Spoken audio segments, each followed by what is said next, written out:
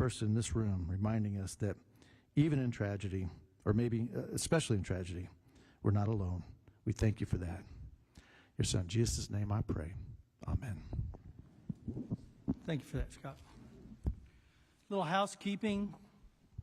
So, public restrooms are available by the public building at the door you entered by the green sign. So that door out, the hallway there is public restrooms on that side. There are also portable restrooms outside if the overflow is needed.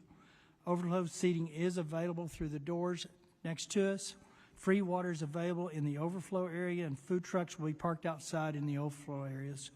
And maps are at the witness table if you need to kind of get the logistics of this building. I want to thank the county and TDM and all those state employees that were able to set up this hearing today and all of the things it takes to get it ready to go for the media and the connects and all the technologies available.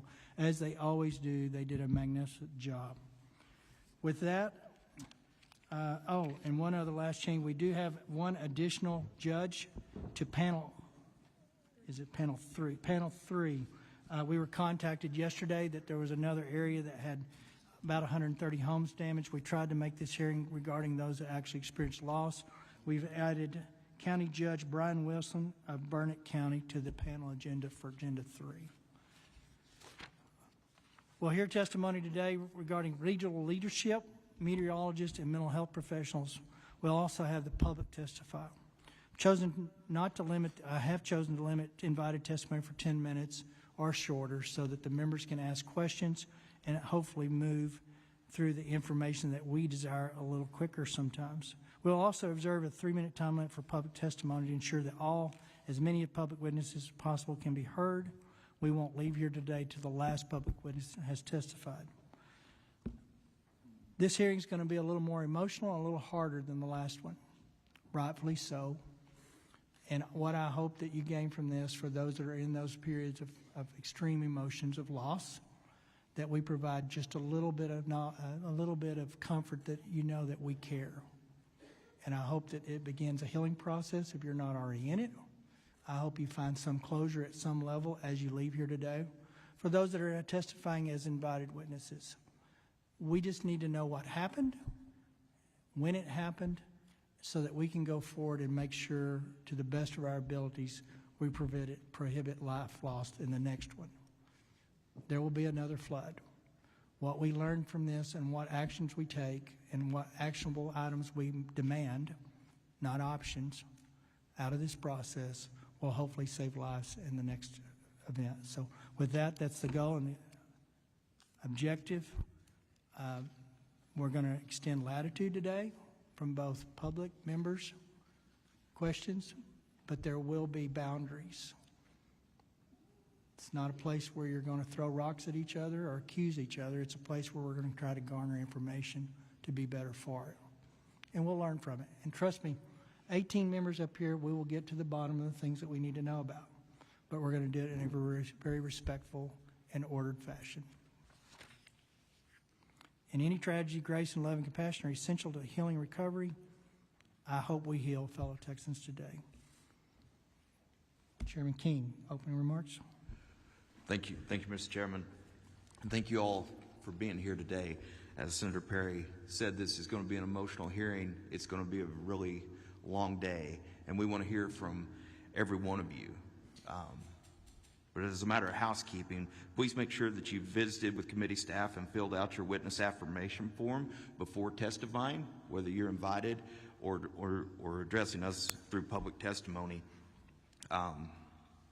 As a reminder, the committee and our visitors today, under House Rule 4, Section 13, House committees are subject to the same rules of decorum that govern House proceedings. Under those rules, the chair is responsible for preserving order and decorum during committee meetings. Outbursts or vocal displays of support or opposition from visitors in the audience are prohibited, and the chair may order the audience to be cleared if there's a disturbance that disrupts the committee meeting. Signs, placards, and other objects of similar nature are prohibited. Members of the committee and witnesses must confine their remarks to the matter being discussed by the committee.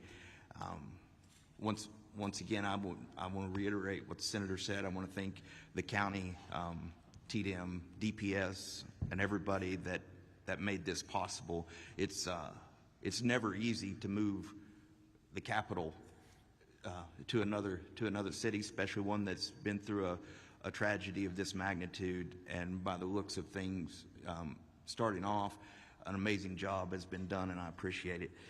At this time, it's my honor to recognize the Lieutenant Governor of Texas, Dan Patrick, for some opening comments. Thank you, Mr. Chairman. I'm going to be very brief. You didn't come to listen to us. We came to listen to you. I do want you to know that on July 4th, it just so happened that Governor Abbott was out of state, so I was the acting governor. When I got the call that morning, got to Austin as quickly as we could to the State Emergency Operations Center. We call it the SOC. And we got on a plane and got here as quickly as we could. Pete Flores, Senator Flores, Wes Verdell, your representative. That day will haunt me for the rest of my life. Like you, we all feel this pain, some much more than others. Winston Churchill said, this is not the end or even the beginning of the end. But perhaps we can now move forward as we still look for one adult and one child and a police or fire chief from another county. But with this hearing, what we're hoping to learn is how do we move forward so that when an event like this happens again at any level, that we are better prepared for it, and that we've known that we did all we can. Because when you think you've done all you can, there's always something else you can do. My attachment to this community now in Kerrville will be lasting forever. The love, the compassion, the teamwork, the volunteerism that showed up that first day and the second day and the third day and the fourth day was remarkable. From the people cooking food out back to the volunteers who came and searched in those first days for life, and then the recovery mode, forever grateful.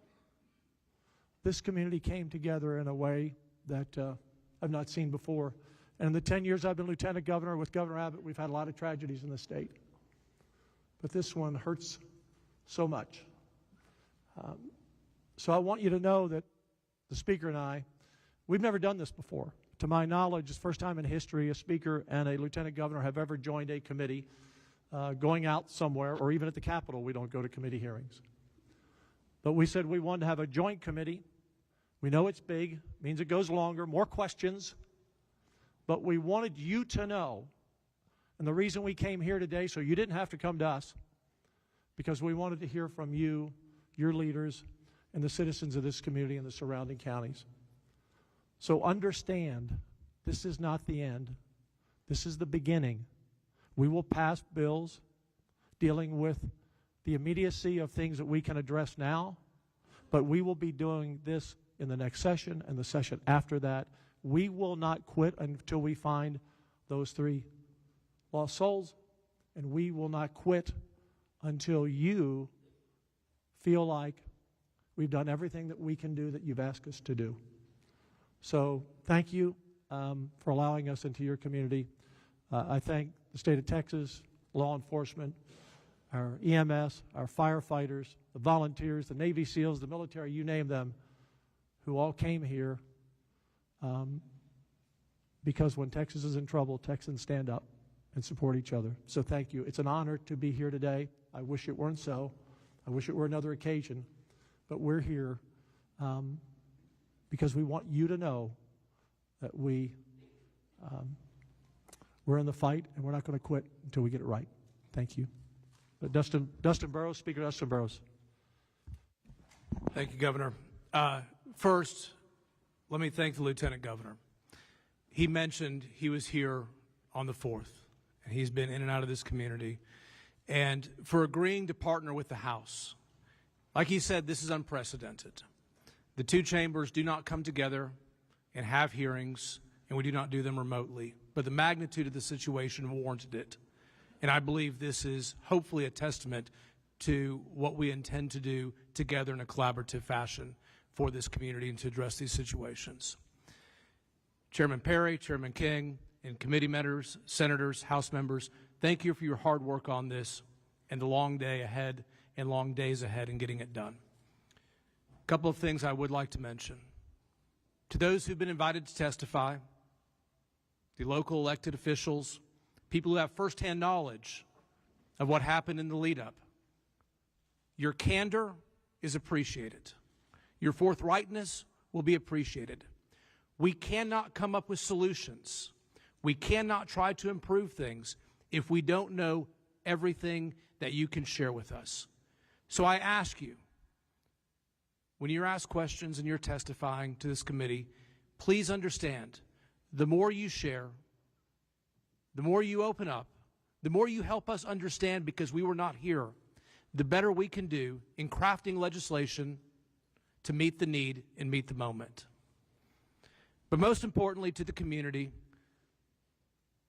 our commitment is to y'all.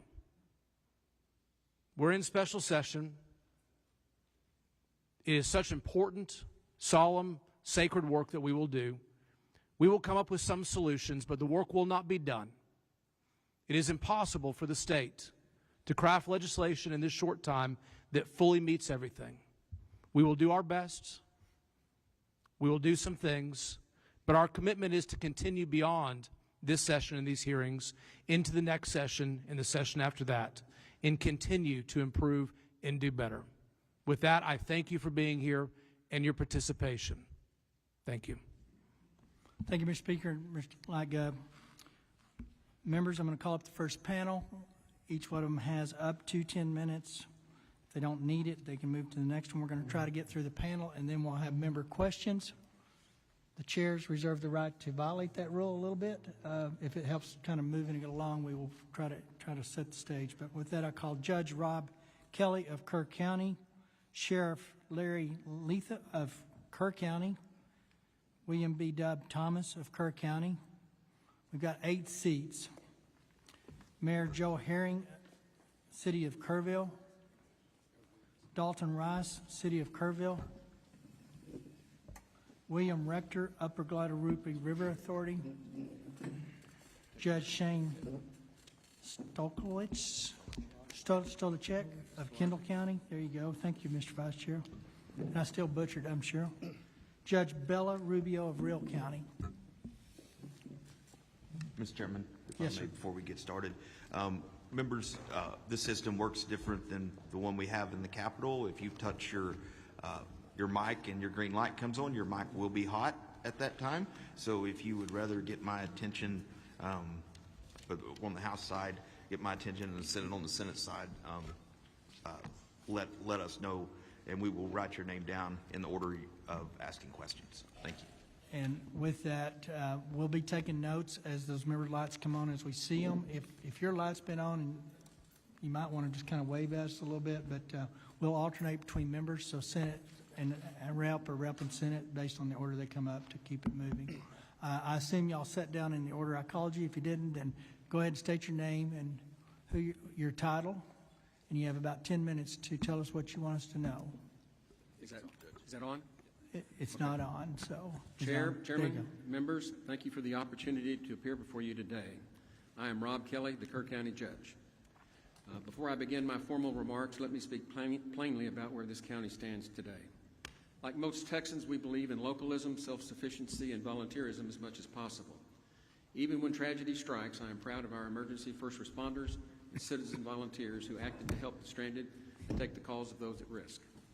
Since the flood, our office has received more than 100 public information requests, many from members of the press, and many others from attorneys, law firms, and investigative entities. These requests range from 911 call data to response protocols and emergency alerts. We've been busy. I understand that they are seeking answers on behalf of their clients, as they have every right to do, and we are cooperating with that. But I do want to be candid. I'm a local attorney and serve as a county judge with a very small staff. We've got one coordinator. I want the public to know that we are doing the best we can, and we will be transparent. We will get out all the facts. We will provide documentation about what the county did, how it coordinated with the Sheriff's Office, and what actions were taken during the disaster. We have nothing to hide, and we ask for patience as we work through this process responsibly and thoroughly.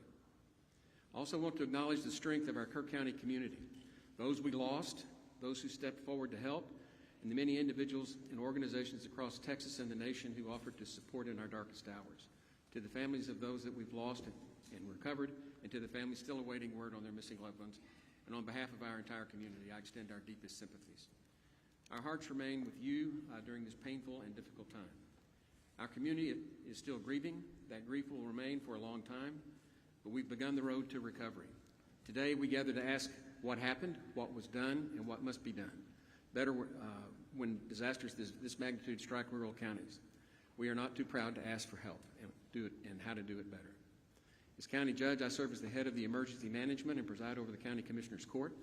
Like many in our county, my family has built our life along the Guadalupe River.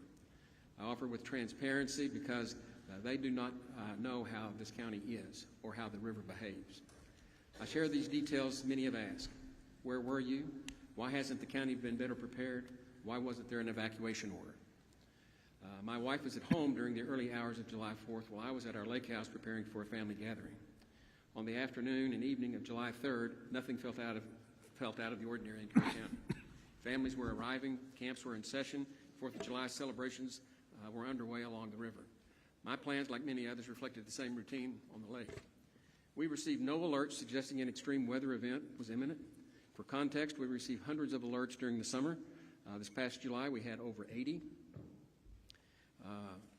My first indication that the storm was different came when I woke up to texts and calls from Chief Kidd, Sheriff Letha, and Dalton Rice. We now know that by that time, the flooding had already overtaken Camp Mystic, Heart of the Hills, and La Junta, and several other upriver camps, something I could never have imagined.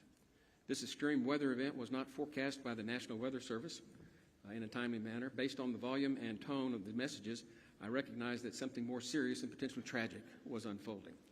I quickly gathered my things and contacted our emergency management coordinator, Doug Thomas, who was en route to the Sheriff's Office. Together, we agreed to the disaster declaration, which went into effect verbally, and I signed when I got back to town.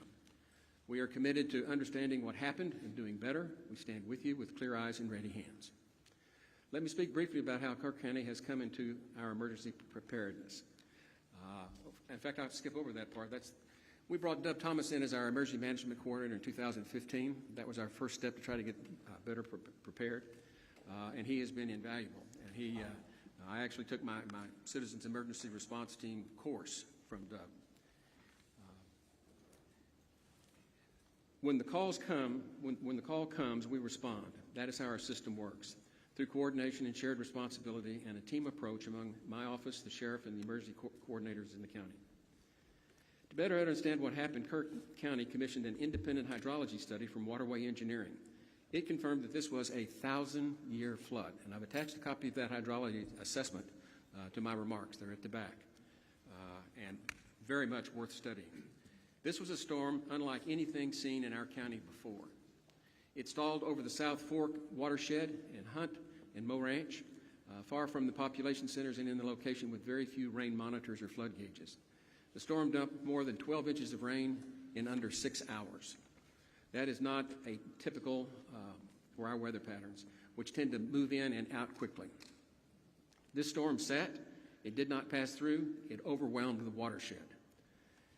River flows at Hunt exceeded 220,000 cubic feet per second. Water rose more than 20 feet per hour. And by the time flooding became visible downstream, upstream communities, including multiple youth camps, were already underwater. This study confirmed what we saw on the ground. This was not foreseeable using today's detection systems. It was not forecasted by the National Weather Service or TDM. It was not expected by our emergency response team. And it is exactly the kind of scenario that reveals the urgent need for stronger tools, better detection, and modernized infrastructure, especially in rural communities like ours. The first 911 call to Kerr County Dispatch came from the River Inn Resort at 2:53 a.m. I don't know how many of you know where the River Inn is. It's way out there. And in that call, they were not concerned. They said the water was up on their little dam that they have for the swimming hole. Judge, can I stop you 1 second? I was notified that the witness mics are not going through the feed. Is someone watching the feed? So Senate Committee is working on it, so thank you. Okay. Go ahead. Okay, better? Shortly after that call at 2:53, Deputy Green checked in and shared that he would survey the river and check low water crossings. The Hunt Volunteer Fire Department started door-to-door evacuations. One deputy became landlocked. Another rushed to Highway 39 to check and begin closing that road. By approximately 3:30 a.m., floodwaters had overtaken multiple crossings. We understood that we were facing a historic event. State and federal partners soon arrived, including the U.S. Coast Guard, Texas Game Wardens, TDM, and DPS, helped us coordinate a multi-agency rescue and recovery effort. Our local responder deputies, EMS, Texas DPS, and volunteer fire departments from Hunt, Centerpoint, Ingram, and Mountain Home acted with urgency and courage, putting their lives at risk. Hundreds of rescues were carried out by boat, by air, from rooftops, trees. At the time, we had only 6 deputies on shift and limited swiftwater resources, but we acted with everything we had. Lessons and recommendations. This flood took 108 lives, including 37 children. 2 remain missing. This is the most devastating event in Kerr County history. I say the first thing we need to do is get better real-time flood detection warning systems. Kerr County's applied for multiple grants to support these expensive systems, and we would like for those to be reconsidered. Secondly, we need stronger support for the rural emergency management, including staffing, swift water rescue equipment, and more training for our first responders. Rural counties face the same expectations as urban centers, but with far fewer resources. Finally, we need stronger communications and better broadband so that we can communicate better. There is very poor cell service out in West Kerr County and virtually no broadband, and even if people wanted to call downriver and warn folks, they didn't have the ability to do it. Plus, the 911 tapped out, and when they get too many calls, it just rotates to another county, It ended up in Seguin, of all places. And so, in conclusion, Kerr is a better place, is a place of beauty and resilience, is a place we want everyone to have the opportunity to experience and enjoy. What we experienced on July 4th was sudden, violent, and overwhelming, but we responded, we grieved, and we are building. Kerr County is ready to do the work, learn from this tragedy, and with your support, be better prepared for the next time the river rises. Thank you, and I look forward to answering the committee's questions.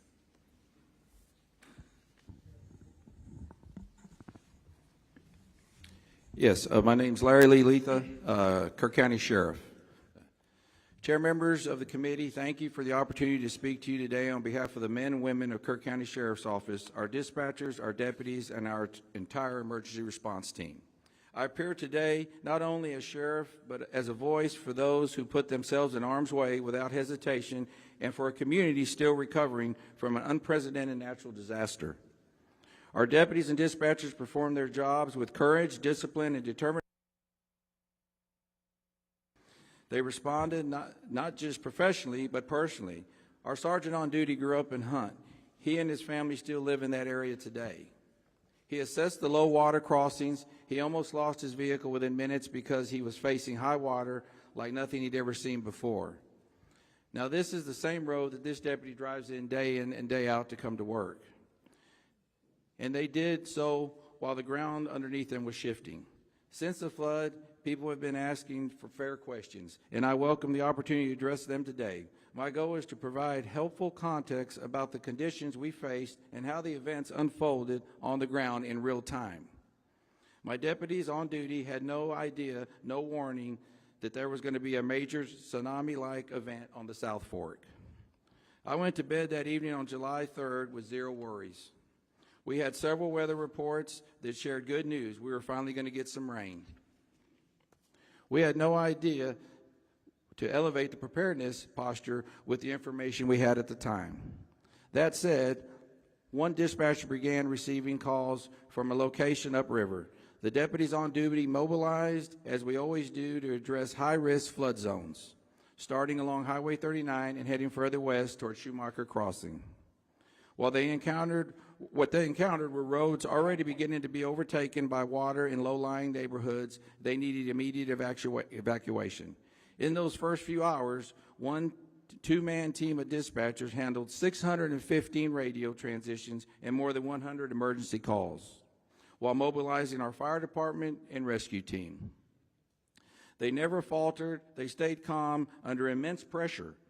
One dispatcher remained on the line for 24 minutes with two young children whose cabin was filling up with water. She stayed with them till the end.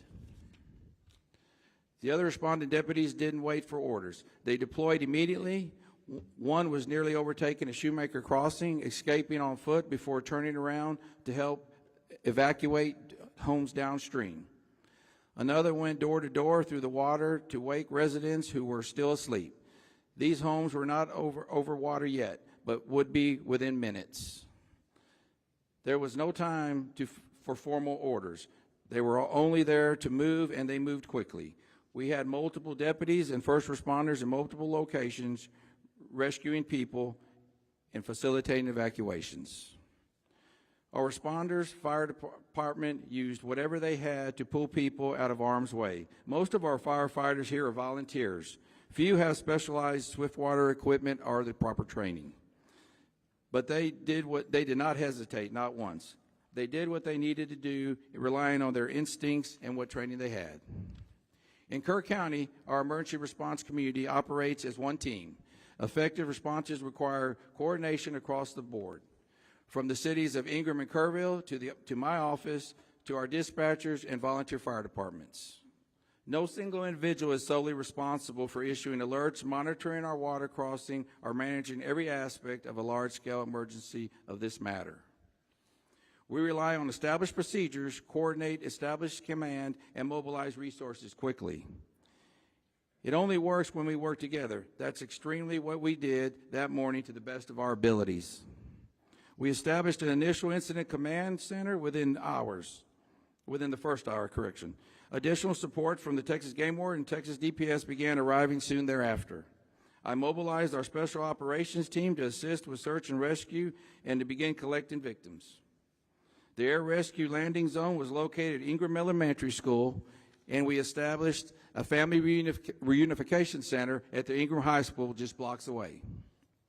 Our team continued to mobilize and initiate additional resources. We blocked the roads and dispatch managed incoming emergency calls.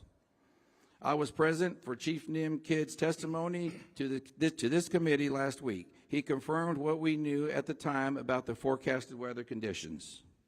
We monitored the same National Weather Service reports, and the weather locally showed no indication for worry. We had no idea that a 30 to 35-foot wall of water was going to be coming down the Guadalupe River that morning. And it came with a force, speed, and devastation that no one has ever seen before in this county. Yet no one stood still, no one waited, we all responded as one. I take great pride in how my people responded and how we pulled together under the worst circumstances we've ever faced. This was not familiar of presidents in my view. It was a test of capacity under extreme, unpredictable conditions. As we look ahead, I want to offer a few observations and actions we are already taking at the Sheriff's Office. We are already acting to strengthen protocols regarding low water crossing assessments of our deputies on duty. But more must be done to improve the ability to predict these type of fast-moving weather events. In my view, no alert system would have changed the outcome or prevented the tragic loss of life that was upriver. By the time the true danger became clear, the monitoring, our office was in full mode, rescuing residents and visitors. This is a tragic event, but it is also a reality, as we will be committed by learning from and doing everything possible to prevent this in the future. What matters is not blame, it's commitment. It's commitment to improve. As you requested, I want to share my views on areas of improvement. First, we know there is room for better understanding and monitoring upstream rainfall. We depend on agencies like USGS and NOAA, and while their data continues to improve, this event showed how quickly conditions can evolve beyond the bounds and modeling. Second, interoperability matters. Our communication system performed well, and that is part because of the investment we've made, some through grants, some through community-raised funds, to ensure our responders are connected. But we still have more to do, especially when it comes to coordinating and communicating with mutual aid agencies in the county or in our region. You have my commitment that we will improve these systems. Third, we're already taking steps to assess how we can further enhance our countywide alert system to reach more people through automated alerts, such as how the integrated the iPause alert system. We want to remove any potential for delay. That's within our control, and that's what we're working on. As for sirens, I know there is a question, and I think that merits consideration, especially for the dense populated regions along the river. This is a decision the entire county must evaluate. But in this specific case, particularly the Hunt area, I don't know if sirens would have changed the outcome. The water came too fast, and that leads to me the importance of educating our seasonal visitors and the youth camp operators about the importance of flash flood monitoring and knowing their evacuation plans. In many, if not most cases along the river, people need to head to high ground, not on the roads. We have too many low-lying roadways and river crossings throughout the Guadalupe Basin, especially in the South Fork, to support road-based evacuations. As we look at various solutions and areas for improvement, we also need to be honest about what works and what doesn't work, and build layered systems to reflect how people live, work, and recreate in rural areas like ours.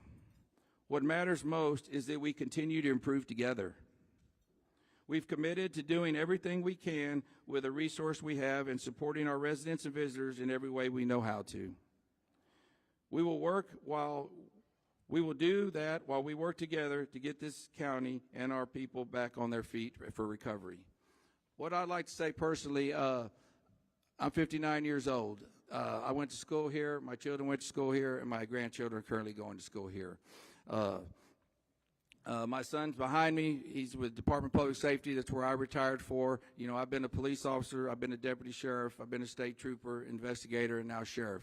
I've seen many floods in my time. I went to many floods in my time and hurricanes. I can tell you this, I have never seen anything like this before. I don't know if y'all have had an opportunity to look, but I encourage each and every one of you to look. I flew over it first. There's nothing like driving down it. Of course, a lot of that's been cleaned up today, but it's devastating. It truly is. You know, I ask, you know, how do you prepare for something we just did? You know, we'll look at things to make better, and we'll work on that. In closing, I'd like to thank you all for giving the resources to all your state agencies that helped us. We could not have done that without them, I assure you. I mean, it was a great help. I've been in this barn right here and showed many pigs in this barn along with my children. I've never seen the amount of police officers and first responders here, over 2,000. It was very impressive, and I thank you for that. Thank y'all. Deb? Chair, oops. Is it working? Yeah, pull it up there close. There you go. Chair, members of the committee, thank you for the opportunity to appear before you today. My name is William B. Thomas IV. I have served as the Emergency Management Coordinator for Kerr County in the City of Ingram since 2015, and I report directly to the Sheriff and the County Judge while operating out of the Sheriff's Office. I am a certified Master Police Officer with over 34 years of law enforcement and emergency response experience, including nearly 10 years with the Kerr County Sheriff's Office and prior service with the Texas Department of Public Safety. I previously served as a Highway Patrol Lieutenant and held the role of District Disaster Chairman for the El Paso Subdistrict and the role of Assistant District Disaster Chairman for the Waco District. Since moving to this region in 2010, I have focused on strengthening emergency response across Kerr County's 1,100 square miles. As EMC, I coordinate emergency response and all hazards response planning across unincorporated Kerr County and its 2 cities. I work closely with our dispatch, volunteer fire departments, first responders, and emergency medical services. I helped with the integration of the iPause system into our Code Red public warning system. iPause enables automated alerts from the National Weather Service to be broadcast directly to all cell phones.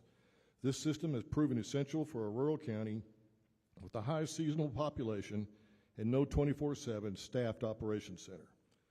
Before I speak to what occurred during the July 4th flood, I want to directly address the questions about my whereabouts that night. On July the 2nd, I worked a full day despite not feeling well. That day included a fire chief's meeting where no concerns were raised and no indications of elevated weather risk were noted beyond what is typical for this region during the summer. I returned home around 8:45 p.m.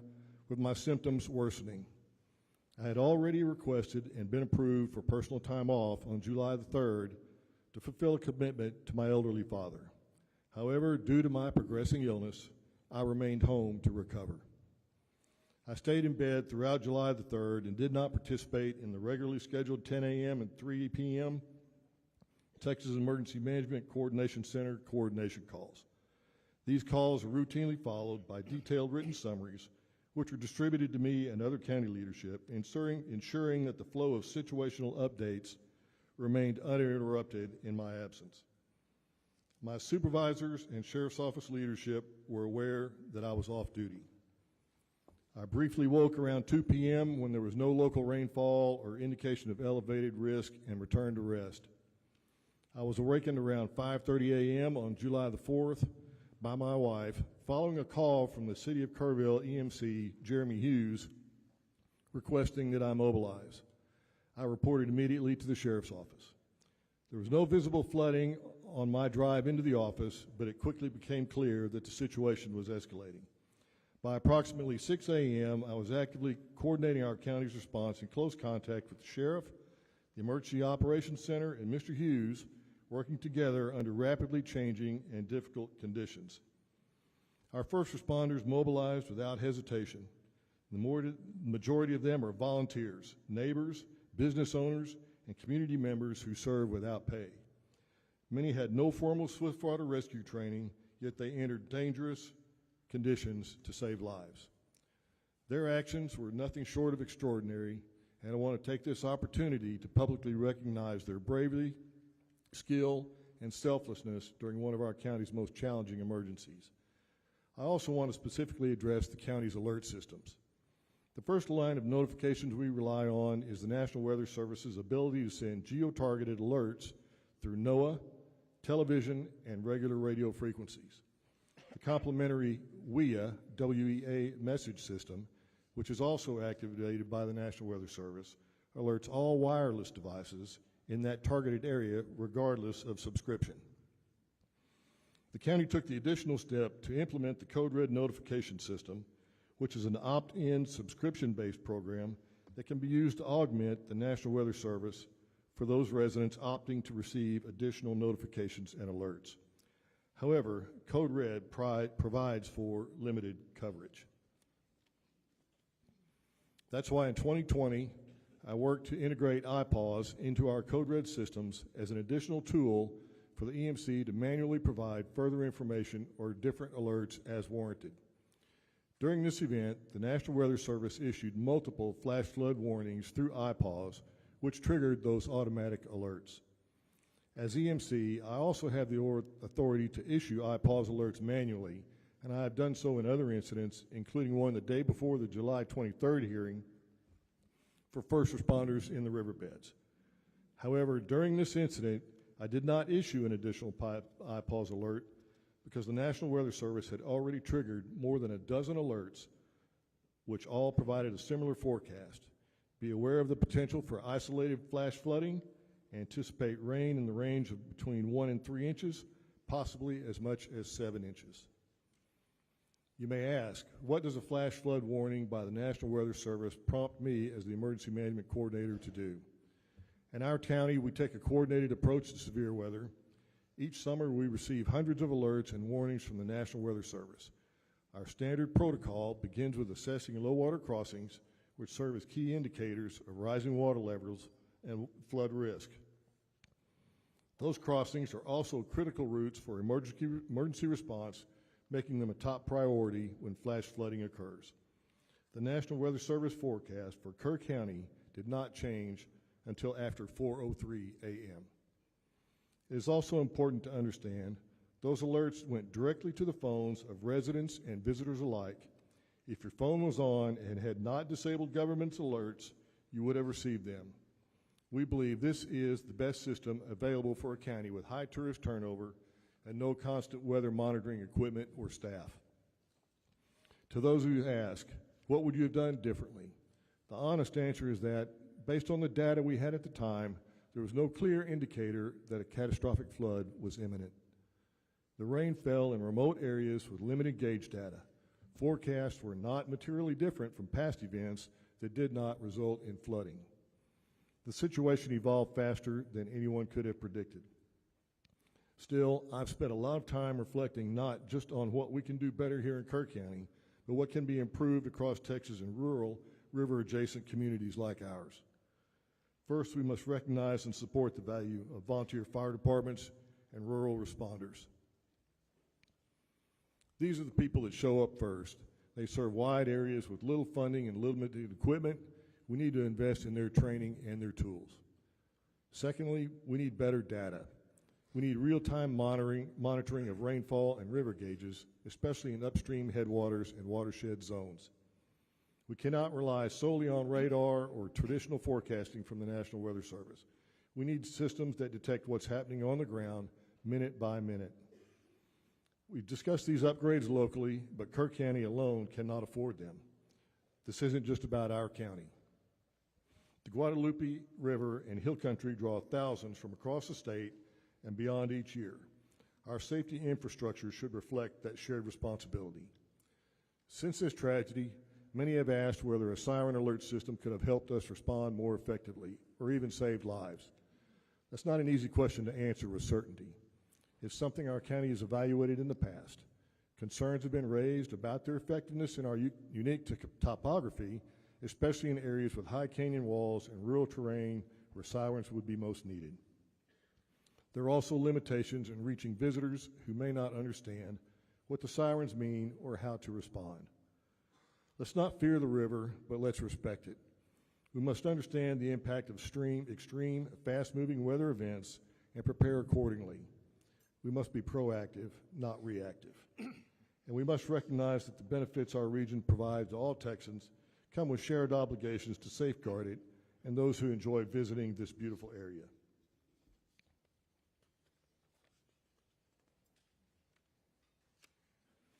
This was a tragedy not just for Kerr County, but for all of the communities downriver, and it must be seen as part of a larger trend with a statewide response. Inland flooding is increasing in both frequency and intensity. Our policies, funding models, and planning tools must evolve to meet this reality. I want to thank the committee for its attention to this issue. I look forward to working together on ways we can improve rural response capacity, increase predictive analytics, and bring equity to emergency resources for rural Texans. Thank you. I welcome your questions. Mayor?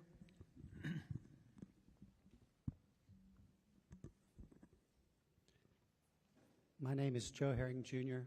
I'm the mayor of the city of Kerrville. I want to say thank you to Lieutenant Governor Patrick, Speaker Burrows. I want to say thank you to Chairman Perry, Chairman Keene, and all committee members for coming to Kerrville to hold this hearing. I know it took time and extra effort to come to Kerrville. Thank you for your dedication and hard work to come up with solutions for the problems caused by this flood.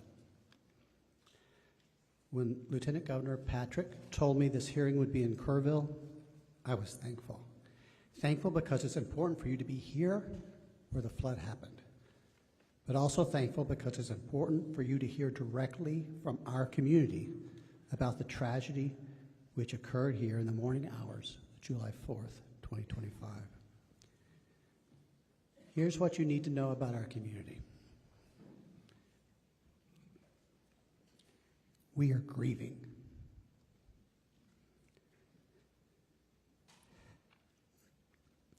We are shaken. but we are not broken.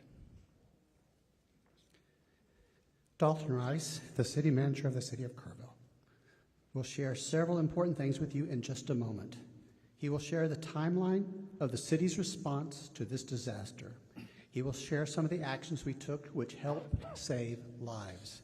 And he will share some of the lessons we've learned since July 4th, things we can do better to improve our city's response when the Guadalupe River floods again. And it will flood again. My main purpose today is to join Lieutenant Governor Patrick in calling for a flood warning system to be designed and installed in Kerr County before next summer.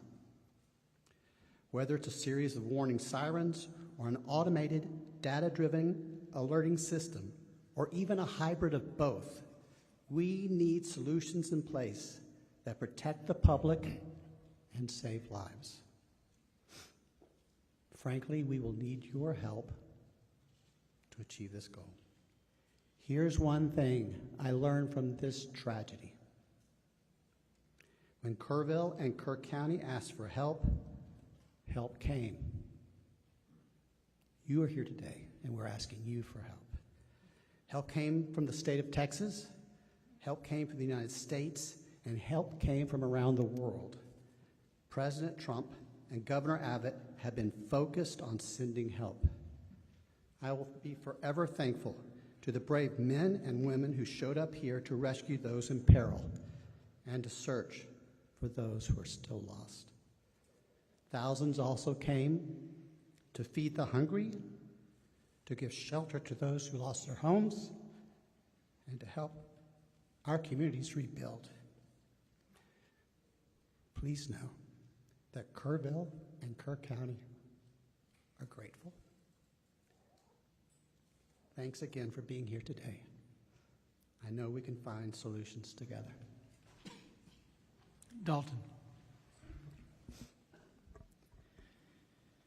Lieutenant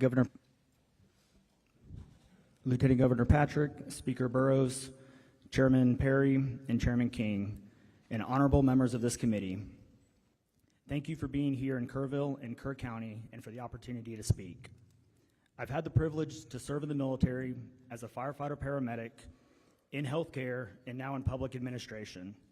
Sadly, I've seen the toll of both natural and man-made disasters far too often. What we experienced here over the July 4th weekend will stay with our community forever.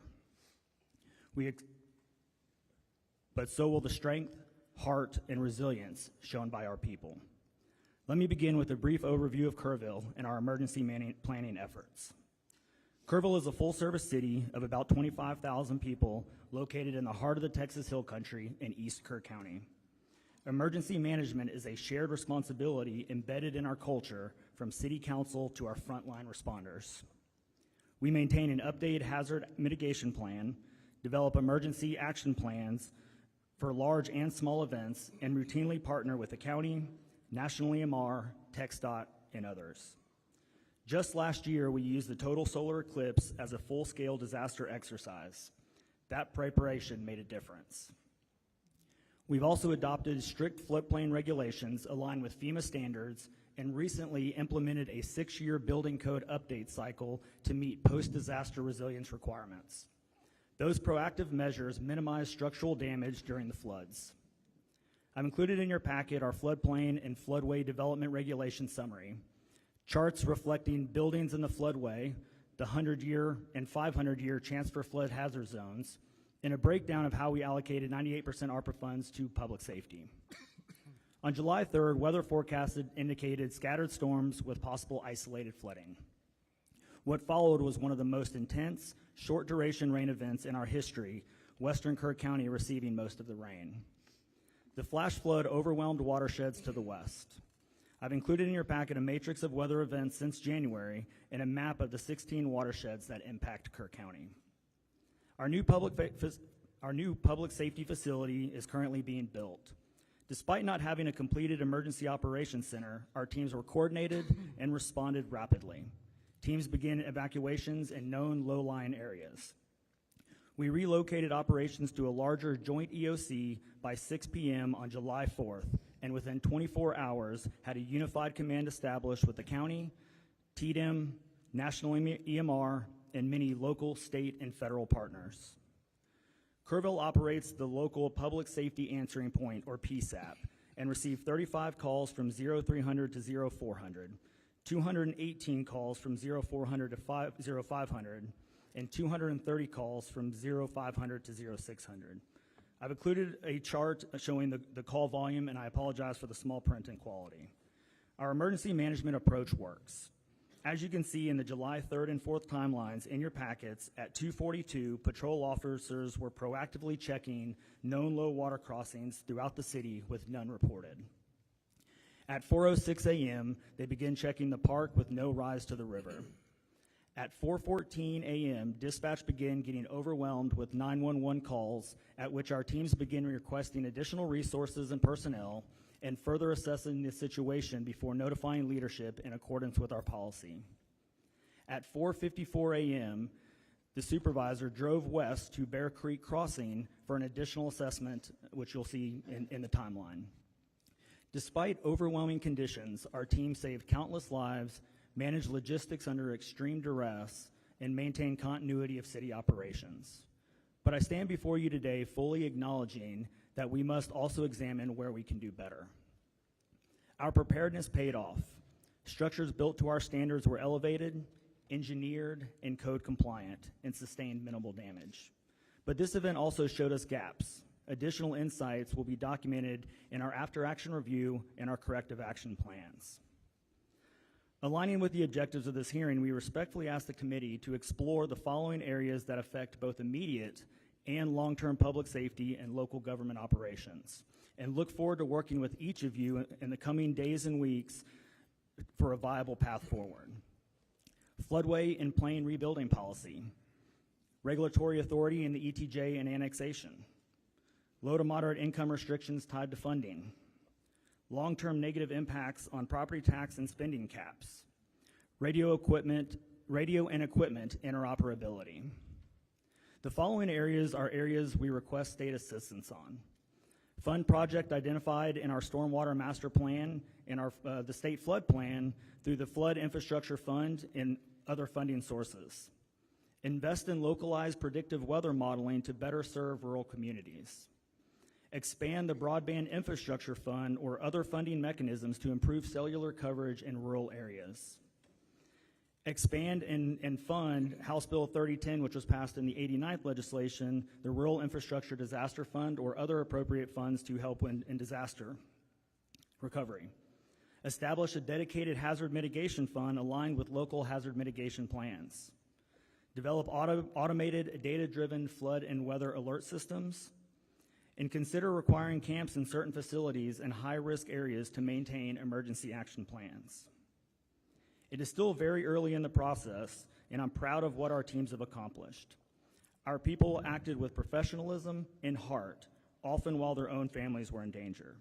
I am proud of them, but we're not too proud to say we can do better, and we want to work with you to make that happen. We've also identified some lessons learned, even in the short time before our after-action review. We've identified areas of improvement in our dispatch center and notification processes. While critical information reached the right people, we recognize the need for more streamlined communication. A 3:34 a.m. call was transferred to the county, but we lacked the procedure to notify all personnel in flooding events across the jurisdictions. Our patrols team showed strong situational awareness, but broader communication is essential. Family communication during the event could have been faster. Although support services were in place, there were moments when families received updates through the media before hearing directly from officials.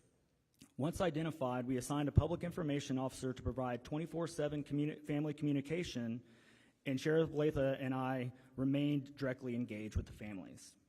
Additional insights will be documented in our after-action review and corrective action plans. Kerrville will rebuild, but we need the tools and the funding to do it right. Thank you for allowing us to share our story, and I'm happy to answer any questions. William? Good morning, Chairman Perry, and Chairman King, and members of this select committee. Thank you for traveling to Kerrville so that we can provide you with input during this important hearing. My name is Bill Rector. I reside in Kerr County, and I am president of the Upper Guadalupe River Authority. My heart breaks for all of those who lost their lives during this devastating July the 4th flood. I mourn our neighbors, our friends, and the visitors whose lives were taken, especially the children. One of our board members and my good friend perished in the flood trying to save others. I consider him a hero. For over 100 years, Kerr County has been a destination for summer recreation along the Guadalupe River. These activities are integral to our shared cultural heritage. However, recent events have eroded public confidence in river safety. I am committed to ensure that UGRA plays a central role in restoring that trust. We appreciate the opportunity to collaborate with you on meaningful advancements in flood prediction and flood mitigation, UGRA control, development, storage, and preservation of water and floodwaters of the Upper Guadalupe River and its tributaries. While we have always taken these responsibilities seriously, we acknowledge the need to strengthen our focus on flood prediction and flood mitigation. I have led our board of directors to prioritize and act upon these critical areas. UGRA's diverse initiatives were mentioned in testimony on July the 23rd. Today I will focus exclusively on what UGRA has done to support flood warning and flood mitigation projects. I see these as two pivotal, vital aspects of flood control. I would like to begin with first, flood warning. Historically, UGRA and other river authorities have partnered with agencies such as USGS to establish gauges recording stream flow rates and elevations. In fact, for the past 30 years, UGRA has contributed financially to maintaining USGS and GBRA gauges within Kerr County. Data from these gauges are transmitted to the National Weather Service, where it is analyzed and disseminated to emergency managers. It is the recognized responsibility of city, county, state, and federal emergency management agencies, not UGRA, to utilize the data we provide to inform life and property saving measures. Emergency response coordination has never been a legislative obligation assigned to UGRA. For the past 10 years, UGRA has taken numerous actions to improve flood prediction and warning. In 2016, UGRA jointly funded a preliminary study for a flood warning system. The study was used to support applications to the Texas Department of Emergency Management Hazard Mitigation Grant Program in 2017 and 2018. These grant applications were denied. In 2020, 2 years later, when the first regional flood planning groups were being assembled, the UGRA General Manager was appointed to a position on the planning group and actively participated in development of the plan. This, however, never materialized into flood funding for UGRA. In 2023, we knew the clock was ticking. UGRA renewed focus on flood warning by again prioritizing in a strategic plan. In September of 2024, our board invited a hydrologist to present technology for streamlining data access for end users. Based on this presentation, we resolved further to develop a software solution to improve flood prediction and procuring additional rain and stream gauges to enhance local awareness during flood events. This concept was presented at the November 2024 board meeting, and the consensus was to proceed. At the next board meeting in January of 2025, we approved release of a request for proposals to start the project. During this time, our board decided not to accept the 5% grant from the Texas Water Development Board. I would like to clarify the rationale behind this decision. When we applied for the grant in April of 2024, we had hoped for approval for at least 50% of the $1 million requested as a cash grant, intending to match it with our reserve funds. The actual offer was only 5% as a cash grant. Furthermore, we were not eligible for a 95% loan without voter approval. Since repayment would have been from tax dollars, we also learned that the timeline to submit the full application, which would require professional engineering assistance, was only 6 weeks. That timeline was not feasible for us due to state procurement guidelines. We decided that this and other grant processes were unlikely to provide the timely support for what we considered an urgently needed system. Therefore, we decided to move forward using our own funds to develop a flood prediction solution for Kerr County. After a procurement process, we selected a contractor, signed a contract on June the 4th to start the project. The software solution will integrate existing sensors and create a plan for future sensors that use advanced technology. The current project will be carried forward by using additional reserve funds to purchase, operate, and maintain the new sensors. The planned system will deliver sensor data to a real-time, computerized portal accessible 24/7 to emergency managers. Emergency managers can also set alerts that are triggered by thresholds of rainfall or stream levels to direct their attention to critical values. On July the 24th, we convened the Kisters team, local emergency management officials, police, fire departments, and TxDOT to garner feedback on software design and functionality. Work is ongoing to determine needed sensor placement. Placing our board's widely discussed and criticized decision in context, we are now 9 months into the development of this much-needed project, having engaged an expert firm and begun creating a reliable means for emergency managers to access critical data. Had we pursued the 5% grant, we would still be awaiting funding. Our past unsuccessful funding attempts have reinforced our resolve to move forward independently. The second part of flood control is mitigation. Since 2012, a portion of UGRA surplus funds has supported construction of 9 water and sediment control dams in western Kerr County with a total drainage area of 21 square miles and a total volume of 92 acre-feet.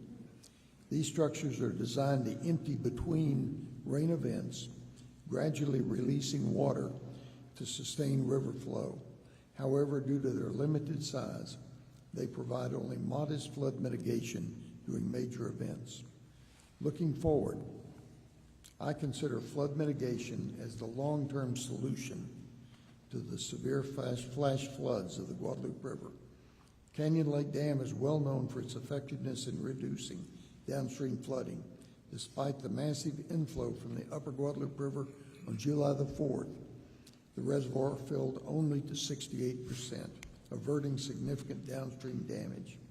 A former UGRA director and respected civil engineer has also recommended investigating the feasibility of constructing additional flood retention dams on upstream watersheds. Such dams could moderate rapid rise in river elevation, providing valuable warning and evacuation time. These structures would channel normal flows to calibrated outlets, but store excess water during high flow events.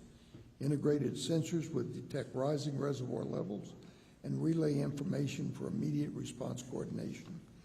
These flood retention dams would not only benefit communities across Kerr County, but also downstream to Canyon Lake. The concept is proven. Texas already has over 2,000 flood retention dams, including 41 in the San Antonio River waterflood alone.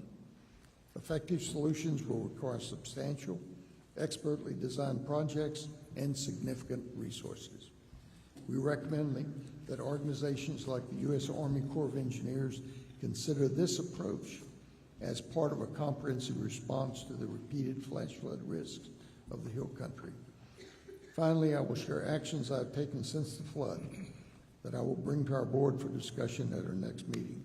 We'd like our board to hear from Dr. Bedent of Rice University, as well as other experts to assist in refining our flood information system. You will have the opportunity to hear from Dr. Bedent later today. Our team has made preliminary contact with federal partners and asked how federal agencies like the U.S. Army Corps of Engineers may be able to support flood control projects in Kerr County. I will ask the UGR board to dedicate $1.5 million of our reserve fund to flood control feasibility studies and infrastructure improvements related to flood prediction. You may wonder if a one-county river authority is too small to meet these challenges. I say no. Our size and strong ties to Kerr County, the city of Ingram, the city of Kerrville, and the Hunt and Centerpoint communities has been and will be an asset to our success. I hope the dedication of this select committee to finding solutions will also explore innovative approaches to these problems.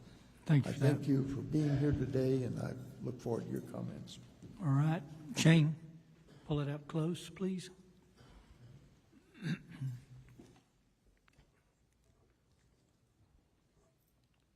Good morning, Lieutenant Governor Patrick, Chair, members of this committee.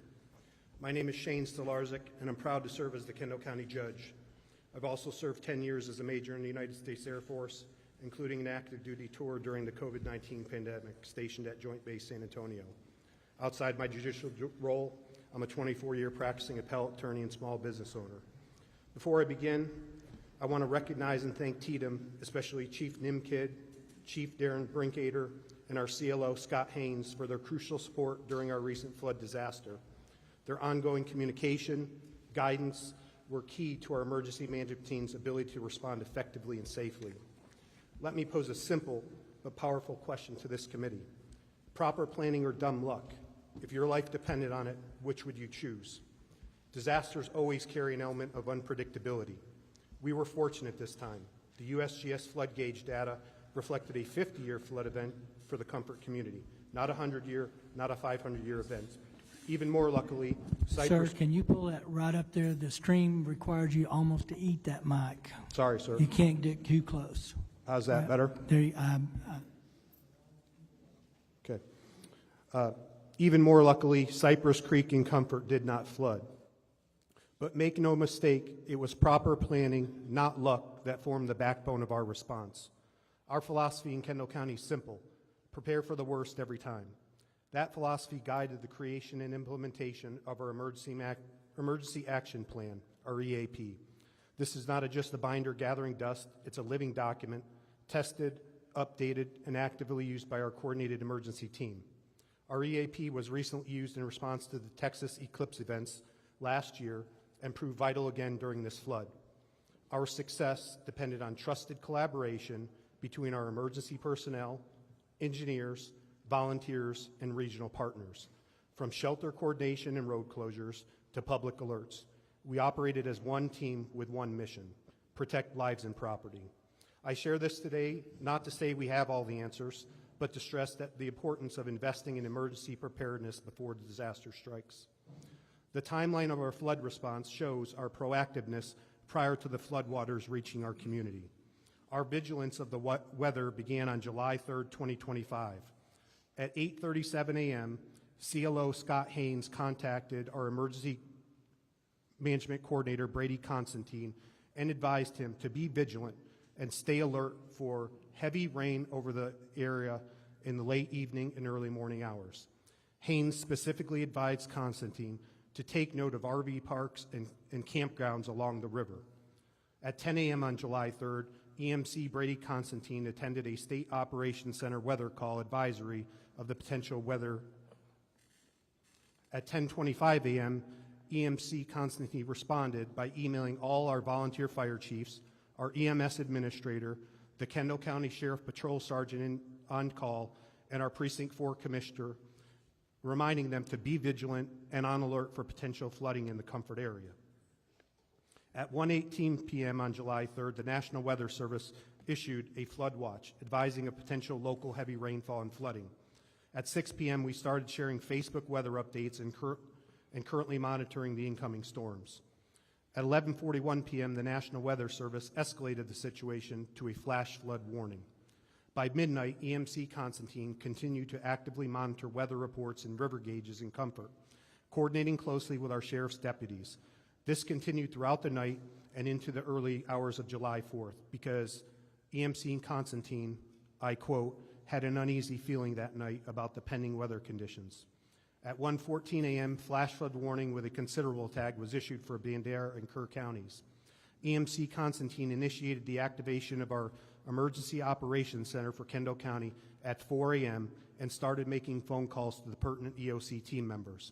At 4:03 a.m., flash flood warning was upgraded to a flash flood emergency for South Central Kerr County, including Hunt. At 4:32 a.m., the National Weather Service reported 5 to 10 inches of rainfall had fallen across South Central Kerr County over the past 3 to 6 hours. A particularly dangerous situation was declared and a flash flood emergency issued. At 5:29 a.m., our phone alert system, known as WENS, Wireless Emergency Notification System, issued our first flood warning for Kendall County.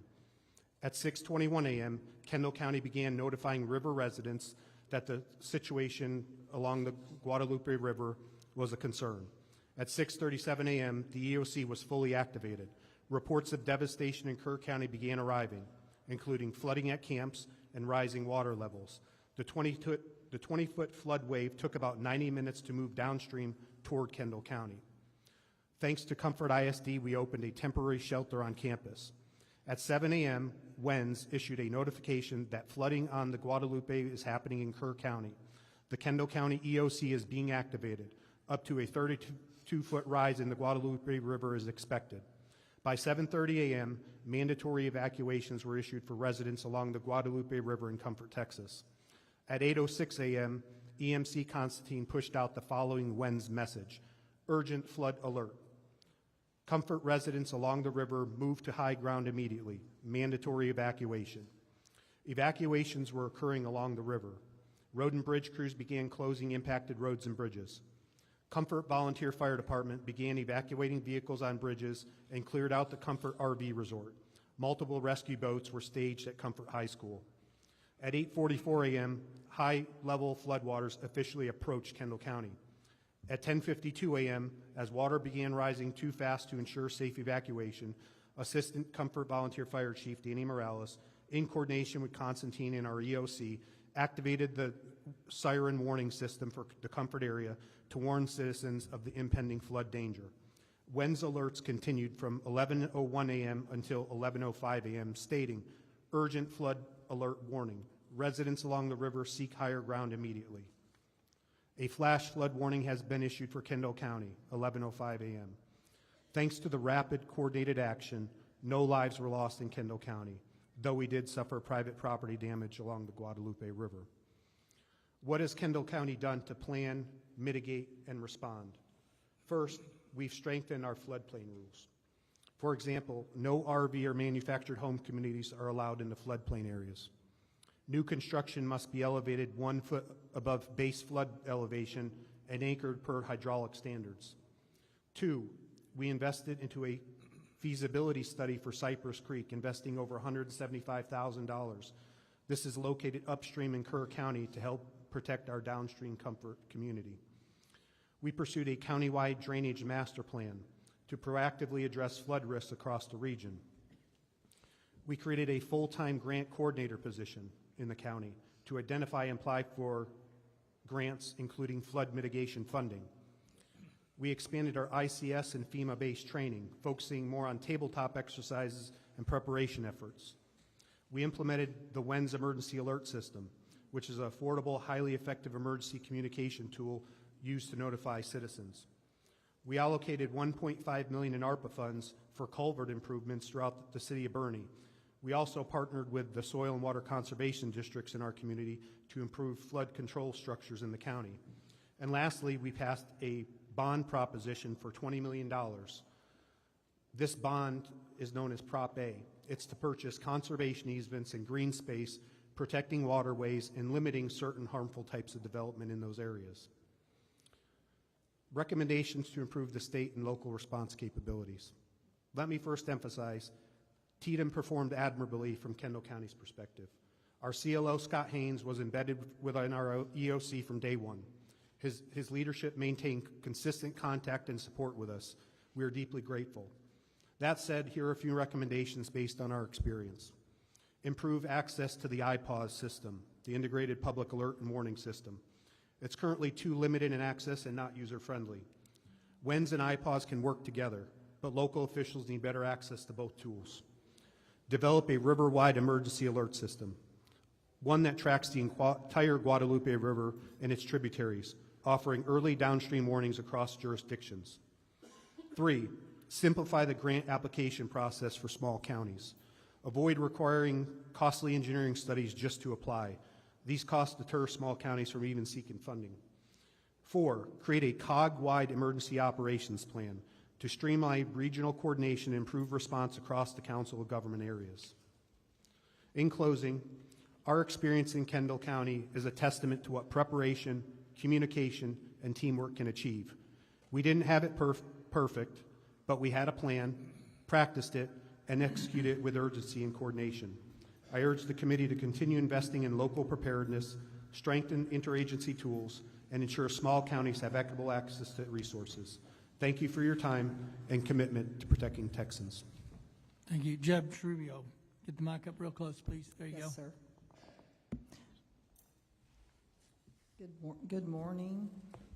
Good morning, chairs and members of the committee. My name is Bella A. Rubio, and I'm the County Judge of Real County, which is a contiguous county to Kerr County, with a population of approximately 3,000 people. First and foremost, Kerr County, you are in our daily thoughts and prayers, and to all law enforcement, first responders, volunteers, and citizens, you are the epitome of John 15:13. There's no greater love than to lay down one's life for another.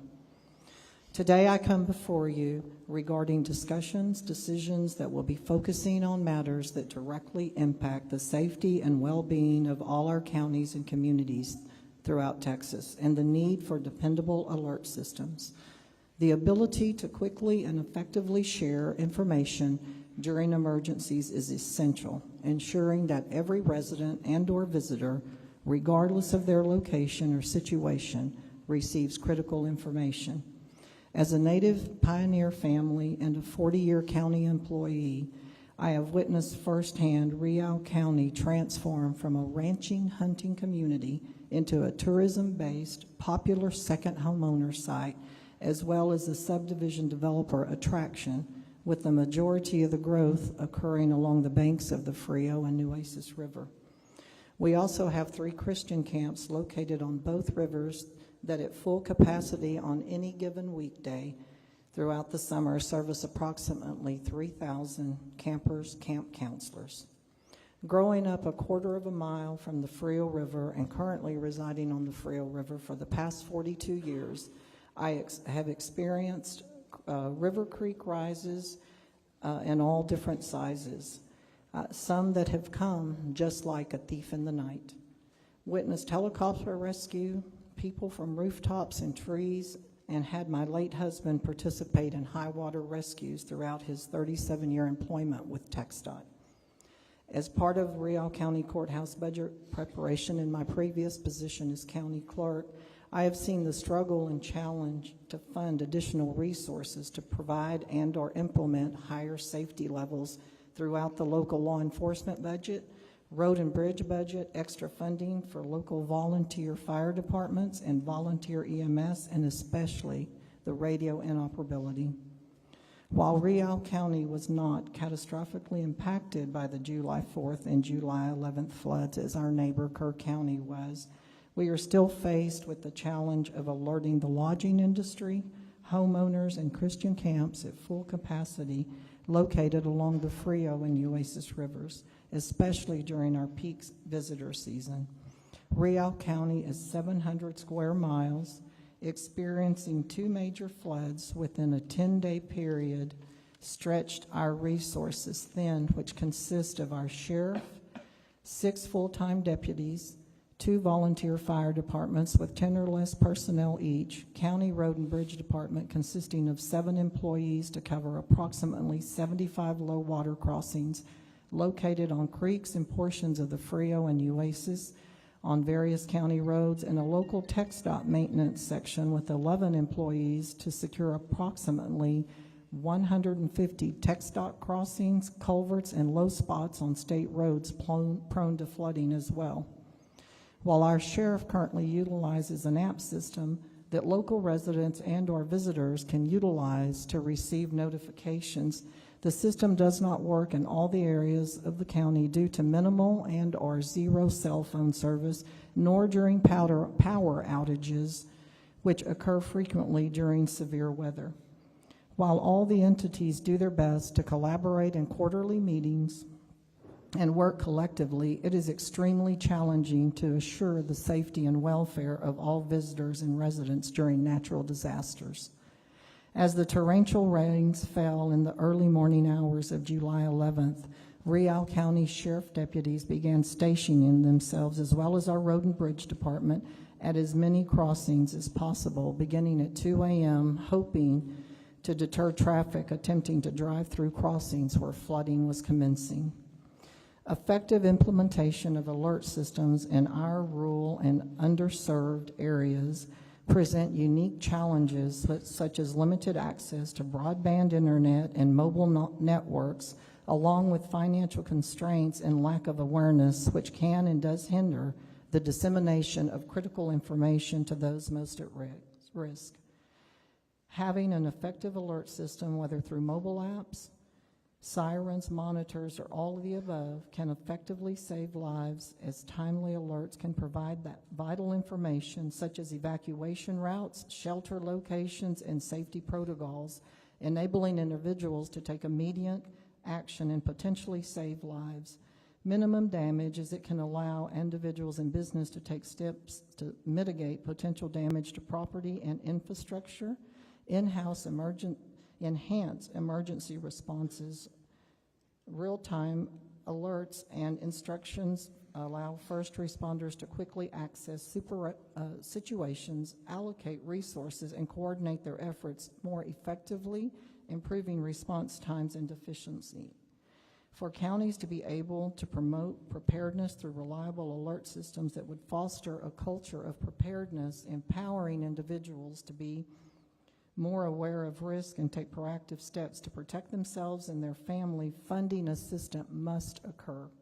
Counties should not be faced with the funding of alert systems through local property taxes, which is basically our only source of income, which have been capped throughout the years and/or reduced through property tax relief.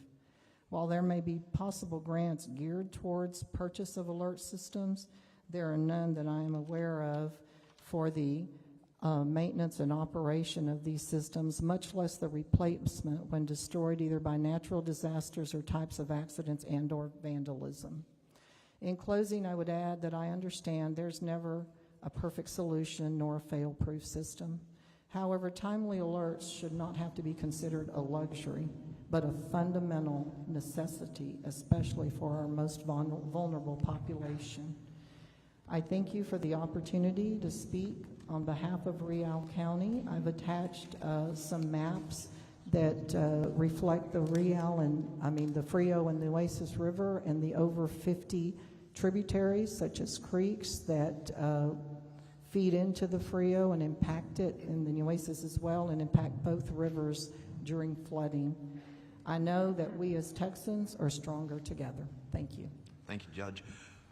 Members, as a reminder before we start questioning, if you have a question, just raise your hand so we can write you down. I got you. And to our panel, since there's 8 of you, some of you may be better prepared to answer a question. Just for record keeping and for those watching on the live feed, please state your name and who you represent before speaking into the mic, and pull the mic up as close as you can as well. Chair recognizes Representative Lauterbach. Thank the panel for their service. Sheriff Letha, could you take a minute and give us a timeline on the events of that morning? Absolutely. Thank you, Representative. Yes, there's been a lot of question about time, especially from the media. I'd like to go over, this is the Kerr County Sheriff's Office, okay, what we did during this time. And what I'm going to focus on is from 1:14 a.m. to 5:01. That's kind of the primary time. Now, please understand, I call this a snapshot. Of what we did. What we've done in about 28 days, it usually would take about 6 months. And we have a lot of data to look into, recordings, radio transactions, but we've done the best we can to get what we can for today for y'all. So what I'm going to start with is what I call the dispatch workload between 1:14 and 3:30 a.m. It's 2 hours and 16 minutes. Our communications center had 7 phone calls received and processed 22 radio transmissions. Then we move forward to 3:31 a.m. to 4:22 a.m. in that next 51-minute period. They had 50 phone calls for service and rescue, 114 processed radio transmissions. They were very busy at that time. You have to remember there was a team of 2 in there. Okay. In that time, starting at 1:14 a.m., NWS issues flash flood warning to Kerr County, released on code red. 1 to 2 inches of rain has fallen, anticipating 1 to 2 inches per hour, an additional 2 to 3 inches possible. 2:08, a caller calls in inquiring about road conditions and if they're clear. 2:53, 911 call from River Inn.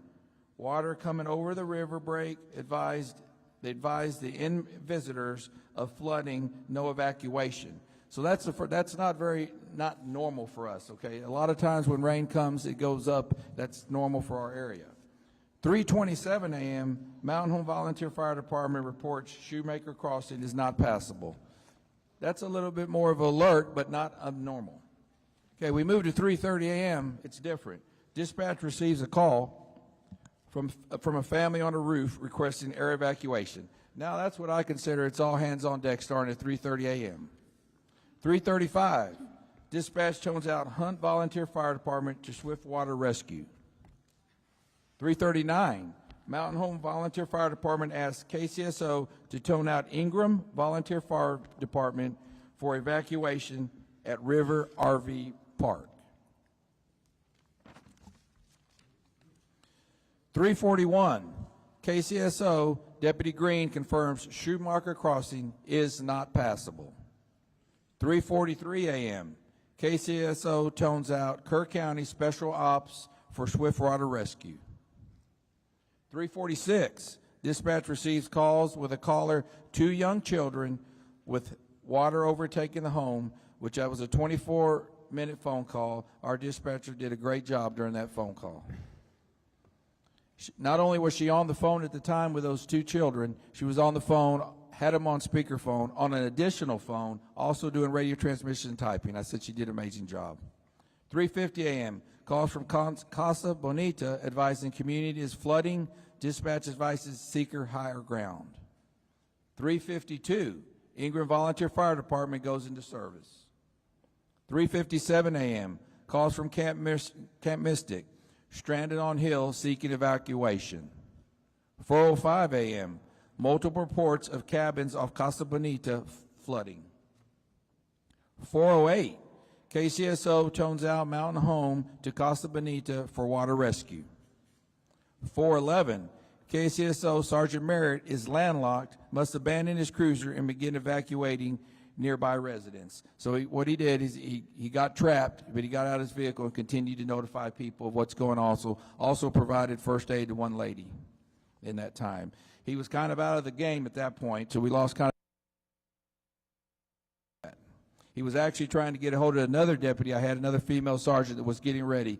That female sergeant lost her vehicle, her department, her office Tahoe, and she was underwater and could barely breathe for 45 minutes. 4:15, KCSO Corporal Tejeda arrives at Highway 39 and barricades the highway. Okay, now we're going to move to 4:22 to 5:01. This is a 39-minute period. During that 39-minute period, our dispatch workload was 19 calls of service and rescue, 168 radio transmissions. Still very busy for 2 people. 4:22 a.m., Hunt Volunteer Fire Department seeks code red alert. KCSO dispatch acknowledges. 423, KCSO Sergeant approves code red alert. 424, KCSO Deputy McGee reports he hears kids screaming in the river. 428, dispatch calls TxDOT for barricades. 4:30 a.m., TxDOT calls dispatch asking for information on what is happening in reference to the flooding. Okay, please pay attention to 432. NWS calls KCSO asking if the roads are closed and if it's flooding. 435, KCSO tones out Ingram Volunteer Fire Department. Children trapped in water below Howdy's Park. 438, Deputy Green dispatched to Roland Lane to assist with children trapped in the water. 442, KCSO Corporal Tejeda advises people are on the roof in Hunt. Dispatchers advising callers to seek higher ground. 434, KCSO Corporal Tejeda seeks helicopters evacuation for Hunt. 4:46 a.m., ETA for Swiftwater Rescue Boat, he's told 10 minutes. Deputy Green says these kids don't have 10 minutes. 4:47 a.m., KCSO dispatcher receives calls. Camp La Junta building collapses, seeking water rescue. 5:01, KCSO issues code red alert. From there on, we just continue to be busy, but that's kind of the bulk of the events between that time. Thank you.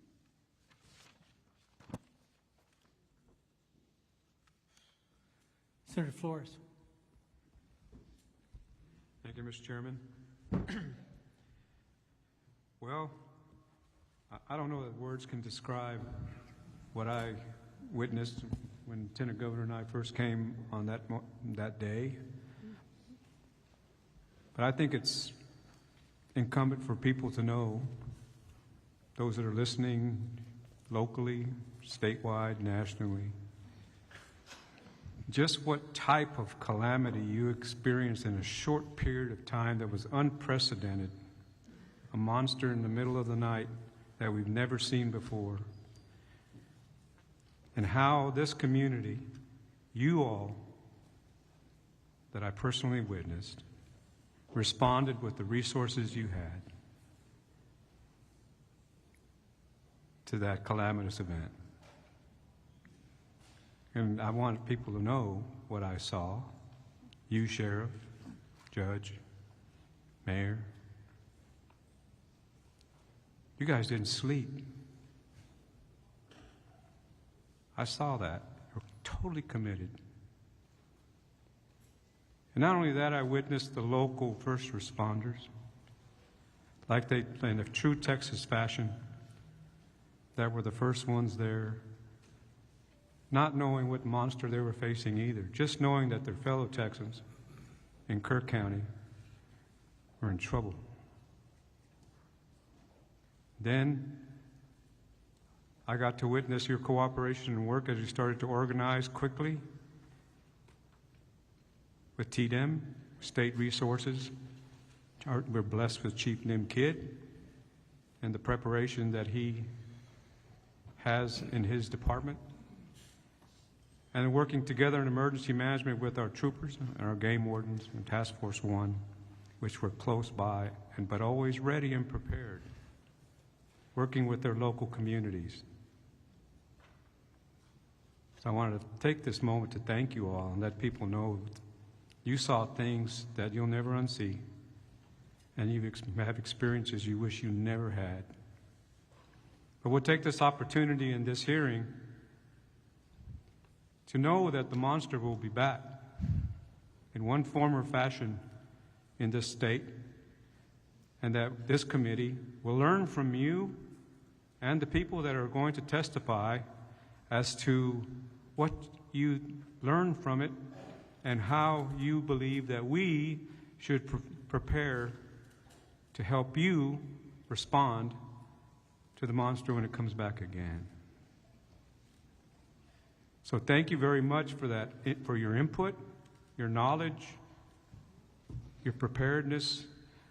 would you say that the top three things I'm hearing so far, that communications is extremely important and something that we can improve on? Sheriff, would you say that was the truth? 100%, I do. Like I said, we had a lot of support came here. We are in the middle or towards the end of a $7.2 million radio infrastructural upgrade, which the radio did work. One of the issues was it did take a few days to get everybody on that. I kind of call that a software issue. Had to get everybody programmed, but we did get it done. But also, I still have concerns to the west part of our county about having some radio reception in that area. Yes, yes, sir.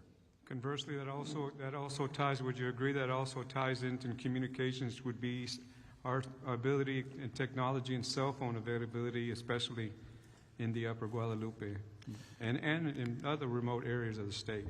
Yeah, that is a huge issue. What I'd like to share with y'all, I believe it was in about day 2, I got one of the AT&T representatives and said, hey, I need to speak to somebody, up there. And by God, the next day they were down here. I got to take my hat off to them, and they secured a tower in Hunt, Texas. And within 48 hours, they had another tower out that way up and going. Now, I haven't been able to check it. We have a very large county to the west, but phone reception is very critical. As you know, our code red system, that's one of the things it's based off of, is reception. There's the code red you'll hear a lot about is that not only one, you have to take it to yourself to sign up for it, and then you got to make sure the alerts are on, and then you got to make sure you have reception. There's a lot to that, sir.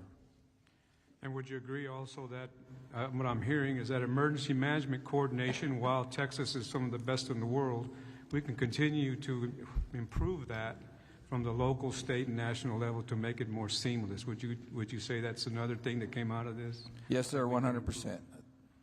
And of course, the third thing I'm hearing is warning systems of integrated warning systems, but just a warning system that we believe is functional, can be applied statewide. It's warning systems, whether that be sirens, whether that be improvements on how the message gets out to the community for that there's an impending flood, an attack, whatever, tornado. That warning systems is another prong that we need to work on and improve. Yes, sir. I think that's very important. I've already had some talks with the courts. I think we really need to look in that and take it serious. And I wish we could have something by next year, but I know this is a very slow and expensive process. But yes, sir. And while you mentioned expensive, of course, there's the other component that it goes with all of this, and that's the funding of it. Exactly. It is very expensive. We work together to be able to do it. Thank you all for what you did. I'll always be indebted to you and be honored working with all of you and for this community and for our state, and we look forward to some positive results. Thank you, Mr. Chairman. Chair recognizes Representative Verdell. Thank you, Chairman King. Couple questions. First, I just want to start off with Kerr County, and Judge Rubio, it's good to see you this morning too. For the Kerr County officials, I wanted to commend y'all on July 4th, how quickly y'all came together as a unified entity to work, especially with TDM and all the other agencies that came in. That was just, I know it was a tragedy, but it was impressive to watch how quickly y'all responded and worked together. Also, I know that they're not on the invited testimony list, but I wanted to give some credit to the others that also helped in that, which was your county commissioners. I know you had Commissioner Jeff Holt and Commissioner Rich Paces on the river actively that morning looking for those that were hopefully still alive on the river, and they did manage to find some. And then you had both your two other commissioners, County Commissioner Don Harris and County Commissioner Tom Jones, that were here actively in the EOC helping with communication. I also want to mention, y'all mentioned this, your volunteer fire departments, they were extremely critical in the rescue and information gathering and everything. So we're incredibly grateful for what those fire departments did with y'all. I hope that they publicly get the credit that they deserve also. And then also, just real quick on the list is your churches, your local schools and the school leaders, local businesses, your law enforcement officers did an amazing job. My brother is a cop here in Kerrville, and I got to watch firsthand what they did, so we're grateful for them. I do have a couple questions, and Dr. Rector, if you don't mind me, Dr. Wright, did I get that right? So you had mentioned diversion dams. I think you also possibly mentioned Charlie Hastings. I'm assuming you might have been talking about him a while ago and the diversion dam. Can you give us some more information on, my understanding is we don't have any diversion dams upstream at the moment, and you do believe that those would be critical infrastructure that could help slow down the amount of water coming down the river, so you have more time to react to get people out of harm's way. Would that be correct? Yes, sir. That is absolutely correct. That's the other part of flood warning, and that's mitigation. And that would, I've read several white papers recently that I'm sure you've also read, that a flood warning system probably would not have saved Camp Mystic, Heart of the Hills camp. The water was just moving too fast. It was moving 17 miles an hour.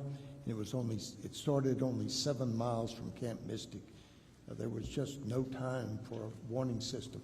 Flood mitigation is the answer to the flash floods that we've experienced over and over and over again in Kerr County. Yes, sir. How many, I know this is hard to even calculate, do y'all have, how many tributaries and feeder creeks do you think that y'all would have to interact with upstream of that? Bring the microphone up. Is this better? You got to get it right on top. Okay, thank you very much. Can't talk loud enough. I believe we have 3 main areas. Of course, the South Fork, which was terribly impacted this time, the North Fork of the Guadalupe, and Johnson Creek. Those 3 tributaries are important to consider. Yes, sir. One of the things I want to mention, I watched an interview with Mark Armstrong. Many of y'all know Mark Armstrong, who owns the Lake Store. And anyways, he had mentioned that he's been staring at that river every day for 34, 37 years, I think it was, and that there are 3 kind of stage levels that everybody is aware of. And he said that on this one, it was unprecedented how quickly it rose and how quickly it got above even the highest stage that they had ever expected. And I think that it's important to point out that people upstream that have lived on the river have seen this for, decades, and not, I think it's safe to say there's no way we could have predicted the amount of flooding that was going to happen in that time. And I know outside of Kerr County, a lot of people have been trying to point fingers and blame and everything else. But I think it's important to note that the locals here who know this area better than anyone else in Texas aren't pointing fingers, and they know that this was an unprecedented flood of a magnitude that nobody had expected before. So I just want to make sure that was pointed out to you. But thank you all for being here. Appreciate it. Thank you, sir. Senator Campbell. Thank you, Mr. Chairman. Well, I think we are all committed, everybody on this committee, our Lieutenant Governor and our Speaker, are committed to fully understand why the loss of life associated with this flood and how we can set plans in place to hopefully prevent such a tragedy. Thank you for your testimony. When Vice Chair Flores and I came down and flew over and looked at the devastation, it's just almost indescribable how something that wasn't really dangerous when we were looking at it caused such destruction just a day or so earlier. Sheriff, I wanted to ask you, the judge talked about one of the deputy became landlocked. Why was that? He was trapped almost on a low crossing in front of him, and there was no way out. Okay, let me give you a good explanation on that. So that deputy is the one I said happens to live out there in Hunt, Texas. Okay, he was headed out there to check on the road. So he got to what they call Schumacher Crossing. It's flooded. Him and Deputy Green were there. Deputy Green turns around and leaves a little before him. So he's about a mile ahead of Sergeant Merritt. Sergeant Merritt turns around to come back, and what happened is a low-lying area about 2 miles that they'd already crossed had already came up, and he couldn't get out. Deputy Green made it through. His vehicle stalled, but he made it. So Sergeant Merritt stopped, and he knew he couldn't make it, so that's when he turned up, and he went up 1132 Highway 1132 Highway 39, went up there. And as he got up there, his truck got stuck, and that's when he abandoned his vehicle and just started notifying people. So he actually got trapped in between the low water crossings. our deputies, especially our veteran deputies, kind of know those low-lying areas really well, and you got to be careful. Once you're shut down at Schumacher Crossing, we're done. We can't get to hunt unless it's in some type of aircraft. Thank you. To that point, those areas have flooded before, or there were low river crossings, low water crossings. Yes, ma'am. So would a bridge over some low water crossings be good to have so that people aren't, one, that they're not landlocked, that they're not locked in anywhere? Yes, it would be, yes. But we don't have that. But that would be something when you're looking at what we can do in the future, provide a bridge over low water crossings. Yes. Thank you for that. Okay. You, let's see, communications. Senator Flores and I came down. It seemed as though you were having to bat down rumors all the time. Correct. I'm not sure how that can be stopped in the future, but we appreciated your accurate reporting, and I just really don't know how to stop the rumor mill, but that causes so much trauma on families. Do you have any suggestions for that? Well, I think today is a big help. I've been kind of waiting for this to get it out here, and get the word out. And I know we talked about, I believe one of you all about the valley and the channel. I worked down a lot when I was there with DPS. I truly think we need some kind of system someday where we can go to, say, Channel 14 and it works everywhere. I think that would really help. But I think today is a really big part to get the message out there, what exactly happened to the public, especially the media, and maybe we can clean it up. All right. Thank you very much for that. And we've talked a lot about communication, not just this hearing today, heard from you, but the previous hearing that we had. Problems with interoperability, communication. What about reception for the towers, or is there anything, is there fiber that is run to different places that normally, or you found in this flood, did not have reception? People couldn't use their cell phones. Oh yeah, on the phone side, yes. We have a lot of problem out to the west. We have a lot of And what diggers. would remedy that? Additional towers, and that's what AT&T went in there and did. They put us additional tower in Hunt. I don't know how that far that's going to go to the west towards Mountain Home, but that's a fix, is additional towers, which is very expensive, but that's what would be the fix. But fiber hasn't been run to all the areas, right? Correct. Because that's hard to do Very hard in the hill in that country. terrain. And I'm not sure if anybody on the panel has the answer for this, but is there something we can do proactive? Hill country is beautiful and it's on rock, a lot of rock. So water will hit and run off. There's not as much ground for absorption of water. Is there anything that, the Ag Department or anybody can recommend that we do proactive in our land management to help prevent such, downstream, just so much water at one time? I wish I had that answer. I can tell you, being out there a lot, it's just a limestone. You know what I mean? Solid. So we could task that to our ag agency to take a look and see what we could do for flood management regarding the water runoff. Yes, ma'am, Senator. Thank you for that.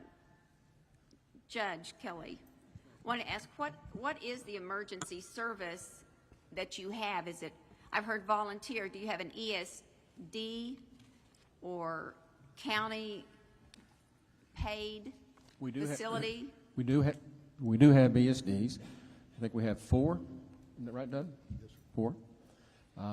And they basically sponsor a VFD, a volunteer I'm sorry, they what? They support a volunteer fire department. Okay.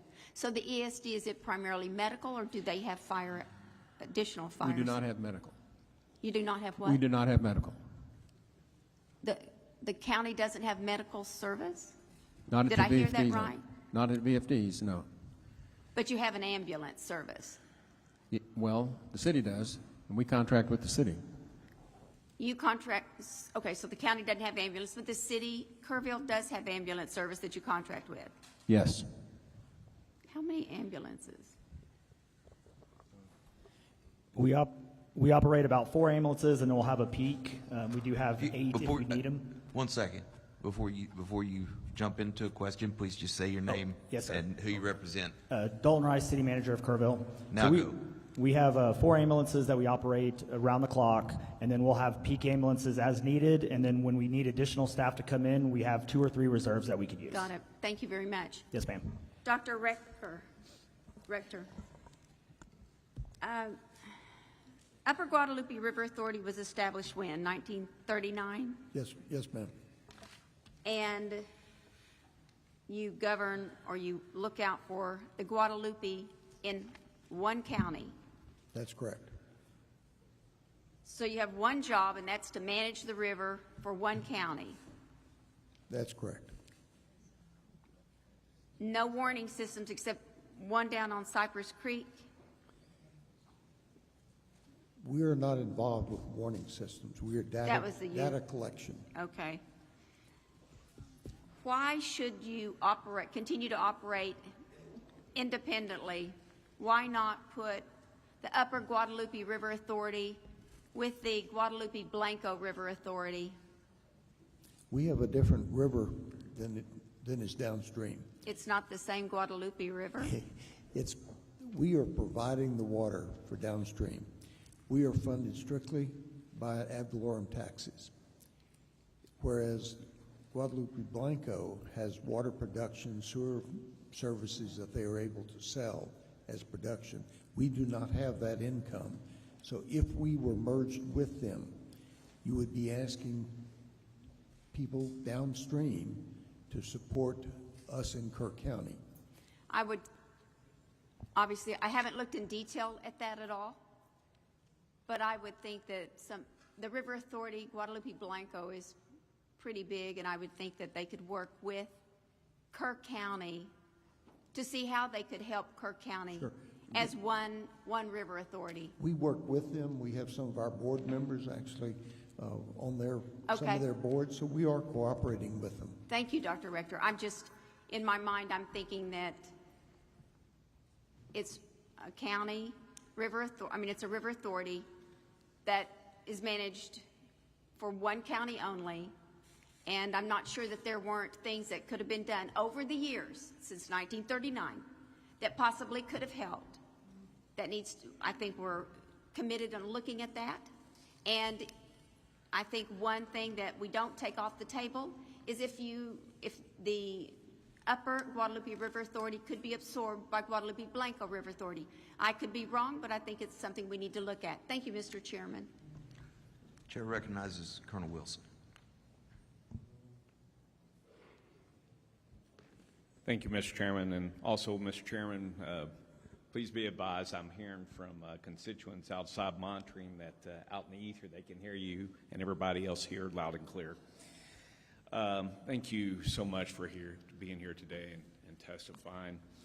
Sheriff, could you expand your radio network that you have, that all radios now are software, but could you expand what system that is?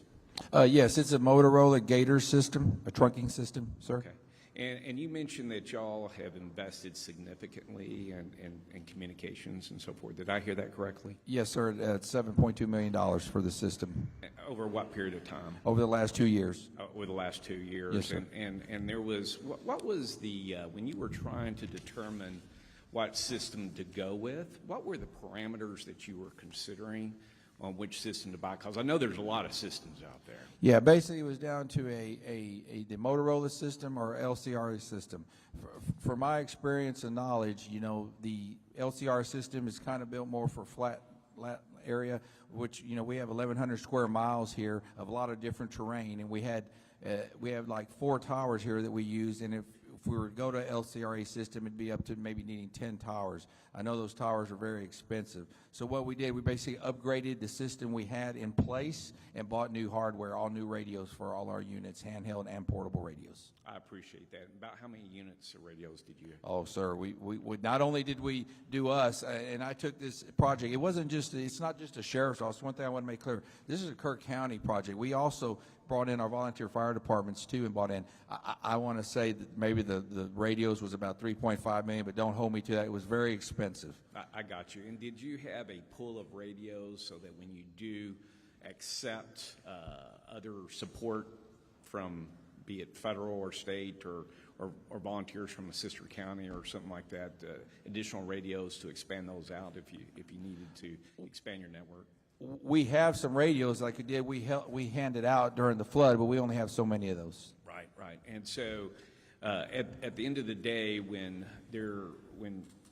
on the communications line, when you were gaining all this additional help and support, would you say that you could have used a lot more radios?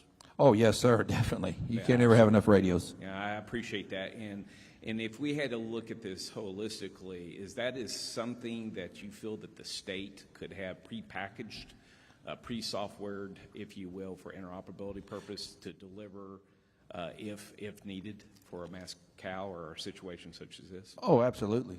Yes, sir. What do you think that would look like exactly? Well, because you don't have just floods, you got to worry about fires too, right? Yes, sir. Yes, sir. That season will be coming up soon. But yes, I mean, to me, it would take additional towers here. I mean, right now, I feel very comfortable with what we have, but you know, new towers, more radios would always help. From my understanding, you know, there's really nothing that can tell you what system to get. You know what I mean? I have fellow sheriff's offices and counties next to me that are on different systems than I do, but we do have the capability to talk. But then there's Bandera County that's on a different system that we're not able to talk to. And so when you were looking to purchase that system, there wasn't anything out there that basically said, hey, to be interoperable, in order to be able to connect with others, if you had to go and support somewhere else in the state of Texas, which I know our counties do, especially in the rural, or vice versa, there wasn't anything there that basically provided some sort of, I wouldn't say guideline, but recommendations in terms of capability that's out there that you may need to consider when purchasing.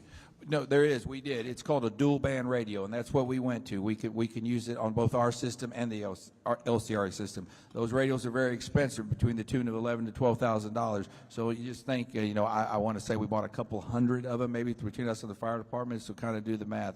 It's very expensive to do. We were just very fortunate to have the funds to be able to do it, because had we not had those funds, we'd be on the same system we were before this. No, I appreciate that, and I just want to make sure I understood correctly, or I'm relaying the question correctly here, is that when you or other counties are going out there considering purchases, if you will, and you know that you want to be interoperable, because in the case of emergency, whether you're going to support somebody else or vice versa, that it would be helpful or would not be helpful if there was a larger document that helped articulate and made recommendation in terms of not necessarily brand but capability in considering what you buy. Would that be helpful? Yes, sir. I'm sorry I didn't understand the question. Yeah, that would be very helpful. Okay, yes, I appreciate that. And just can you, so we can live the pain that you went through, can you give us some example of what you went through in terms of the software interoperability issue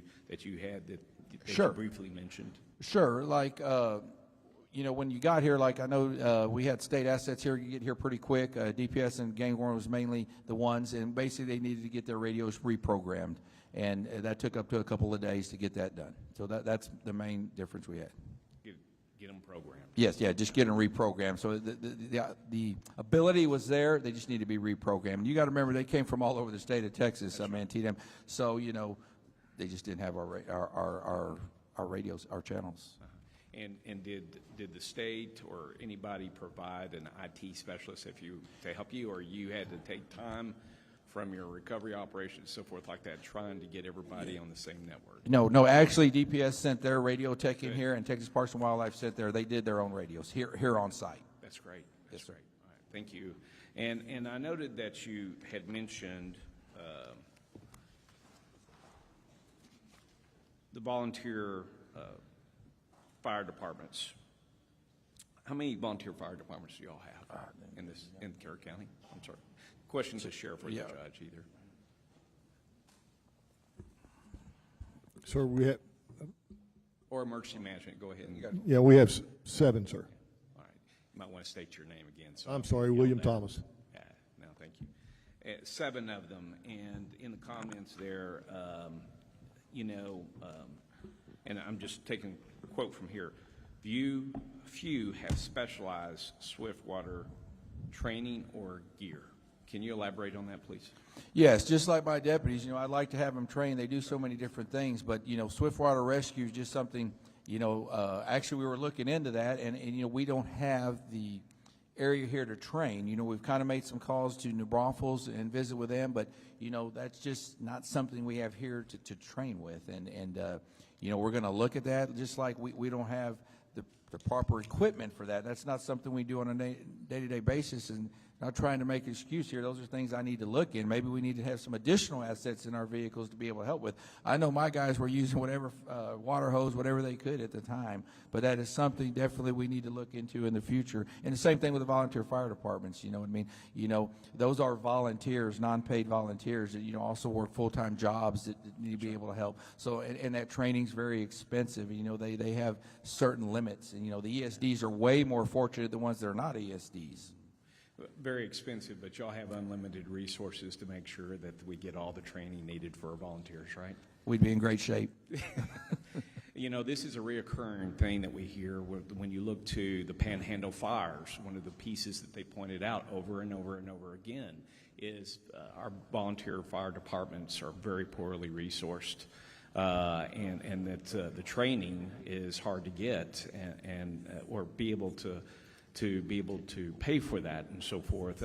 Do you think that if we resourced both training and equipment, that your recruitment of volunteers, because I understand that there is a statewide decline in terms of the number of folks who are actually starting to volunteer out there? Yes. That's an accurate statement, probably here too, right? Absolutely. Okay. Do you think that would help Tremendously. recruitment and so forth if we were provided for that? Yeah, tremendously. On top of that, I always use, COVID ruined us. I mean, as a sheriff and oversee a budget, I mean, it's just a shame. Not that the trainings went up, but your equipment, some of my stuff's doubled and tripled. I mean, it's just horrible. But so, they don't have the resources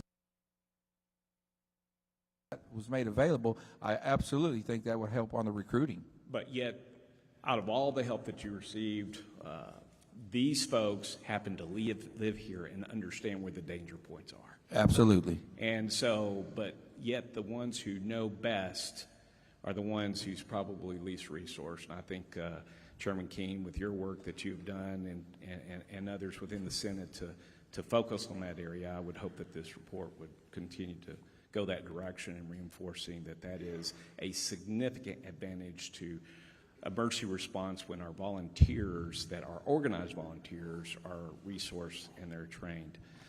If I could, to the judges, appreciate your service. I understand you major in the Air Force, and so you probably had an opportunity to plan in uniform and now plan as a judge in emergency management and so forth like that. And of course, you'd probably say plans are great, but unless they're rehearsed, well, the enemy has a vote, don't they? So, yes, sir.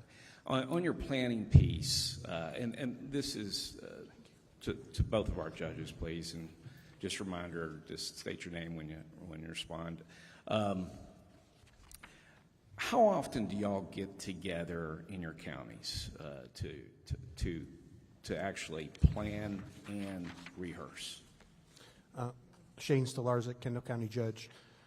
Well, I'm a fairly new judge. I took office in January 1st, 2023, and our emergency management coordinator started around that same time as well. So we've been in office a short time, and so we have begun to focus on emergency management together. And so we took advantage of the 2 eclipse events to start using those as rehearsals for more major events, because a lot of the same players are involved for whether it's a flood, fire, snow disaster. All those same players are involved with a flood as well. And so we use those to practice. We also did a tabletop. So right now we have no set schedule for when we're doing training. We haven't done our after-action report yet for this event, but we've already made highlights of establishing a more recurrent schedule for these trainings and broadening who's involved, because there's some lessons learned about what key players we need to be involved in our events that we didn't bring in until later. Just, you know, when you're dealing with a situation, sometimes you're focused on the fire in front of you, and you need to, once you have a little time to sit back, you think back, oh, I should have included X, Y, and Z as well. And so I think getting on a set schedule for rehearsal is going to be more advantageous, but right now we don't have one. But the 2 Eclipse events, I think, were critical in us being prepared for this event. No, thank you. And you weren't there for those Eclipse events? I was there for both. Okay. Yes, sir. I got you. Thank you. Judge? Bella Rubio, County Judge, Real County. As I said earlier, our population is less than 3,000, and definitely a catastrophic flood would probably wipe Real County off the state of Texas map. So our sheriff has quarterly meetings that he began, I don't know, about 4 years ago. We do have a volunteer emergency management coordinator that the sheriff and I had to work hard to talk into being a volunteer emergency management coordinator. However, he is not homegrown per se. He comes with a lot of experience and knowledge, as he was Fort Bend County, I think, firefighter for many years. However, he has no experience as to what 1 inch does on the Frio or Nueces, or 6 inches or 10 inches. And he was actually flooded in both times that we had our floods, July 4th and July 11th, because they came in the wee hours of the morning. But our sheriff is very due diligent in having quarterly meetings, not trainings per se, but we do meet with all the stakeholders, the volunteer fire departments, as well as TxDOT, DPS, Texas Game Wardens. We even have anyone that'll come from like AT&T, T-Mobile, which really AT&T is the only thing that works in Real County if you don't have Wi-Fi availability. And then we also include the electrical companies as well. He invites as many of the stakeholders that would come or be impacted, whether it's flooding, fire, or a ice storm. Thank you, Judge. And that's really what I was really wanting to get Colonel to. Wilson. Colonel Wilson. Yes, sir. We've got a lot of members with more Sure questions. do, and I'm about to wrap it up, Mr. Thank you, Chairman. sir. So that's what I was wanting to get at, is because you can have a plan, but a plan is best laid when the right people are there at the table to work through it. Smaller counties, the resources there to do that isn't necessarily that you have hired, paid folks, that you have to rely on some volunteers and so forth. But at the same time, will the right people show up for your rehearsals? Because rehearsals are key on those tabletop events. And that is one thing that I think that we just need to make sure that we emphasize, that while best laid plans, if we can't get the right people, meeting them for the first time during an emergency is probably not the best time. You're grateful for it, but if you are basically there and you know them and you understand what the action plan is, then it's best. And you would probably suggest that, as a routine, be it regionally, because there are awfully small counties that can't afford much, that should probably be done regionally, and maybe something that should be addressed to be done, maybe not on a quarterly basis, but semi-annual or annual. Would you recommend that for other counties? Bella Rubio, County Judge, Real County. I definitely do, and I want to add that another part of the stakeholders that are invited are the superintendents and school board presidents of every school district in Real County, which there's 3, along with all the camp directors, and also the lodging owners as well. They're all invited. Shane Stellars at Kendall County. I concur. We're very fortunate in Kendall County. We have a joint EOC with the city of Bernie, and everyone's very actively involved and takes this very seriously. So all the players that participated in the Eclipse events were the same players that were called up for this event. So we had 2 other instances where we worked together and ran through the motions on a disaster event, and so this was seamless when we called everyone to activation in this event. I appreciate you sharing your best practices. Thank you. All right, members, we've got 4 more members wishing to ask this panel questions. I would ask you to be... I've got 4 as well. So we have 8. Here's what we're going to do. I want you to be succinct, direct, not ask leading questions. If you ask a question, can you use more money? We already know what that answer is. So let's move through that with a little bit more objective. If you're fishing, that's okay, but let's kind of pull that into rather out just leading open questions. Secondly, we're going to do something that most committees will not do. And it's not that the invited are not an important part of this process. You're instrumental in where we're going to land based on where you're at. We are going to start interfacing or integrating public testimony after this panel. So what you should see is this panel will finish with the members. We will ask 8 public, and we just ask another 8 public. So we're going to have 16 public and come back to invited. And that way, the folks that we really think want to speak aren't here till 12 o'clock. So we'll roll through that. But I'm not asking members not to ask questions. I'm just saying let's be a little bit succinct with the mission. I know what questions I've got, and I know where I'm going with them, and they really require pretty much yes and no answers. So try to line it up that way if you can. With that, Senator Mendez. Thank you. Is this thing working? Got to turn the mic on.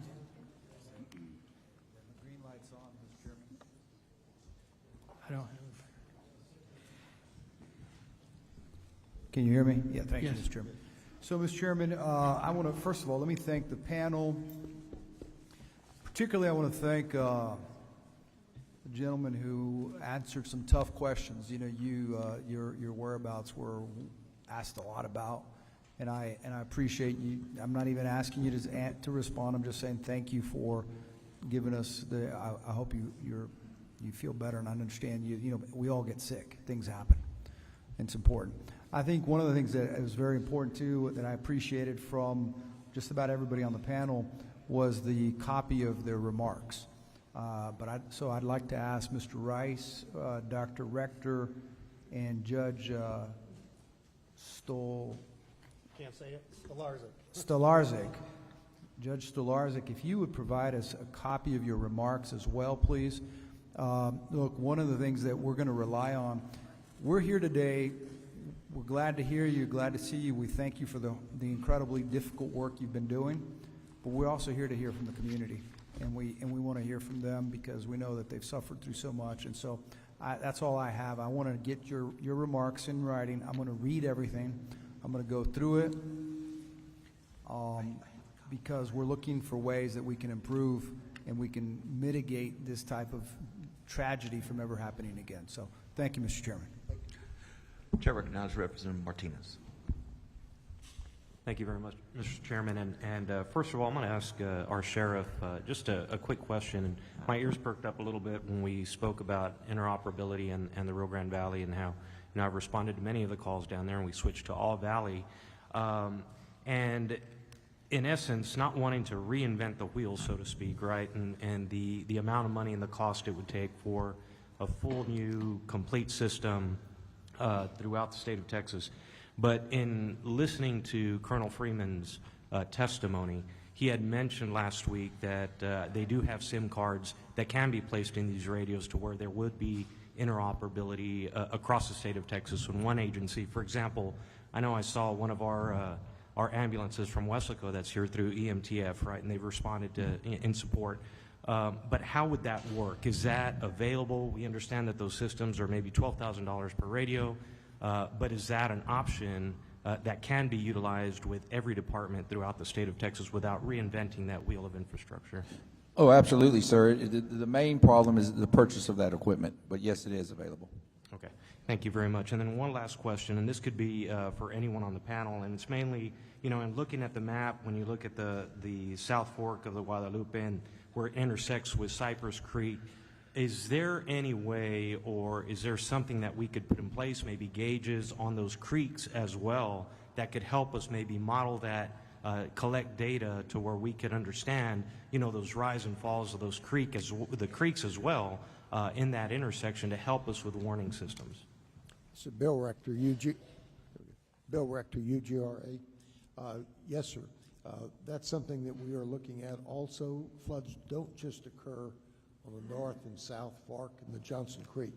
We've had significant floods on other creeks, Turtle Creek, Cypress Creek, and those need to be monitored also, and we're planning to do that. Thank you.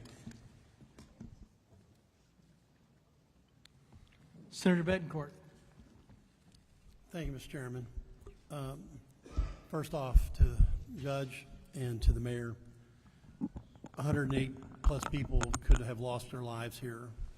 The whole nation grieves with you. That's why you have a tremendous heartstrings now from just not in Texas, not from all our districts, but all across the nation. I wanted to start with Judge Rubio real fast. You mentioned in your testimony that you were worried if we had and we're calling it a flood emergency communications and warning system, that we would not have funding for that, for maintenance and operation.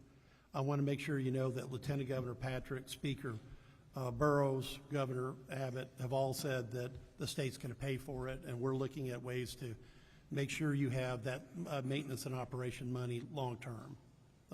Thank you. Okay. Dr. Rector, you mentioned something that I need to ask further questions about. You said you weren't really sure about a river alert system actually being able to save lives, and you mentioned that the wall of water was moving at 17 miles per hour. Yes, sir. Right?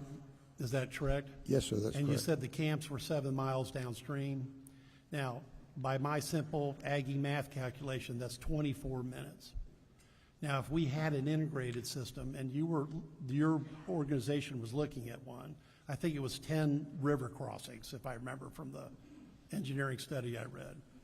But if we had an integrated gauge system with an alert that was also tied electronically downstream, we could be popping sirens off as we go. And 24 minutes is enough to get people to higher ground, because that's all you can do here. You don't want to put them into a river crossing. You want to get them to a higher ground. Yes. So with that fact and the fact that there's 24 minutes, you want to change your response on if you think a river alert system could have helped save lives? Bill Rector, UGRA. Yes, sir, Senator. There's no question that that could have saved lives. Okay. I just wanted to make sure we establish that. Mr. Wright, you had a lot of testimony. I first off want to say that the statistics are that we know Texans turn off their alerts about 29.5% of the time. That's 5 times more than Vermonters. Also, we got a problem with people turning phones off at night, about 18%.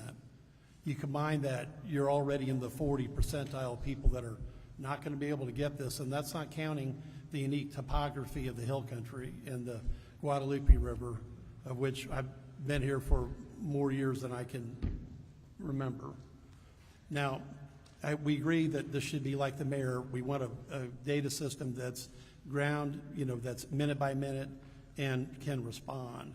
But in your written testimony, we asked about sirens and, whether siren alert system could have helped us respond more effectively or even save lives. And you said it wasn't an easy question to answer with certainty. It's something we've evaluated in the past. And I just want to make sure you made a comment about, visitors not understanding what the sirens mean. And that's because we're going to probably pass these bills and get these systems out. And I think it's incumbent that, and we understand the high walls. I mean, I've rafted this area. You've got 50 to 100 foot cliffs areas. But shouldn't we be more concerned about getting that siren into people's, auditory range so they can take action and get to higher ground? William Thomas, Kerr County. Yes, sir. What I was referring to is we need the education piece. We need something on our websites, social media, those types of places where the public can go to and see what those sirens actually mean. But you're not saying that we shouldn't do this because the public won't understand what it means? No, sir, at all. Okay. I think we definitely need it. No, I just wanted to make sure that wasn't part of the record, because that's the way it reads. Okay. Yes, sir. And Sheriff, understand the points we've already covered. There was one thing that you said that we do have to visit. You said there was no time for formal orders. I need to know what that means. I think the public needs to know what that means. Exactly. When I say formal orders, you talk about an incident command or something like that. At that particular time, it was time to save lives and go to work. You know what I mean? We'll set up, as administration, we'll set that up. When I say it's time to take action, I mean, it was real time. Things are happening right there at that time. Because we agree about the river crossings and the other statements about getting people on higher ground. Now, if there was an emergency alert system, okay, you're not saying by this testimony that you wouldn't have hit the button because the emergency management coordinator works for both you and the judge. Yes. But because when you say there's no time for formal orders, that could be misinterpreted as I didn't have time to do code red. I shouldn't have done a code red. So I want to give you the chance to make sure you specify exactly what occurred. Now, before you do, OEM manager, or Director Nidden Kidd said that in testimony that no alert was issued by Kerr County on evacuations. So, okay, what I'm saying on my comment is it's not let's call the administrator or supervisor and ask what to do. I mean, it's time to take action at that time. That's what I'm trying to say. okay, so if we had an alert system, now and I do want to ask you and the judge, because the Director, Kidd was said that there was not an evacuation order issued by Kerr County at any time. Now, is that just oversight, didn't have the system? What was the issue, why that evacuation order wasn't issued? It was too late. It was too late. Okay. This was so massive and arrived so quickly that if you've driven that road, and you've been to the camps, we're talking about thousands of campers. And then we have the residents. And trying to move down Highway 39, which is 2-lane with no right-of-ways. And it's 2 lanes with no right-of-ways because it's privately owned, but it's a public use road.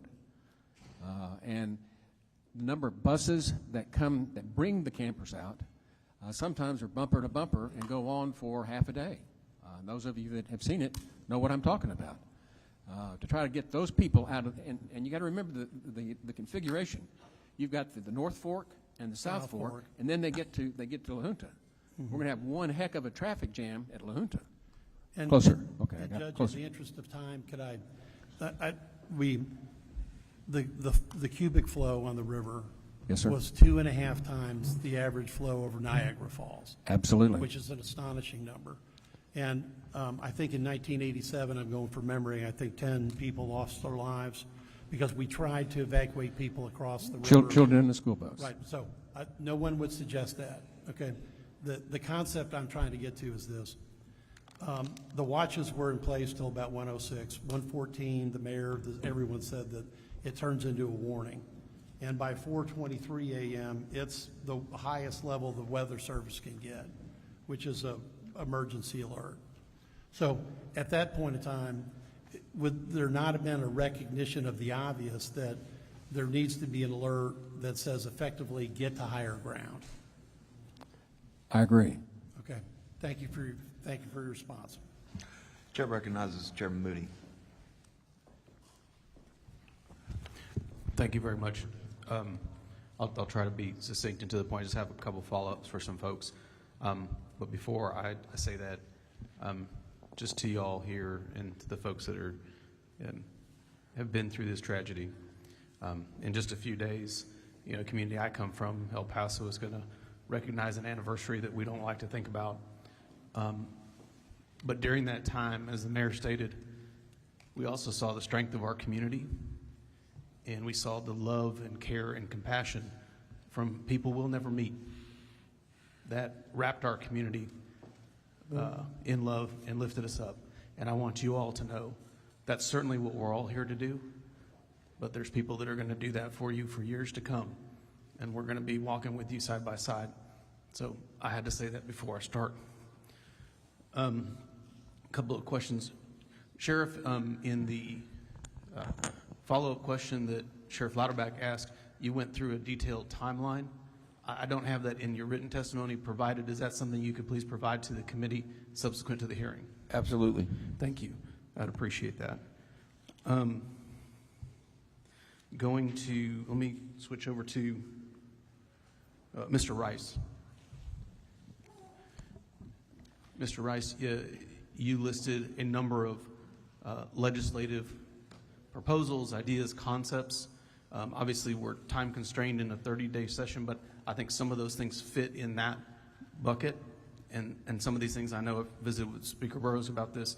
These are going to, and I imagine the Senate will do this, launch forward into the 2027 session, ideas going forward, right? There's immediate need, and then there's structural change that we need to get to.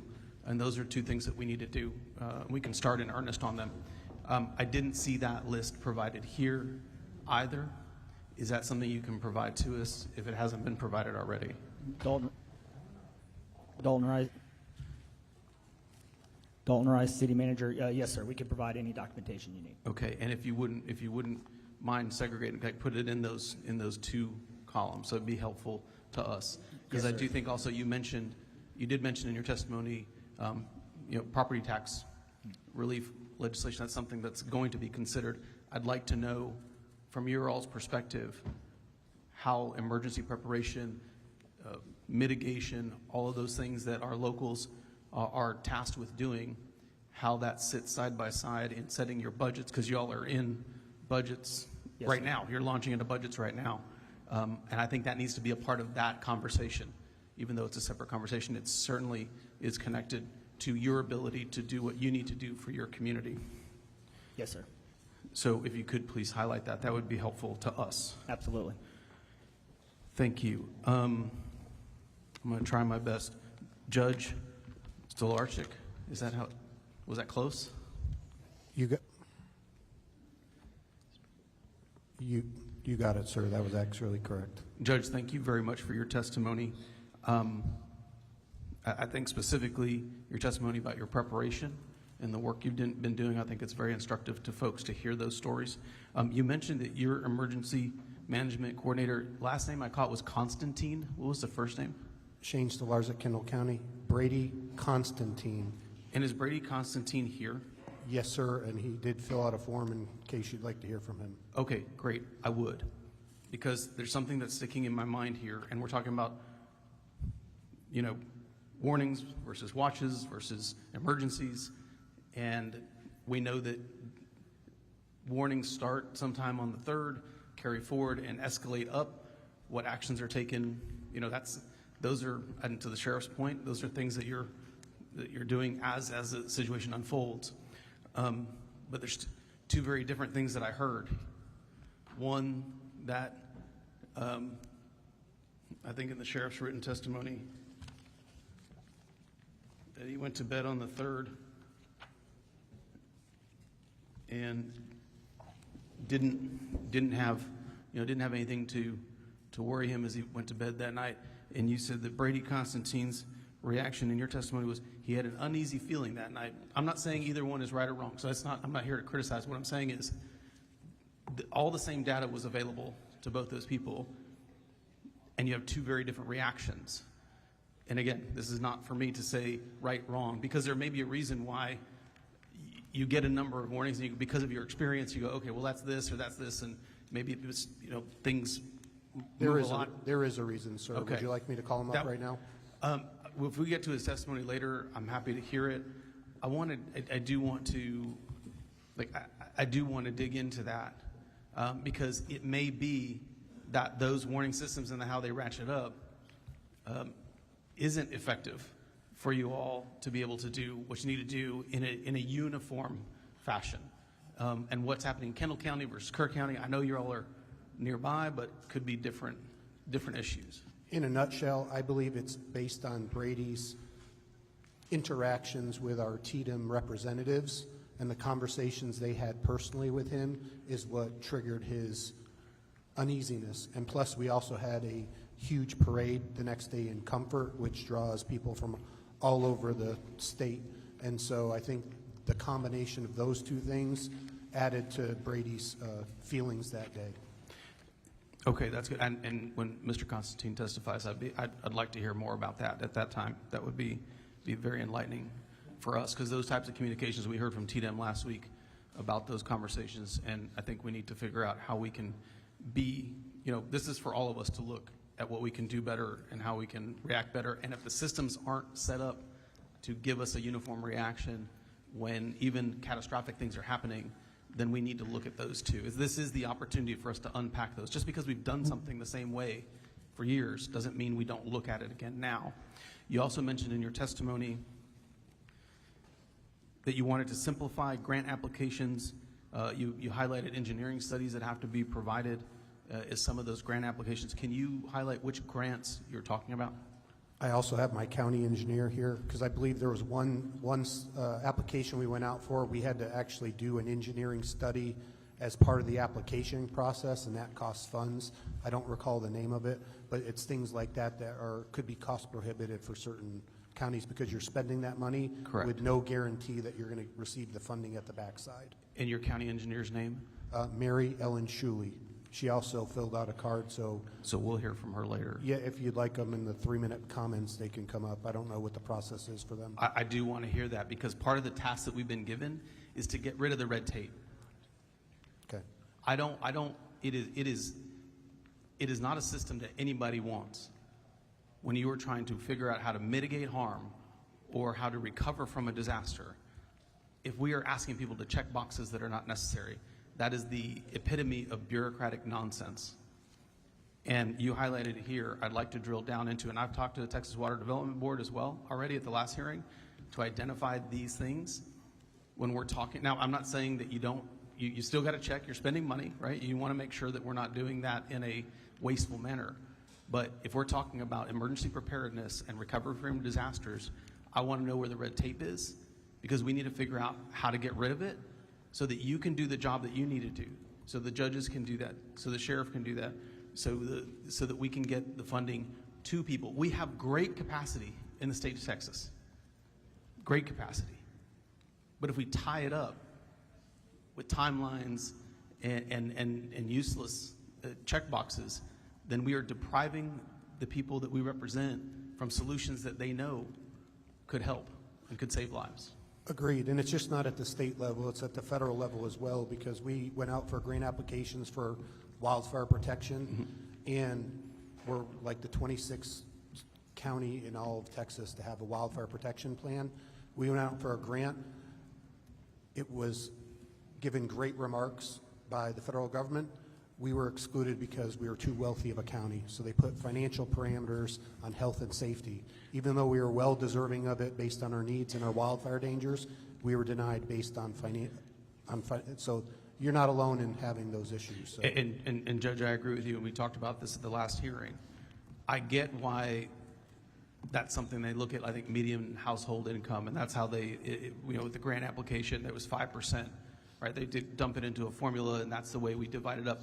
There is a great philosophical reason for doing that, right? Communities that can't afford it, you want to triage that and put them front of line. I don't disagree with that. That's something that makes sense. But this is also an opportunity for us to look at, disaster is going to hit people that no matter what their median household income is. So what can we do to unlock the potential of the state? And if there are messages we can send to the feds, we need to do that as well. And so if you can help us identify, or any other witnesses that are listening, help us identify those barriers when you're talking about mitigation and emergency recovery, let us know what those are. And we are talking to these agencies because we need to get that stuff out of the way. That's part of the task that we have here. You shouldn't be put in a decision, you shouldn't be put in the position to make those decisions when you're talking about saving lives as you're setting budgets. I think we need to figure out how we unlock the potential of the state. And if we can highlight those concerns to the feds, we're going to do that too. but we certainly can control what we do at the state level, and some of that is money that flows down from the feds as well. And we're a very blessed community, and so we didn't take that, we didn't just stop there, we didn't get it. We actually found a way to fund it internally and start a 501c3, and the county funded that 501c3 with the funds to carry out our plan. So where there's a will, there's a way, but it'd be so much nicer to not have that red tape. So I appreciate your comments and your support on this matter. Thank you very much. Thank you, Mr. Chair. Senator Swartner. A few direct questions to a number of the individuals on the panel here. Judge Kelly, I think some constituents and individuals, families of the tragic children that were lost, want to know some very direct answers to some questions I'm going to ask. And I'm going to ask them for those individuals. First, Judge, are there any sirens in Kerr County along the river regarding emergency warning?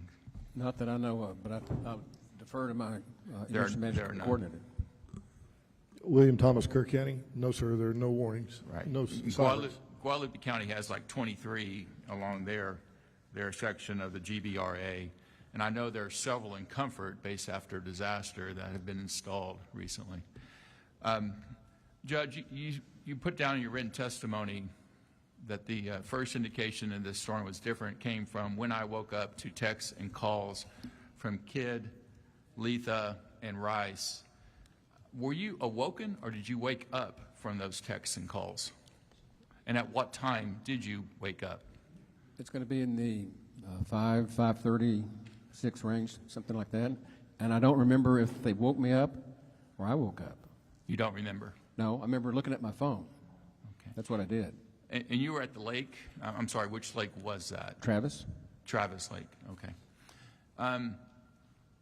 You are the emergency management director for the county, correct? With Mr. Kelly, I'm sorry, with Mr. Thomas being the emergency management coordinator? Yes. All right, and Mr.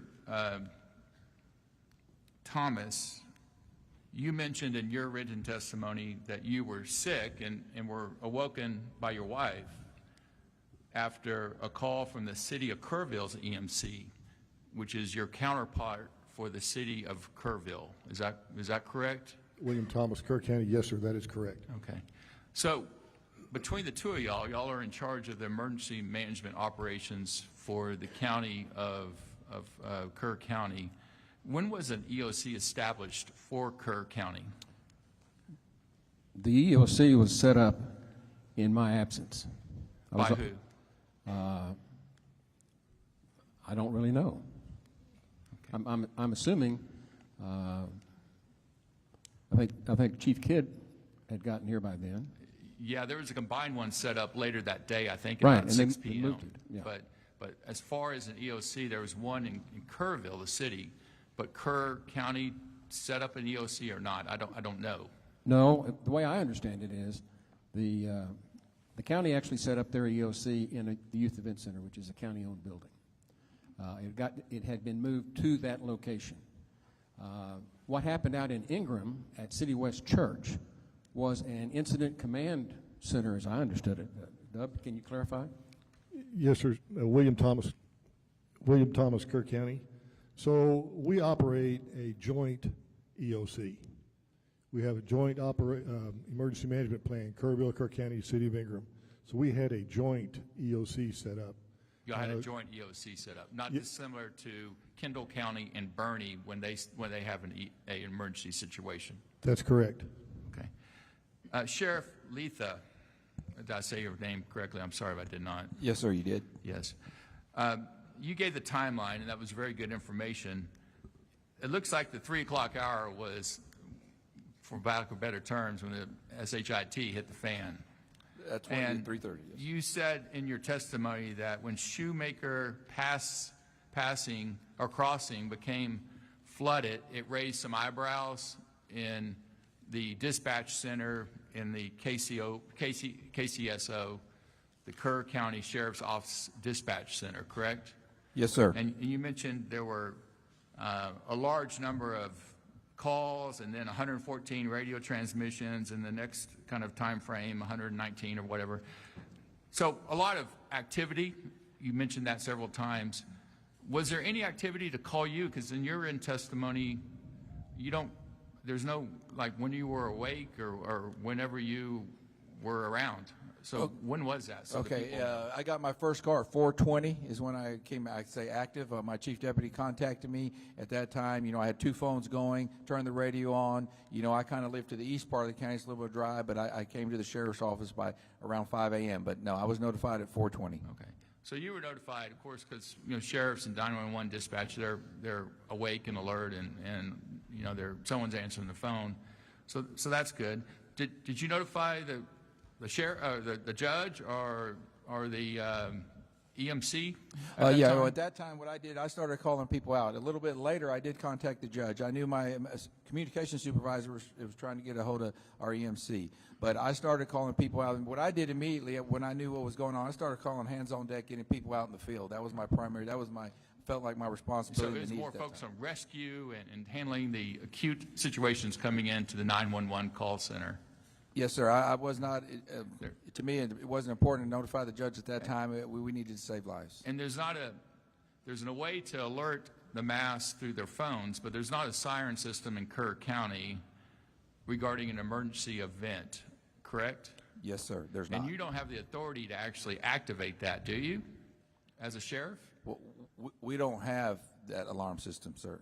Right, but if there was an alarm system, the sheriff doesn't have that authority. It has to be the judge or the mayor. Sorry, I can't answer that question. You don't sir. know the answer no, to that. I don't. Or can you answer that question, Mr. Thomas? William Thomas, Kerr County. If we get a flood warning system here with sirens, it will be the sheriff will be able to activate that system. Yeah, he'll again, have the but authorization. in this situation, who can activate, call an evacuation? Can you call one as EMC, or does it have to be the judge or the mayor? Under Chapter 418 of the Government Code, I believe it's the county judge. The county judge. Okay. You're not empowered by statute to do so as EMC. No, sir, but in a life-saving event, we can order people to leave. Right. But you were sick in bed until that morning when you were woken from your wife. That's correct. Okay. Well, there's some, again, my focus was on the prevention of loss of life, not necessarily the rescues, which have their own problems, and obviously the coordinate, which I actually commend many people on this panel. It's just, and Sheriff, one other question regarding this. I believe one of the other county judges mentioned that their sheriffs had pre-stationed, and I know you have a family history here in Kerr County with an intimate knowledge of the various crossings that are the worst and the likeliest to flood early. Mm-hmm. Did you have any sheriff deputies pre-stationed at those crossings? No, at that time, no, I didn't. Can you turn on your mic, sir? Yeah, can you hear me? Yeah, Yes. no, at that time I did not have deputies. They were out in the field. As soon as we started getting phone calls, they went to those areas. Right, but you didn't have any pre-stationed at the low water crossings that are the first to flood in Kerr County based on your knowledge and your family history in this county. Well, no, sir, I didn't. With the prediction of 1 to 3 inches of rain, 5 to 7 in isolated areas, it was just another normal day at that time. Okay, thank you for your answers. Chair calls Representative Johnson. Thank you, Chairman. To Senator Shortner's point, and he has laid this out pretty clearly, but clearly the question would be not to be critical, but to learn from this incident. The 3 guys in Kerr County who were responsible for sounding the alarm were effectively unavailable. Am I hearing that right? What alarm are you talking about, ma'am? Well, you said at 3:30, after 3:27, when what's the crossing called? Schumacher Crossing? When Schumacher Crossing's not possible, and at 3:30, when there's a call coming in that people are on their roof, you wrote down that's time for all hands on deck. Correct. But you didn't wake up till 4:20. The judge is in Lake Travis, and the emergency manager is sick. Correct, ma'am. At that time, my people were out there doing the job. You know, I got the call at 4:20, but they were doing their job, notifying people and rescuing people. But you, to your point, this was a weather event nobody had ever seen. It was moving fast, and 50 minutes sure seems like a lot. Yes, ma'am. So if we could do it better, because we cannot go back in time and save these children, but knowing now what you know, is there a protocol? Is there a protocol that needs to be put in place that if the 3 folks who are responsible at this moment are not available for whatever reason, what should we do? Yes, ma'am. We can look at that real hard. You know what I mean? Best thing I can tell you, I got the call at 4:20. Prior to the 4:20, that 50 minutes earlier than that, our people were out there. Our dispatch was calling additional people out. Yes, I can look at maybe they could call me earlier. But no code red was issued, correct? No, there was a code red issued, I believe it, to look about 5:01. But there was additional weather alerts being put out that whole time. But who issues the code red? Our dispatch issues it. Under whose authority? Anyone who tells them that they have supervisor approval. And who is the supervisor? The supervisor on that night was Sergeant Merritt. So are you saying that there was a code red that was issued at 4:22? No, that's when it was requested, When was it issued? 5:01. Let me explain that to y'all up here. What happened at that time, I gave you the numbers. These people, they were overwhelmed, okay? These dispatchers were with phone calls, radio transmissions, trying to type. They did a great job. The code red went out at 5:01. But in addition to that, there was other life-saving measures that were going on. I was down here last week. You have a beautiful part of Texas. You have a community that has rallied. I have seen folks from all over this nation that has come in after the fact. It is our responsibility to look at, is there ability to better predict? Is there ability for better preparedness and for better prevention? My questions are purposely intended to figure out, now that you have the gift of hindsight in 2020, because Wimberley was 2015. Allison in Houston, of a slow-moving storm that didn't move, I experienced. Harvey didn't move, I experienced. Unfortunately, y'all have now experienced something you are saying, I have never heard of or seen this before. We've experienced it in other parts of Texas. And if we can't take advantage of this moment right now for the rest of Texas to recognize, you may not think it's going to happen to you, but it's going to happen. And if we're not prepared for the extreme weather, the system that stalls, then we're not taking advantage of this moment. So the question is, you said at 3:30, when people were having to get off the roofs, that's the moment for all hands on deck. And I'm trying to figure out, is there an existing system that could have gone out to people in floodwaters way to reach higher ground, or are you missing that system? No, we do have a code red system that something can be put out. Yes, ma'am. But for whatever reason, in this moment, there was nobody to properly sound the alarm. Is that what I'm hearing? They did not send the code red. No, ma'am. Until 5:01. I have numerous folks from our area that have lost family in this event. And it is my understanding that there were little girls with water around their feet at 2 a.m. at Mystic, and were told, stay in your cabin. And those little girls did what they were instructed. What, if any, system is there available for Kerr County officials to hear from campsites on the river in a flood zone to better coordinate, to send out a warning? Is there any way right now, was there a way for Mystic at 2 a.m. to tell you we have water at our ankles? I'm going to defer to our emergency management. William Thomas, Kerr County. Is it working? Okay. William Thomas, Kerr County. So there were a number of National Weather Service alerts that went out that evening. I'm not asking about the national weather because that's prediction. I'm talking about the reality on the ground of little girls in their bunks with water around their feet at 2 a.m. Did you have any idea that that was happening? And was there a mechanism in place? Because if it's happening at Camp Mystic, you've got every other camp in this recreational zone at risk. What was the protocol in the process to warn people when that scenario comes up? To my knowledge, we were not notified that the girls had water in their camp. Did you have a protocol or a process to give you notice and or to seek assistance at that point, or was this private entity on their own? No, I've had discussions with the camps before, and the process was they need to notify the sheriff's office. Is there any indication that there was any notification? I'd have to defer that to the sheriff. No, ma'am, I don't have any. No, ma'am, I don't have any notifications in my notes. Thank you, Chairman.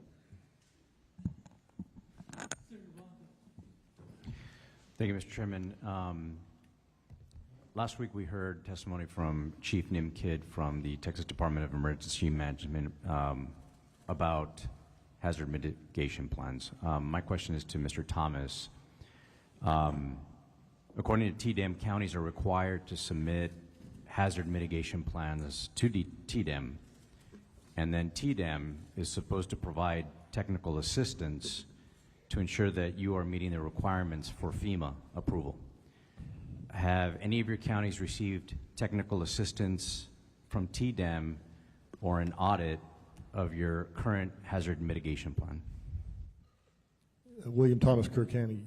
I believe the process is once our hazard mitigation plan is completed, we submit it to TDEM. If there are any questions, they will submit it back. We answer those questions. We resubmit it again to TDEM, and upon their approval, they submit it to FEMA. And were there any recommendations from TDEM on your plan? Not to my knowledge, no, sir. Not to your knowledge. Okay. So up to this date of this extraordinary weather event, your plan was in compliance according to TDEM and FEMA? That's correct, sir. Okay. Thank you, Mr. Chairman. Representative Louderback. Thank you, Chairman. Sheriff Letha, at 2:53 in the morning, we knew that the River Inn had a problem, correct? Yes, sir. 3:30, we knew that you had a family on the roof. 3:41, we knew that Schumacher Crossing, from a deputy, from a sergeant who lives there, understood the area, grew up there. So if we're going to have anybody make a decision right then, would it be a sergeant level or above law enforcement person to make the recommendation and make the call right then? We're saving minutes and seconds here. So would it be good for him to be able to have the authority to act in your stead, act in emergency management stead, in the time frame that it takes emergency management to get going, or for you to get up, or for them to be contacted wherever they are, so they can put a proper response in place? But it seems to me like we need an emergency response that is up to the task at the time it's going on. Absolutely, sir, yes. Thank you. Chair calls, recognize Representative Darby. Thank you, Mr. Chairman. This line of questioning is very disturbing. To some of the comments, we've had little girls in bunk. We have people dying. And yet we've got officials that are charged with the responsibility for their protection, that are in their beds, they're sick, they're waiting for somebody else. I've not to this time heard about the establishment of a unified command center to handle these responses. But yet I'm more disturbed with your comments, Mr. Thomas, as a river authority charged with not only educating people, but exercising conservation measures, but you're also charged with responsibility of gauging that river and letting people know about the dangers. In the comments last week and testimony from your authority to our committee, it was clearly evident that in 2015 and later in 2023, it was recognized through studies that you paid for that there was a need for an early warning system In your words, an alert system would have saved lives. And yet, you didn't do anything about it. You waited to receive grant money from some third-party source when you had the funds available in your budget that you collect property taxes for to protect the citizens of Kerr County. You had money in your budget to fund an alert system, but yet you chose not to. Would you care to elaborate on that for the benefit of this committee, on your reasoning for that? And ultimately, the funds that were in your reserve account, did you return those through property tax reductions? You chose that path? Bill Rector, Speak into the microphone. Speak into the microphone. We need to hear your response. I think, is it working? I can hear you now. Thank you. Obviously, we have been frustrated over the years trying to institute flood control, trying to institute a system where that we can better inform our emergency managers of situations. We grew frustrated to the point where we said, we're going to do it ourselves. We're going to just take the bull by the horn. We're going to create our own system, and we're not going to ask for additional funds. That was out of frustration. We had tried since 2016, when I came on this board, to create a flood warning system in Kerr County repeatedly, year after year after year, working with various agencies, trying to work with them to obtain fundings, and finally we got to the point where we just need to do this. It is urgently needed, and we are going to do it, and that's what we did in 2023. What did you do in 23? Did you establish an early flood warning system? We began looking at putting this as a separate priority, dedicating funds to it, and we followed that with finding people to talk with us on what needed and what could be done, what was technically now available. We had a hydrologist talk to us in 2024 of September, and we heard him. We heard what he had to say, what could be offered to our county, and we moved immediately in our next board meeting to moving forward with that project. And we issued, at the next meeting, January of 2025, we issued proposals, or requested for proposals for this system. And then by June 4th, we had actually hired a contractor, signed a contract to begin creating a system with our own money that would support flood warning in Kerr County.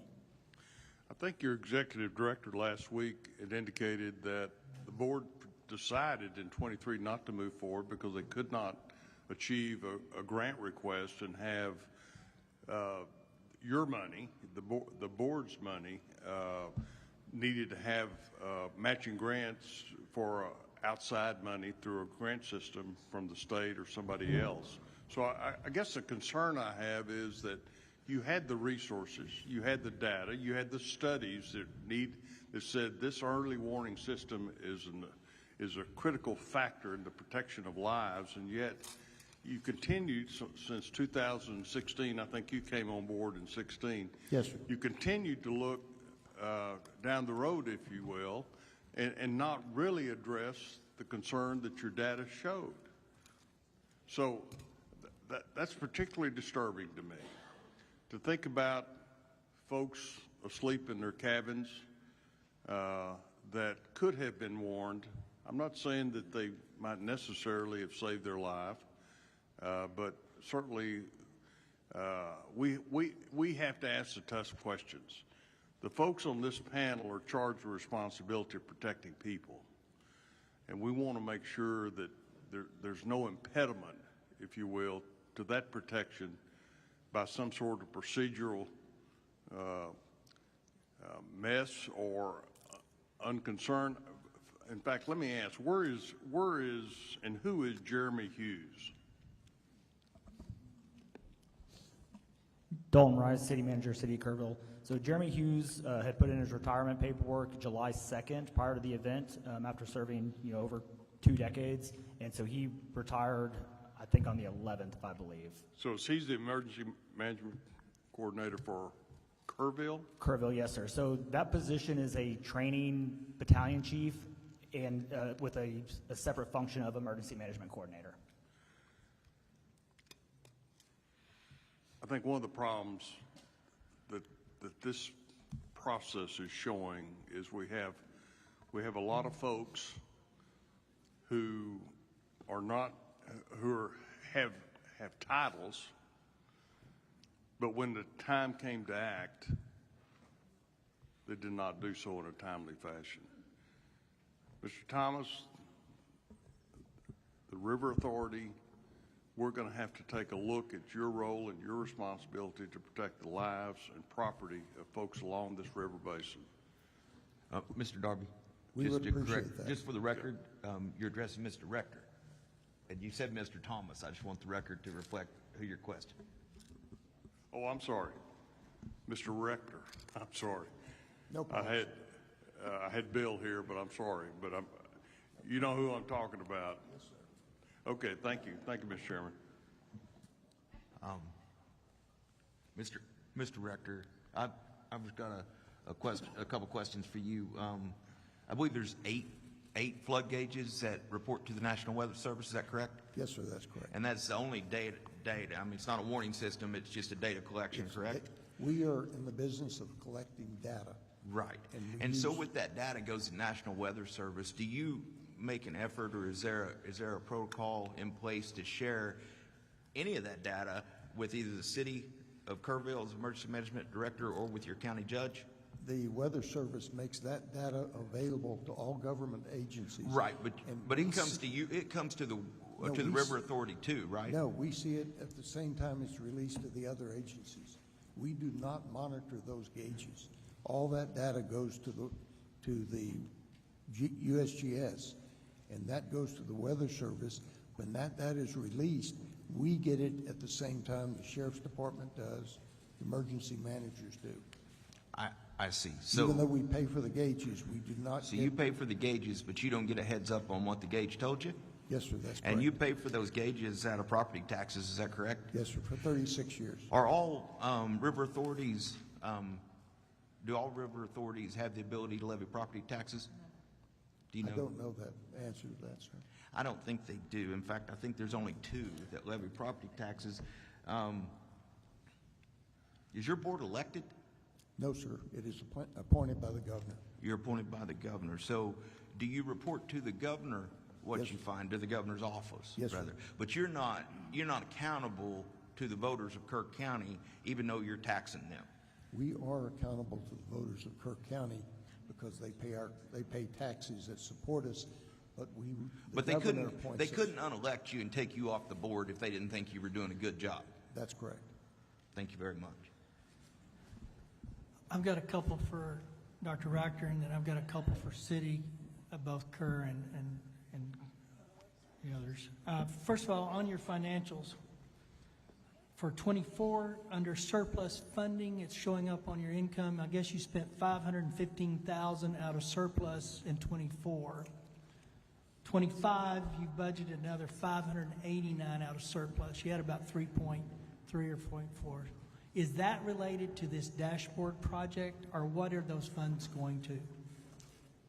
We had several projects that we were funding at that time. Was a riparian area that was going to be. Let me back up. Was any of that related to additional gauges or flood monitoring? No, sir. Okay. And I understood that the dashboard, and I understand the need for consolidation. I would just argue you are not the best place to consolidate it. What it appears to me is there's a large river authority that has a fabulous consolidation of data that is accessed by portal for anybody that chooses to, but they're 100 million plus enterprise. So for an entity to take on a dashboard that's, quote, going to be a shared resource, when you don't even have a number of gauges underneath the dashboard to actually track the data you're trying to track, does not make sense.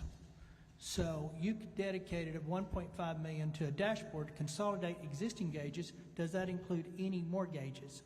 Yes, sir, It does. How many gauges? Our firm, Kisters North America, is working on a map for those gauges.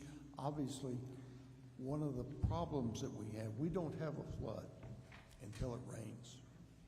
And so we need gauges in West Kerr County, rain gauges in West Kerr County, and those need to be automatically triggered.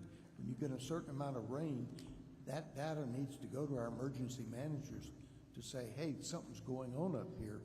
And we have always just supplied in the past data to the National Weather Service. What we're doing now is we're changing our scope.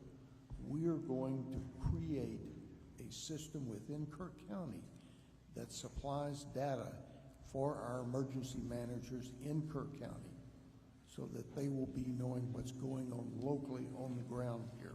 To be clear, though, you are adding additional flood control monitoring systems in that. Yes, sir. Okay, thank you for that. All right, I don't care which one, Kerr or,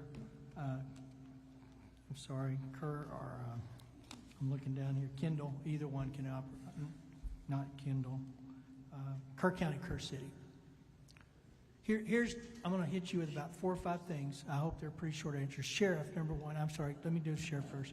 What is the acronym for the radio towers that you're deploying for new operability? Gators. No, that's the radio. What's the towers? You had an LTR or something? You had an acronym for the tower that y'all deploy to get better radio reception. Oh, LCRA? Yeah, that's right. So are they of a height, and are they permanent? When you put those in, are they permanent? Yes, sir. Are they of a height that could accommodate additional cell service vendors? I would think that's very possible, sir. And so I would tell both Kerr County and Kerr City, look in your current inventory of tower structure and ask your vendor network, for those that did such a yeoman's job during the emergency, that they might be willing to come on permanent. And I would also caution you this. Do not hold them hostage for fees that are exorbitant. The cost of a tower, the large part of the cost of the tower is land acquisition and leasing for space. Mm-hmm. So if you're sitting on government-owned space today, it only makes sense you reach out to those and say, please come on board. Because this community, this area needs bandwidth if we're going to put all of our eggs in one basket on a bandwidth line. So I'd tell both of you, Mayor and County Commissioner, and I don't have the Mayor here, well, I do, to go through your inventory and find out what works, and do not go back and hold them hostage. There's a fair market value to fees, but I would argue the safety of your community is worth gouging somebody that's trying to offer something that's essential service today. So that's the first thing. And it don't have to be LTRS. It could be a water tower for all I care. Yes, sir. But take an inventory, look at that, and pursue that with a vengeance. Yes, sir. You can have service by the year end and won't be relying on boosters in the next flood. Secondly, this dual EMC deal for small counties and cities. My large ones, I get it. Lubbock's a split. But I want to tell you, in operation, you'll never know their city and county. They dovetail. My basic understanding is this one really didn't get together until Kidd got here and kind of forced the issue to get them together. Partly because we had a retired in one the day before, and we had one sick, and we had a county judge that was out. So, number one, I think you're going to anticipate or should anticipate a consolidation at a certain level of one, for many reasons. One, I don't think the expertise needed to do this properly exists in a small community. So you're running stretched on resources to begin with from a personnel perspective. Two, I want my TDM director not to have to guess which one he should talk to. So just from an organization and coordination, unless you can give me good reasons between now and the report and Bill that it shouldn't be that way, expect a consolidation. So here's the one that we haven't talked about much, and it's going to step on all kinds of toes, politically and otherwise. We're talking about what you do when the flood's coming and when it gets here. The question I have for y'all as a city and county, is there appropriate higher ground space, given the time, to evacuate people that are sitting in the 500 floodplain? Is there area you can get people to in this area if you have time to get them there? Yes. Yes. Yes. So here's what all the data and monitoring is good, but you know what that's doing? It's squeezing it down to the very last second before we disrupt somebody's world. And that's a convenience or an inconvenience I'm willing to go to now. So going forward, under the Health and Human Services Codes, I believe it is, safety codes, that's where a lot of the camps are regulated. And what I've learned to find out is there's all kinds of reasons this shouldn't have happened at some level, but we get waivers. They ask for a waiver and they get a waiver. So guess what? An action plan at a flood warning level. Number 2, not the last one in line where it's already too late. But number 2, in a flood-prone area, when you're responsible for the lives of people that paid to be there, has to be evacuate to higher ground. Shelter in higher ground. And we would have had 3 hours if that had been a coordinated place to go and trained and taught. They could have been on higher ground. But what we don't want to do as a community is disrupt the community on a flood warning. Y'all don't get that luxury anymore if you're living on the river. So those are some things that I'm chewing through here, because if we can talk all day about data reporting, our science is pretty good, but we're never going to be able to predict exactly where Mother Nature's going to drop one of those. So all of these folks out here that intentionally I didn't want them here today, but everything in your world's going to change a little bit, because in the next flood warning, if you're in a 500 plane, and most of those places were, there's the 100 and the 5. If you're in the 100, but if you're that close to the river, you're going to higher ground at flood warning level. That's the only way with some certainty you can predict no matter what the river does. And it would have worked in this one had those people went to higher places. The people that got to higher ground, some of the kids in Mystic actually got to a higher ground on their own accord. That's what we got to start talking about, and stop wobbling around some of these things that we let people do because it's an inconvenience. Judge? That's not difficult to do. Do what? That's not difficult to do. Well, to adopt a policy on the NWS when they have the flood warning? It's an action plan at this level. Well, let me just say this.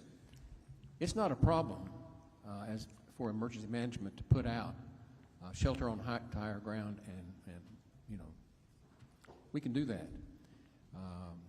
On flood warnings, when it says 1 to 3 inches, I'm telling you, some of those people won't move. I'll tell you this, if I'm responsible, if it's my camp and I've charged for that bed, and those kids have been entrusted with under me, it's not an option. Now, if I'm a private, pulled up, put up a tent and sit on the river, so be it. If I'm in the RV camp and I go to our RVs and say it's time to shelter a higher place, and one of them says you ain't getting me out of here, check the box, you talk to him, and when he's found down the road, you can go. But we've got a way to stop this. And what you just said is a truth, but sad. It's not that hard to do. No, it's not. And it's just like Chief Kidd said, we can do better. Well, we can do better on this. I would argue, and I haven't been through all the waiver processes, but I would tell you a lot of this stuff was probably wavered off over the years because it was an inconvenience. And that's got to stop. One final question. I think if I heard it correct, there was not a required actual training scheduled at least once a year. I know there was tabletops. Tell me if I'm wrong, Mr. Thomas. Y'all do an actual test once a year, or you just do tabletops and exercises? William Thomas, Kerr County. We do tabletops and exercises. You actually do a physical all hands on deck with city and with county? We have not done a full-scale evacuation exercise. No, sir. So going forward, Senate Bill 6 had some requirements. It ended up in a report. I don't know how you guys can be good at what you do if you've never practiced what you're supposed to. I agree. And I think coordinated, not 2 units. You need 1 leader, which reminds me, you actually need 2, or maybe 3 in this case, but 2 of your leaders weren't available. So a whole lot of world changing in this stuff for you and everybody that's in your current position. But we really just got to be smarter and willing to pull the trigger. I'm going to give you, I think this committee will hopefully approve it. It's not miss me. At flood warning, if you live on this river, you're going to be moved to higher ground. It just makes sense to me. So with that, Mr. Chair, I think I did have one sneak in. Actually, I had 2. Did you have any more? No, I think the House is going to be Senator quiet for a minute. Swartner. Thank you, Mr. Chairman. Just on follow-up of your question, Judge Kelly, you're indicating in your testimony that there was not much in the way of an alert of the severity of the flooding. I understand, at least from prior testimony in Austin, that the National Weather Service issued not only a flash flood warning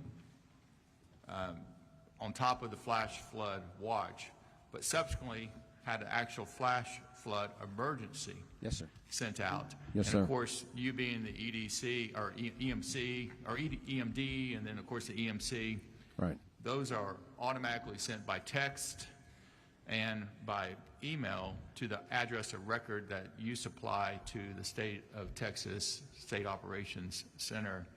But you also indicated that you woke up or were awoken from texts or calls from Kidd, Letha, and Rice. Did those texts indicate the flash flood emergency occurring, and at what time? I don't know if that technical information was in there, but we definitely knew we were in trouble. One more time, sir. I don't know what the exact Time frame? No, what was exactly said, but what the import was that we had a major problem in Kerr County, and I needed to address it. On those texts? Yes. That when you looked at them, when you woke up at what time again? 5-ish. 5-ish. And what did you do at that time? I got my dogs and packed up and called the emergency management coordinator. We went over protocols and drove back to town. You drove back here. Did you Drove come straight to the EOC that day of July 4th? After I signed the declaration, disaster declaration at the sheriff's office, we went over to the EOC. On the July 4th? Yes, sir. Okay. And were you at the press conference that night with the governor? Yes. You were at the press conference the night of July 4th with the governor of Texas here? I'm not sure. And again, were you in The days bleed together. I have been in press conferences with the governor. You're asking me which day. This would be the day of the flood. Were you in the press conference with the governor? I do not know. I can find out. I'm going to ask you this one more time. Were you actually in the Emergency Operations Center the day of July 4th at all? Yes, sir. You were? Yes, sir. And what happened was, after we finished up the briefings and everything, I had still not seen my wife. And so I went to West Kerr County to make sure she was okay. And then I came back for the press conference with the governor, I believe. That can be verified. But I think I was back for that. Okay. Senator Campbell. Thank you, Mr. Chairman. Probably don't need an answer to this, but a comment. Dr. Richter. So residents of Kerr County are paying taxes for the Upper Guadalupe River Authority to be in the business of collecting data. You said we're in the business of collecting data. Is that right? That's correct. All right, that's correct was his answer. You might pull that mic up, sir. Yes, sir. And the Upper Guadalupe River Authority has been established since 1939.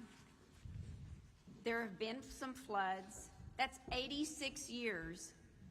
And the board, you representing the board, are just now deciding and acting on the need to have gauges Those gauges were put in 36 years ago, I believe. Okay, so we have no alarms, though. It's just gauges to collect information for the National Weather Service? Yes, that's correct. Okay, so I would say that you should be in the business of protecting people from the things that are going on in the river. I don't see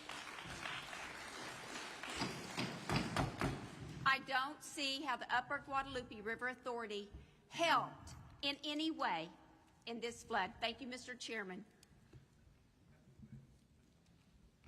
Senator Gocourse. Thank you, Mr. Chairman. To all of you, we're hearing you, and I know that it was like Senator Flores, you said, the monster in the middle of the night, a historic flood, and we're going to get better from all of this. I drove down with Senators Blanco and Menendez this morning to Hunt and Ingram, and we saw the devastation. We saw some of the debris in the top of the trees, those huge cypress. This was something of a magnitude that, as Sheriff, you generationally, having been here, we've never seen before. So specifically, I want to ask a couple of questions. Mr. Rice, you had some recommendations. I think that Representative Moody asked you if we could get those in writing. I was writing as quickly as I can, but my shorthand's not great. So can you get those to us? Dalton Rice, City Manager. Yes, ma'am, we will have all that information to you all. Thank you. And Sheriff, your timeline is very important because we're comparing those to what we heard in Austin. So if you could get that to us as well. Absolutely. I want to go to your question, your comments in your writing. You said the water came too fast, and that leads me to the importance of educating our seasonal visitors and the youth camp operators about the importance of flash flood monitoring and knowing the evacuation plans. I'm going to ask a question on the evacuation plans. Did y'all know that the camps had those, or the RV parks had those? Do those exist, and did anyone know that they existed? I'm going to refer that to our EMC who works with them on a regular basis with the camps, our emergency management coordinator. Thank you. Yes, ma'am. William Thomas, Kerr County. We have 19 camps, summer camps here in Kerr County. I think I have emergency management plans for, they've been submitted by the camps, probably 6 of the camps. Let me clarify that for myself. 6 of 19 camps had emergency plans that you had access to. That have been submitted to me, yes, ma'am. I'm going to ask this as a question, whether it is through statute, state statute, that we give you the ability. Do you think that every camp, especially those in a 100-year floodplain or a 500-year floodplain, should have evacuation plans, including those that are to shelter in place and get to higher ground? Yes, and I mean, I'm a long 6th-generation Texan. I've come to your beautiful county many times. It's been a while since I've driven out to Hunt. We see the low water crossing. With all of your timelines and comparing them, it was moved to higher ground. Should we have those plans? Should they know better? And should we require that? Yes, ma'am. I believe if we're going to make school safety rules and regulations for the schools to have safety plans, I think we need to do it for camps as well. Obviously, one camp suffered more than others, and we were able to get, there was something that went very wrong, and then there was an area that they were able to evacuate. And I know that there are a lot of parents with lots of questions. As we move forward, we'll hear from some of those. Representative Johnson, I too represent families that have lost their child or family members. I want to ask the county judge from Kendall County, Judge Stolarczyk. Did y'all lose any lives in Kendall County? Shane Stolarczyk, Kendall County. Pardon me? Shane Stolarczyk, Kendall County. No, ma'am, we lost 0 Kendall County residents. I went through your testimony, and you gave a pretty good timeline of how y'all reacted. it seems like y'all were reacting very expeditiously. In part, I know that the flood was your downriver. Did you think that you had more warnings from Kerr County that it was coming your way, or did y'all react just on the warnings from NOAA and from other warning systems? I would argue that we reacted on both based on our conversations and those warnings, but also based on history. We know there's generally about 6 to 8 hours of a lag between when floodwaters come from upstream by the time they hit Comfort. So we know there was a window built in, but it actually hit us a little faster than we anticipated. Then I want to ask this. You gave some recommendations. I'd like to get that in writing as well. But some of the things that you did, you have no manufacturing housing in the floodplain. Is that correct? You do that? You all have asked for that to happen? Correct. No permanent like rental properties, but I believe you can keep them there for up to 90 days, like for park or to park and camp.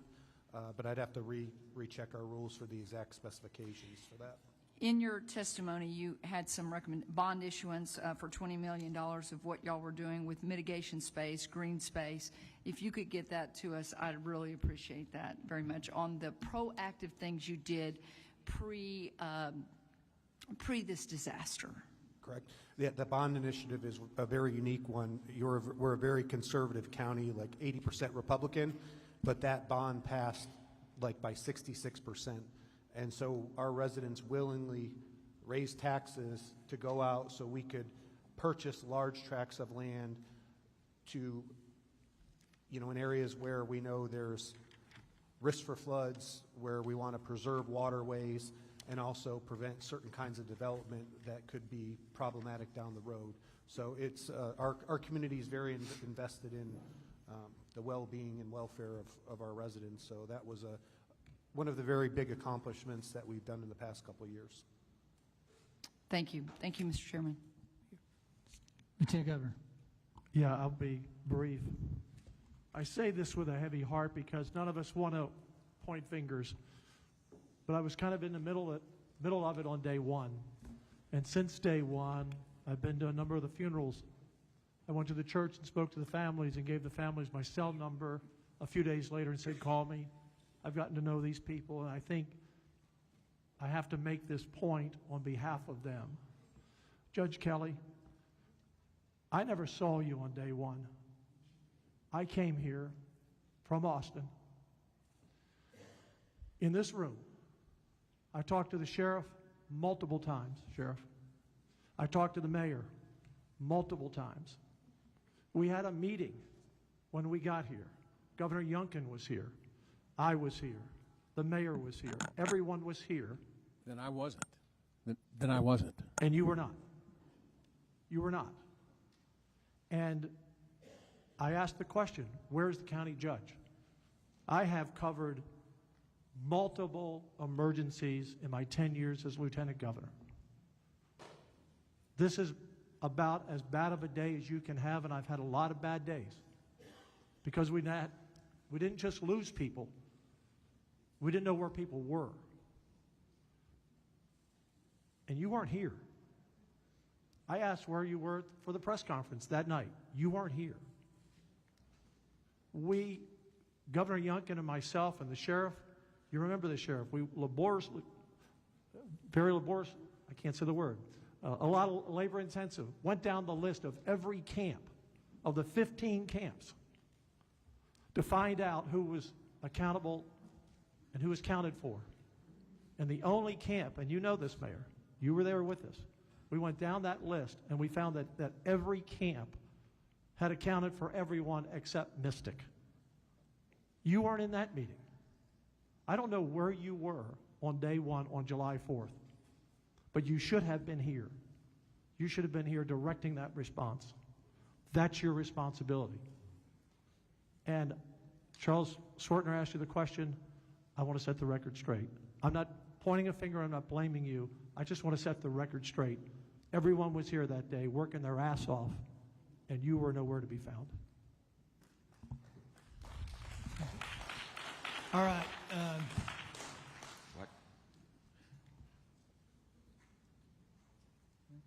Representative Wilson. Thank you, Mr. Chairman. These questions will be to the Sheriff, Mr. Rice, and to Mr. Thomas. Do y'all have previous incident after action reviews? We are going to do one after this, sir. How about from the floods of old? Then we have an issue in like 87. Dalton Rice, City Manager. I don't know about the old ones, but anytime we do an incident or have an incident, we have an emergency action plan, an after action review, and corrective action plans. Okay. But after action reviews from previous events, do y'all have? I would have to find that out for you, sir. I don't know. Okay. Could you look, and if so, could you provide it, sir? William Thomas, Kerr County. I'm like Mr. Rice. I have not seen any after actions for past floods. Thank you. Now, I know that Texas Department of Emergency Management basically started moving assets into Central Texas, or in a larger area, of course, not necessarily here in the county, on 2 July. Were y'all participatory in those coordinated meetings? Dalton Rice, City Manager. No, we were not, but Kerrville is historically, regardless whether it's fire season, flood season, throughout the year, we're a heavy staging area for TDEM, and they're there constantly. So sometimes we know about it, sometimes we don't, and I don't think we knew about it until the morning of. Till the morning of? Yes, sir. Okay. There's assets, and you didn't know of it till the morning of. Correct, and I think on the timeline we had, I think it was about 03:30, give or take. Our battalion chief that was on shift, he had notified STRAC or MedCom, which is kind of the communication point, and that was when they got in contact immediately with the boat teams that were local. But there's not necessarily anything that requires you, once it's identified by TDM, for you to actually attend that meeting? No, sir, I don't think so. Those coordination meetings, and you know the ones I'm talking about in the morning and the evenings. Okay, all right. So in your observations, when you're doing rescue and as well as recovery, and of course, you know, you still have weather events that's happening, you have a lot of help from agencies and so forth like that. Is there something that you identified that, you know, for example, that maybe the state had provided that basically was not a help but a hindrance, like for example rescue boats going down, or not in a necessarily was able to meet what this particular mission called for water rescue? Anything in that example at all? Dalton Rice, City Manager. No, can't think of any hindrances at all. Every state, local, federal resource has been amazing, and they've come in strength with the proper equipment, the proper training, and everything. Okay, that's good to know. Was there any situation for which y'all repeatedly had folks doing rescue out there, but then you had to go and rescue them? No, Sheriff Letha, Kerr County. What I can tell you with some of the volunteers, some of the issues we had, you know, we really appreciate them, but they were in the river searching, and we had some bad weather come back, and we had some trouble trying to get word to them to get them out. That I do know. Thank you very much. All right, members, I believe that's all we've got on this first panel. I do need Sheriff Letha, William Thomas, and Joe Herring to meet down at this very corner and fill out one of these cards. We need you for record. You guys are dismissed, but I would suggest you might stay here just in case there's questions that come up after public testimony. For those that have not signed up that are willing to, or those that wanting to publicly testify, these cards that are on the front desk, please get one of those filled up and get it to the clerk so we make sure we get record. We'll get you if you don't, but you'll still have to sign up the card. All right, you guys are dismissed, and actually subject to the call of the chairs. All right, we're going to start public testimony. We'll do 16 to 8 panels, and then we'll get back on invited. Chair calls Mary Ellen Schul. Mary Ellen Schul. Brady Constantine. Auburn Gallagher. Ashley Willis. Timothy Mabry. Melanie Strong. Charles Holt. Albert Flores. Albert Flores, Charles Holt, Melanie Strong, Timothy Mabry, Ashley Willis, Auburn Gallagher, Brady Constantine, and Mary Ellen Schul. All right.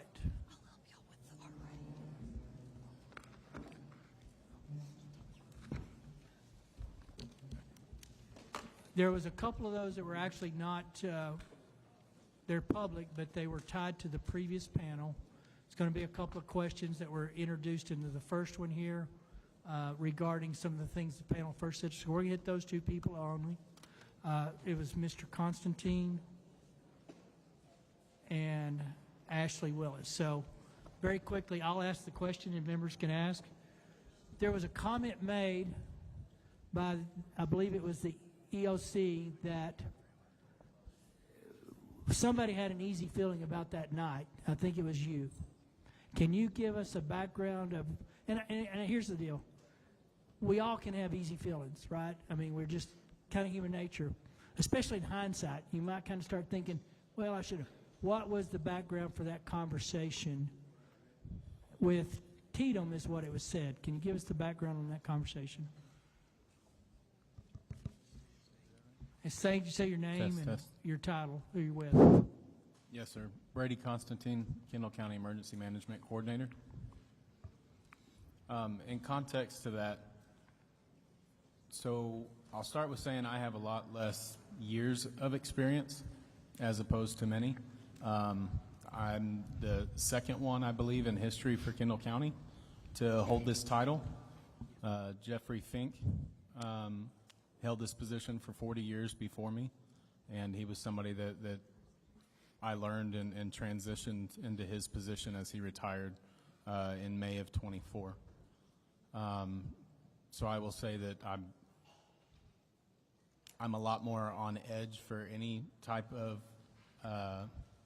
situation that could happen within the county. Sometimes I'm a little too eager or more proactive, but that's me learning more of what my role is now. I grew up in the fire service as a fireman and paramedic the last 20 years. So to be clear, I just want to kind of land the plane.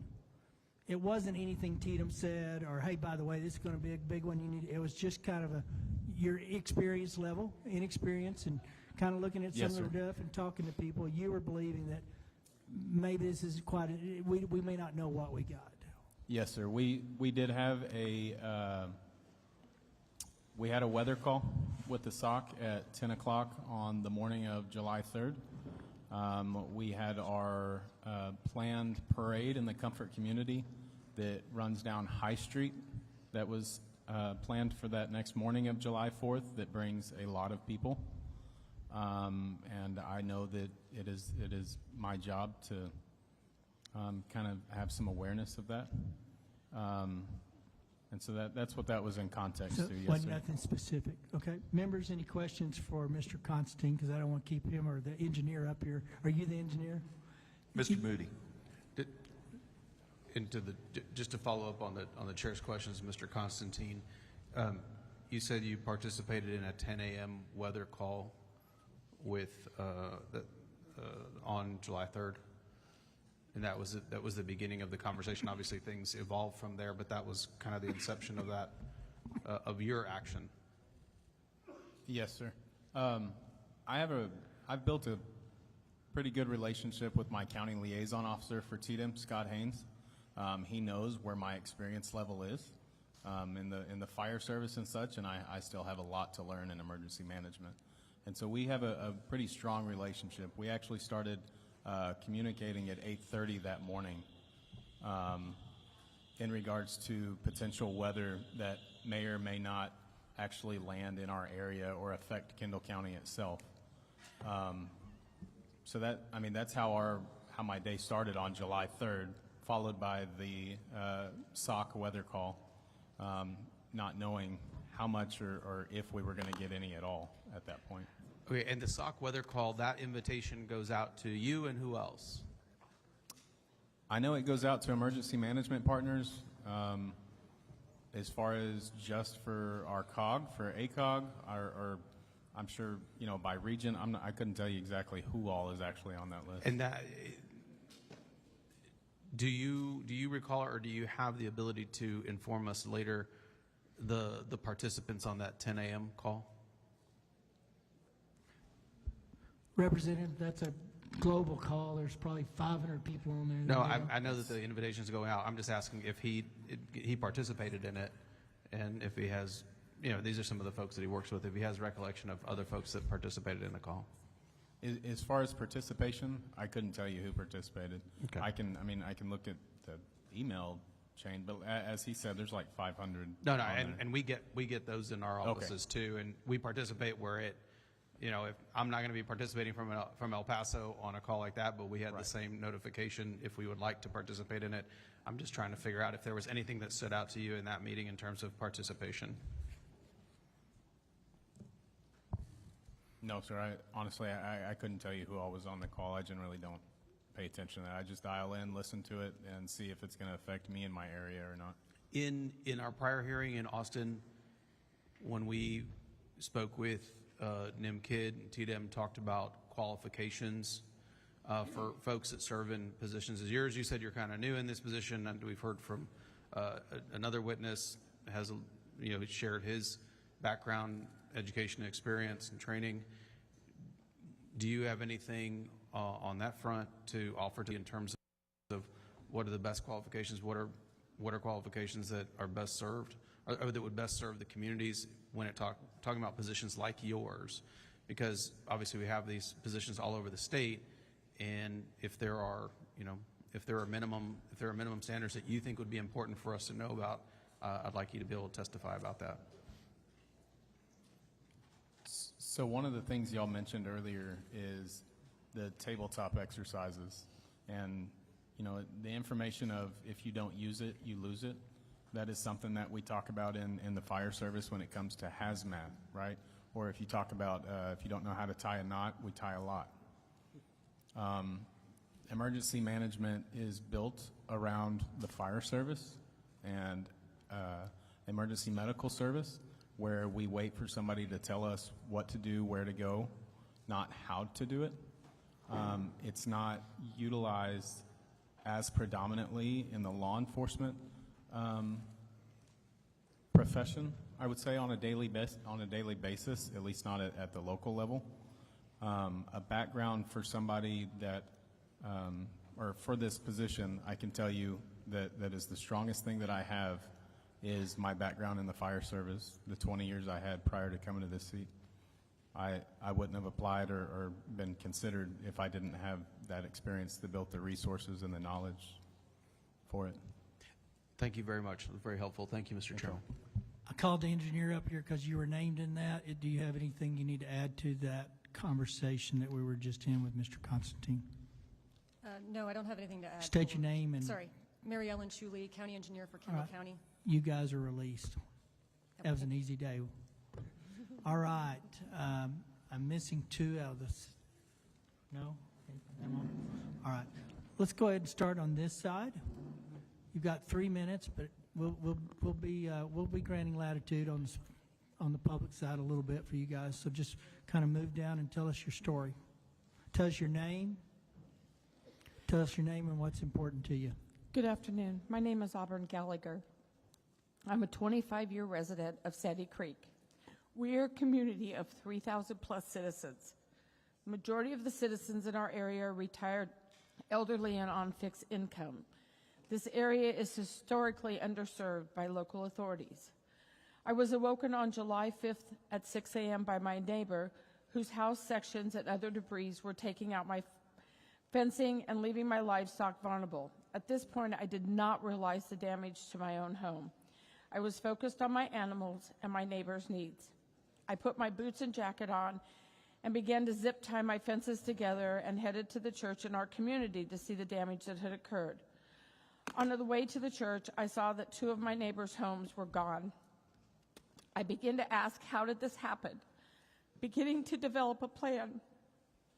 Our floodwaters came from a very small watershed with headwaters all within a half mile of our subdivision. The creeks could not shed 18 inches of water in 1.5 hours, with the trees clogging the ways. It was it's like pouring 5 gallons of water into a toilet stuffed with sponges and expecting it to flow through. Our creeks are just 3: Bingham, Big Sandy, and an unnamed creek that starts at Rock Cliff. I took my funds and headed to HEB for water and ice and non-perishable foods. Then I returned to the church and moved down to Windy Valley to assess the damage. It looked like a war zone. I began calling resources I knew and asking for help of volunteers and equipment. The work began. The failures, the lack of communication by Travis County Sheriff's Office, the lack of communication from Judge Andy Brown's office, the Travis County Emergency Services Division lack of communication, failure to notify the residents when in fact I have been personally told by Travis County employees that they were warned at midnight that we were going to flood. However, at 4:39 a.m., we received a text message from Travis County that stated the following: evacuate, wildfire. Really? Wildfire? Flood. Travis County and the state needs to complete the 2015 flood infraction upgrades that were paid for and grants were received. They were not implemented. Now we find out that we have been under a 5-year flood mitigation plan, but no one in Sandy Creek has ever been notified. The delay of resources, please explain to me why New York State cadaver dogs were brought in 5 days into this event, but the cadaver dogs from Texas were never brought in. Please explain to me why we had no SARS or law enforcement units on the ground, but volunteers were on the ground by July 6th, where the state and county, where were your resources? I have been emailing Travis County for 3+ years about Sandy Creek and the things that needed to be addressed. They have never completed any of those requests, which would have fallen under the 2015 flood mitigation plan and the corrections that would have needed to be made. The lack of communication with residents about the location of possible missing, the numbers are still wrong. We have 20 homeless encampments between the two sides of our creek. Many of them have not been found. And by the way, did you count for the illegal population in our area? No, you did not. Further concerns are that Travis County employees are now telling us that they are not able to clean out or remove debris from our creek because the Travis County officials told them not to clean it up and not to remove. Ms. Gallagher, thank you for your testimony. Your time's up, but I do have a question, so we're going to extend it a minute. Has any cleanup in Sandy Creek began? So I'll answer that question as the following. I began bringing in volunteers on July the 6th. My volunteers, chainsaws, heavy equipment, boots on the ground, supplies, whatever we could get, we cleaned up Windy Valley. Windy Valley is done. They have started to remove, they being, I'm not sure whom they are, started to remove some of the debris from the riverbed, but there are many sections that have not been touched, and no one will listen to the residents, sir. Understood. Members, are further questions of Ms. Gallagher? Seeing none. Thank you for being here. State your name. You had 3 minutes, and we'll probably have a question or two maybe. My name is Ashley Willis. I am also a Sandy Creek resident. At least I used to be. I'll live there again. We can all talk about how woefully inadequate the Travis County response was, but instead I've kind of brought some solutions, some ideas that I think we can move forward. I do agree, since 2015, we've had 10 years, there is 0 flood mitigation plans for Sandy Creek. There are 0 gauges. That is unacceptable. Additionally, in addition to the 22 inches of rain that we received, there are also additional circumstances. We need someone to monitor our tributaries. We have land with private dams that are very old. I'm not coming here with pitchforks, but they all broke. In addition to the rain, the level of damage was catastrophic. Whose job is it to monitor that? Whose job is it to fix that? Our emergency management coordinator, there is not a single standardized set of requirements across the state. There needs to be. As a real estate agent, I have hours of coursework I have to take yearly and tests that I have to take just to be a licensed fiduciary. It's not my job to save lives. Things that we need immediately: temporary housing, transportation, and yes, large equipment, because there is still debris. And I understand that rivers are traditionally what's covered by the county or the state, and tributaries are not, but it's the size of a river now.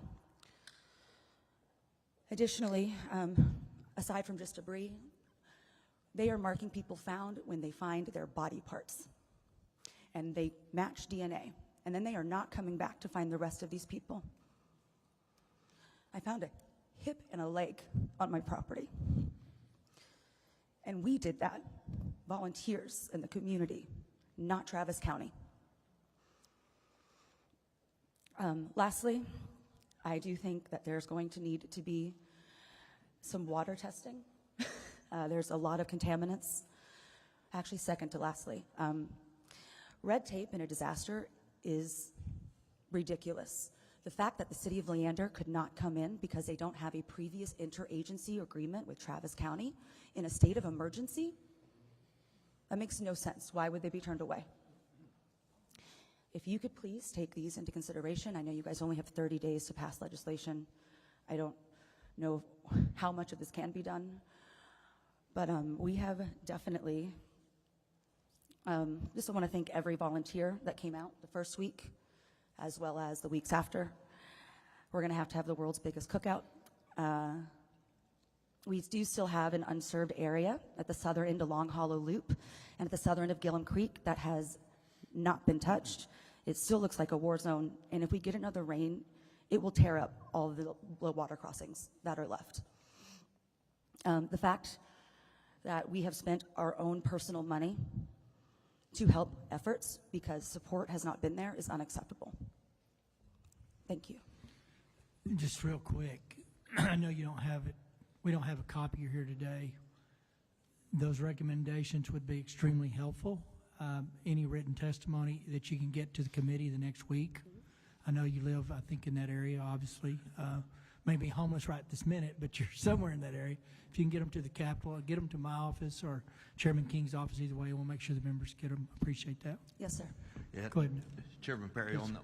on that note, for all witnesses, whether you're testifying or just want to submit public comment, if you go to the posting where this hearing is posted on the House website, there's a link to the public comment portal, and it's going to be open for another week.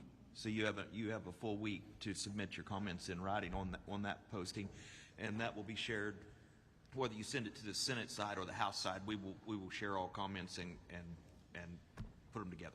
Thank you for that, Chairman King. The Senate doesn't have that facility, so go through the House. It gets to the committee. So.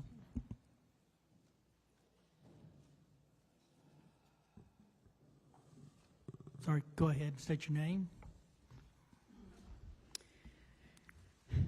My name is Melanie Strong, and I'm a resident of Travis County.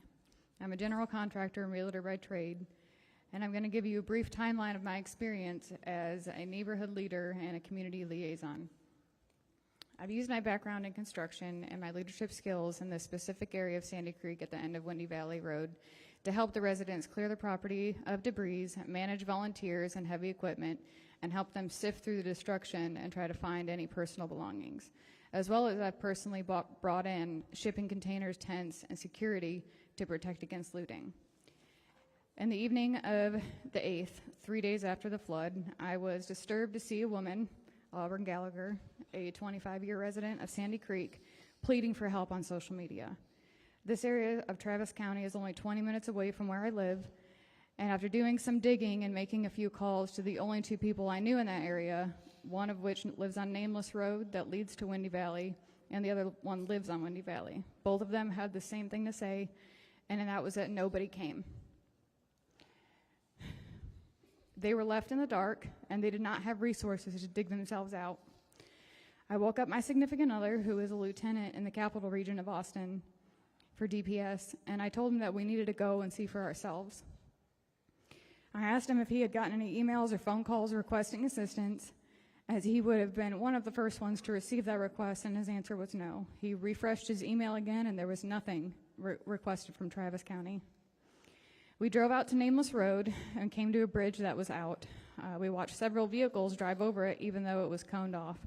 Once we backtracked and drove through Treviso, and we came upon a single sheriff's deputy who was posted near the other side of the bridge.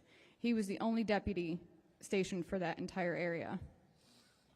We pulled in and asked him what happened the night of the flood because we had been told that no one came. He confirmed that he was working on the night of the flood and had over 50 calls directly to him that he was unable to get to as he was caught between Cow Creek and the low water crossing for the Balcones Nature Preserve. That's a 20-minute drive on a clear night. He was on the other side of the county. And there were no other deputies available for the Sandy Creek area. Sorry, I lost my spot. He was stuck there from approximately 3 a.m. until 10:30 in the morning when he was able to get out. He was landlocked along with other deputies, some of which had to evacuate from their own vehicles to escape the floodwaters on foot. We finished our conversation and went back home. On Wednesday morning, I went to my friend's house that lives on Windy Valley. His property extends both sides of the road. One portion of his property extends into the creek, and the other adjacent property is where his home is. The water came across both properties and into his home over 2 feet high. He took me to the creek that was previously an overgrown dry creek bed, and where we found his neighbors trying to dig out an elderly neighbor who is unable to get out of her home. And this is 4 days later. I spent the next few hours walking down the creek and witnessing the neighbors and volunteers with chainsaws and bobcats and small excavators digging each other out. I spoke to many of them, and their testimony was all the same. Nobody came. No emergency services came to them. In the hours after the floodwaters receded, their 911 calls went unanswered. Ms. Stalling, thank you for your testimony. My question is, we've heard from 3 of you now. You're not saying that there was no resources just from the sheriff. Your testimony is that there was no Travis County resources from any first responding discipline. Nobody. Before you speak, please restate your name. My name is Auburn Gallagher. Nobody came. No resources. Nobody came. No fire, no EMS, Nobody came. no sheriff. Nobody came for us. Nobody. That's unacceptable. Thank you for your testimony. While we're there real quick, in the DPS testimony last week, I met you ladies in a hallway there at the Capitol. The DPS said they had put resources there, couldn't remember exactly when they showed up, but from an actual cleanup or mitigation or help perspective, but this was regarding looting and stuff. So do you know when the DPS were there? Yes. Yes, they came only after my many requests because, like I said, I brought in my own shipping containers and tents to protect from the looting because that area was receiving a lot of donations. And we had an entire pallet of chainsaws that were donated disappear overnight. And basically, I just begged my boyfriend to figure it out. I'm like, you have to get people down here. They need help. And he made the captain that is over that area, made TDEM, whoever was in charge at TDEM over there, very aware that although there were a lot of DPS resources that had been allocated to Kerrville and Williamson County, that to let them know that there were still plenty of troopers ready and willing to come assist. And the request was, or the offer was declined. All right, thank you. All right, sir, state your name. Howdy, y'all. My name's Timothy Mabry, and I'm representing all the volunteers who showed up to help. So my story started out on July 4th in Canyon Lake, where I assisted in setting up a donation center for here in Kerrville.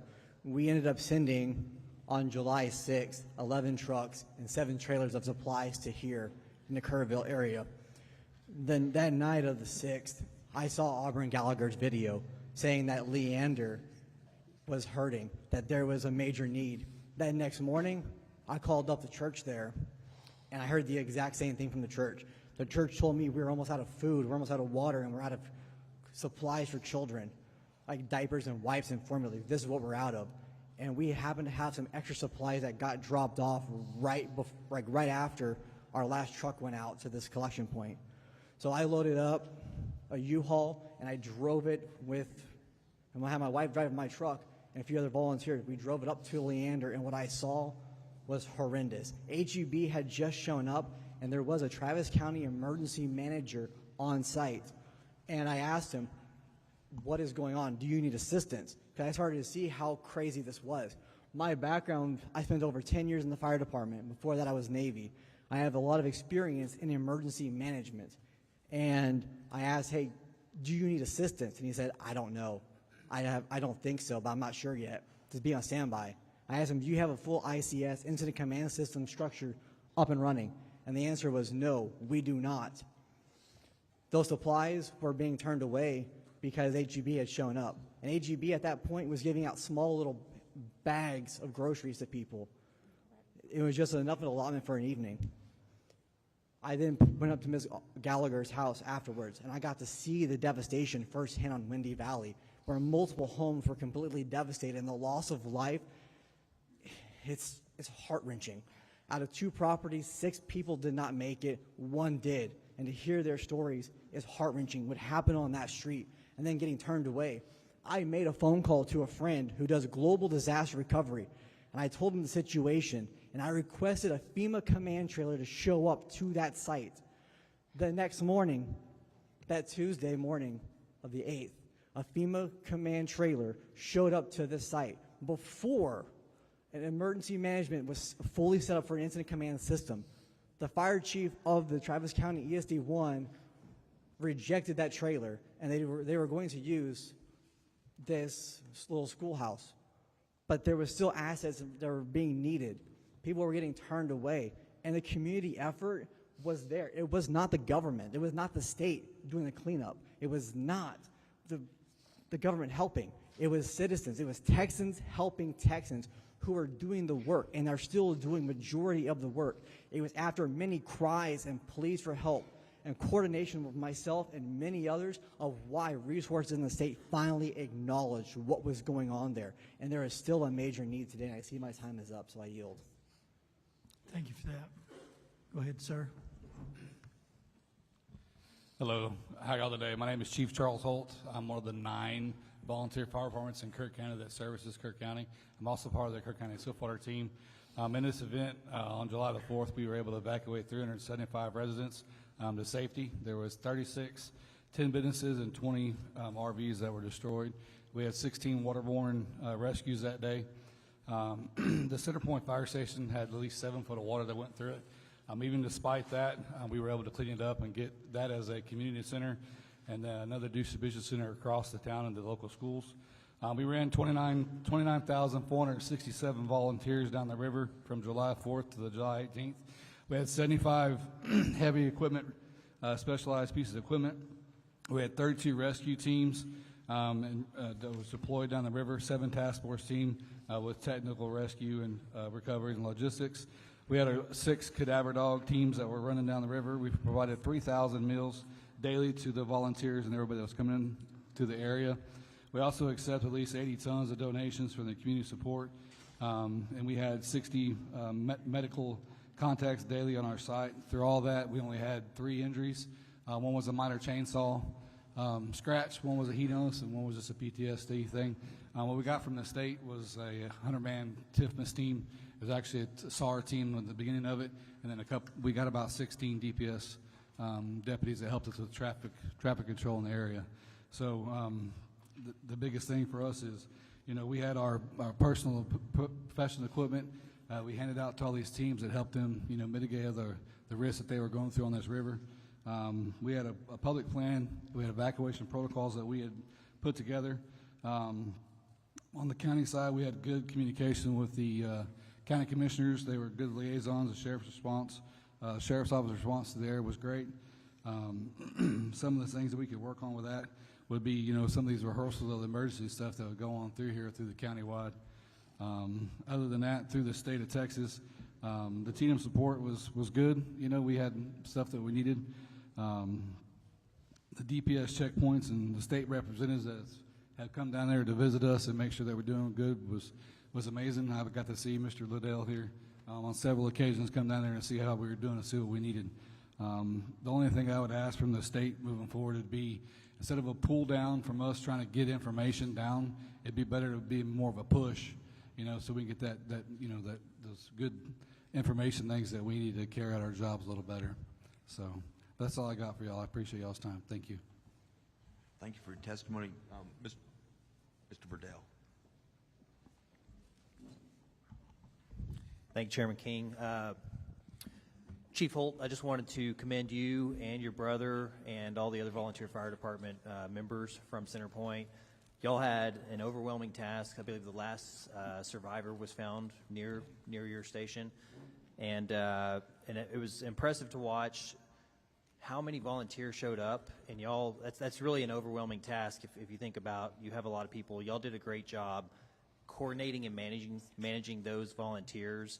And I wish people could have witnessed, if they didn't get to, what your VFD was able to do. And I think it shows the importance of why we have to have those volunteer fire departments there. And your leadership was exceptional. I just want to tell you publicly, thank you for what you did.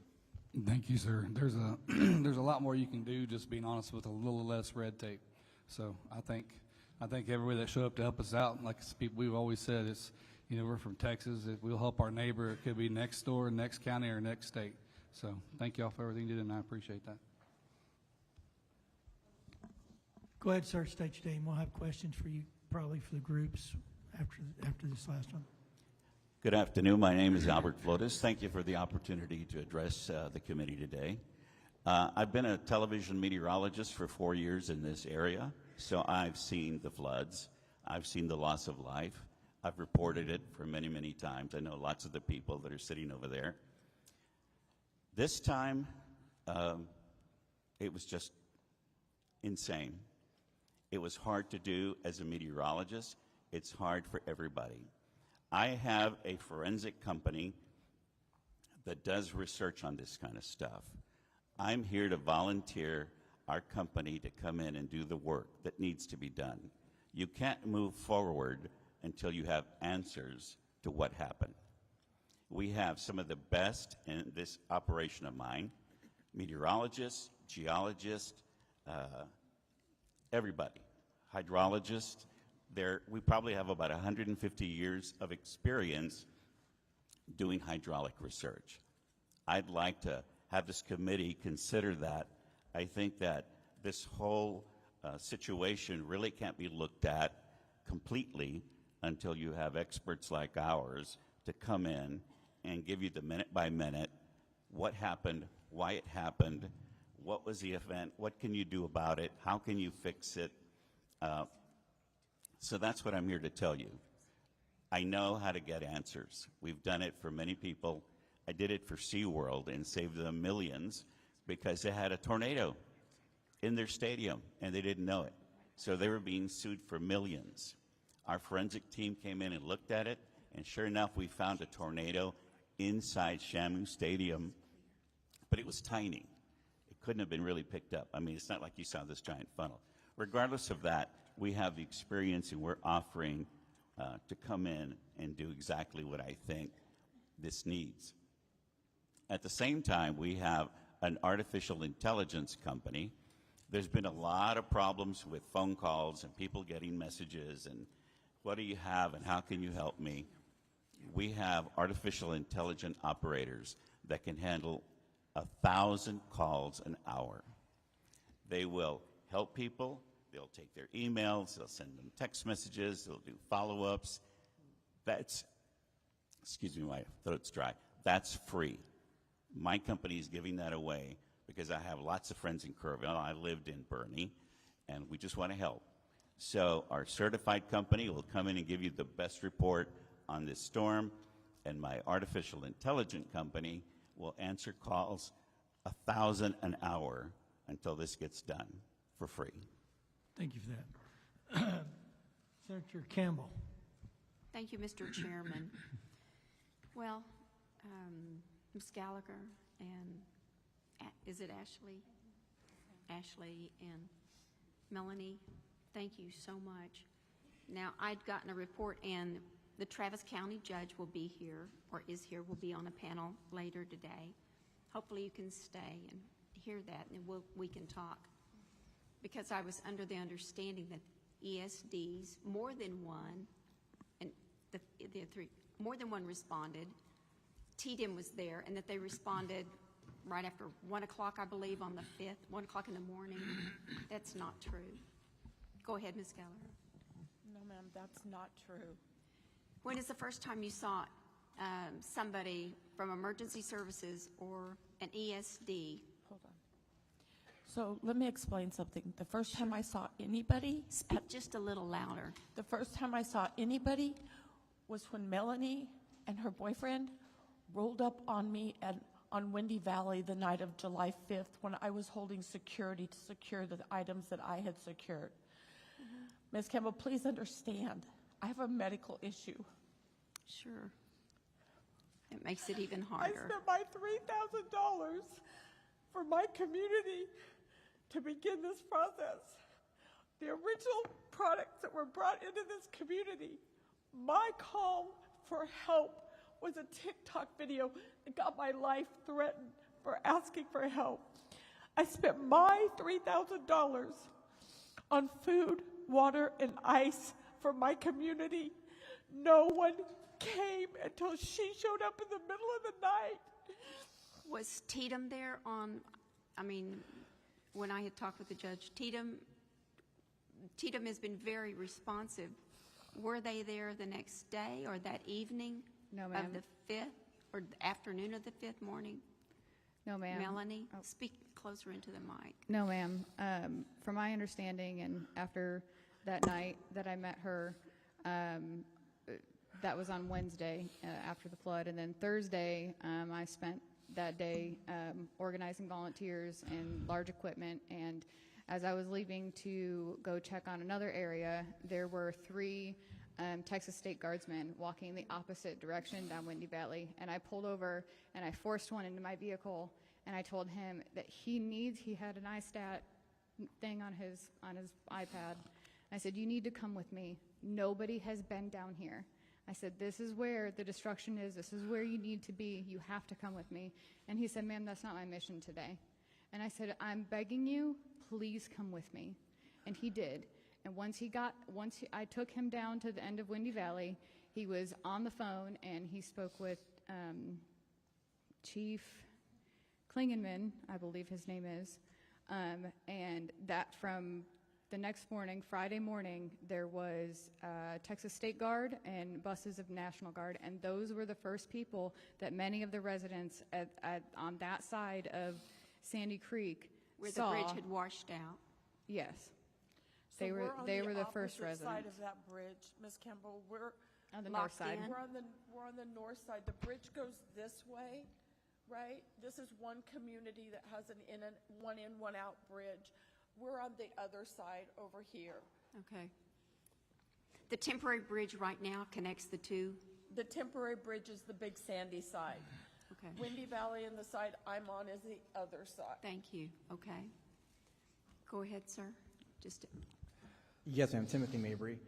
So when I arrived there on Monday the 7th at 3 p.m., there was a Travis County Emergency Manager, Cortland Ballou, at the Round Mountain Baptist Church. So Travis County, there was someone there, but he was the only one from the Travis County in that official capacity. The fire department had been ordered to stay in their station that day. I talked with the fire department the next morning, one of the lieutenants on duty, and at that next morning, the Tuesday the 8th, they did not have a full count of who was missing and the level of devastation. And that it was that morning of the 8th is when I was told that the emergency management was going to be coming in the afternoon, and that they were preparing for them to start coming in at that time. Well, I think there's a lot we do need to look into. We'll listen to the judge pretty soon, and thank you all, and I'll be talking with you. And one last thing, Senator Campbell, real Yes, quick. sir. Timothy Mabry again. Senator Menendez. Oh, he was I'm just sorry. finishing I'm sorry. a comment. That bridge that was built that morning of that Tuesday the 8th, an individual who has a construction company in that area came up to myself and a few other people, and I relayed this to the fire chief, that he could have built a temporary bridge better than one that's currently up right now that same day of the 8th. And it took 8 days later to get another bridge working in order. Okay. Thank you very much. Thank you. Thank you, Mr. Chairman. Senator Menendez. Could I say something before I leave? I'm going to have these folders given to all of you about our forensic company. Please consider it. We really can't move forward with this until you understand the gravity of what happened to the nth degree that we can give it to you. Thank you for that. Thank you. Thank you for this offer. Menendez. Thank you, Mr. Chairman. First of all, to the residents of Sandy Creek, I'm very sorry for what you've gone through. The fact is that cadaver dogs need to be brought out. Residents shouldn't be finding body parts on their They property. brought the New York cadaver dogs out, I heard that, and and they were turned away. Well, we're going to find out later today from County Judge of Travis County what the heck's going on and see what we can get you some relief. To you, sir, thank you for what you've done. Chief Holt, my understanding is that in Center Point and Comfort, there's a siren system. Is that correct? There's one in Comfort, but there's not one in Center Point. Not one in Center Point, but there is one in Comfort. Correct. How do you, if let's say you wanted, if you were to evaluate what you heard earlier this morning, because I mean, to me, there was a concern that we have low water crossings that can trap people in place. We need a methodology by which that's not dependent on cell phone service, but that will give people the notice, move to higher ground. They should have never allowed or let or permitted for these children to stay in their bunks when the water was rising. They should have been moving to higher ground. And it's evident that not all the camps had as devastating a loss of life. Correct. And so your thoughts on that? Anything moving forward to help, mitigate these problems that we have is going to be a step in the right direction. If it's a siren or if it's a better way to notify people, I mean, anything is best. All right, thank you, sir. And Mr. Flores, I appreciate your offer. I think it's a very generous offer, very kind offer. I think one of the things that's most important for us moving forward is we need more precise ability to determine where this rainfall is going to fall, because my understanding is that 5 miles in either direction the rainfall changes, we don't have this tragic loss, and we need to get more precision. I'm not sure if your service can help with that. I can, sir. Having done weather for 40 years, I have a pretty good idea of what kind of rain can occur, how fast it changes when it moves. And so it's a complicated situation. You really need experts to look at it. So we've got, as I said, meteorologists, hydrologists, geologists. They're going to give you the best look at what it was, sir. And so for you to plan what you're going to do in the future, you got to first understand the hydrology and the meteorology that hit you.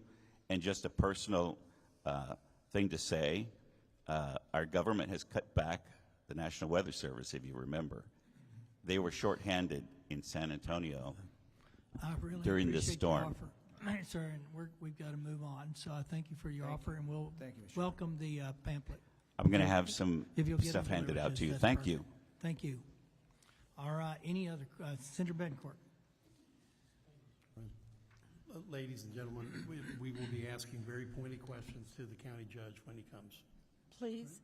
No, you can stay, or we'll tell you what the answers were. Oh, I'm going to stay. So thank you for your testimony. Chief Holt, I want to go back over there was a siren in Comfort that went off. Is that one of your volunteers? Because I heard it was volunteer fire department siren that was triggered by the mayor, I assume, or the So the Comfort Volunteer Fire Department does service an area in Kerr County, but their station is in Kendall County. Right. So, and they have their siren that's there that they control and they set off for these events that are coming up. No, I figured you had a piece of it, so I was just trying to make sure we heard the fact of it. Right. And there's obviously, the sirens are still the same sirens that we all grew up with. Yes, sir. That people, recognize that there's danger and that they need to take action. So combining sirens with, old tech sirens with, modern cell phone alerts would be a positive step forward. Absolutely. Thank you for your testimony. Thank you, sir. And your service, too. Thank you. Could I mention, sir, Starlink, if you haven't heard of that? Sir, That's how you get you got everybody's your 3 minutes. connected. I appreciate it. Thank you. Yes. There you go. Thank you for your offering, and we appreciate it. Please get the information to the committee. All right. You guys are dismissed. We will have the Travis Judge up on another panel. As I promised, we'll do 16 publics, and then we'll go back to inviteds. Lori Lowe, Bubba Walters, Sherry Reynolds,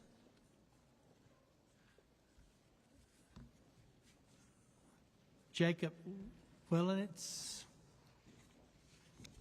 Terry Hall, Ann Carr, Nancy Sedunkwitz, Zdunkewicz, Roland Smith.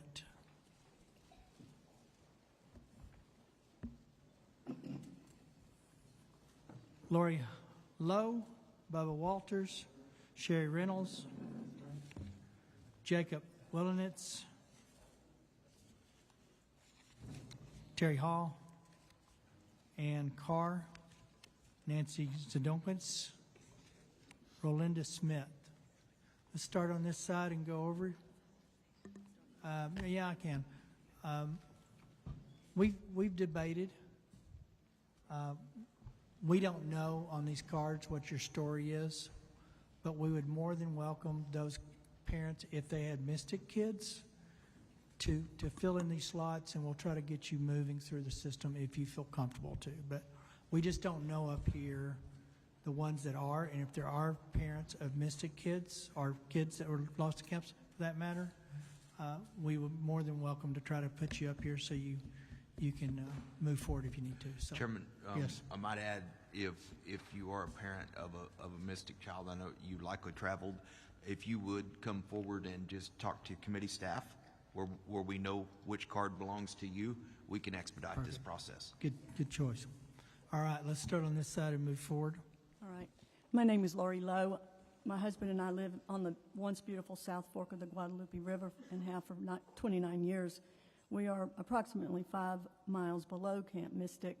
We live on Highway 39, which is a 2-lane road. All roads to Hunt are 2-lane roads and are all subject to flooding. The initial plan in a normal flood is to stay put because of that. This was no normal flood. At 1:30 in the morning, I was awakened due to the terrible storm. It was pouring down rain, and by 2:30, I knew it had to be flooding due to the amount of rainfall and the slight roar of the river. At that time, normally one would take action to move your kayak up, things like that. You don't know what's coming. By 3:30, the red cell over the South Fork had never moved. We are familiar with floods. With an outside light, I could see the flood rising and moving aggressively towards our home. At 4:05, we hurriedly self-evacuated in my husband's large pickup as the floodwaters were fully surrounding our home. As we drove up our driveway, the flood was chasing us. It was rising so fast. But we knew that Highway 39 in front of our house was at a higher elevation. It was only about 100 yards to reach the highway, out of the reach of the roaring flood, higher ground. Had we needed to go higher, we easily could have by way of a paved county-maintained road across from us. Had we turned left on 39, we knew we would run into low water crossings, now flooded. We also knew that if we turned right on Highway 39, we would be driving towards 2 flooded state bridges. In a normal flood, you stay put because of that. This is no normal flood. Moments later, we're out on Highway 39 in the dark, and a Hunt Volunteer Fire Department firefighter arrived also. So it was the 3 of us out in the middle of the highway. It was totally dark. I think the power was out everywhere by now. VFDs are, in fact, the very first responders locally, and they are to be applauded. By then, no one else could have reached us unless by helicopter. He rescued a family on a roof next door, including a toddler. We picked up a couple, my husband and I picked up a couple who were wet and barefoot in the middle of the highway and texted a friend to open the Hunt Methodist Church. We drove them there. Soon it had 50 to 60 people taking refuge in the dark with no water as the power was out.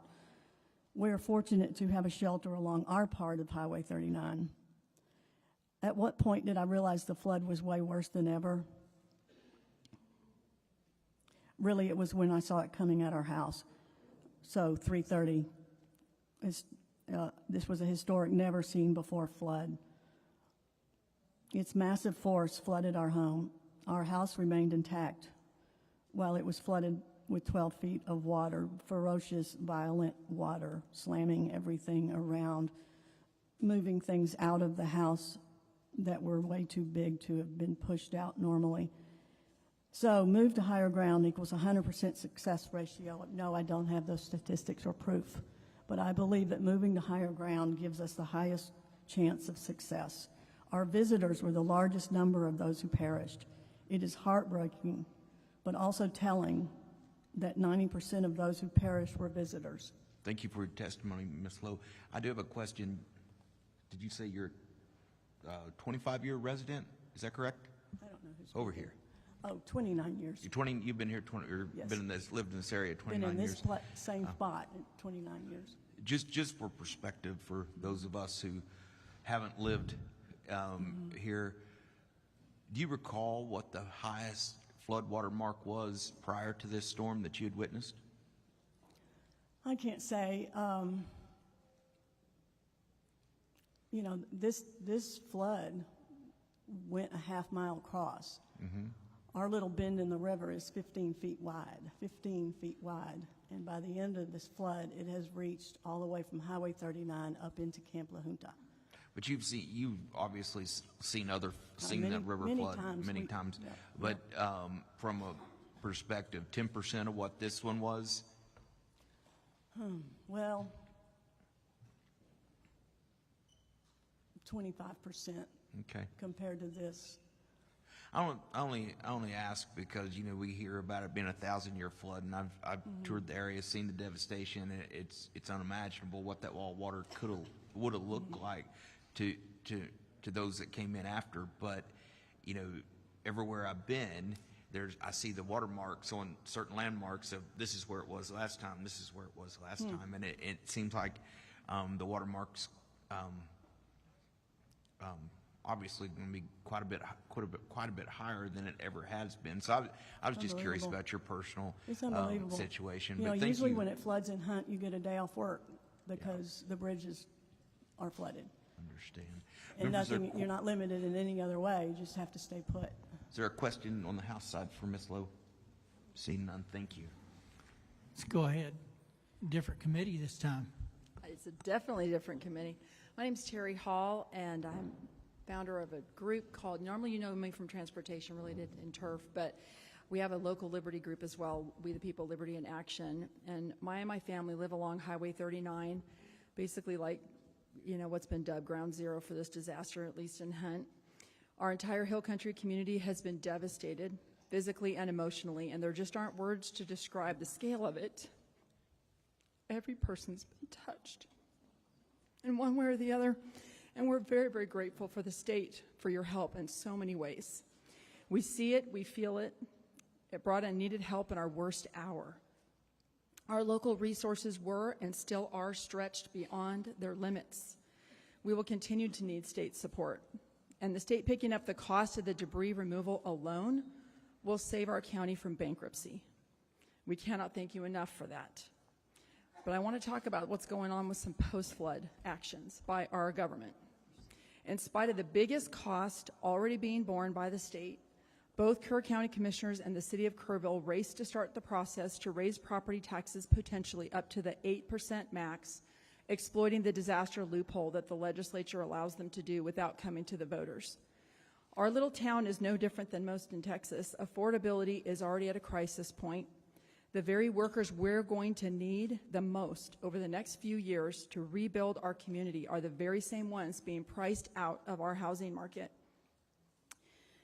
We have an out-of-control property tax burden, and I know I don't need to say that to you all because that's why it's on the governor's call for the special. And though you passed HB 30 during the 89th regular to limit this sort of exploitation of a disaster loophole by local governments, it doesn't take effect till January. Many landowners are at high risk of losing their land due to being underinsured or simply not able to meet their deductibles. Many lost fencing and structures that cannot be replaced by any insurance or FEMA. Businesses that were paid for now have no option to rebuild other than SBA loans to pay it back, that they have to pay back. Many of them are too close to retirement age to make that even worth it. The affected areas have a high vulnerability to having big corporations like BlackRock swoop in and buy up our beautiful riverfront and turn Kerr County into something that we won't recognize. We know Senator Colcourt's foreign land ban bill passed this session, but it only applies to enemy nations. There's nothing to keep foreign entities from buying up our distressed land. We need the legislature to step in and protect Kerr County residents from our own government. And this is a very real threat of skyrocketing property taxes with all of these different taxing entities doing it all at once. We're asking that you tie any state assistance, any state dollars, to the requirement that local governments can't do this to us with our property tax. If you threaten to pull funding for state debris removal, that cost alone, they would walk back these property tax hikes at lightning speed. We feel like this shouldn't even be a discussion on the table. Literally, the president and the governor sat here in this building promising that we would have every resource that we need to rebuild. And the very next Monday, the first thing our county judge put on the table was an 8% property tax hike. On top of that, the county commissioners are seriously considering across-the-board pay raises for all county employees, including for Terry, themselves, you need to wrap it up. for the 4th year in a Terry, row when your our time's families up. are hurting. Close her up. All right, appreciate it. Go ahead, sir. My name is Jacob Wellens. I live here in Kerr County. I work in cybersecurity incident response, so I deal with emergencies, some of which can be life-threatening, like with hospitals, but I don't usually deal with natural disasters. Most of the time when there is a disaster like this, it's not actually lack of technology. It's more a lack of planning, training, or preparing for the worst. I grew up in Austin but spent summers here in Kerrville. I remember past storms intruding on Camp Chrysalis on Turtle Creek here in Kerrville. I was at home, safe and dry, while neighbors like Sherry Shine, two roads away, lost everything. The only reason why that family is still with us today is because they were out of town. The story isn't rare here. That grief is real. There are serious questions that need to be answered. I'm not asking for more government. I found that increasing government generally makes problems worse. I do believe, however, the state does have a role in equipping local communities to protect themselves. First, modernizing flood alerts makes sense. Sirens may not in some areas. We may need a layered approach, gauges, NOAA, weather stations, mobile alerts, radio systems, and sirens, if they make sense. Camps need to drill for floods. It needs to be a requirement. We drilled for cyber attacks. Why not other situations and disasters? A $30 NOAA radio in cabins where cell phones were not allowed could have made a huge difference. I urge the legislature to support county-led tabletop exercises that include camps, emergency management, local responders, and businesses. We already know our worst-case scenario now. We can plan for it going forward. Texas doesn't control the National Weather Service. However, we can lead the effort to improve the quality of the alerts we receive. Texas are tuning out repetitive, vague flood warnings. Let's work with our federal partners to make alerts specific, actionable, and worthy of attention. A good example of an excellent alert was the one that was sent a few days after the flood that warned of several-foot rise on the river. That is specific, it's actionable, and directed well at those that were near the water. I support requiring camps to have real emergency plans. We must talk honestly about land use. I'm not asking necessarily for zoning mandates, but people should be informed when they build in flood-prone areas. We can encourage better decisions through education and incentive. We need to bring back signing up for emergency alerts via driver's license renewals. That was a bill that was considered a few sessions ago, I believe it was. We should allow that, and this legislature can make that happen. We also can't ignore the emotional toll on the communities that are impacted. We have a little girl in our church that lost her best friend as a result of this flood. Her friend was at Camp Mystic. Had her parents sent her to camp this year, she would be gone as well. Lastly, I wanted to thank Representative Verdell. He was here getting his hands dirty in the mud and the muck, not observing, but actively helping. He spoke with survivors, worked alongside responders, and truly witnessed the scale of all the loss. That kind of firsthand experience is rare in policymaking. I urge you to listen closely to his insights as you consider how best to help Kerr County and other counties that were impacted by this. So we don't need more state bureaucracy. Big government mandates don't solve this. The state still has a critical role to play, though. We need it to help equip the local people, the ones that know the land, the roads, the risks, to plan, train, and prepare. This is a moment to focus on what works: coordinated drills, clear alerts, informed land use, and yes, we need some mental health support in this community. Thank you for your testimony. Let's back local solutions with the resources they need. We're going to come back to questions shortly. Go ahead, ma'am. Hello, am I on? My Very name is close. Ann Carr, and I didn't want to be here today. I thought that I had done my job by going to Commissioner's Court on July 14th. I went as a resident of Ingram that lives on Ingram Lake, and we have some real concerns about our lake.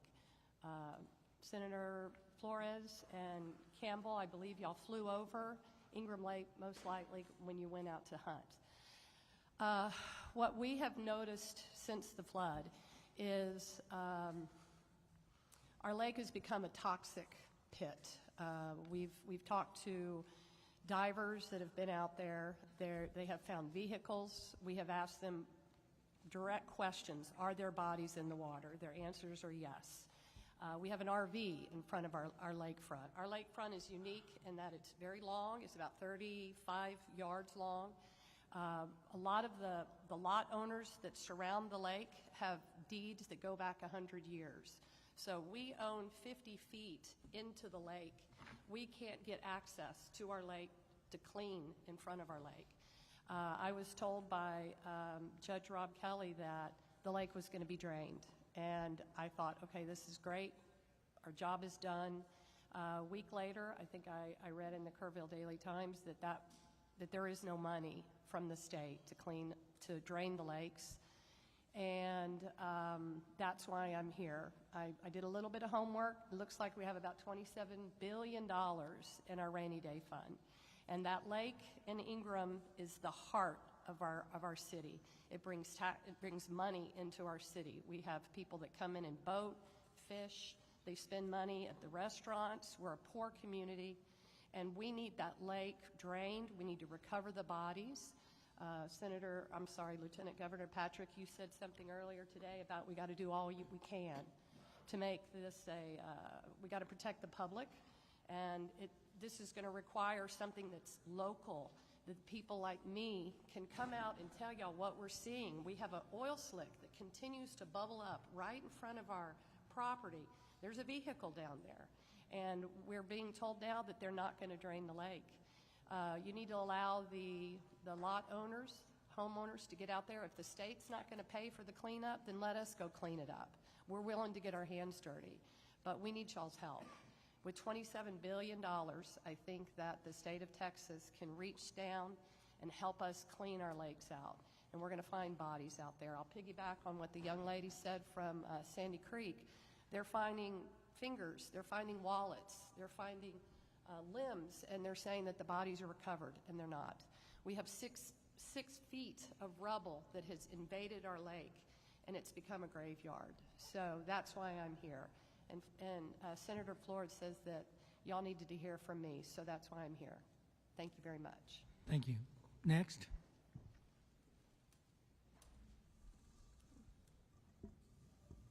Good afternoon. My name is Nancy Zidunkwitz, and I'm speaking to you on behalf of Hunt, Texas today. I was at our river house in Hunt on July 4th. We're just down the road from Camp Mystic. My family has had property on the South Fork for nearly a century. My mother went to Camp Mystic, so did I. We've weathered many storms, but July 4th was completely different. Our home is 35 to 40 feet above the normal river water level, and by the time my father happened to wake up at 3 a.m., the water was already at the house, and we had no warning. Within minutes, the water was already covering the yard, which is how I injured my ankle, and we raced to our cars. We drove out onto Highway 39. There was nowhere to go. All the routes to higher ground on the other side of 39 are fenced, and the water was rising too quickly for us to try to make it to higher ground on foot. So we climbed on top of our cars, and then we climbed into cedar trees, and I had to help my 66-year-old mom.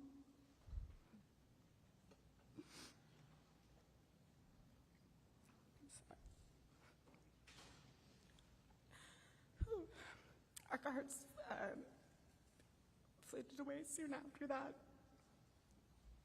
We ended up staying in the trees for several hours. We watched other cars shoot down the river and massive trees, and we just prayed and planned for what we would do if our tree was the next one to fall down. Several of our dear friends and neighbors lost their lives that night, people we've known for a lifetime, so we're actually very, very lucky. But our house was swallowed by the river. The community that we love has been devastated. Our house is now, stripped down to the studs. And so today I'm asking for your help because this community really needs help with recovery and we need preparation for the next flood. Had there been early detection of the rising waters and sirens, we may have been able to leave in time to get to higher ground safely. I heard someone else say that they didn't think that that was necessary or would save lives in Hunt, and they are dead wrong. And frankly, that's offensive. There need to be more evacuation routes.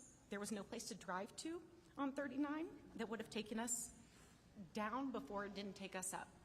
So we need places to be able to drive that aren't private and fenced if we had that warning.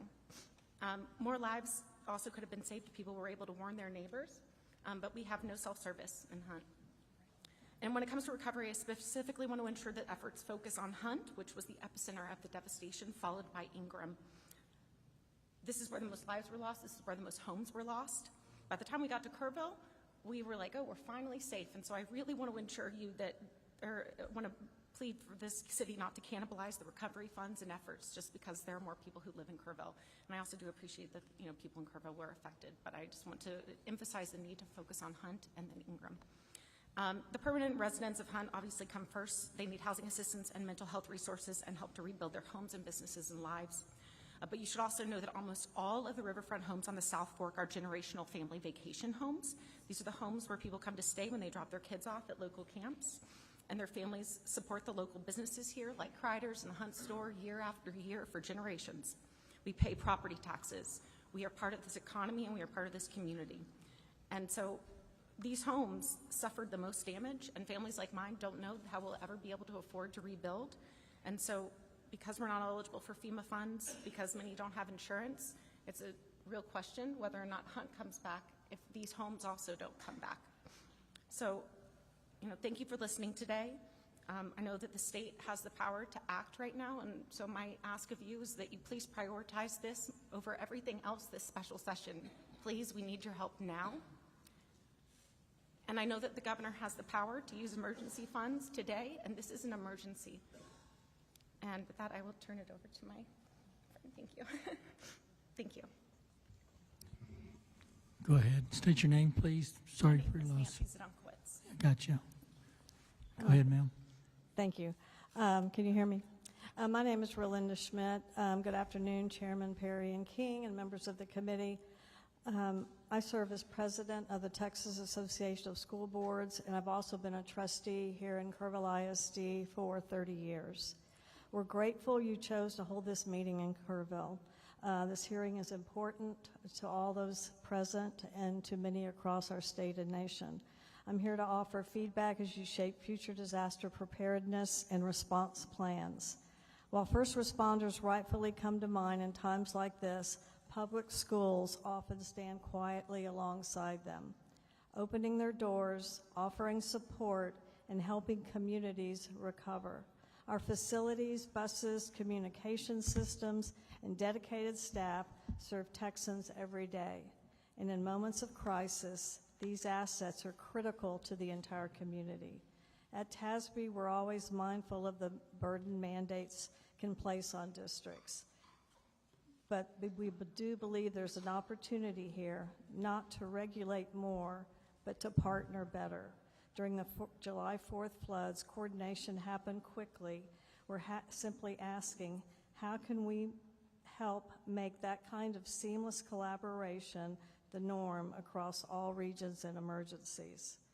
As you know, within 30 minutes of receiving a call for help, Kerrville ISD mobilized. Our district employees drove school buses into flood zones to evacuate campers and counselors. Folks across the world saw a heartwarming video that day of young campers singing a Christian hymn to comfort one another, filmed on one of our Kerrville ISD buses and driven by one of our own, Miss Jerry White. She had just received her CDL license a few weeks before, and this was her first opportunity to drive children. It was a moment of peace in the chaos. I give thanks to God for those children who were brought to safety and hold in prayer the families whose unimaginable loss is now carried in the heart of our community. We're incredibly proud of our teams, but these efforts are not unique. our neighbors, Ingram, Hunt, Centerpoint, and Comfort ISDs all sprang into action and continue to provide support services. We've seen school districts across Texas rise to the occasion in times of crisis, from Houston ISD and Katy ISD during Hurricane Harvey, to Canadian ISD and the Panhandle wildfires during Winter Storm Uri. Austin ISD and San Antonio served as warming centers and meal sites. And following the Uvalde tragedy, neighboring districts stepped in to provide counselors and additional support. These examples reflect a shared truth. Texas public schools are built to serve, and they show up when their communities need them most. When emergency strikes, school leaders coordinate behind the scenes to move resources and support where it's needed. We believe there's an opportunity to strengthen the front end of emergency planning by formally incorporating schools' capabilities into statewide and local response frameworks. Thank you, We know Ms. this Smith, would for that require testimony. I've got one consideration of question very for you. many Your variables. time's Thank up, but I have a Thank question. Because you got to the point that I think many of us are very interested in, the mental health aspect of this and the grief counselors that our public schools can help provide. We know, those of us that have been around public education for a while know we have a shortage of that in our public schools. Are schools actually partnering with our ESCs, and are we employing telemedicine? Where are those resources at, and how can local effective folks reach out and get those services?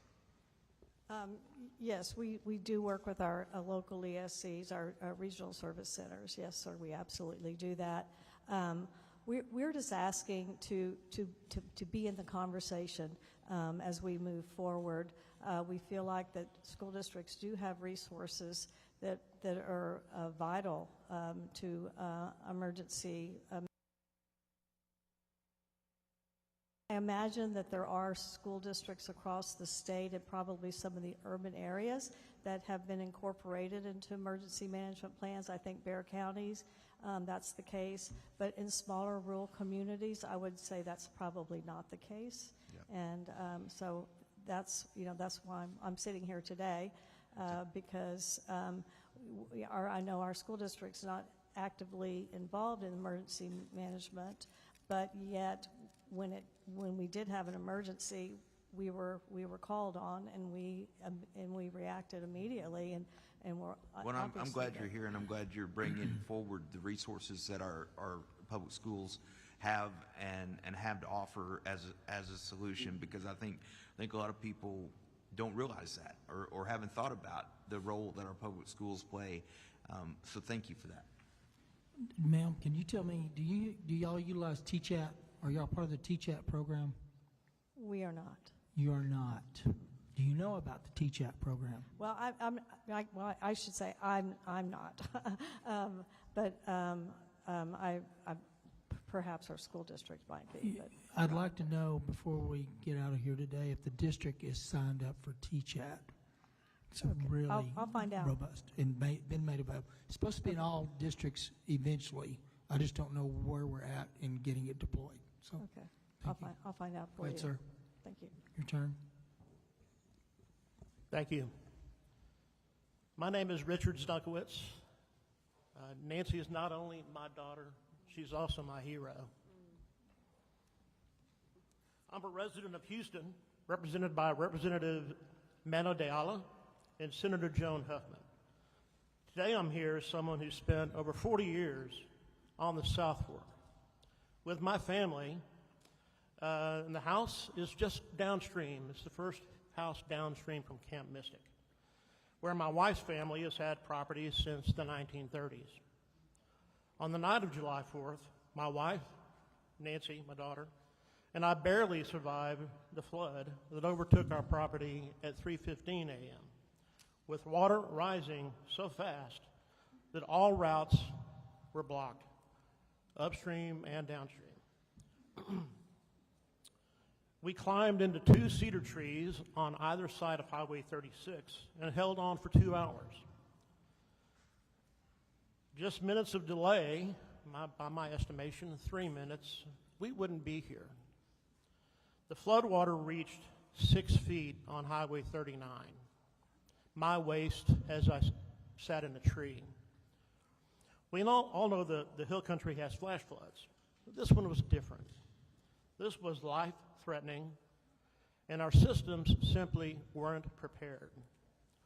First, our warning systems must do more than send routine alerts. My phone warned of flooding, but our home is 40 feet above the river level on a bluff. Never been flooded. We had no idea we were in real danger. We need alerts that differentiate between, I'll call them normal floods, and catastrophic events. And we need reliable cell coverage in remote areas to make them work.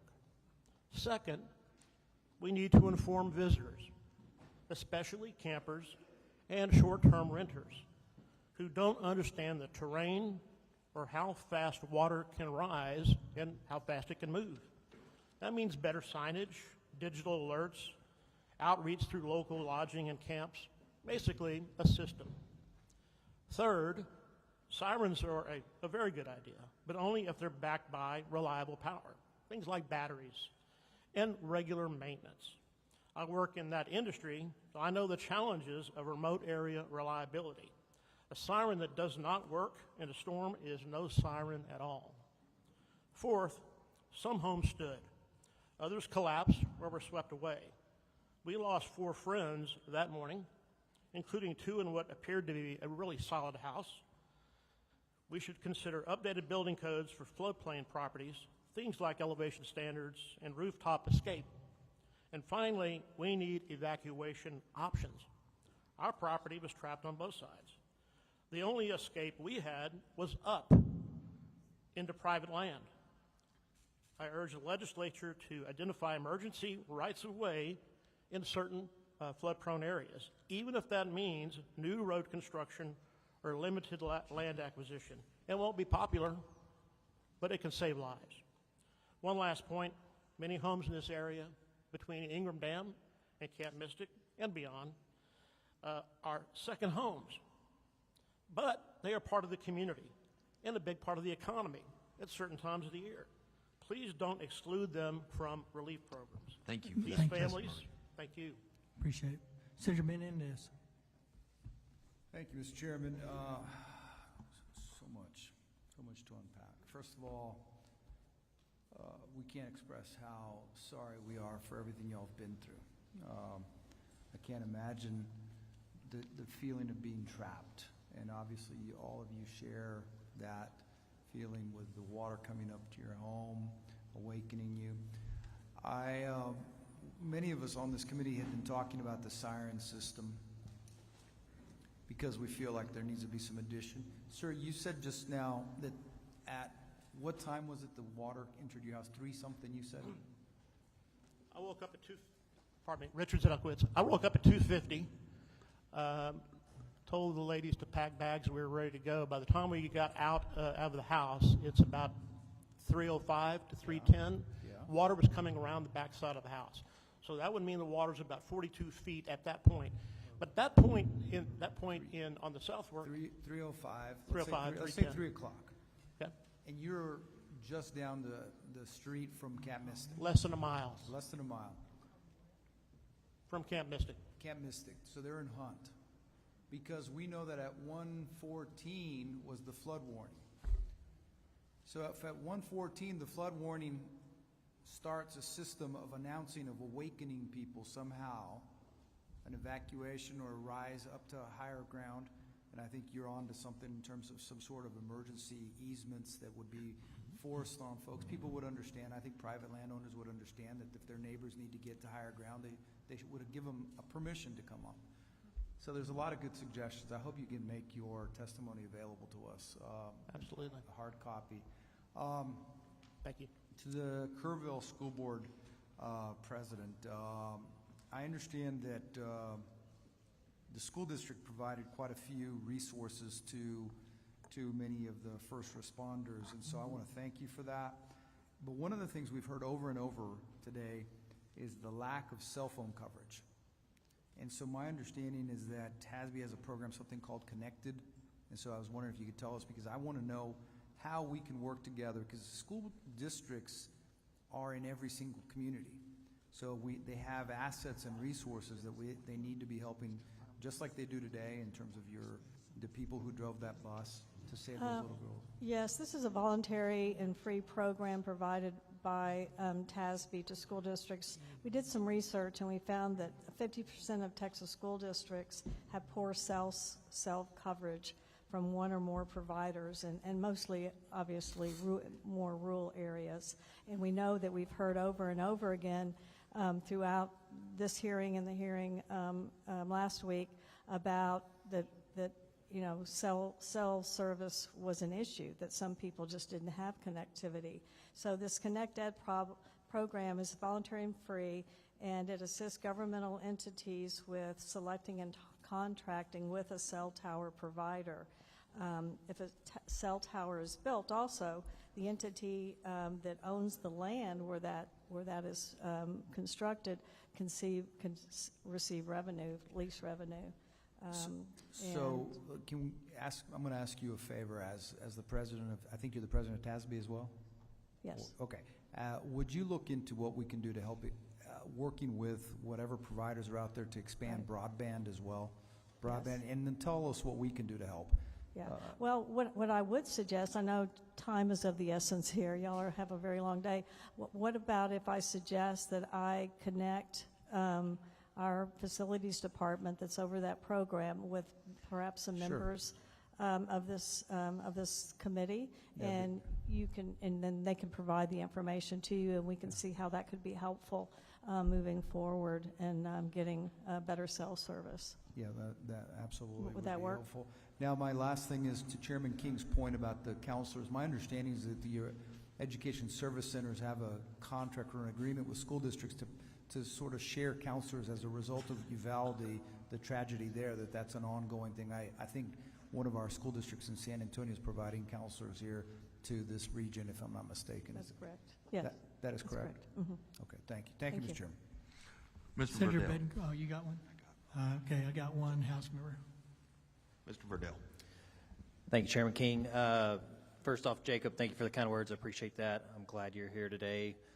Rolinda, wanted to tell you thank you for the resources that Kerrville ISD helped with this flood. It was immensely valuable.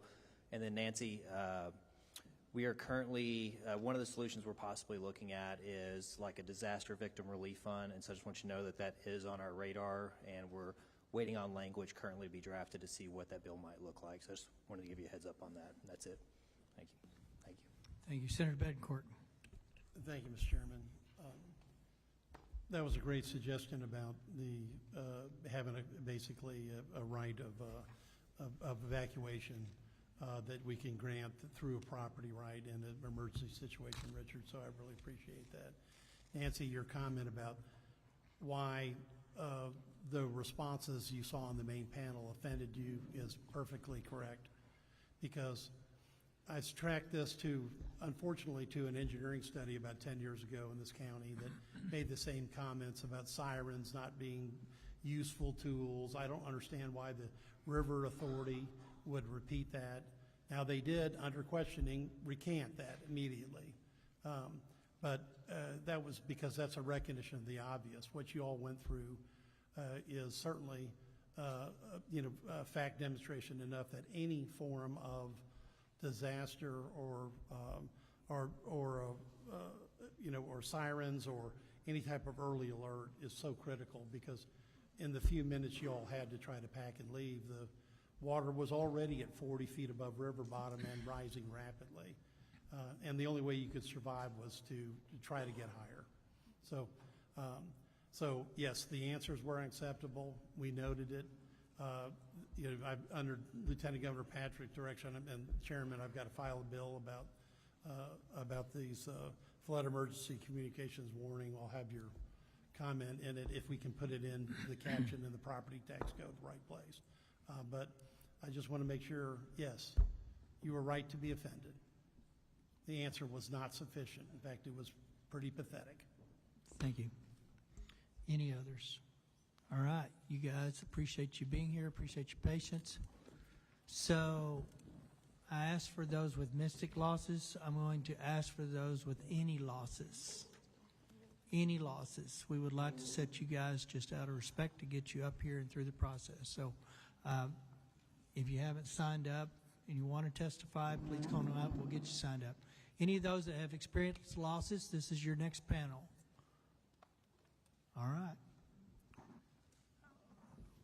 There they are. Okay. And I have an Alicia Baker. Is that you? I said I couldn't tell your story. Your story on your card is very sad.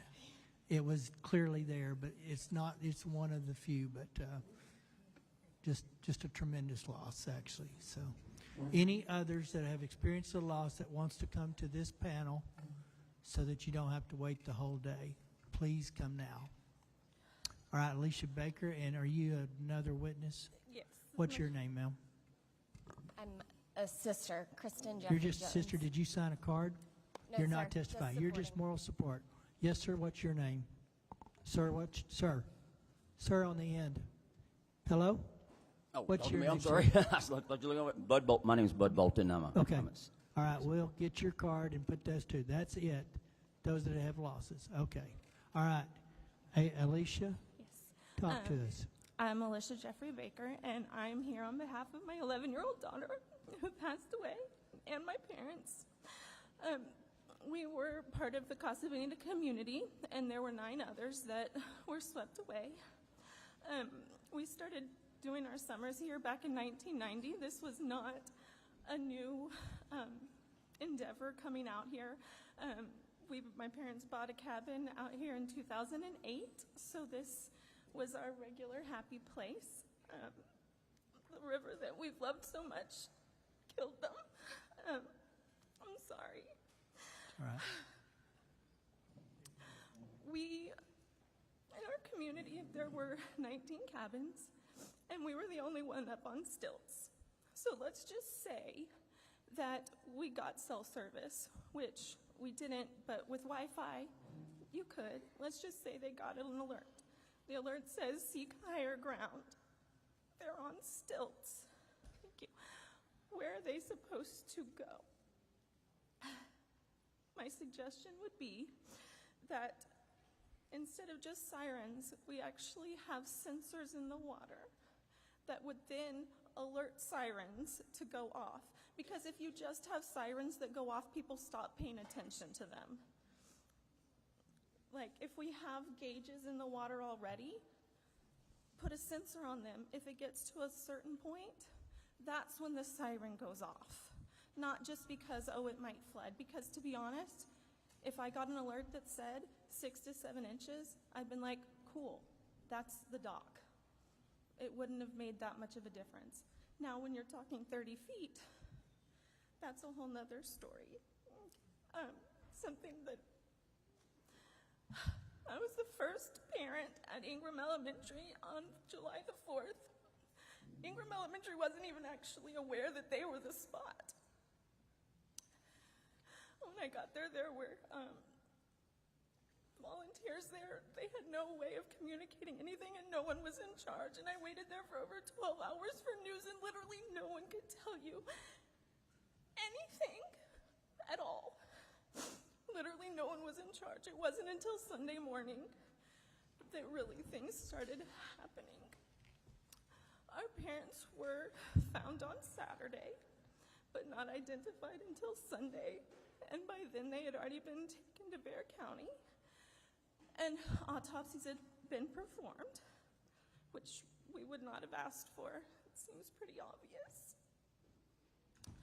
My daughter was not identified until Thursday the 10th, and the only thing that identified her at all was her charm bracelet. When we know better, we do better. And so we need to do better for the people in this community, for the people that are suffering. And like I said, we need to give people a chance. This is a lovely community. Like, everything, people have been fantastic. But I don't think the sirens by themselves will be helpful. Like I said, people will stop listening to them. But the sensor, when it gets to a certain level, and then the sirens go off, and then people know it's time. Like, this is serious. It's not just a, you know, oh, it's going to rain, yay, kind of thing. I think that's my suggestion as someone that's living through a nightmare. Thank you for your testimony. Sir, state your name. Yes, sir. Tell us your story. Yep. Yes, sir. My name is Bud Bolton. I'm a local independent contractor here with heavy equipment and put up steel frame buildings and things. We lost our home on the 4th, that morning on the 4th, me and my wife. Had no notification. I was watching the river till about 2:30 in the morning because I do a lot of this river conservation work on this river with my equipment, have for many years. We got no warning. My neighbor's the one that woke us up, and he tried to rescue a family on the island out there, which ended up being Pat Green's brother, and couldn't get to him, and so he came and knocked on my door, and we came out, and that water already rose about 9 foot, and this is about 4:15, 4:20, somewhere along in there. It already came up 9 foot. I looked out there, and there's water coming up on my doorstep, and I turned to look out there in the parking lot, and there's about 20 fire trucks, rescue workers, sheriff's department cars, and not a knock on my door, and they're as close as from me to you. My neighbor's the one that got me out, and they're standing that close to me with all these vehicles out there, and not a one of them knocked on doors, not a single one of them. So we went up to higher ground. I watched 108 RVs float right by me in them 3 RV parks, watching these screaming kids inside these RVs with the lights still powered on from the batteries after they pulled loose, and them screaming and hearing crashes, then tiny homes crashing and more crashing and get dead silent, then more crashes, then more screams, and that went on for 15, 20 minutes. We got an alert to evacuate after all the homes were gone.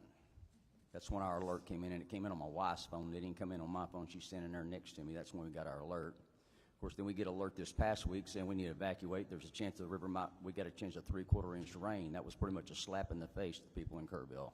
We didn't get one when it rose 28 foot, but we got one when it was going to rise an inch. So there's an issue there because these right here don't work. There's no service out in Hunt. I do a lot of work in Hunt. Done a lot of work for Mystic Camp with heavy equipment. I know a lot of these homeowners that lost their property because that's what I do. And I want to address something here because this is what I do for Trinity River authorities up there. Is river conservation work is the name of the game. It's river conservation work is the name of the game. This river's full of islands, full of them, little islands where the river parts and comes back together, Lots of trees that are in the water, not on the river banks, they're actually in the water. Tens of thousands of them. All that's got to come out. That water's got to be able to flow without any resistance. And when you start getting resistance, you start getting water backed up, just like if you dig a ditch and you start filling that little ditch full of debris and little trees and rocks and stuff like that, you get water that starts backing up. It doesn't let that water flow. The spreader dams that were put on this place years ago, there's only one out of all the spreader dams, the 8 that go through this county right here, there's one that's in the correct location, and that's the one that backs up our city water. The other ones are not in the right locations. They were put in many, many years ago. This county's grown, population's grown, things have changed. Just like we did on the Trinity River Authority years ago in Dallas back in the 80s. Don't cost much to put in these monitors in, these river, like I'll keep talking about these sirens that need to go in. I can drill you a hole in the ground and stand you a 50-foot. Thank you, sir. I appreciate your testimony. All right. Is there questions, members? Senator Campbell. Well, I lost 27 people that I knew. I hear you. In them 3 RV parks. I know 27. Just me. Thank you for that, sir. Thank you, Mr. Chairman. So, Alicia and your beautiful daughter, Emmy. Yes. We're sorry for her loss. Thank you. I met you through your sister on the phone, Christine Jeffries Jones. I'm glad you're here from Dallas. And your parents, Emlyn and Penny. Yes. Right? Yes. Emmy. Got it. And they had a cabin in Casa Bonita for years. You celebrated the 4th and other holidays there. Yes. We're sorry. But we're sorry for everybody's loss. Very personal.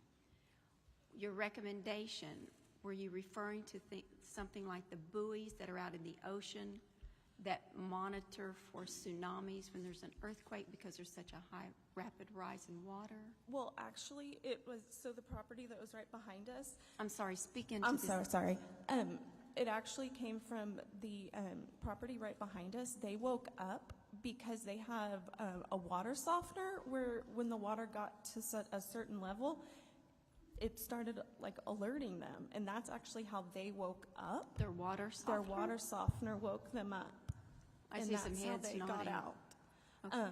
So I don't have honestly the knowledge to know exactly what kinds of sensors, but like if we have water gauges, like I'm sure there's a little like something that can go, but it was actually because of their water softener that made me think they had a sensor and it went off because water was on the floor of their house. Well, again, thank you for coming, and who would have thought that perhaps a remedy can come from a water softener? Yeah, Thank you.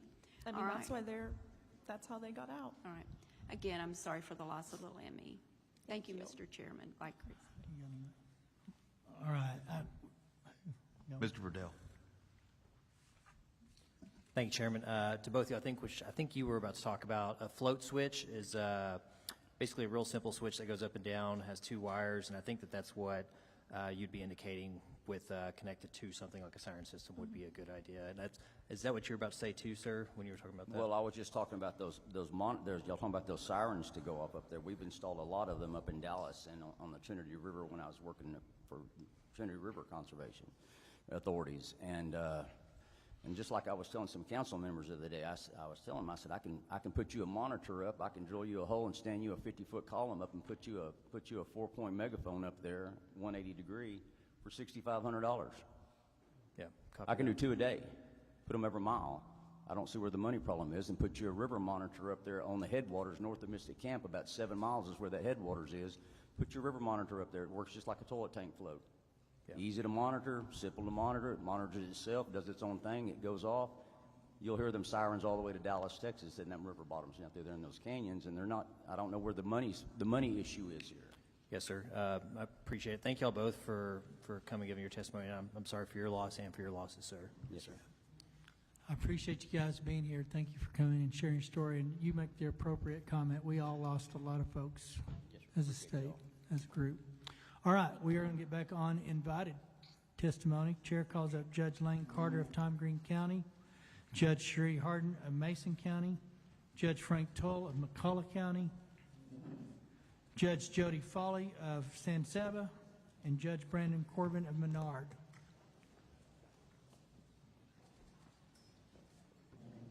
Carter, Harden, Truel, Foley, and Corbin.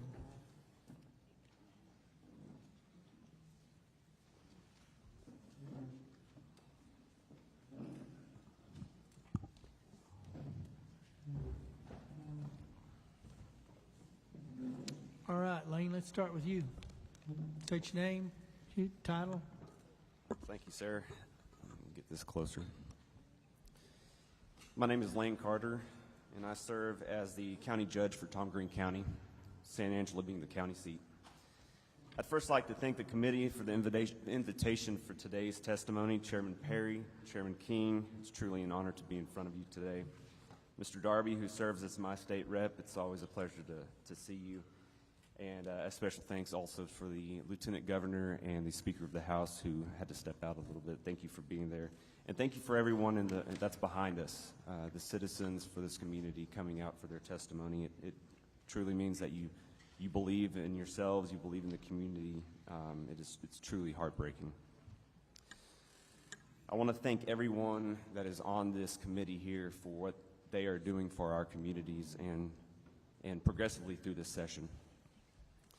I know we have a long day set aside, and we have had a long day for testimony, so I'll try to be brief with hitting the critical points. But for our response and the recovery of our July 4th floods, I've provided you an extended version, if you have, for our timeline. I'll refer to this here shortly on the hour-by-hour, minute-by-minute progression of our day. We have a unique setup in Tom Green County in the city of San Angelo. This will be a prelude to the response to our community. In Tom Green County and the city of San Angelo, we have a shared EMC, Emergency Management Coordinator. We have an MOU set up with the city of San Angelo where the EMC is under the administration of the city, however, with a supplement from the county for the operational expenses. We've been blessed to have EMCs like Jerry Huffman, who is a retired TDM, Texas Department of Emergency Management District Director, and now Jose Rivera, who came from us also from TDM as the Regional Task Director. Our EMCs have taken into account the very words of Chief Nimkid from the very first hearing: plan, train, respond, recover. They have trained us through courses such as the IS 300 and 400, the IS 700 and 800. What these courses are, if you're not familiar, it's for elected officials, department heads, municipalities, governments, counties, to come together into a room and have mock scenarios, whether it be a tornado like we plan for being out in West Texas, during the fairgrounds, stock show and rodeo, which is a heavy event, 7,500 to 10,000 people at a given time. Tornado coming at night with many individuals in the area, and how do you respond if it comes to fruition and if it comes to a direct hit, which we actually saw almost come to fruition 3 times in one night during this last April stock show and rodeo. We have a command center trailer that we had the weather service on site along with our EMC, the chief of police, myself, in there watching and making sure that those red cells and those J hooks were turning north as they did every time before we made the call. We have quarterly VFD meetings, if not semi-annual. What that is where we have our volunteer fire departments come into the room at the EOC, along with the chief of police, the San Angelo Fire Department, myself, the EMC, TDM, and we discuss actions that need to be implemented, any necessary items that have taken place in the last quarter or the semi-annual part of the year. That way we can stay on top of it and make sure that everybody's on the same page. We also have dispatch there. I don't want to miss, I want to highlight that dispatch is in the room as well. However, it is not only the courses that have proven beneficial. It is our tight-knit partnerships we have with multiple agencies in our community. Many, if not all, being a member of our community COAD, which stands for Community Organizations Active in Disasters. We have a deep ongoing relationship with our nonprofits and strong coordination across all levels of government. This allows us to have solid emergency response plans and empowered leadership that can make fast decisions in the case that one leader might be unavailable at that time. Our COAD was first formed in 2021, and the trainings that we have are held annually for the IS 300 and 400 courses. With that being said, I'd like to point out now the following key times. This is a long packet if you can refer to it, but this kind of sets the stage of how our response was in Tom Green County and the city of San Angelo. At 1:38 a.m., first flood advisory was sent out by the National Weather Service. I'm going to skip down to 3:59 a.m. PD dispatch receives the first call for the water rescue. This happened with Grape Creek Volunteer Fire Department responding. Quail Valley, East Concho, and Dove Creek Volunteer Fire Departments called out also for mutual aid. At 4 a.m., Public Works started barricading the roadways due to floodways. We have known floodways in our area, nothing that has come to this fruition in the past. But like Mr. Darby said in the first hearing, we don't see 14 inches of rain annually in Tom Green County, let alone in a 12-hour period. Between 5 a.m. and 6 a.m., call volumes for water rescues and assist for motorists increased dramatically. At 5:24 a.m. is when TDM DDC 10, which is Sean Baxter, Jerry Huffman's old position, called myself as Tom Green County Judge to inform of multiple water rescues currently underway north Tom Green County 2105 and Navajo Lane, and that I, as judge, was the point of contact given that our EMC was technically out of town at that moment. He informed me that we were in need of transport, possibly 2 vans containing 15 passengers each. I started rapid firing our phone calls, first to John Austin Stokes, which is to the mayor, and then to Chris Moran, Dr. Moran, which is a SAISD director. All went to voicemail, which signified that we did have a tower issue at that time. They started calling back later after a little while, which knows that it was either a tower issue or an overload at that point. I got a hold of, I also called the chief of police. It went through, but he was already responding. It went to voicemail. Once I got a hold of the Tom Green County Sheriff, I informed him that we were in need of a transport van, which he graciously offered up our jail transport bus. And if he didn't have a deputy to drive it, he was going to drive it himself. 6:10 a.m., the county and TDM established the EOC and DDEOC at the Texas A&M AgriLife Extension Building out North US 87. And at 6:58 a.m., San Angelo's COAD was notified by myself and TDM Sean Baxter for assistance. 7:05 a.m., first evacuees arrive at AgriLife EOC.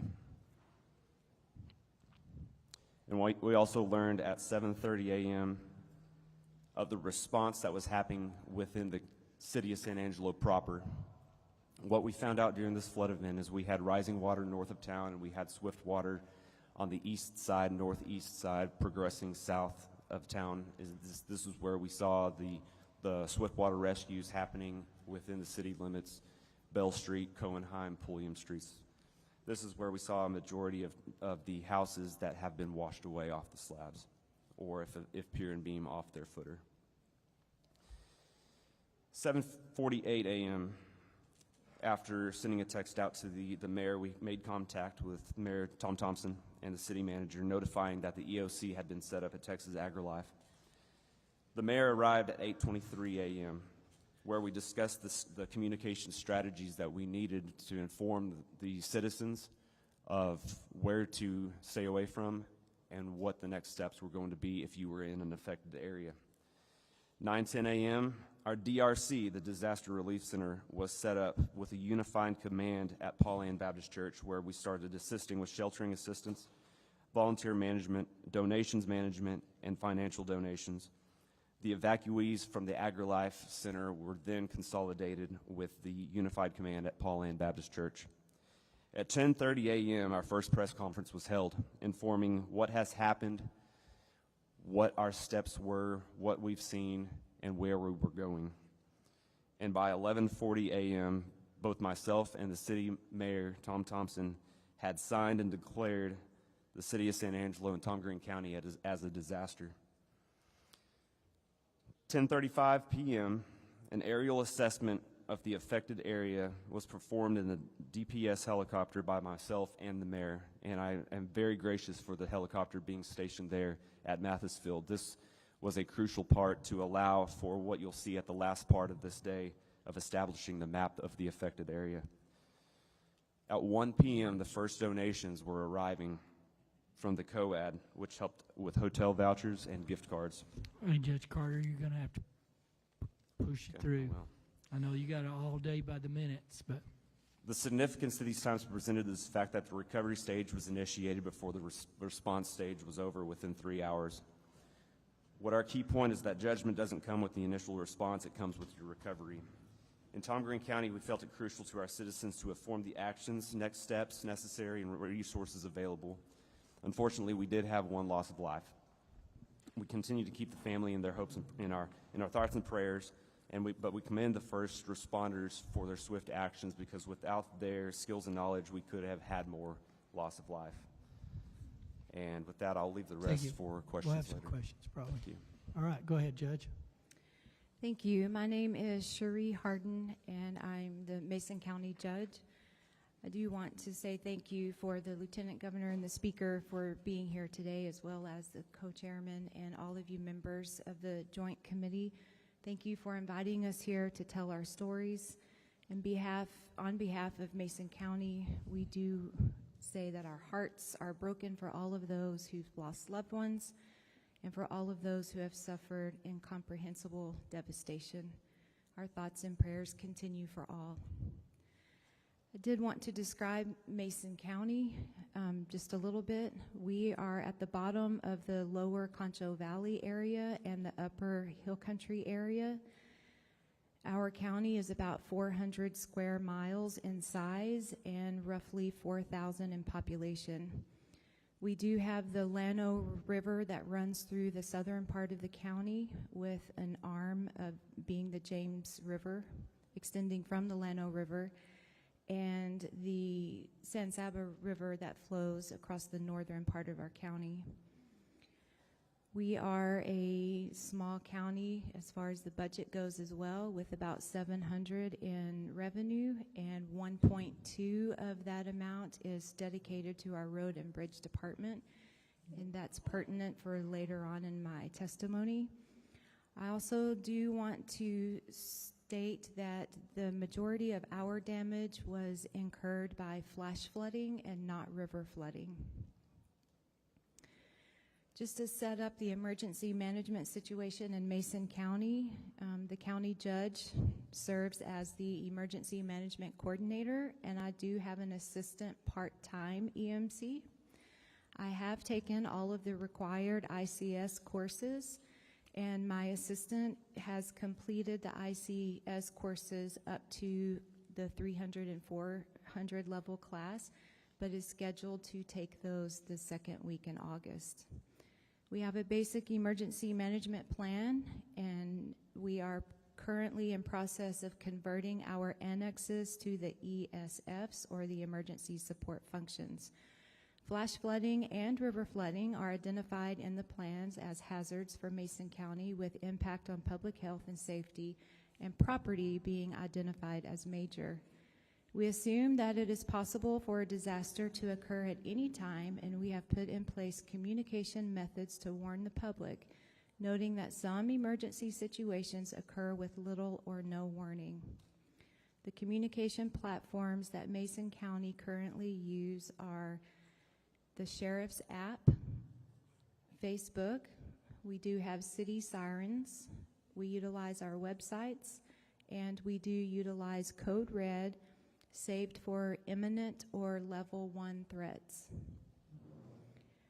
On July 3rd, I received a call from District Chief Baxter from Tatum Region 7, who wanted to make sure that I was aware of potential rain that could cause flash flooding due to already saturated grounds from the Memorial Day rains.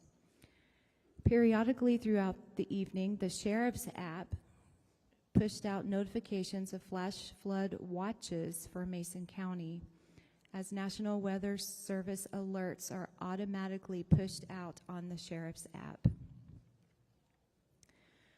Around 3 a.m. on July 4th, the Sheriff's app pushed out a flash flood warning for Mason County.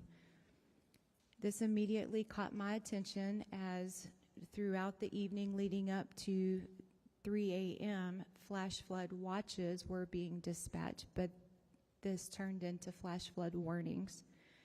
I immediately called dispatch and asked if anyone had reported any flooding.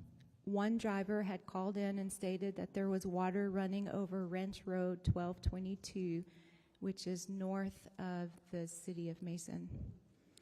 TxDOT had been notified, and they were already out starting to put barricades on roads that were impassable. The Mason County Sheriff was notified. I notified the Sheriff, and a message was pushed out on the Sheriff's app to warn drivers of road closures and to not drive across water. Notices were also put out on the EMC Facebook page. Throughout the day, the Sheriff and the Assistant EMC monitored road conditions and low water crossings. Barricades and cones were put out in the city and county where roads were impassable. The Assistant EMC constantly monitored river and creek stages, and the Sheriff kept in contact with the RV park owners. We do have one open RV park on the Llano River. A second is has been developed but is not occupied currently. The river this is the Llano River, it did end up cresting, but not as high as the 2018 flood. For the most part, people stayed home, which we heard earlier. That's what we're told to push out, is stay home unless you have to be out, and if you have to be out, don't cross running water. There was no need for evacuations or rescues, and thankfully there were no EMS calls during that day. On July 5th, I declared a local disaster and called an emergency management team meeting to discuss the emergency response plan. Our county roads were washed out, some literally washed away. They were all highly saturated and most were covered in water. We secured necessary equipment that would allow emergency responders to access patients down these roads should there be 911 calls. A local community building was made available for anyone needing shelter. That shelter was not utilized. However, there were few houses that received flood damages. Emergency road repairs were made to make sure that everyone could get to a highway, even if by four-wheel drive only. At this point, there was an incredible effort made by our neighbors out there helping each other try to find a way to make sure that everyone could get to a highway and that our emergency responders could get to them in the event that someone needed emergency services. It was reported that the northwest part of the county received 23 inches of rain. 25 inches a year in Mason is what's typical. A week later, on July 13th, the second wave of rain came fast and furious, and a swiftwater boat team was positioned in Mason, but left only a few hours to go assist in the San Saba area. The rain event dropped another 5 inches of rain across the county, and emergency repair work that had been done the previous week was now washed away again. Post-event or recovery, several days later, the roads were passable by four-wheel drive only, and we began the process of PSTAT assessments. TDM dispatched multiple employees to our county, and over a week's time, we finished roads assessments. 250 PSTAT surveys were submitted, indicating over $40 million worth of county road damage. Concho Valley Council of Government sent employees to Mason to assist with ISTAT surveys. Today, 30 surveys have been submitted, and though individual assistance has not been granted to Mason County, citizens have sustained substantial damage to property, and many have sustained agricultural losses, causing extreme economic loss. Recovery will be long and costly for all, and any considerations for immediate relief funding from our great state would be sincerely appreciated. I'm here to ask you to please help us, as county officials, help our people. I'll be happy to take any questions, and I will too provide a copy of my testimony. Thank you. Go ahead, sir.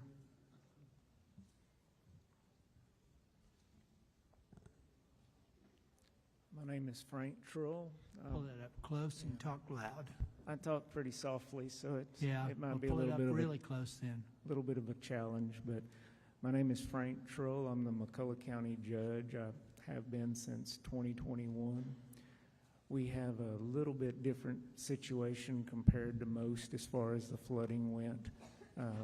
Thank goodness it wasn't on the higher level of things. It was on the lower level. We still had quite a bit of damage both to individual properties and to our county roads, some of our county buildings as well, such as our courthouse. The roof suffered damage, a lot of water leaks and so forth. That's kind of been undetermined yet as far as what insurance will or won't cover. I'll give a brief description of some of the actions taken in response to the flood. The morning of July 3rd, I received calls from Sean Baxter, who's the Texas Division of Emergency Management District 10 Chief, and Guy Duncan, who is the Tatum Section Chief.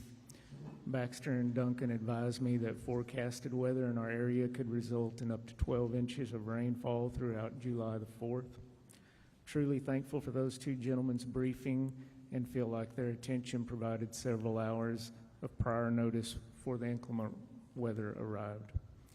After speaking with Chief Baxter, I received a flood watch warning from the National Weather Service that indicated flooding could be possible in McCulloch County from 1:30 that day on the 3rd through July the 4th. I sent out an emergency notice through TextMyGov. That's what we use. It's probably similar to Code Red. It's not a reverse 911, but it's a system that I can send out notices. And then beginning at 1:37 a.m. on the 4th, McCulloch County Dispatch began receiving calls of stranded motorists due to the floodwaters. At 2:02 a.m., there were calls requesting emergency assistance due to some of the individuals' homes flooding. According to the National Weather Service, San Angelo at 4 a.m., the riverbank stage, and that's going to be the San Saba River, which is south of Brady, measured 5.9 feet. The bank full, just to give you an idea, is 16 feet. About 5:30 a.m., the radar indicated thunderstorms producing heavy rainfall. Across that warned area, between 1.5 and 2.5 inches of rainfall had fallen. Additional rainfall was expected of 1 to 2 inches more, and that's when the indicator for flash floodings were imminent. About an hour later, the National Weather Service San Angelo changed the forecast from minor flooding to major flooding, and the riverbank stage measured 17.6 feet. It took 2.5 hours, and the river rose 11.7 feet. About 7 a.m., I spoke with dispatch to see what the call volume was. They advised that there had only been a few calls and that 2 families or individuals had been displaced from their homes. Some of the other calls were related to the stranded motorists that I spoke about previously. I arrived at the courthouse about 8 a.m., and that's where I observed all of the water leaks throughout the courthouse.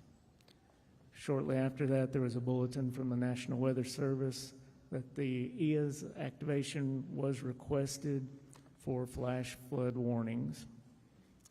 About 11 a.m. that morning, I received a call from the National Weather Service San Angelo requesting me to travel to that San Saba River Bridge because they did not think that the LCRA river gauges were working properly. Upon arrival at the bridge, I observed the river to be several yards out of its banks and the lower park area was submerged. The river was about 6 feet from the bottom of the bridge, and I'd estimate that the bottom of the bridge being about 30 feet in height. Advised the LCRA staff was there, and they had advised me that the water had swept away the monitoring equipment, and they were making those repairs.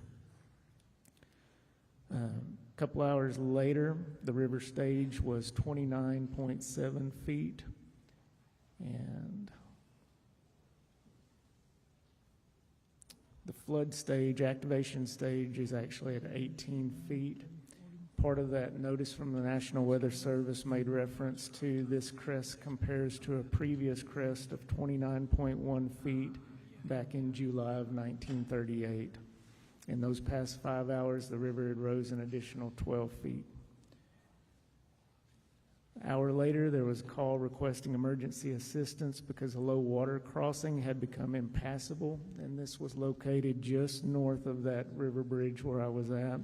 There were a group of people at a vacation home, and the road had washed out where they couldn't get back out onto the main highway. Our 2 local volunteer fire departments and our Precinct 2 county commissioner responded, and they actually had to use a very large wheel loader to transport those folks across the water. There were other flood-related calls, but those were the only 2 call sheets that I had to make reference to. Throughout the day, our county commissioners were actively monitoring the roads. Some of the roads and bridges had to be closed for several days due to the high water and deterioration. In the days following July 4th, calls came in from individuals requesting assistance with flood damage such as surface water penetrating their homes, roof leaks, private ranch roads destroyed, fence and water gap damages. And again, like everybody that has spoke today, they made reference to all the years that they had been in the area. They'd never seen flooding like what had occurred. Additional rains continued to fall. On July the 13th, the LCRA flood gauge at that same river I spoke of measured about 11 feet, which again, that's 5 feet lower than the bank being full. But however, there's a secondary bridge in the community of Voca, and that bridge had water lapping over the top of it. The reason why that's significant is it's about a 2-mile stretch between those two bridges. So all the tributaries between the main bridge and that secondary bridge were flowing so much water, we had no knowledge. There's no gauges in those areas. So I usually look at that gauge at the San Saba River Bridge crossing on 87, and I'm thinking it's fine because it hadn't even met the bank full yet. So it's really important we go back to as many gauges as we can get to monitor these rivers where we can make determinations such as evacuations downstream.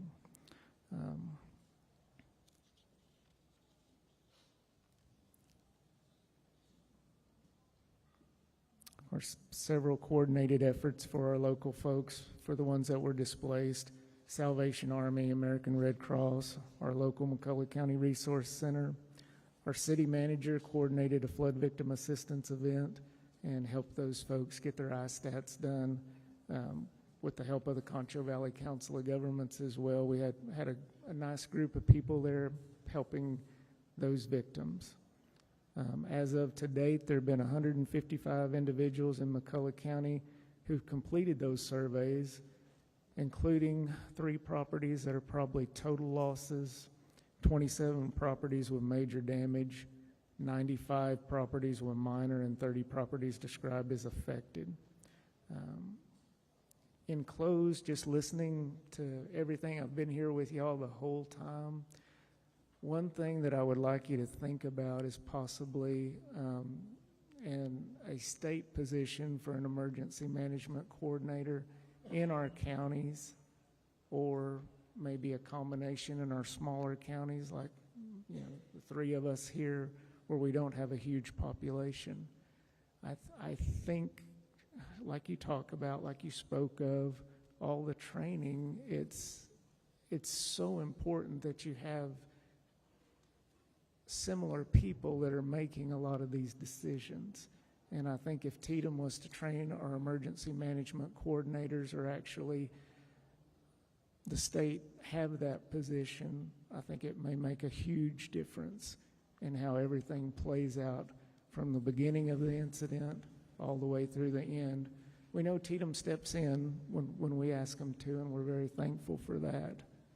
But if they're on the front end of it, then they would know all of our, I hate to say it, but our lacks, our lack of resources in certain areas, maybe lack of equipment and so forth.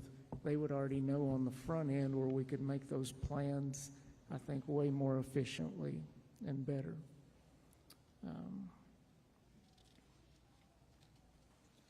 Thank you for that, sir. Appreciate it. Yes, sir. Go ahead, Judge. I've talked to you and texted you, and you taught me something. We can have a question about it, but you very strategically did evacs. You picked very clear sectors, and I thought that was, maybe it's normal, but that was very unique in my world. So anyway, you did a good job that night. So. Thank you. We appreciate it. Pull it up close and talk loud. All right. Can you hear me now? Yes, sir. I'm Jody Foley. I am the county judge in San Saba County. I think it's kind of interesting y'all set me next to Frank, because all the floodwater he just described, loved his county and came right over to my county. I'd like to start off with just saying, as been reiterated earlier, our thoughts and prayers are with those who have our friends and neighbors who are grieving, who've had loss of life throughout this disaster. We are blessed that our county did not go through that. And I know y'all have got a long day ahead of y'all, already had a long day. I will make my summary very quick. If you'd like more details this time, you are welcome to message me or question, and we'll fill that in. On July 4th, starting around 8 o'clock in the morning, we got notice that the San Saba River was on the move starting down in Menard County, and we were getting predictions pretty quickly of how bad that could be. The end result was the river today, if you look at our gauges today, is flowing about 4.5 foot. Our flood level starts at 24 foot, and by the evening of July 4th, we had 34 foot of water coming down the river. We had one passable highway in and out of our county. All of our major highways were underwater, and bridges and road. As we did respond to that, as we said earlier, we actually did receive the privilege of a few hours to prepare. Some of that notice came from Judge Kroll personally calling me from the bridge, telling me how high the San Saba was. With that time, we were able to sit down, we were able to organize very quickly, and we sent personal bodies out and to the selected areas that we knew were most likely to be hit by the flood and gave out recommended evacuation letters. Literally went door to door and knocked on their doors to get them out in time. We acknowledge that this had happened at 2 in the morning. If that river had flooded at the speed that the Guadalupe did, we would not have had the privilege to make those efforts, but thankfully we did. As that subsided, about a week later, as our things began to recover and do clean out, it began to rain again. And on the morning of Sunday of July 13th, we got new notices, and we had our second 70-year flood in 1 week. We were hit with 31.5 foot of a rise on Sunday the 13th. So we experienced a lot through that. Like I said, we had a lot of time to respond. Our community is, just like our neighbors, are quick to respond and take care of each other.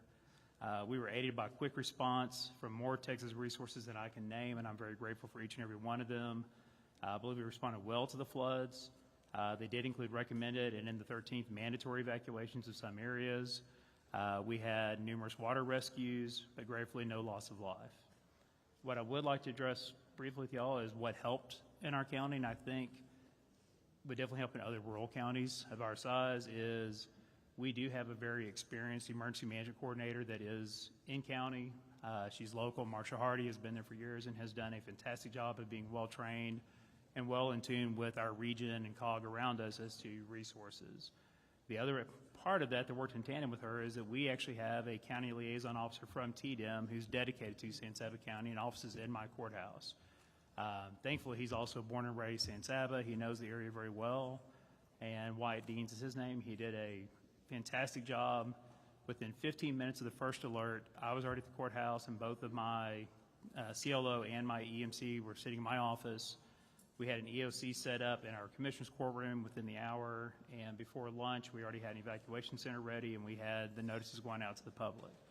Having those two people having a TDM that could pull down the state and federal resources in as quickly as they were there we had some people ready to go before the flood completely even hit us. They were in so quickly. And combine that with a local EMC who understood our community and our local resources, like our volunteer fire department, who does have some swift water rescue capabilities and we're involved in those in our community, was invaluable to us. A second thing I'd like to point out, a lot of talk has been about gauges and measuring and sensing where the water's at, water flow, all those type of issues.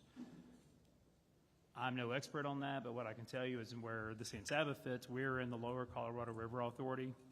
LCRA has something called the hydromet set up. They have gauges that run. I can tell you right now what the river flow in San Saba is when it starts at the headwaters in McCavitt all the way to the time that it flows into the Colorado River, and then what happens in the Colorado going on down. It's a fantastic system, and I guarantee you that.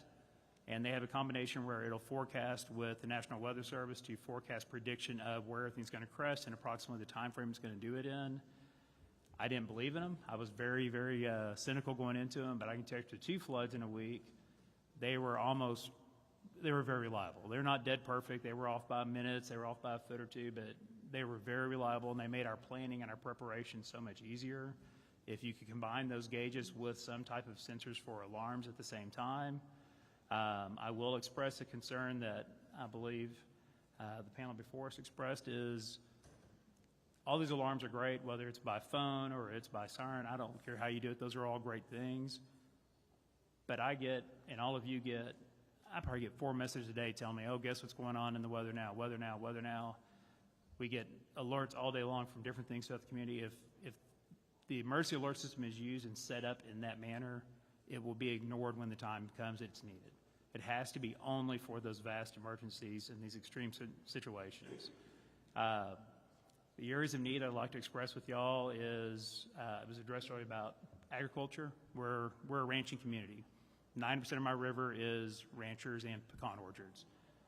Lots of damage, maybe not threats to life, but a lot of damage has gone through there, and there are very few resources that have come to be available on the agricultural side. We've had everybody in the world in our county to help us in our homes, in our community, which is great. But our ag has almost nobody standing up to help them outside of other ranchers and other communities coming forward to do so. Another thing I'd like to address as far as the recovery that we're dealing with, and I believe it was Representative Moody mentioned earlier about all the red tape kind of getting in the way, is we received notice yesterday that through the National Flood Insurance Program tied with FEMA, that of all these homes in our area that were hit, which in San Saba County, 90% of the homes hit are impoverished homes. This was not a wealthy area. These aren't second homes. These are people that have lived in granddad's home for the last 3 generations. They don't have money to pay for flood insurance. And now we had volunteers come in. They've already cleaned all those homes. They've gutted them. They sprayed them for mold. They're ready for rebuilding. And since they started, we're being told, oh, you can't rebuild. Wait another week. We're going to send assessors down, and we're going to value if the cost of repairs of your home is 50% more than the value of your home, which these aren't expensive homes, then you have to meet all new flood standards. You're talking about putting these homes on stilts, destroying them, building new homes, and that's going to be required or you're not allowed to continue to rebuild or live in that home. These people can't afford flood insurance. They can't afford to go through this. They don't have the ability. There's nobody to fund them to do this. We have the ability to help them recover. We have the volunteers. We have the material right now. We could have homes built in the next couple months and have these people back to their life. But we can't do that because the red tape's standing in the way of helping these people. I know that's not state policy. I know that's federal, but we really need help to realize that every one of these situations is unique. What happened in San Angelo and the way they flooded, the way my river is much slower rising and Cumming River compared to what the Guadalupe did. The system has to be unique to the type of rivers they're on. You can't just say we're going to do one piece of legislation and everything's going to be fixed for everybody. It needs to be well thought out. I know you only get 30 days, but this needs to go on for a much longer time frame and really look throughout our state of the different areas and the different needs by county and by river. Thank you all. Hey, Judge. All right. Judge Corbin. Last and certainly least, I'm Brandon Corbin from Menard County. Menard County is also a disadvantaged community. We are 1,962 souls that live in Menard County, and we are in the bottom 10 in the state in valuation. So we have a tax rate that's too high that doesn't generate enough money. So nice combination of that. But in respect for this committee and the job ahead of you today, I'm going to move very quickly through my outline. I did want to thank Senator Perry and your office for reaching out to me personally, and to Representative Verdell for calling me personally during all this to make sure we had everything that we need and that we were doing all right in Menard County. This has been said previously, but I think it's very important that on July 3rd, our section chief called all of us and said, this is different, pay attention. To Judge Foley's point, we get a lot of what I call alert fatigue. We are constantly getting emails and texts of, and we might get a flash flood, we might get, and it's just so much that you sometimes lose the narrative and you can miss things like this. And Section Chief Sean Baxter's name needs to be recognized for the work he did on July 3rd to make sure that we didn't miss this and got the word out. In the afternoon of July 3rd, I put a Facebook post out. That's the most effective way for me to communicate with my community. We do also have Code Red, which is another one of these reverse 911 systems that came into play later. But we did that, and we called at-risk citizens. We let our RV park know. We let our Baptist camp know, hey, we're worried about this. Please be vigilant. The next morning on the 4th, it started a little later for us. Our first call out for swift water rescue wasn't until 7 a.m. It was in the southeast part of our county, And that one was like most of the ones that we responded to that day. A volunteer fire department crew dispatched, and they were stopped before they could get anywhere close to these people by floodwaters crossing FM roads and county roads. I wrote down a quote from one of them. I asked, hey, do we need swift water boats? What do we need? And they said, well, if we had a boat, we could have gone 20 yards across this draw, but then we would still been 5 miles away from the people that we needed to try to help. All in all, we had 11 citizens go into the water that day and into life-threatening peril. That included 4 cars swept off roads and 6 citizens leaving their homes to try to get to safety on foot or, in one case, in a canoe. And by the grace of God, they all survived. We didn't have any fatalities or major injuries. Several of those, like I said, we just could not physically get to them.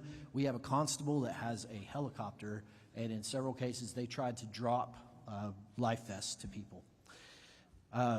There's a draw in the city of Menard. There's a draw called Harris Hollow. I'm sure most of you have driven through it. There's a big bridge on the south side. That draw is usually empty. It swelled to the size of 4 city blocks.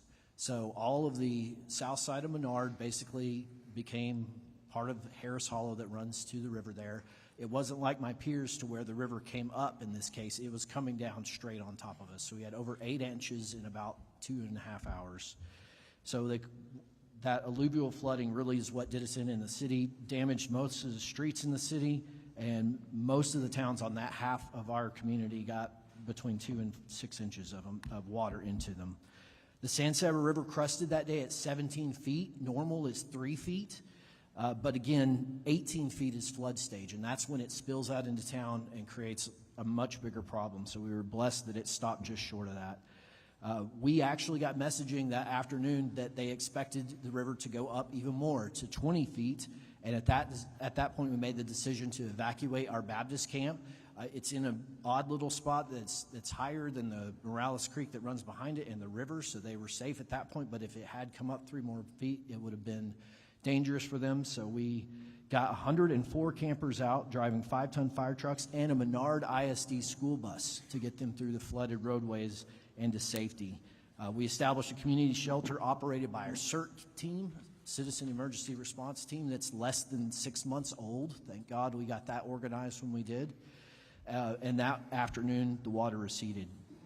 So fast forward again, I'm trying to just hit the highlights for you. On July 6th, the following Monday, we had a secondary event as we're starting to organize resources and try to get people aid that came down enough to flood our community a second time. In that case, it came in under the courthouse into the basement, took out the elevator, damaged antique wood structures and everything in the doors, and added a whole new layer to this. I'm not going to talk much about roads, but virtually every road in Menard County has major damage, and we've had great mutual aid from TxDOT. They've sent crews out to help us blade those roads. We can't fully repair them yet, but we can make it to where emergency responders are able to get to our citizens if something did come up. By July 7th, we started to get regional support. You've heard the Concho Valley Council of Governments. They were huge in all this. The Concho Valley Community Action Agency was also huge in getting aid to my citizens. And one of the things that I hope all you take away from this is I think regionalism is a major player in this. A tailored approach and maybe shared resources as you look for answers for the future.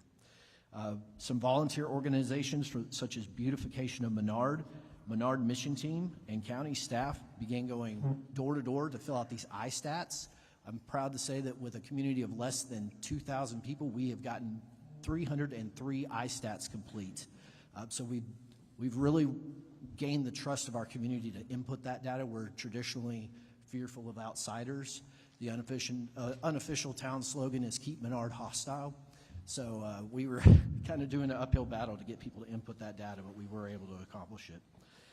As far as asks, the flood gauge is just as needed on the San Saba River. So I'm at the headwaters, and then it hits Judge Trull and Judge Foley. LCRA is an excellent resource. I have to toggle between that and a USGS gauge in Fort McCavitt, which is on my western border, to see the trend. So I'm bouncing back and forth. I think it'd be great if we could consolidate that data and give us a easy-to-use application or something that pulls that information together for decision makers to look at in real time. As simple as additional gauges. I wrote down some specific ones. If you look at those flood maps, Rocky Creek, Los Morris, Elm Creek, and then the floodplain of the headwaters of the San Saba is mostly in Schleicher County. There's about 30 square miles out there, so some of those are usually dry draws, but if it had an alert, that would be very helpful and ensure that we help people get out of the way when these things come down. I think we benefit from new floodplain mapping as well. It's been decades since we had accurate floodplain maps. There's been talk of a project, and it's kind of started and stopped. And one other quick thing, ISTAT has excellent methodology to gather all that information. I discovered this week there's a button basically, or a checkbox that says I need help or I need resources, and that doesn't go anywhere right now. So if there was a way to that could send me a red flag or something that we could then allocate resources and make sure those people get the help they ask for, that'd be great. Thank you. Thank you, guys. I think there's a few questions. Mr. Verdell.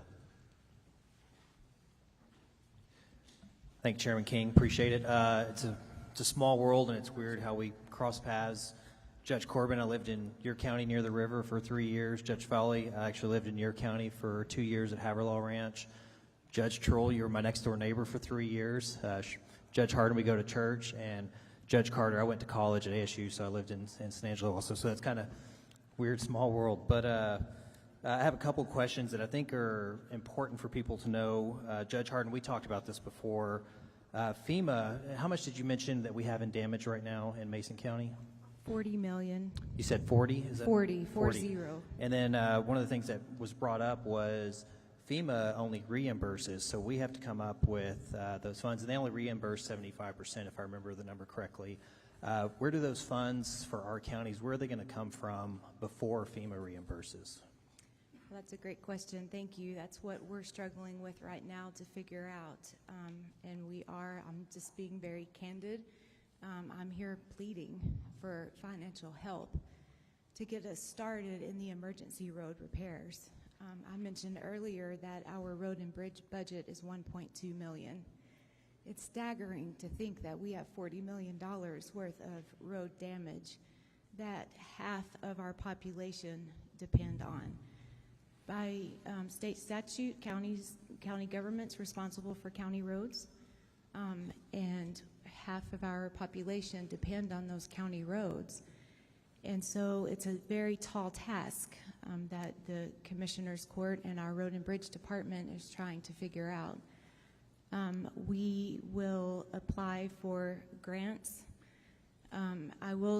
This doesn't help with money right now, but several months ago, with the guidance of TDM, we have applied to FEMA to renew our hazardous mitigation plan. And that's a process, but I'm expecting, quite honestly, thinking positive, that we'll be approved for that, which will open the door for grant funding to help us mitigate our county roads and especially the roads that are prone to flooding. Several of our roads sustained flooding in 2018, and I'm not trying to throw anyone under the bus or anything, but we did qualify for FEMA reimbursement public assistance back in 2018, and we are still waiting for some of that funding. So when we do figure out how to start repairing and rebuilding these roads, we will submit for reimbursement so that we can just keep that money going. We will obviously have to apply for extensions. We went through our debriefing yesterday, the applicant debriefing, and we're expected to have these repairs done within 18 months. It's 300 miles of granite gravel road. I don't have the answers, but I am here asking for help in finding those answers and for some relief funding to get us started in the project. Thank you, appreciate that. Just for not comparison, but an idea of how much rainfall y'all received in your counties. I know Kerr, I think they said 14 inches during that first day or so. How many inches of rain did y'all get in each of your counties? I'm at 32 inches year-to-date. Our average is 22 per year. Thank you. Yeah, we're in the same ballpark. I think we had reports of anywhere from 8 inches of one side of the county to over 20 inches just on the night of the 4th, and then repeated on the 13th. Yes, sir. If I could remind the panel, we're kind of jumping back and forth, just say your name before you talk for the live feed. Thank you. Frank Trull, and I believe it was about 19 to 20 inches, some more, some less throughout the county. The northwest part of our county sustained the most, right at between 30 and 33 inches in that part of the county. Our yearly average is 25 inches. Lane Carter, we had our annual allocation that night of 14. Copy. Thank you. Just got 2 more questions left. One is for Judge Trull, and it may apply to y'all also. We have some U.S. Army Corps of Engineering dams in Brady, and would you say that those were incredibly valuable, that we had those there to protect the courthouse as much as possible from the creek that flooded right next to it?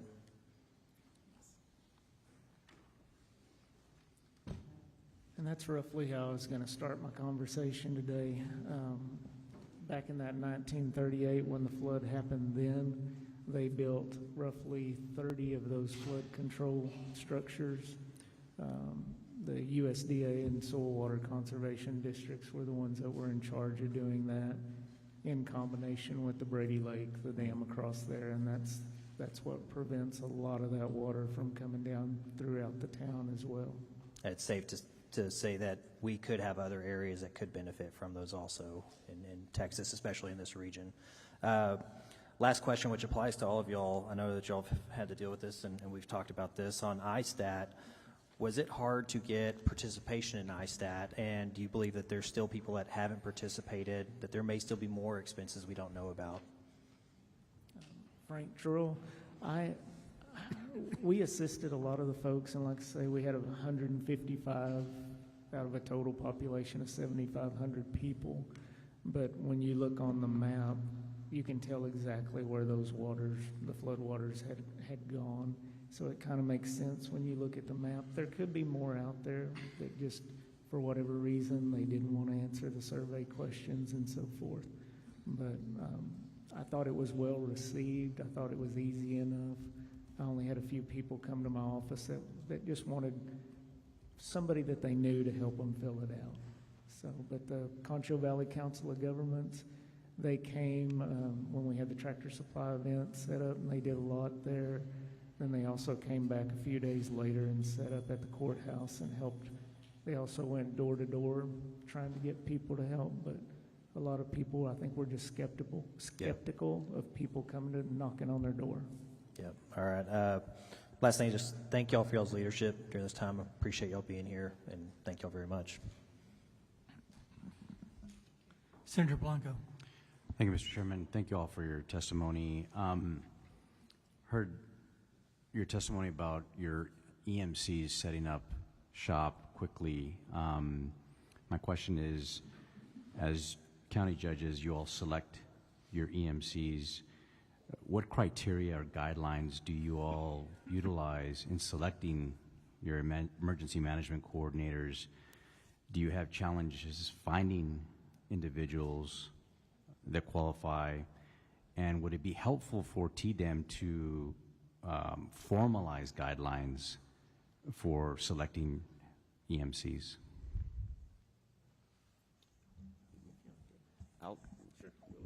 Starts off. You want to start off? Go ahead, Jody. Sorry. Yeah. All right, I'm Jody Foley. What I'll address is, I heard a conversation earlier in one of the testimonies of should we have some restrictions on who can serve as an EMC, and I think that's kind of what you're indicating as well. A big concern for me in a county our size is when we put those kind of restrictions and guidelines, we make it impossible for us to hire somebody. We need to be able to hire people who are local and then train them into the position. Now, I am very lucky in that when I came in 2023, I had a very experienced EMC that had been there for about 15, 16 years before me. She's very well trained. She's very diligent. She's done all of the training to keep up with it. She's very involved with our Regional Council of Governments, our 911 meetings. She knows her job very well. But in our small county, that's not her only job. She's also our indigent healthcare provider. She does a lot of other hats because we don't have the budget to have a full-time EMC.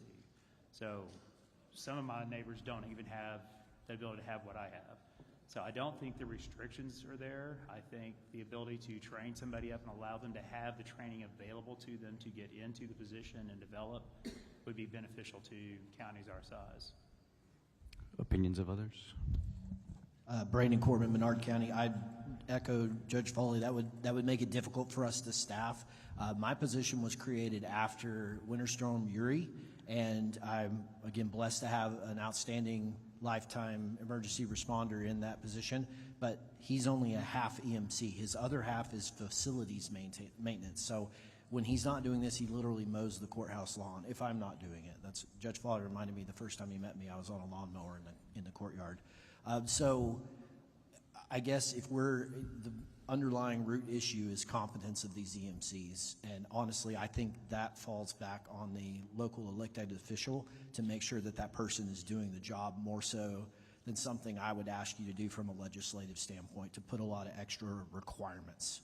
Yeah. My last question, currently the hazard mitigation maps, the plans rather, are required to be updated every 5 years.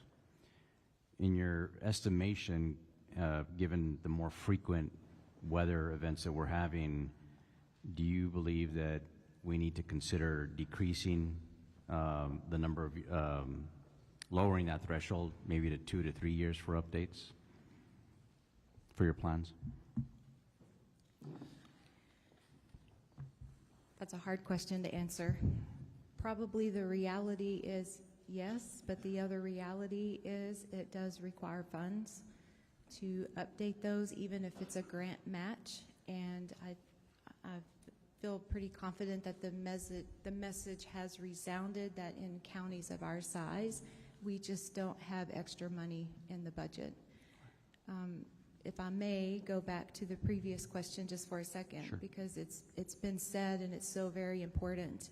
I'm blessed that my assistant EMC did grow up in Mason, knows the land like the back of his hand. That goes so far in preparations and also in response. He also has a military background. He volunteers for the fire department, and he has his basic certification for EMS.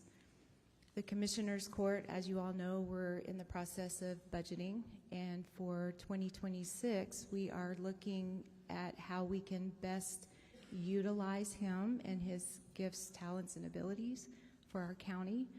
We've been struggling with a second out call for our EMS. We only have funds right now. We have 2 ambulances, but we only have enough money in our budget to have 1 call out at a time. So on the second call out, we have to rely on mutual aid, a neighboring county.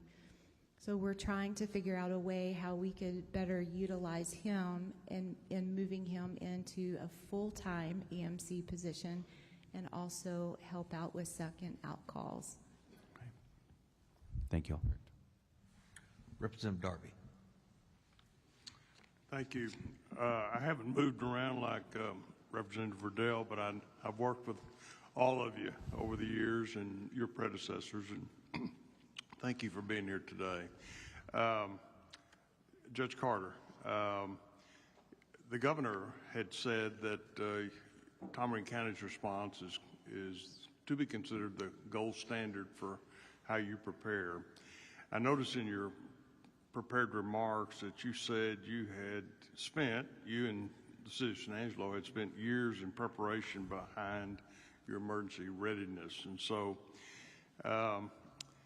including the establishment of the COAD network, and I don't think we've given enough attention to that. It's called the Community Organization Active in Disaster, and I've not heard that mentioned in other discussions about how we prepare for these disasters. So would you elaborate a little bit on that and how that was organized and what it does? Absolutely, yes, sir. So our COAD is formed by a vast array of nonprofits, including CVCAA, United Way, Red Cross, and there's an oversight board, a committee that shows that response. So the crucial portion of this was enacting that as fast as possible. And I think that is what has been the key to our success in the recovery stage, staging that in the first initial response stage to make sure that the recovery stage is initiated in a timely manner and we can get back to normal. So it's putting those agencies into one spot that all communicate together in the time of need. And with that board being the oversight of those agencies, there's one point of communication, and that was with Ms. Cameron Cummings. She's the one that we initiated the call with at first, and she showed up, I believe, before the first evacuees arrived at our EOC. And she was on the ball on making the calls with all the other agencies, with the San Angelo Area Foundation, and arranging the volunteer efforts, the donation efforts, and those such. Part of your comments said that part of your success could be attributed to emergency equipment already being secured. And as we learned in San Angelo, you had already contracted for disaster debris removal. Talk a little bit about that. I mean, I think the key to all this is preparation, having a plan in place, preparation for that plan, and then the execution of the plan. We've seen a lot of this break down in this recent disaster, but talk a little bit about your efforts to pre-position your county in response to a potential disaster. Yes, sir. Once again, Lane Carter, Judge of Tom Green County. Having those agreements in place really expedited that process to where we could get in contact with those agencies and those the disaster cleanup agencies, the companies that come in to make sure that the debris is not just sitting on the side of the road for weeks on end. We initiated that with the county and the city of San Angelo the day of. In a few hours into that, having those agreements in place is a very crucial point for the expedition of your recovery. The communication between those and making sure everything's up to date, having it, whether it's being ran through the city council or run through the commissioner's court, it's absolutely the key role to the success of the recovery rate. We'll point out that TDM had stationed a swiftwater rescue team in San Angelo on July 3rd. Yes. The day before. So there was warning. There was warning. Events were coming. Yes. I mean, communities were warned. And so the idea that this totally came out of the blue and was completely unexpected is just doesn't wash with me. Our swiftwater rescue boat team from TDM was placed initially as a response that they were going to be dispatched and deployed to our southern counties. And then I believe that boat team was then dispatched, we found out later, to Kerr County in those relief efforts. That's when I have to give a huge shout out thanks to the Texas Parks and Wildlife and their boat teams. They came in, filled the gaps along with DPS, working with San Angelo Police Department, our Sheriff's Office, our volunteer fire departments, our San Angelo Fire Department, and making sure that those boat teams were in the areas needed to recover those individuals that were standing on roofs, hanging in trees, getting them to rescue. For the benefit of the committee and the people gathered, I would just use your words. Proactive investment in disaster readiness saves lives and speeds recovery, and I think that should be a marching order for all of us. But with regard to the other committee members, what are some of the barriers residents and first responders are facing in your communities regarding assessing medical and mental health care services in your county? I'd like to hear. We've got a panel later on talking about mental health, but while I got you here, let's talk about that. I can start that. I'm Brandon Corbin again, Menard County Judge. Mental health is top of mind right now, especially as a lot of these first responders come home. A lot of the people that have been here dealing with this tragedy in Kerrville, And I was very proud of our Rural Health Network. They set up a first responder support event last week and had counselors on hand, had just kind of a event there to coordinate all the options that are available to help these people. You have to have trust in someone in order to share your trauma and to begin your recovery process. And that's a big part of it. So having someone there that can advocate for them and say, hey, this doctor is legit, and they're not somebody that you go to church with and that you're going to then share your darkest secret. But we're also dealing with what I would call survivor guilt. I cannot tell you how many times I saw people absolutely redlined who'd been up for, we went, I'd say 10 days on absolutely high alert with these 3 events that we were in. And people felt guilty, feeling bad because we're not Kerrville and we're not dealing with the horrors that were happening here in the recovery process. And I think we have to help people get past that and actually, acknowledge that they're going to need some help getting past this as well. Anyone else?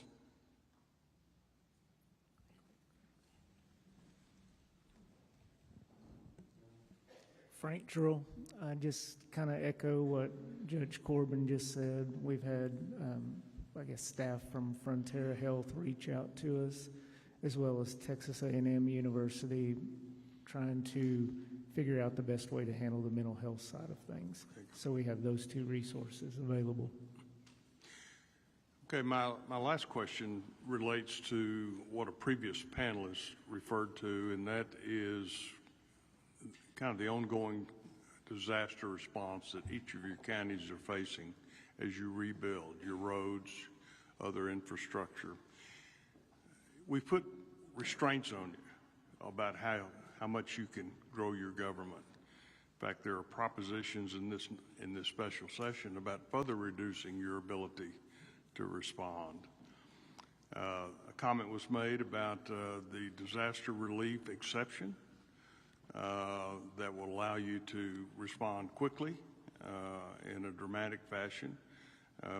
Would any of you care to comment on that? And what this panel would like to listen to is the ability of our local leaders to respond in times of crisis and respond with the appropriate resources. So you've got an opportunity to speak to a panel of senators and representatives here. Tell us what you want us to know. Thank you, sir. Again, Brandon Corbin, Menard County.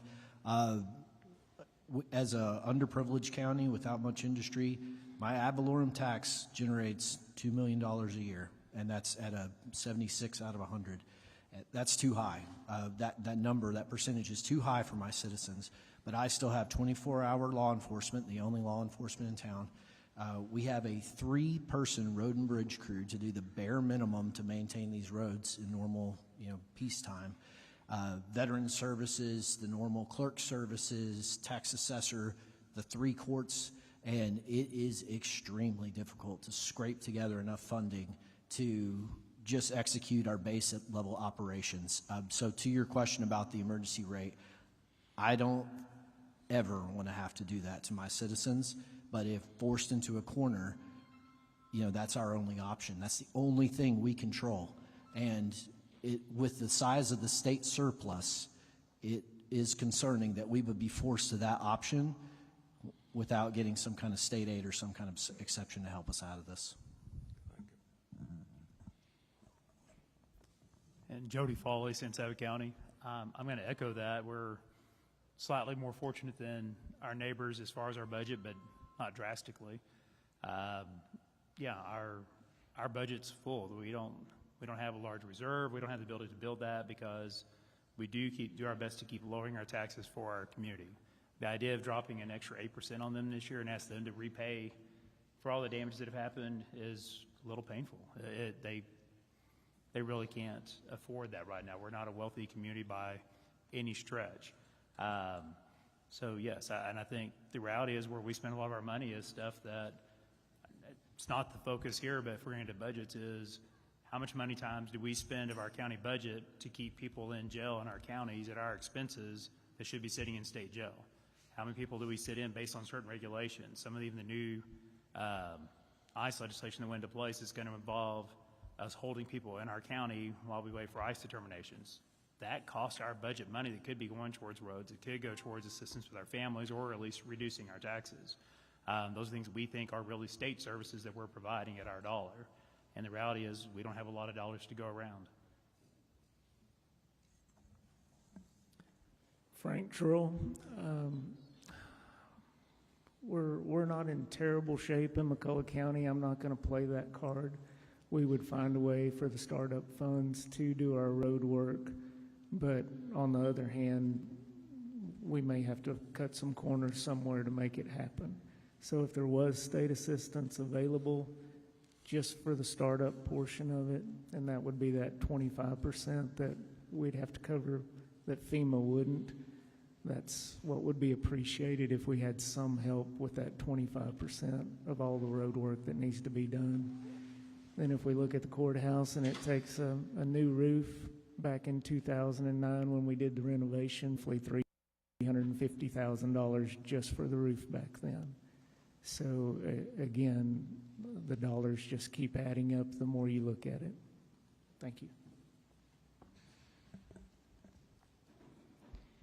Judge Hardin, Mason County. I also echo what my fellow judges have said. We actually just took out certificate of obligations to help us purchase road and bridge equipment that was 40 years old and continued to break down. So we were in that cycle of, spending 80% of our money, helping to make repairs on equipment that just continued to break down, and road materials that continue to wash away. And so the fact that we've had to take out those certificate of obligations is a very clear indicator that our road and bridge department is suffering financially. We also transfer from our general fund some monies to our road and bridge fund annually to help with that. But I do want to say that as far as the iStats go, the information that is requested is damages to primary residents and then also agricultural losses.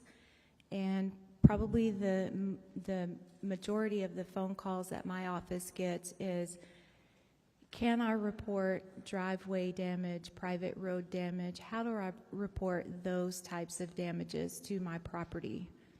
And I will say that I'm speaking as Judge Hardin here, not as the Mason County Commissioner's Court. I'm not going to put words in my commissioners' mouths. I am grateful that we have the ability to go up to that 8% on the tax rate, but to tax our citizens in a desperate time of need on top of a debt rate that we're currently having to impose on them just doesn't feel right. It's something that we do want to avoid if at all cost. Lane Carter, Tom Green County. Even though we're a county of more of a urban rural, 128,000 people of Tom Green County, it still is a never-ending struggle to stay on top of the economic drive that keeps us afloat. We do house a county jail that can house 570 inmates. We house 4 district courts and 2 court at laws, so the court sector of our county is very vast, and that keeps up the majority amount of whatever our tax base is going towards, along with our sheriff's office and a large IT budget. So we're always in efforts to make sure that we can stay afloat on that to where we can lower our tax rate incrementally ever so often. We push the PSTAT and the PA declaration as hard as possible. That way we did not have to potentially push towards that 8%. It's not looking like we will. Like we said, we're all in our budget cycle at this time. So we're blessed in Tom Green County for that. But one thing I wanted to tap on that I believe Judge Corbin mentioned earlier was the regionalization. Judge Foley is the only one not in our Council of Governments, but borders us. Our Council of Governments, it's such a tight-knit, what do you need group of county judges and commissioners that our director and the assistant director are always talking with us of what's the next step for the region, not specifically what's the next step for your individual counties. So we look out for each other out there in rural West Texas. I'm proud to serve with everybody here, and we'll continue to look out for it. But yes, to answer that question, we push the PA declaration, the PSTAT entries through TDM. That way, Tom Green County specifically would not have to potentially increase over the voter approval rate. Well, thank you. I want to echo, I too want to express my gratitude to each one of you judges for the job you do for your counties. And I do think we have a very tight-knit West Texas community, and thank you for being a valuable part of it, each and every one of you. Thank you for being here today. Amen.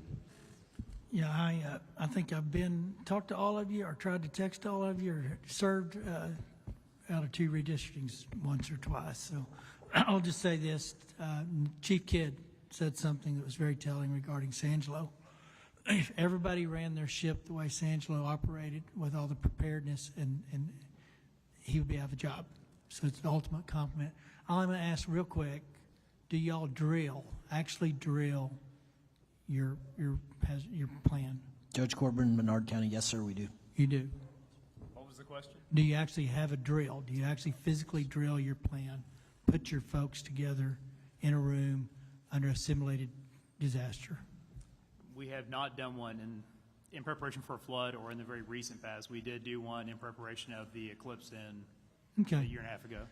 And I think the actual disaster is important, but what we're looking for is system. Something, it doesn't matter what the disaster is, everybody knows their role and everybody knows what to do when they need to do it. So how about you, Judge Trull? Frank Trull, we have a monthly LEPC meeting, and at those we kind of discuss all of the areas where there could be upcoming problems and so forth, whether it's emergency management or just it may be things about the hospital or nursing homes and so forth like that. Right. We do have a tabletop planned for next month. So. Okay. Judge? Yes, sir. Judge Hardin, Mason County. We do have an unofficial system, I guess, put in place where it's just an automatic, this is what happens. We have not had specific flash flood planning or drilling. This is another reason why there's such a push to have a full-time emergency management department and emergency management coordinator, is to get a pattern, a consistent pattern of that drilling. Yes, sir. Judge Carter? Lane Carter, Tom Green County. Yes, sir, we do. We have our IS 300 and 400 annually. We try to do that every August. This year it might come, since we're coming up on it and tomorrow. Have to, and of course recovering with the flood events now, move that back a little bit. But we do drill, like Chief Kidd said, plan, train, respond. So we do that I would just annually. say night and day difference in those that do plan and those that don't. We had 1 fatality in Sangelo and no other fatalities in your area. And I know I was getting texts from Tatum, but also text from you. Tatum was your first contact pretty much. Is that a fair statement? Yes, sir. And you knew what to do. Thank you for that. Senator Menendez. Thank you, Mr. Chairman. First of all, let me tell you, be very frank with you, I wasn't quite sure what I was going to expect to hear from you all, but what I have heard is I've been very impressed. I'm particularly impressed with the concern with your taxpayers and your candor in terms of your financial situation. And one of the things is, I think you've been here all morning, correct? Yes, sir. So you heard earlier this morning when the emergency was going on, and it seemed like the people or the person that could call the evacuation, it was impossible to get a hold of them. And one of the questions that we're grappling with is, if we can't get a hold of a county judge and there needs to be an evacuation, how would you feel individually if after a certain amount of time there was a law passed that would allow for TDEM to issue a temporary order until we can get in touch with you? Maybe something's going on with your own home or family and you're tied up taking care of them, but something needs to be done. Would you be opposed or would you be okay with that? And if you, whoever cares to answer. Go ahead. Brandon Corbin, Menard County, I would be in full support of that. I think a lot of the legalism of only the judge or the mayor being given certain authority just slows down in these situations. I don't see much value in it. Thank you. I think I feel a little different than that Jody Foley, Santa County. If I was unable to respond, I would rather have it within our plan than we do now, is either my EMC steps up to that next level or maybe even our sheriffs, depending on how we laid that out. I'd like somebody local making that decision. On the flip side of that, we do have a local county liaison that I would have a lot of confidence in. That does make a difference in that equation. But to me, I don't want to make a decision based on a person versus a generic position. Sure. So I would not want to allow the authority in the county to transfer over to the state as long as we can make that decision. Now, maybe down the line they become one of those answers because they were, and I'll say this, I'm not TDEM was fantastic during this. I can't say enough. I can't tell you the amount of resources that showed up on our doorstep in a blink of an eye, and every bit of that was coordinated through TDEM. Chief Kidd reached out personally to check on us, and it was just, I don't know where to start or stop. We had everything we needed from them. Let me reassure you that no one's looking to usurp your authority. It's just a what if we can't reach you type situation, kind of like what we experienced just recently, and someone needed to be able to answer and be in charge. And so if for whatever reason you're physically indisposed, something happened, the emergency, a terrible tornado, whatever, and it's knocked out yours, that's the only reason I would say would you be opposed to having TDEM make that declaration temporarily? Well, and in my mind, I'm not worried about the usurping. My thought is I'd like to see that as a set plan, and I think every county should say, okay, if I'm out, who's number 2, who's number 3, and at some point in time, TDEM should be in that list. I would not have an issue with that, but I would like to have it somewhat controlled within the county to start with, knowing they're boots on the ground, they're there seeing it happening. That makes sense. Frank Trull, I'm almost positive it's in the government code as far as the succession. If a county judge is unable to fulfill some of his duties, then it defers to the senior member of the Commissioner's Court, I believe. I'd have to double check, but it seems like I've had this conversation with some of our TDEM representatives simply because I'm without an emergency management coordinator right now. Okay. I'm taking that role, and that was part of our concern. If something happened to me, who would be next? And Exactly. I believe that's accurate, but I would definitely have to look that up for you. Understood.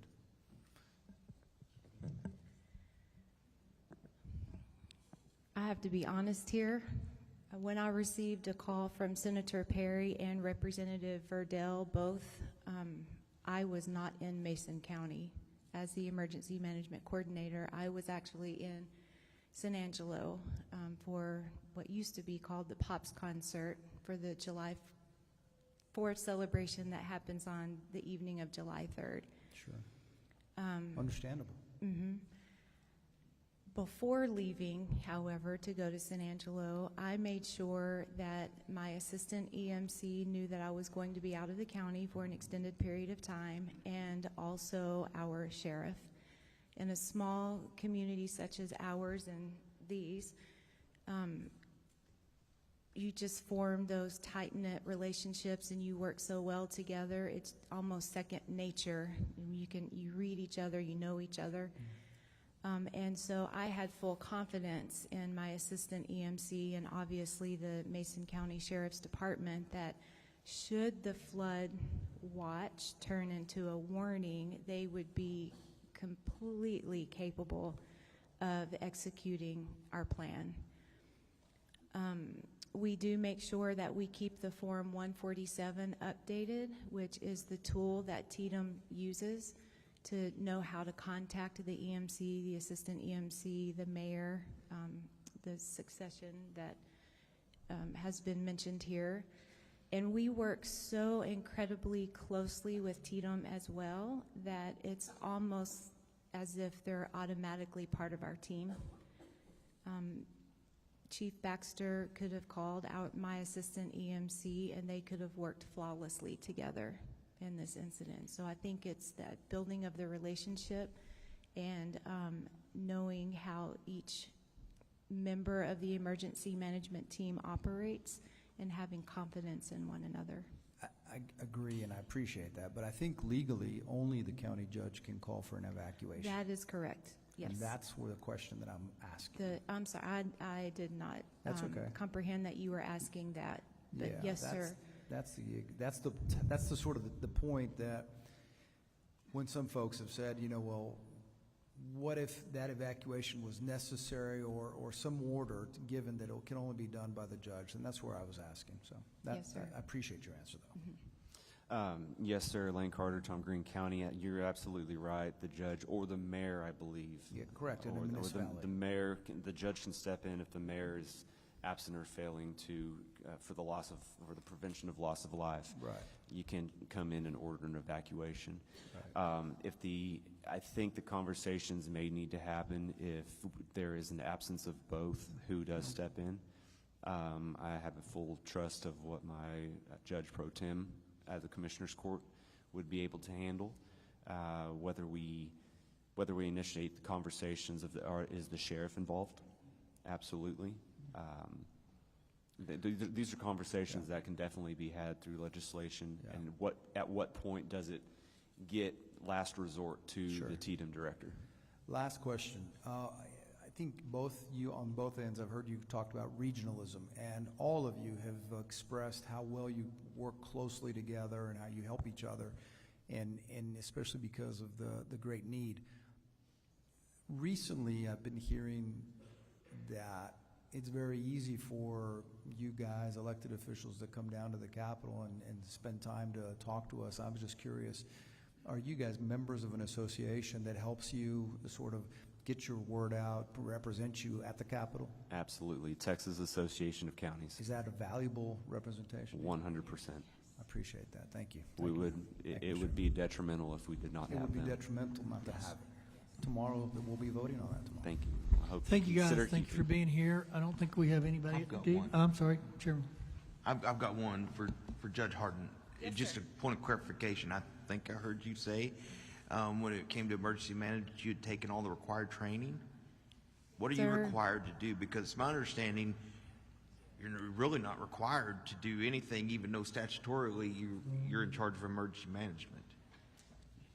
I believe, sir, that as the emergency management director, by default, just by being the county judge, Right. and then possibly the emergency management coordinator as well, I would be required to take the ICS classes, 100, 200, 700, 800, which are all online, and then courses 300 and 400, which are in person. The reason I ask is the testimony we heard last week from Chief Kidd was that many county judges, because you're not required to take it, I mean, it's very proactive of you, and I'm sure your county appreciates it, but one of the things that we're looking at is actually requiring judges and mayors to take this training, because statutorily there's nothing that forces you to do it, and not all 254 counties are created equally, and I have 19 counties in my district, and I work with 19 judges, and most of them are just like you. They're all small counties. They all face financial challenges, but they take their emergency management position serious. There are others that do not. So if that was a statutory, you've already taken it. Yes, Does sir. it offend you if it's a statutory requirement? No, sir. That's all Can- I need to know. Can Thank I you. Yes, sir. comment on that? As we are required to take the Open Meetings Act, I believe as the emergency management director of a county, especially a larger county, should be required to have at least some of the trainings of the 300, 400, 700 classes. If you wouldn't mind, when you give you gave me written testimony, but we've asked panelists all day, to submit those things to our offices. If there's specific trainings that you've taken that you think every judge should take, I'd love to see some recommendations. And it's a 2-day course. Thank you. Thank you. All right, anybody else? Thank you guys for being here. Thank you for hanging in there with us, and good testimony and good county judges. Thank you all You did very a lot. much. Thank you, sir. Appreciate Thank you you guys. for reaching out that day, too, as well. All right, we're going to go back to 8, public panel. Eric S. Cooper, Jacob Torres, Mike Richards, Janice Riley, Lieutenant Pete Chambers, yeah. Ryan Pape, Ron Lehrman, Kathleen Brinklin.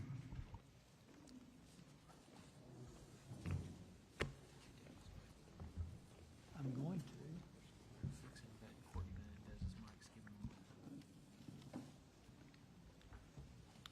A little technical treatment there. I got Kathleen Brinkman. Is that you? Nope. Ron Lehrman? Nope. Ryan Pape? Pape? Nope. Pete Chambers. Okay, got Pete Chambers. Janice Riley. Got Janice Riley. Mike Richards. Jacob Torres. Last call, Eric Cooper. Yes. That's you. Okay, give me 2 more. I need 4 too. Okay. Chair calls Mike Hughes, Tom, I believe it's Joser, but it might be in yes, sir, Moser. Your M and your N and your J, but there is no J, so. Barbara Ferguson and Betty Murphy. Betty Murphy. You there? All right, that's got a full 8, doesn't it? Does it not? Give me another one. Kelly Rabone. Kelly Rabone. Come on back up. You're the next contestant. These were not here, so. All right, let's start on the right. Give us your name. Got 3 minutes, and let's move down the line, and we'll have questions for all of you at the end. Thank you, Chair, committee members. My name is Eric Cooper. I lead the San Antonio and the San Angelo food banks. We serve 29 counties. There's 20 food banks that serve all 254. Of the 29 counties we serve, 15 of those counties were impacted by flooding. We fight the daily disaster of poverty, but when a natural disaster or man-made disaster occurs, we respond to that too. When neighbors are hurting and are in crisis, words can often be inadequate. Food expresses love and nourishment. Many of our food pantries were going to be closed the weekend of July 4th, so we preloaded and stocked them for their following week's distributions. But at the onset of the disaster, we received calls from our churches, from our local VOAD and the COAD, making deliveries into the DRCs in San Angelo and to our nonprofits in the impacted areas. I want to thank all of our food pantries, those nonprofits, schools, churches, for all taking action, especially those connected to the VOAD and the COAD, and the role of the Salvation Army here in Kerrville. The countless volunteers, all that helped with our call center helpline, responding to requests for water and meals. Many of those volunteers packed care boxes, and since July 4th, we distributed about $2 million in food. I also wanted to thank all those that donated, the individuals, the churches, the companies, especially HEB, USAA, and Valero, Feeding Texas and Feeding America. You all should know your state agencies responded quickly. I personally got a text from NIM Kid and the TDM team Deputy Commissioner Lena Wilson with the Texas Department of Agriculture and the Health and Human Services Commission. I want to thank you all and the governor for allowing SNAP benefits to be used at restaurants. Those people who lost their homes were able to get meals. Donations management is always a challenge in disasters. Ensuring the right items are donated in the appropriate quantities at the right time. It's critical to have the right equipment and the storage to ensure food safety. Food safety never is not a priority. In times of disaster, you need to be extreme. We're distributing food before, during, and after this storm, and it will be a long recovery. Impact to housing costs, rents, insurance, agriculture, and the tourism sector have already been noted. Y'all are invited to come out to our upcoming distributions. There's lots in all of these counties. Last Saturday in San Angelo, there was about 650 families served at San Angelo Stadium. This Saturday, we'll be giving out the cleaning supplies from the COAD. But please ensure these communities get adequate support for the weeks, months, and years ahead. Thank you. Mr. Moser. State your name. You got 3 minutes. My name is Mike Hughes. Mr. Chairman, Chairman King, Chairman Perry, members of the Select Committee, thank you very much for coming to our community and hearing us. I watched a hearing held a few days ago in Austin. I think it was 11 hours. Is that right? 12. I changed my arithmetic. Okay. Rightfully, attention is being drawn to emergency response, adequacy of flood warning systems, the property damage and the terrible loss of life, property that we've suffered here.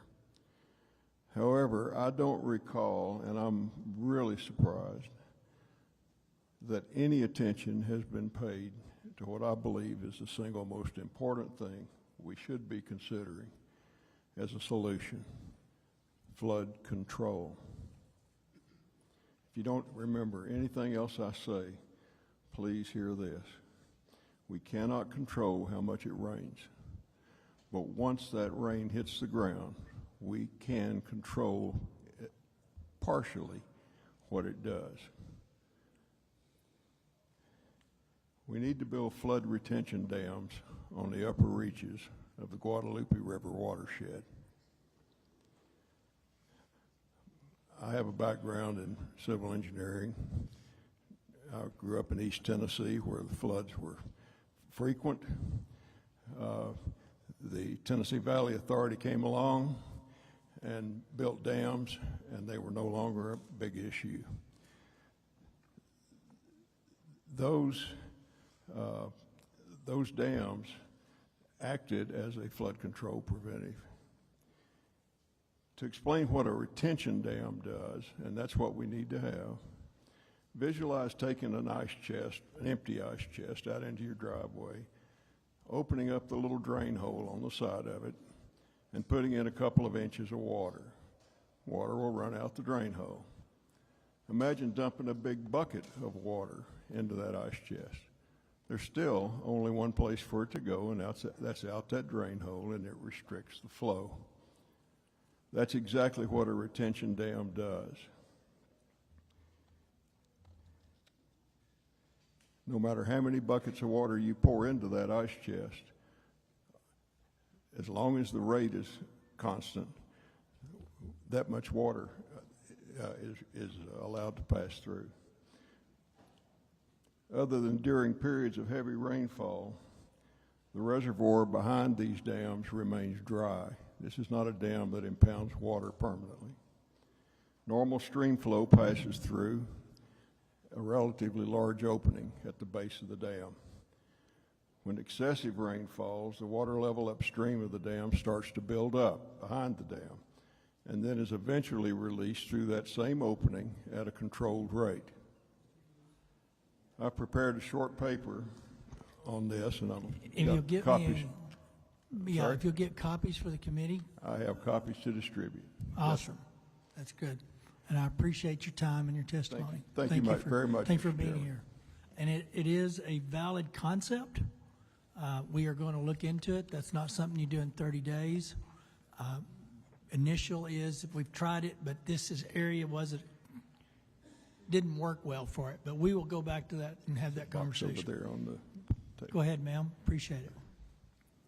Good afternoon. Janice Riley, Center Point resident and volunteer coordinator with Somebody Cares. On July 4th in the morning, our power started to flicker in and out, so my husband and I decided to run down into Center Point and fill up our gas cans. Both ways were covered in water. Center Point, there was already a vehicle stuck in the water across the roadway, and east on 27 going into Comfort, it was already starting to come across. My husband said, "This is stupid, we're going back, because if we try and go, we're going to get stranded in Comfort." So we got back and just waited it out. That day I started contacting Crisis Response International in Virginia, who I am certified with for crisis response, saying, "This is what's going on, are you coming?" They responded, left from Virginia on Sunday, got here on Monday, connected with Hunt Fire Department, and we've been deployed in Bumblebee Hills ever since, working in there.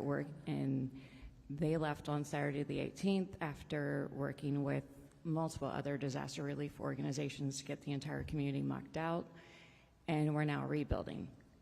So we have several homes that are already up drywall, and we're getting painting and moving towards getting them back in their homes.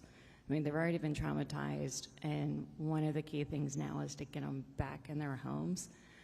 We have an individual who is a World War II veteran, 98 years old, who's been displaced out of his home, and he's been told he's in the flood relief area, floodplain, and now we can't rebuild until he gets permission, permit, something to say, okay, yeah, you're now permitted to rebuild. And he's been in this home for years. So I'm just standing up for World War II vets saying, can we please get this guy back in his house? And what do we need to do to make that happen? My second point is, in case of a disaster, I've been working with bunches of disaster relief organizations for the last 3 weeks. It's managed chaos. If we could have a Texas website that activates upon a disaster, I don't care if it's Houston, El Paso, or the Panhandle, that activates and then says, hey, if you want to come help us, all the information you need to know is here, because we still have people showing up wanting to do search and rescue and wanting to do muck out, and that's done. We now need to do other things. So if we could get that information out to these volunteers that want to help, that it's organized, because the thing that I have seen from day one is just what help is needed, where is it needed, and I mean, we had friends up in San Saba and Leander begging for help, and honestly, we were overwhelmed with help here. Thank you. Thank you. Go ahead, ma'am. Good afternoon. My name is Kelly Raybon, and I am a mom from Houston, and Representative Johnson, I am one of your constituents. So on July 4th, I got the text that is every parent's worst nightmare, that my sons were caught in the Hill Country flood at Camp La Junta. I raced to Kerrville to learn that my 7-year-old, just finished kindergarten, Brock, had survived only because his brave teenage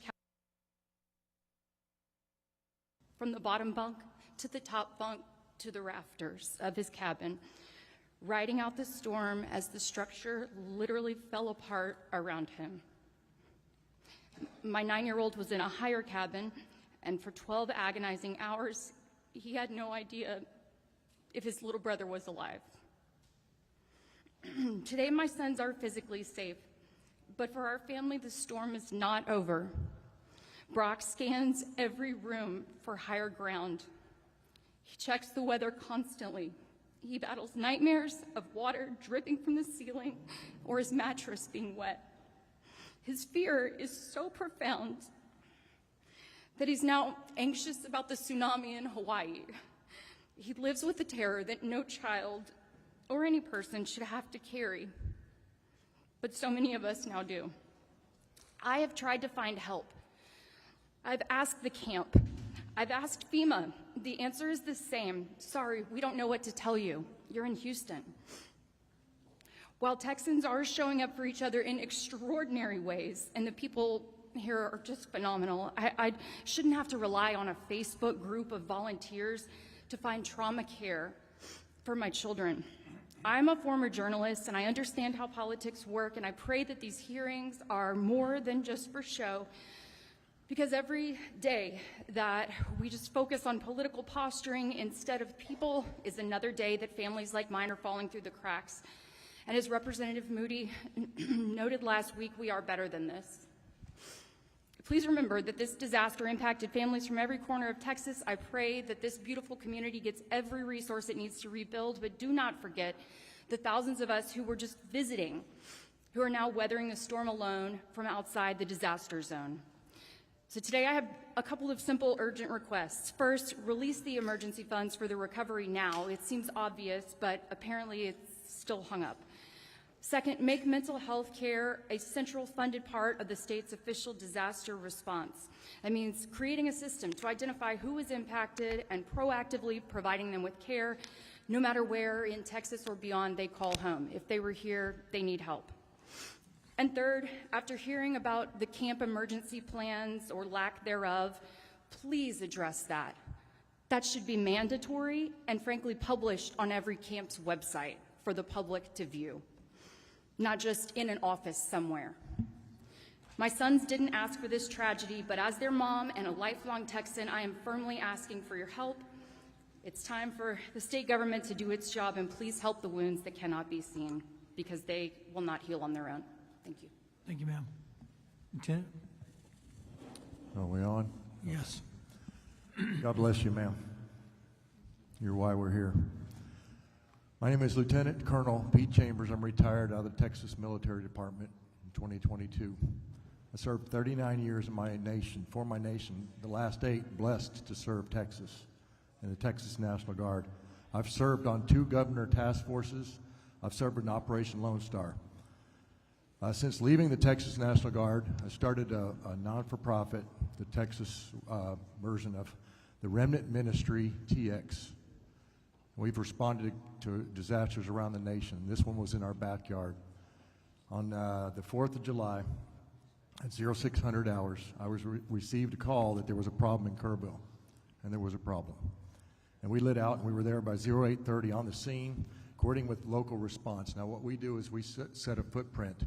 I work with a lot of organizations, a lot of serious operators. I was a Green Beret myself. We established an administrative mobile command.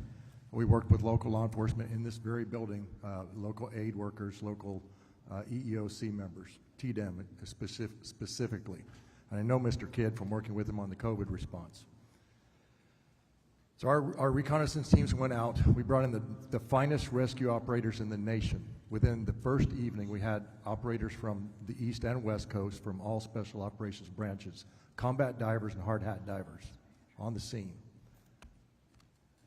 I worked with other organizations here within Texas, mostly citizens. Of the 17,000 citizens that responded, we worked with 14 of the organizations.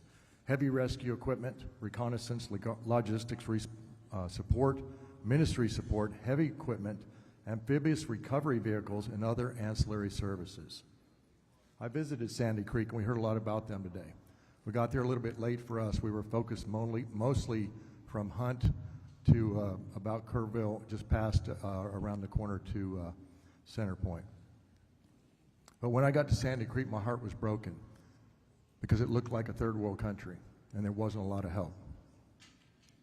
And I want to thank those citizens who rescued and recovered themselves today, to remember them. Information ops are important, and we did. We put out sit reps 3 times a day, situation reports to the citizens on our social media, right? We're using it. And thank God for the AT&T folks. I pay a bill to them every month, and so now I'm thanking God for them, who put in the towers for us. It made it a lot easier.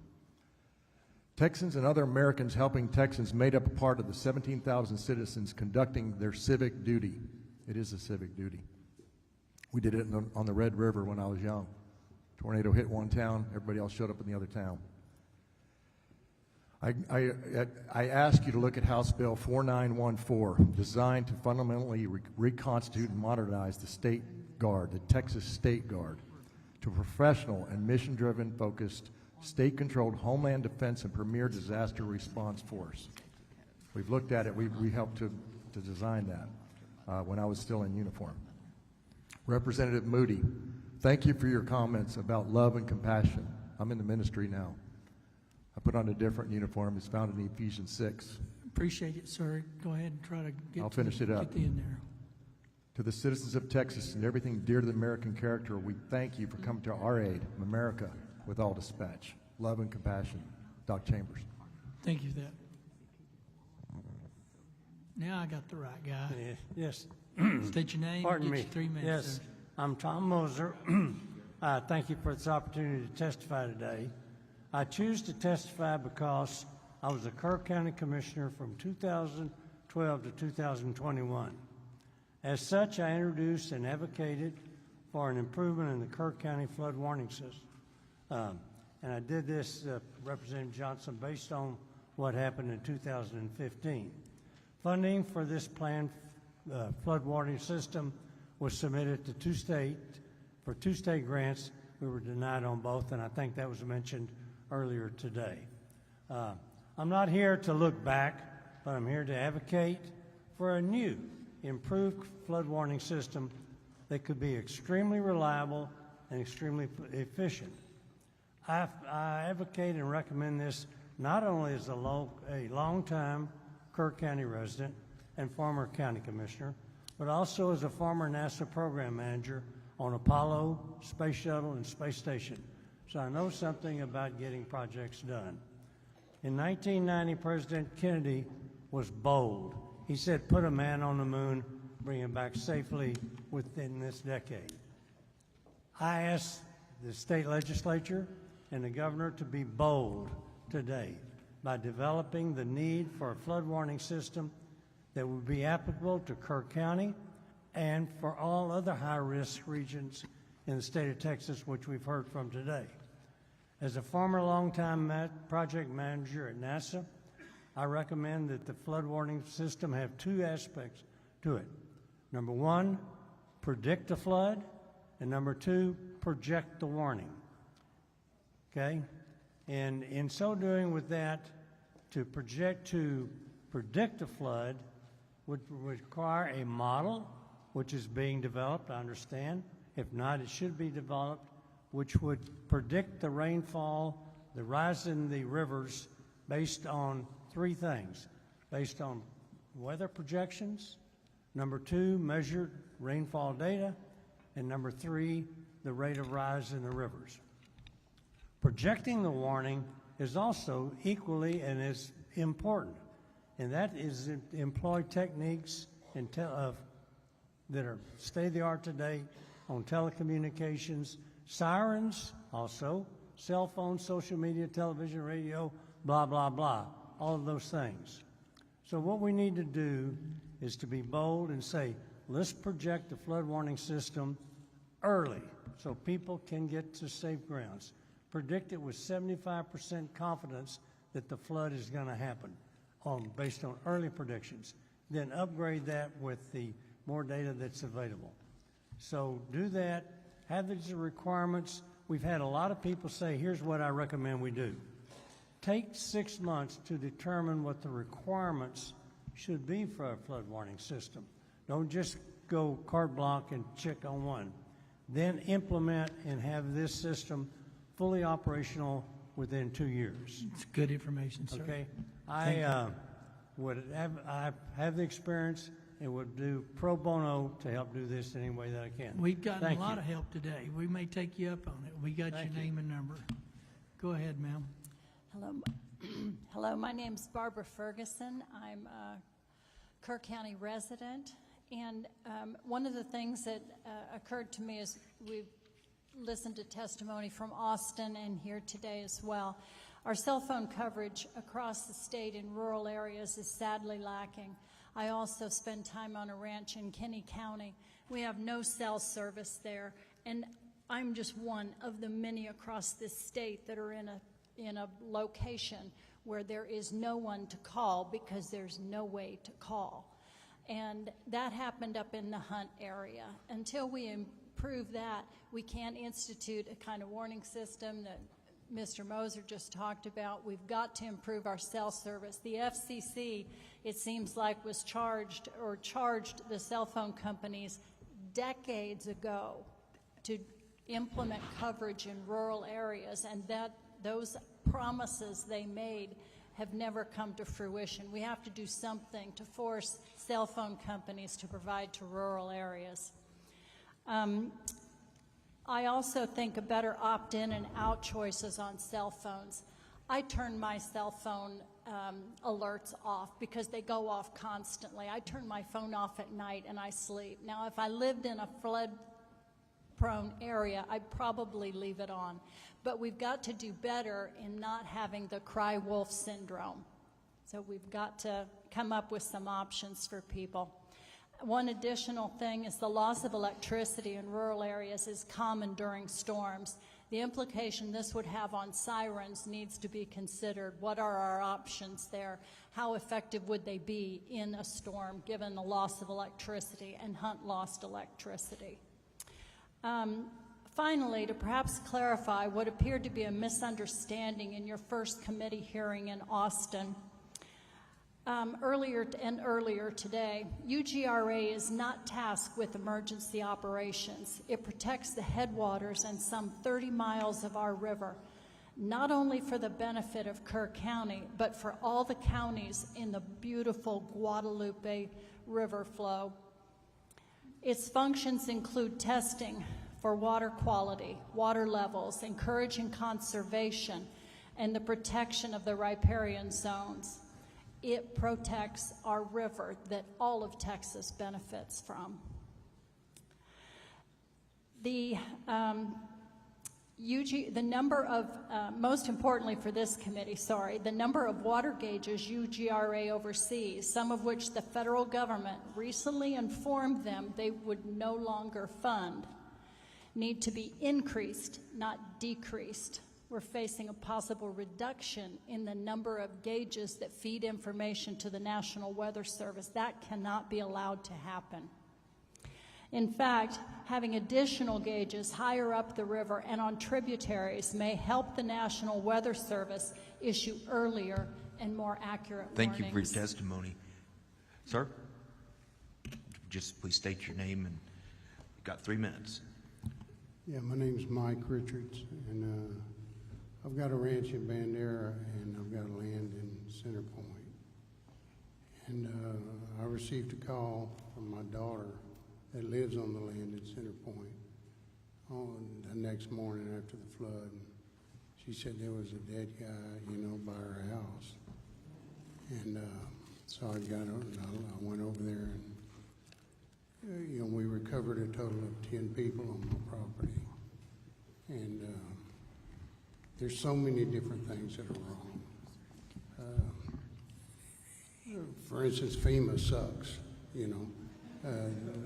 FEMA needs to be abolished, period. Kerrville and Kerr County, all through this, we just quit searching Saturday. All through this whole thing, people would call them from different cities and say, hey man, y'all need to come up. No, we're full, we don't need it. Well, they should have said we're full, but call Hunt or call Center Point, but don't just turn people away, because like I say, we just quit searching Saturday. And as far as the state goes, well, let me tell you about the state. I think the state involvement, as far as I'm concerned, is pathetic, and I'll tell you why. After we found that one body, I went down to a part of my property and I started looking at the drifts, the debris, and it was 30 and 40 foot high, and 50 and 100 foot long, all of them down the river. I said, well, I can't touch it with the equipment I have, so I'm gonna call around and get an excavator, see if I can rent one. And I started calling around, nothing. About 10 minutes later, some guy calls me on the phone. He says, "Is this Mike Richards?" Yeah, and I don't know who it was, but he says, "I got these excavators, I got dozers, I got anything you need. We're setting up here in a parking lot near Kerrville." I said, "Well, dude, bring it on. You know, I need it. You know." And he called me back in 5 minutes. He says, "No, the state's not going to let me do it." I said, "What the hell? You know, come on. Well, why is the state not want?" "Well, this river authority says this law." I said, "I ain't worried about no laws, man. I'll break them if you bring the equipment over here, just to go out and look for these people, you know." And it's this river authority, and then they started talking about burning. I said, "I'm not talking about burning. I'm talking about finding bodies, you know." And it goes on and on and on about this stupid clam in the water and stuff, you know. So, and it shouldn't be. Sir, you'll have to kind of wrap up your thoughts. Huh? Wrap up your thoughts.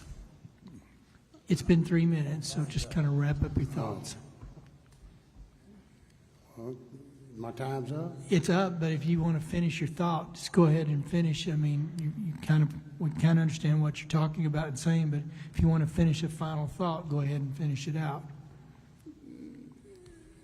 It's just well, here's I say that to say this. It was 2 days before I got some help, and it was not from the state, not from the government. It was from good-hearted people, my friends, and my cousins and things, and they came over, and 3 of us went across this little island, and we found two easy finds. You know, there were 2 bodies laying over there, and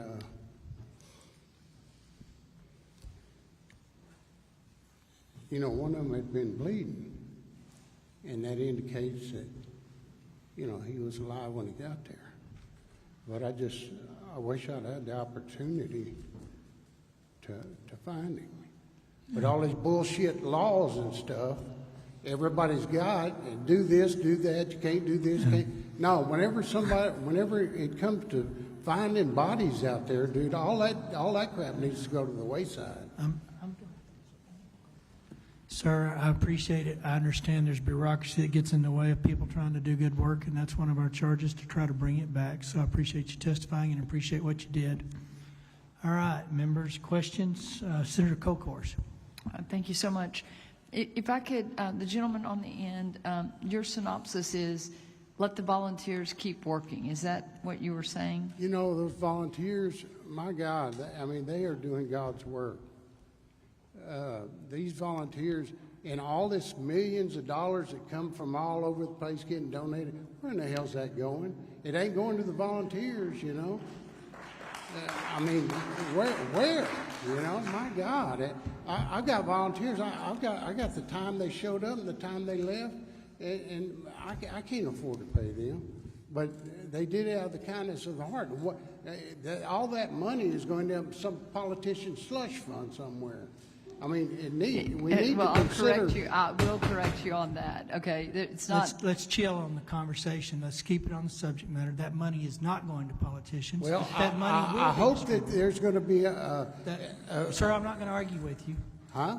That money will not go to politicians. It will get to the help that it's seeking, because it's going to be administered I hope by there's an account quality for NGOs. it. I'm not going to argue with you. You can leave, or you can sit there and answer the questions directly. But that money. I answer them correctly. You just made an accusation that money is That's going my into the trade opinion. members. Well, your opinion is your opinion, but it's not factually exactly accurate, right. and it's my right to call it out. This is an NGO, and I can name you about 100 NGOs that are looking for paychecks. I don't know what an NGO is, but there is a Non-governmental entities and nonprofits are not getting paid to do this work, and they're doing a yeoman's job. By definition, a volunteer is not expecting a pay. Period. And so hopefully most of that money I've been aware of is going back to individual assistants helping to rebuild some homes in the areas that I'm talking to, but we're not going to have the conversation when you start calling politicians out. I will say, and let me conclude, one of the things we talked about in the last hearing was I've had constituents who came from Senate District 18 to volunteer here, and they were discouraged when they were told that they no longer, by state officials, or that they were no longer needed. And we're going to work through that. That's part of this process of how you organize volunteers and how you utilize them. So thank you for your testimony. To the mom of the La Junta boys, I'm sorry, I don't remember your name or didn't write it down. Kelly Raybon. Kelly, I got, you gave us 3 recommendations. I got number 2, which is proactively help with mental health, and then the last, which is something I'm working on actually right now, on the part of the health and safety code on evacuation plans for flooding, especially if a camp is in a floodplain. So that's already being worked on. But what was your number 1 recommendation? Was just regarding emergency funding. It's my understanding that there's still funding that's held up at the state level that has not been released. Okay. And then finally, about your son, I'm going to meet you at the back of the room with a representative from Health and Human Services, and we're going to get you on the right track on that. So I'll meet you right back there as soon as this is over. Thank you very much. And I'm not alone. There's lots and lots and lots of others out there who have these same questions. And my goal here today is hopefully we can all make it easier for people to get the information that they need and deserve. I'm Chair of Health and Human Services in the Texas Senate and honored to serve in that role. And we have lots of resources, and we're going to make sure that we get better about telling people how to get those. So thank you so much for being here today. Thank you, Mr. Chairman. Representative Verdell.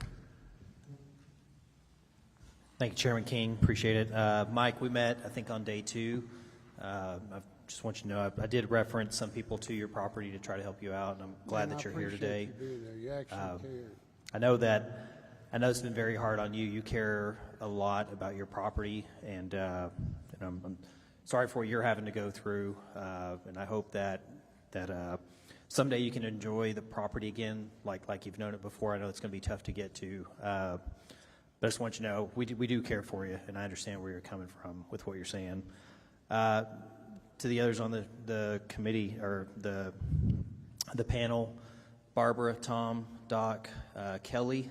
All right, you're working at Bumblebee Inns, right? You've been helping out at Bumblebee Inns. Yeah, Am I Janice saying that Riley, right? I live in Yes, Center ma'am. Point. Yeah. And then I apologize, I've forgotten y'all's 2 names, but I just want to say, yes, sir. Yeah, I want to say thank y'all for all of y'all's help in the community. I know that y'all have helped in each way you can.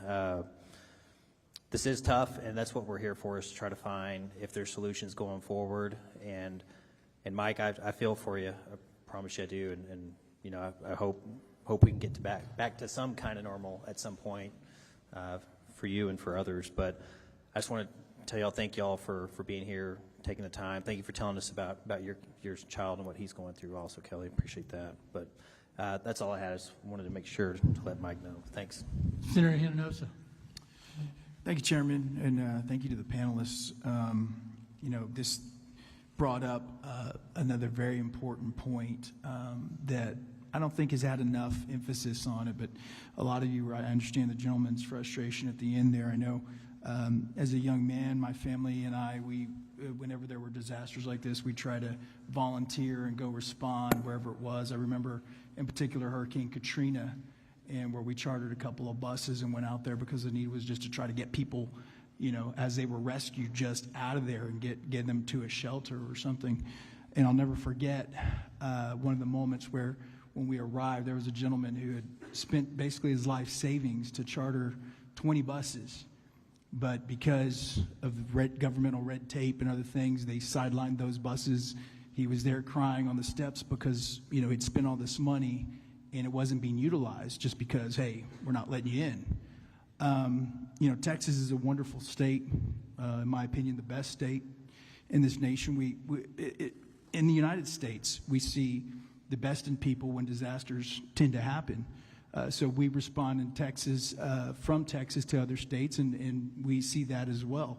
But just in Texas itself, we have just so many people willing to and ready to help.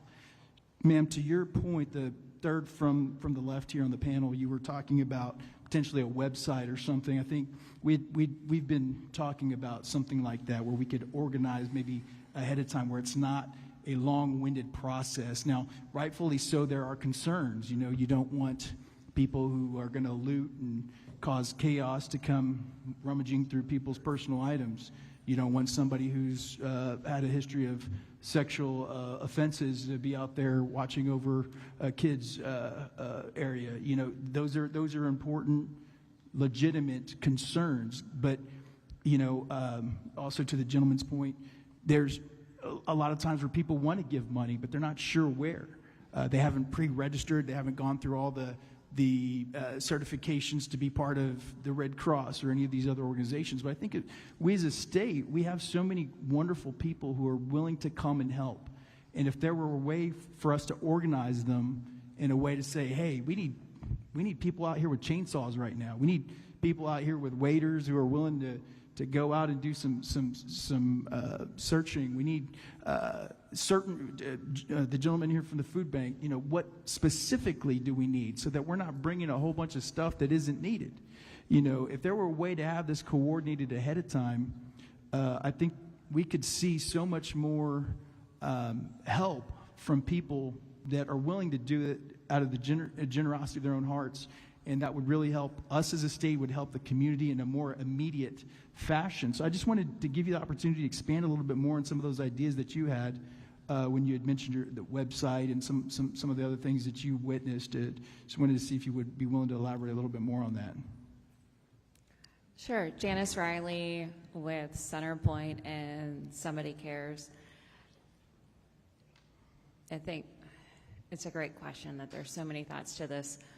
But it's figuring out a website that says, okay, what are all the areas impacted and, you know, the riverfront and who needs help? Because in the current situation in Kerr County, we were relying on the fire departments that were handling first responders and doing search and rescue to also handle all the volunteers coming in to help. And some of those volunteers came in for search and rescue, but they were also coming in to rebuild. And so that was a lot on them. So I think part of it, doing the data collection across, in the moment, doing the data collection and finding out what's happening where.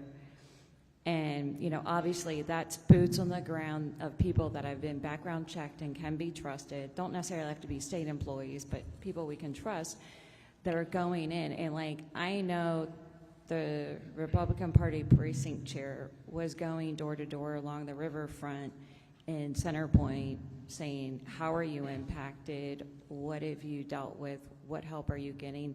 And then was assigned to go up to Ingram and do the same thing. So is somebody like that assessing what's going on, assessing what the need is? And I know a lot of our churches have gotten funding, so now the churches are going around and the churches are saying, please complete my application to say what you need. And at the end of the day, the immediate need for each household is what sizes are the kids and what do they need to have replaced? They're getting ready to go back to school. I mean, I think I heard Kerr County schools are going to supply school supplies, but some of these kids still need shoes and still need clothes and hats and like baseball gloves or whatever they did. So somehow we have to figure that out and get it sourced, because one of the things I've said on Facebook is that I think we have half the country's bottled water within this county alone. I mean, if you drive around and look at the flood impact, you're going to see bottles of water, I'm just saying. So, you know, we don't need more clothes and we don't need more bottle of water right now. Or if we do need clothes, we need specific clothes that fit the people. So it's figuring that out and then having it on some kind of website that as soon as it happens, this goes live. And then there's committees and a task force activated to get the data. And then there's data outlets, sysadmin, and all the things that go into software development and website development. I used to work in that space of funneling that information and then saying it's like a gift registry on Amazon.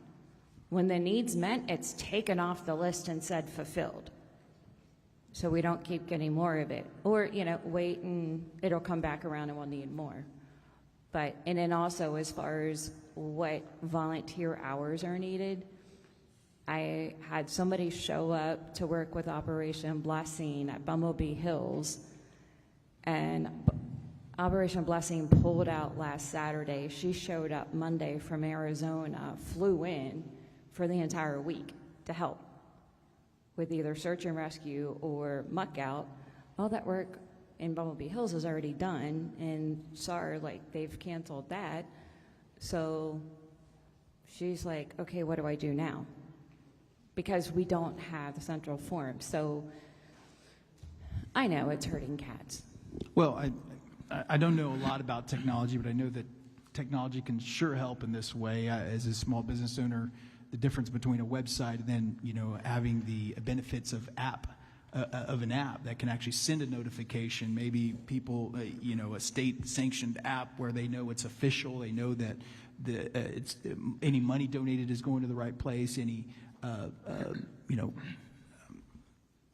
announcements of volunteer help or specific duties or specific supplies that are needed can be updated real time, and maybe notifications sent, have a pool of people already registered perhaps that we can even call and say, hey, mobilize, you know, we've got people in Corpus Christi ready to mobilize their group of, you know, bundle their network of people for funding.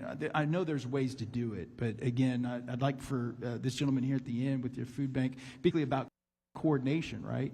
So if you had somebody on the ground coordinating, I know there's various groups that have expertise. The gentleman with the food bank, I'd like for you to chime in as well, but for that, for example, that can be coordinated into what is needed, I'm assuming. Can I say something? If you don't mind, let me allow him to answer, and then we can allow you to have some comments on that. Yeah, I think there's a huge opportunity just to get information out and help people understand what resources are available. For many of the established churches and nonprofits, Representative Darby, I think, pointed out COAD in the Concho Valley area is the Community Organizations Aiding in Disaster. In kind of the San Antonio area, it's called VOAD, same organization, it's just Volunteer Organizations Aiding in Disaster, and that becomes a communication hub of all the organizations that are doing work. And so if someone has a need or surplus, if it's access to neighbors that were impacted, then people can shift resources, those organizations can shift resources. If someone has a surplus of volunteers, then those volunteers could be shifted to other organizations that might need them. And so just being a part of an organization where you can get access to communication is hard. I think this is a disaster, and we've suffered many here in Texas. And I think giving ourselves some break, right, that the nature of the disaster is going to create friction and confusion, but how can we improve? And I think it's just that opportunity to really network in those times when you're not in the middle of it and establish relationships. You know, I think Tatum's been celebrated a lot, and I think, you know, hats off to Nim Kidd, and he's a San Antonio guy.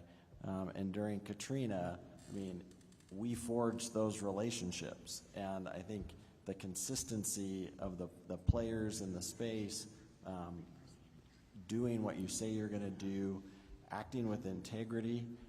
We're stewarding widows' mites that have blessed the people that were impacted by this disaster, and we will ensure that those resources are given to those impacted by this disaster. And so the community trust, but nobody wants to waste people's time. And when there's inefficiencies of food that goes bad, or people's time is wasted, that's what we need to be figuring out how to get tighter. There are some websites, I just don't want to plug, you know, there's a lot of people competing for the space on kind of volunteer management and all of that kind of stuff, but those vehicles exist today, but there's, you know, politics on which one gets used or not used, but showing up and being a part of a community and the communication, I think, brings some efficiencies, and we saw that in the San Angelo area.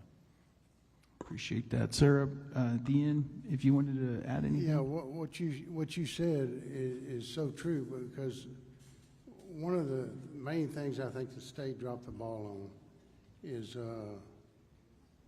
that there was zero communication, zero coordination.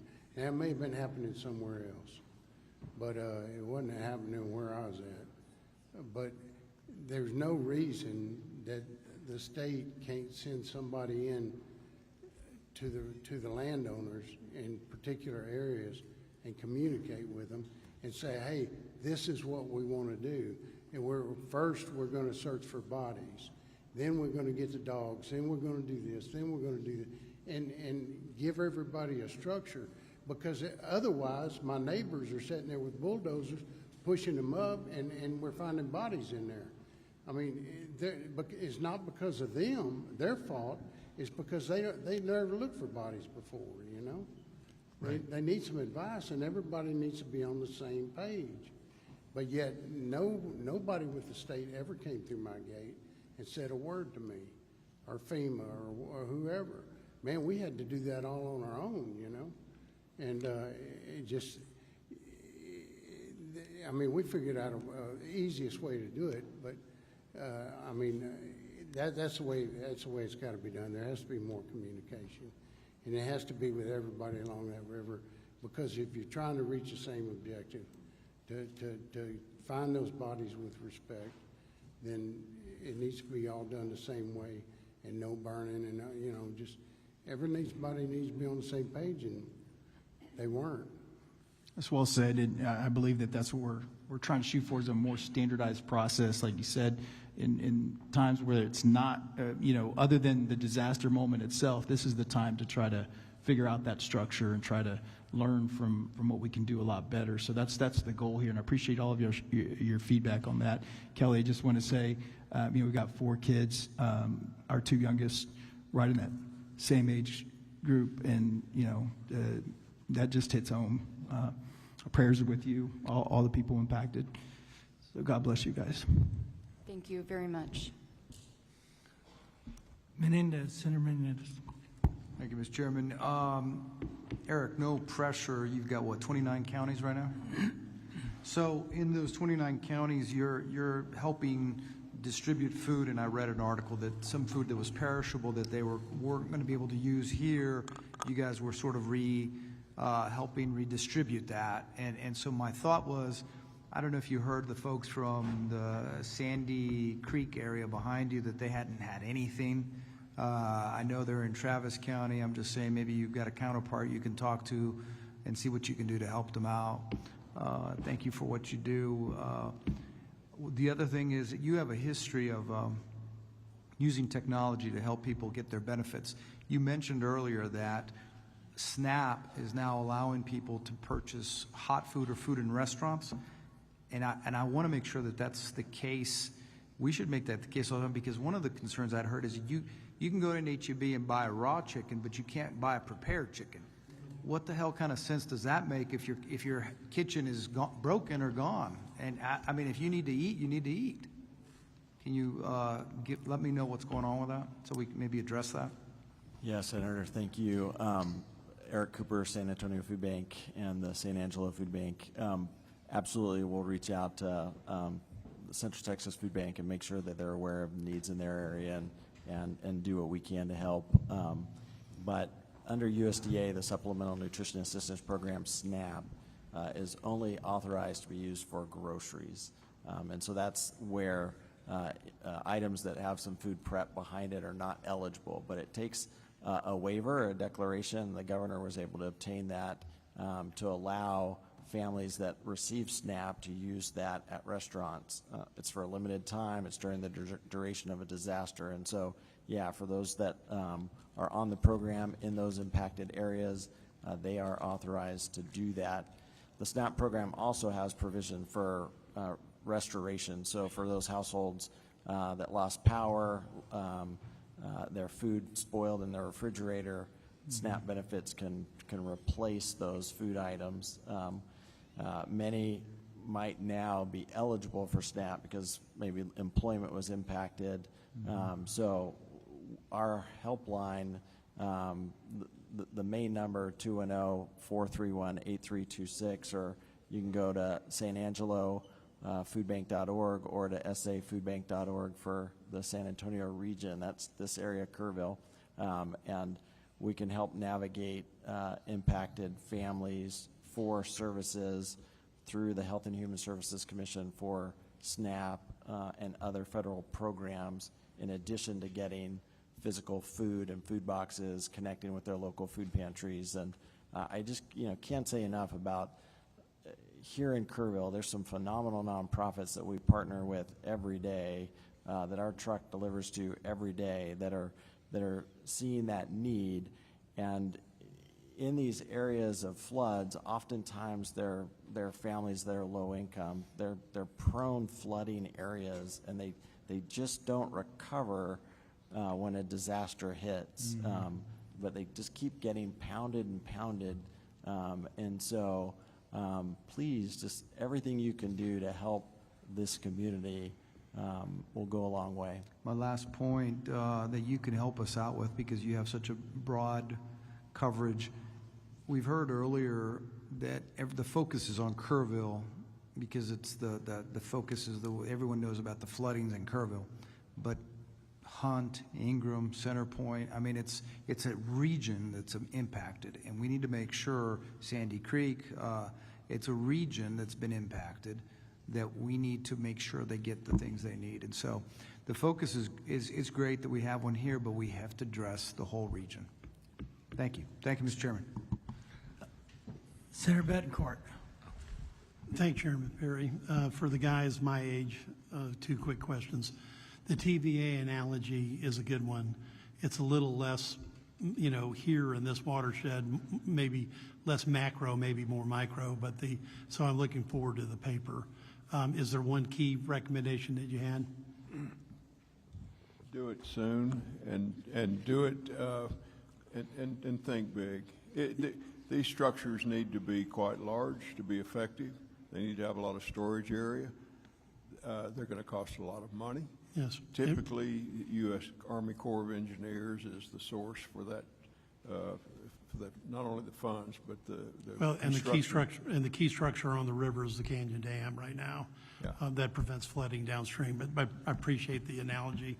Thank and you to very my much. Apollo manager over here. Yes, sir. Gene Kranz is supposedly has said that failure is not an option. Now, apparently he didn't say it, but the attitude pervaded the Apollo program. And so you've come up with two really good points, but I'm going to ask the tough question. I want to know, as a commissioner, you submitted 2 state of Texas grants in 16 and 17. What were they, and why did the state turn you down? They were for $1 million, okay, based on an engineering study that we performed. And the first one, I believe, was for Tatum, okay, and it was the grant purpose was primarily for flood mitigation, but we went in as a flood warning system, and it was not approved. And the second one, I don't know exactly, I don't remember which one it was, but it was part of the Hurricane Harvey Oh, it was a Harvey?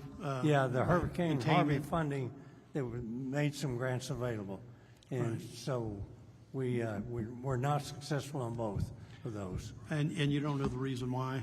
Or what was Commissioner Roser, what was the stated reason?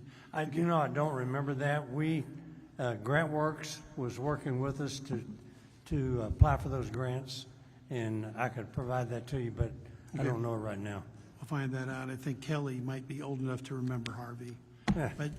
But And my oldest son does, and my youngest was a baby, but he still hears about it all the time. I mean, and aftershocks from the derecho and Hurricane Beryl, too. right, well, that's exactly my world back in H-Town. So, but God bless you. Someday those stories will be told over and over again too. All right, and I hope they help people save lives in the future. Thank you all. To my food bank, do you know if the center here with all the local state resource hookups and the federal is still open? I believe it still is. Do you know? That's really more of a Kerrville. There is another facility here that's got the ability to tap into Medicaid, SNAPs, federal programming, and all of those other assets available. Yes, sir. So we do have staff in the area that are doing that and will continue to be in the area. It's actually a location where we consolidated all of those resources from the state and federal in one room, one building. I believe they're still operational, and I think they pretty much stay until nobody else is coming in. So I should know where that location is, but it's local. It's here somewhere if someone knows. I'm pretty sure it's still open, but it had all of those state resources and federal resources at the time. Something as, I need to get my driver's license because it got lost in the flood. I needed to know how to get my passport renewed because it got lost in the flood, and all of those little things like that, birth certificates and stuff. So that was one resource stop shop. I believe it's still available today, but if I'm wrong, I'm wrong, but I think they told me they would be here a while, so that's good. I need to call back, and I apologize, sir, in that I kind of snapped at you there, but you were coming at it. But here's what I'm protecting. My local church out of Lubbock, Texas, gave $50,000 to, I imagine, the foundation or something down here. So the last thing I want to do is have a donor community believe that those monies are not going to be spent well. It's not fair to them, and it's not fair to the people that are going to get that money. So it's just one of those things we've got to protect, because we've got good-hearted, kind-hearted people doing the right thing, and there are legitimate places to put that money so that it's not at risk of being scammed, and there's a process to distribute. In my history with disasters, it ends up going to small businesses to make their payrolls and keep their lights on for a while. It goes to individual assistance. I will give you one example. Samaritan's Purse is currently staying in San Angelo till the end of August, and they're rebuilding houses today because San Angelo had it organized where they had mudded out and debris was gone in less than a week. So they're literally putting up sheetrock today. So it's those organizations that have boots on the ground that can deliver services that should be paid those dollars, and ultimately they do. I will say this, for those local foundations and United Ways and the like that have received a lot of dollars, I think the donor intended that to be a pass-through and not administratively shaved off. So to your point, I appreciate where you were coming from, but we don't want to send a message that your money are going to go somewhere other than it was intended to. And that's really where I came from. So I didn't mean to jump, but when you made that blanket statement, it was kind of like everybody that's given $1 is now going to have a heartsick feeling today. No, it's not that, man. I'm just so burned out on these people that have given so much. The first responders, these volunteers, just nothing, you know. I mean, they're out a lot of money, you know. There ought to be some kind of pot or something, you know, that would go to reimburse them, if not make money, you know. I mean, and I'm not sure, I don't disagree with you, and maybe one of these local foundations can come up with an application for reimbursement and proof and stuff. So that's their call, but I think you make a valid point. A lot of people come down here and stay 3 or 4 weeks at, you know, gas, hotels, and oils, but a lot of them are working for these NGOs, the non-governmental authorities, like Texas Baptist Ministries. They pay for those hotels. So there's a lot of good stuff going on out there, but to your point, those guys that just showed up to try to help you, maybe somewhere in this mix of reimbursement process. To Senator Hanosa's project, part of our task was to come up with a volunteer coordinating system so that when we do get people standing in line wanting to help, we're not having them cause more harm. We are vetting them to make sure they don't have a criminal record that could cause harm if they're filtering through stuff. And so we're trying to get it all under one umbrella here and move forward. So, Mr. Chairman, before they go, Representative Verdell had a final comment. Yeah, thank you, Chairman. Just wanted to address this for you, Mike. I had the same concerns you did about the money that's being donated and where it's going, and social media has a lot of those same questions too. And so I've talked to some of the people associated with the foundation and another foundation. And it's my understanding that the volunteer fire departments have received a very generous donation from, so let's take Community Foundation, for example, where a lot of the money is going to. My understanding is that the VFDs, and I don't want to say the number publicly because I don't know if it's supposed to be public, but there's a lot of money that's come into the Community Foundation, and they've given so far a pretty good chunk of that out, and those VFDs came out. They received very good compensation donation. I don't know how to say that exactly, but it is there. And I talked to someone with a different foundation that's helping, and I appreciate you, Senator Perry, Chairman Perry, for mentioning Samaritan's Purse. That was something I had a reference to, because some of the foundations are not able to give directly to people, but someone like Samaritan's Purse, which actually, Barbara, you mentioned to me before, I think, on Samaritan's Purse, they're able to help directly on the ground. So you may see some of the money not going directly to people from that foundation, but you'll see them going to another C3 nonprofit that can then get money to those people to help them. And so that's I'm with you. We want to make sure that there is ultimate accountability for what happens to those dollars. And the good news is those C3s are required to report publicly. And then just one more back to you. You know, I'm a blue-collar guy. I'm a diesel mechanic and a truck driver that moonlights as a politician. And when it comes to wanting to get things done, I don't want to wait around for government to get things done, just like you. And I understand your frustration there, where we just want to get out and get stuff done. And so I'm with you. I just want you to know that. And I want you to know that as far as I'm aware, the money that's been brought in has not been deviated to the wrong places at the moment. And we'll sure, as time goes by, if that has happened, we will figure that out. So There will be an accountability at the end of all this, you know? I mean, but there's a lot of, so the C3s are required to publicly report a lot of their stuff, so I think there will be accountability if there is misuse of it, so, yes, sir. I believe you. Yes, sir, I appreciate it. Does anybody else got a question? I've got one comment. So to you volunteers, particularly you, ma'am, talking about your bottled water comment struck me, because I've been through multiple disasters, and you're right. The first thing to come is bottled water and clothes. And what I always try to tell people, and the volunteers, the ones that truly get missed out on the thank you, because you have the disaster, you have the recovery from the disaster, but nobody talks about those that stay back to recover from the recovery.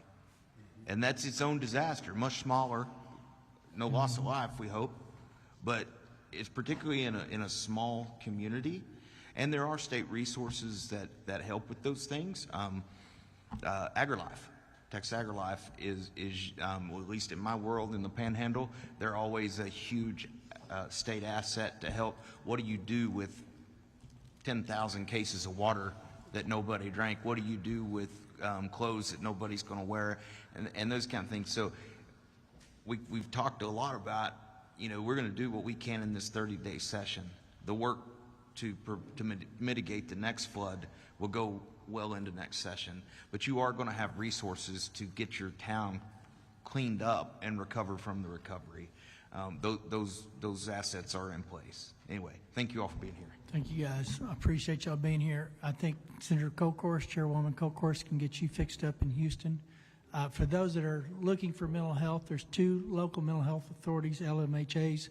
It'll be our last panel. My understanding is they've already served 5,000 kids or people between the 2 is what I believe I heard. So there is some resources in the area, local mental health authorities. If those are not going to get it done for you, they can direct you to someone that can. But you need to check with Lois there. I know Houston has a very vibrant community of provider groups. So, all right, guys, appreciate you being here and staying with us all day.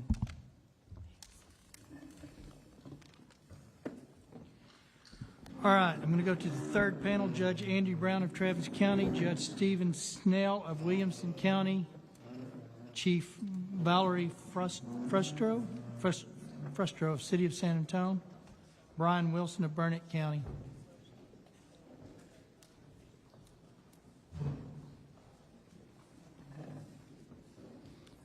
I've got Brown, Snell, Frustro, and Wilson.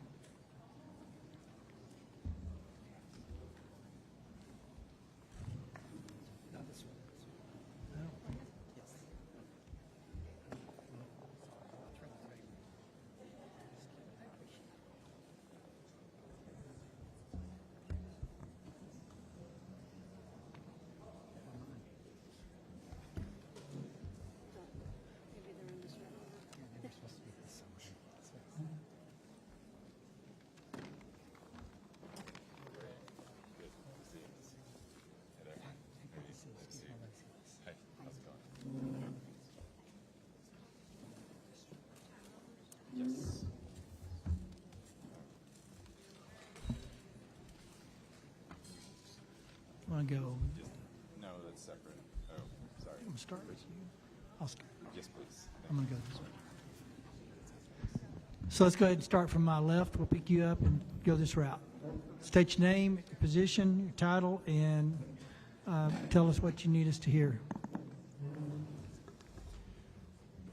All right, thank you, Joint Chairs. My name is Steve Snell. I am the County Judge of Williamson County. Just got the job on April 21st, so exactly 2 months and 2 weeks. We experienced the storm and the flood. I got a call from my sheriff that Kerr County had called and requested swift water rescue on the 4th, so he was letting me know we're sending 4 deputies to the swift water rescue in Kerrville to assist with Camp Mystic and the others, and that we would be sending more teams in the morning. While the world watched with great sadness as the campsites and others along the Guadalupe experienced the flooding, the rain continued in Williamson County. It had rained all day, so the ground was soaked, but the heavy rain started around 11:30, especially west of Liberty Hill, with rainfall totals as high as 21 inches, unconfirmed in a small concentrated area over that short period of time. I think the official rainfall total was 14.7 inches. About 2 in the morning, we experienced multiple lightning. Again, heavy rain, so I was glued to my phone. When I'd just taken over as judge, we'd had some thunderstorms, and it had caused over 10 houses to catch on fire from the lightning. So I was just glued to my phone because the lightning was on top of us. The rain was coming down hard. 911 calls started coming in around 2:30 in Williamson County. That's right about the same time that we got our first flood warning expectation from the NWS. One of those 911 callers was a lady named Sherry Richardson. Sherry Richardson lived in a house right next door to Hope House on the same property. I don't know if those of y'all in Central Texas have ever heard of Hope House, but it is a residential home for special need children with profound disabilities. And her home was a little bit lower and closer to the river than Hope House. But her main concern is she called to tell about her house because she was trapped in her house. The water had come quick off a tributary, a dry creek, trapped her in her home. But all she was worried about is getting those children out of Hope House. A few minutes later, the house was swept away by the flood waters, and she perished in the flood, but not before we were able to mobilize. Teams organized quickly. Camp Mabry sent a Black Hawk helicopter with the Texas Military Department, Division of the State Guard, headed towards Liberty Hill, and we were able to evacuate and rescue all 13 children that were residents and 3 nighttime workers from the home, thanks to the pleading in the 911 call of Sherry Richardson.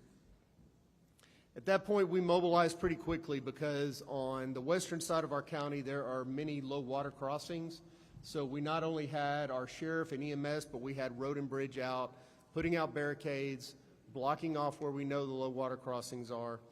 Simultaneously, we had the sheriff's office, and we had EMS, and we even had help from the Georgetown City Police going to the east side where we have known low water areas. So we have 2 RV parks that are always underwater every time it floods a little bit. We were actually able to go door to door and get everybody out, and a few RVs out in time before the floodwaters got too high.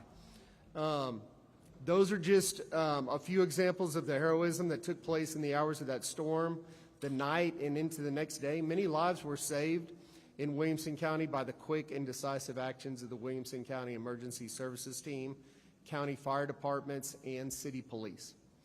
Unfortunately, Sherry would not be the only life lost in Williamson County, as we lost 2 more lives due to low water crossings and being swept away by the river. Overall, in Williamson County, EMS teams ran several rescue missions, saving 26 lives from the floodwaters, and ultimately recovered the 3 missing people deceased and were able to return them to their families. The quick and decisive actions in Williamson County saved many lives. In addition to emergency services, Williamson County also had Road and Bridge Department out in force, identifying and closing low water crossings and repairing damage. At one point, we had 29 roads that were closed due to washout and 1 major bridge. And we were able to work for 3 straight days and get all of our roads open, but 5 within 2 days. And now we're down to just 1 road or 1 bridge that is still out. We feel this is all due to the training, expertise, and quick decision-making to keep our citizens safe. Public safety and protection of life and property are core values that drive the Wilco EMS teams. My biggest takeaway as judge from the events of that week are the way the team acted quickly and decisively and came together. During the recovery operation, we were assisted by every fire department and EMS team in the county, and then from 7 divisions around the state, including as far away as Brownsville, Farr County, Bryan, Waco, and then we had 1 K-9 team actually from Mexico come to help. Like many places in Kerr County is no exception, volunteers descended into the community to help clean up, provide donations poured in by the truckload. There was one gentleman testifying earlier from the Cajun Navy. The Cajun Navy sent an 18-wheeler to Liberty Hill as well, and we had 50 people there within 20 minutes to help unload that truck. Community came together in amazing ways. As you've heard already today, several churches and ISDs teamed up to get the process started, to help people get their lives back together and to sort the many donations and sort out all the volunteers that we had. I think on any given day we had up to 1,000 volunteers in Liberty Hill and Georgetown helping. One of the challenges, and you've heard this today also, the generosity sometimes create challenges. We had generous companies donating dumpsters so people could take all the debris from their homes and property, put it in dumpsters.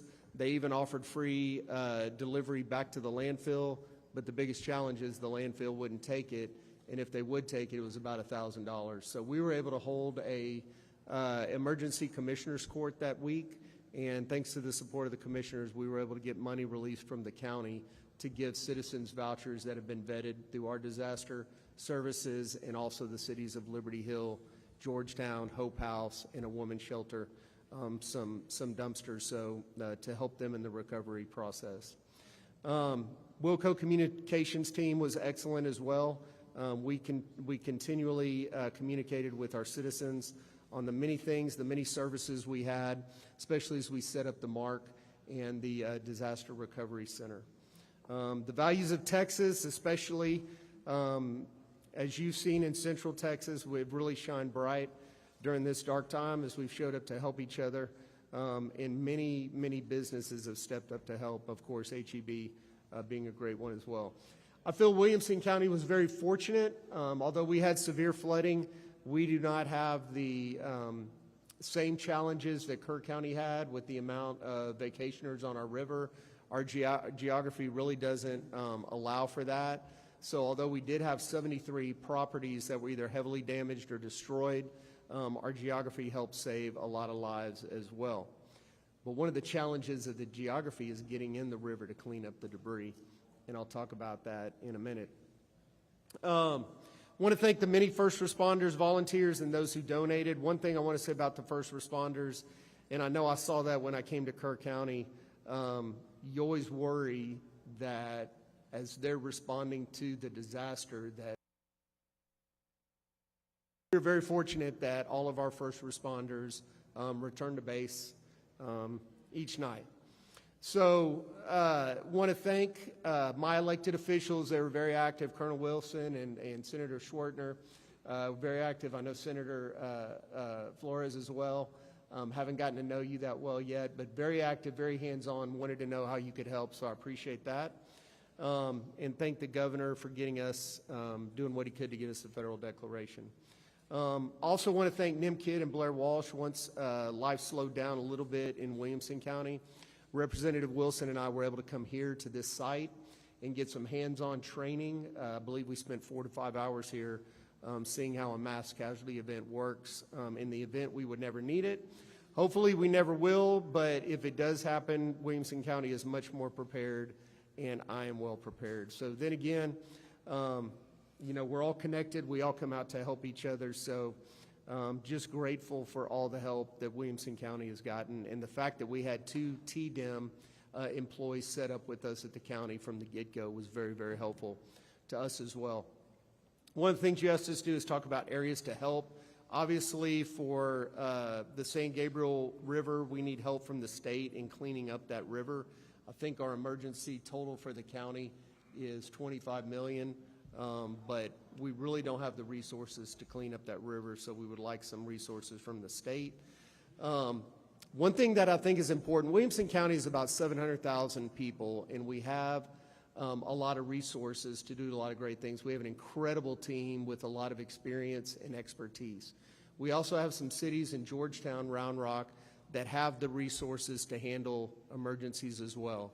But half the county is still rural, and we still have small towns, and they have the same challenges that Kerrville and some of the areas around here have. So they don't have the resources. So looking at that, a way to pool resources, a way to help the rural areas, not only of our county, but all of Texas, no matter what the emergency is, I think could help us all. Judge, you need to kind of wrap it up. I will. I'll Yeah. wrap it up right now. Thank you very much. Yeah. The other thing I've heard is on sirens and alert systems. So in Central Texas and Williamson County, we have several sirens, Georgetown and Gerald in particular, for tornadoes.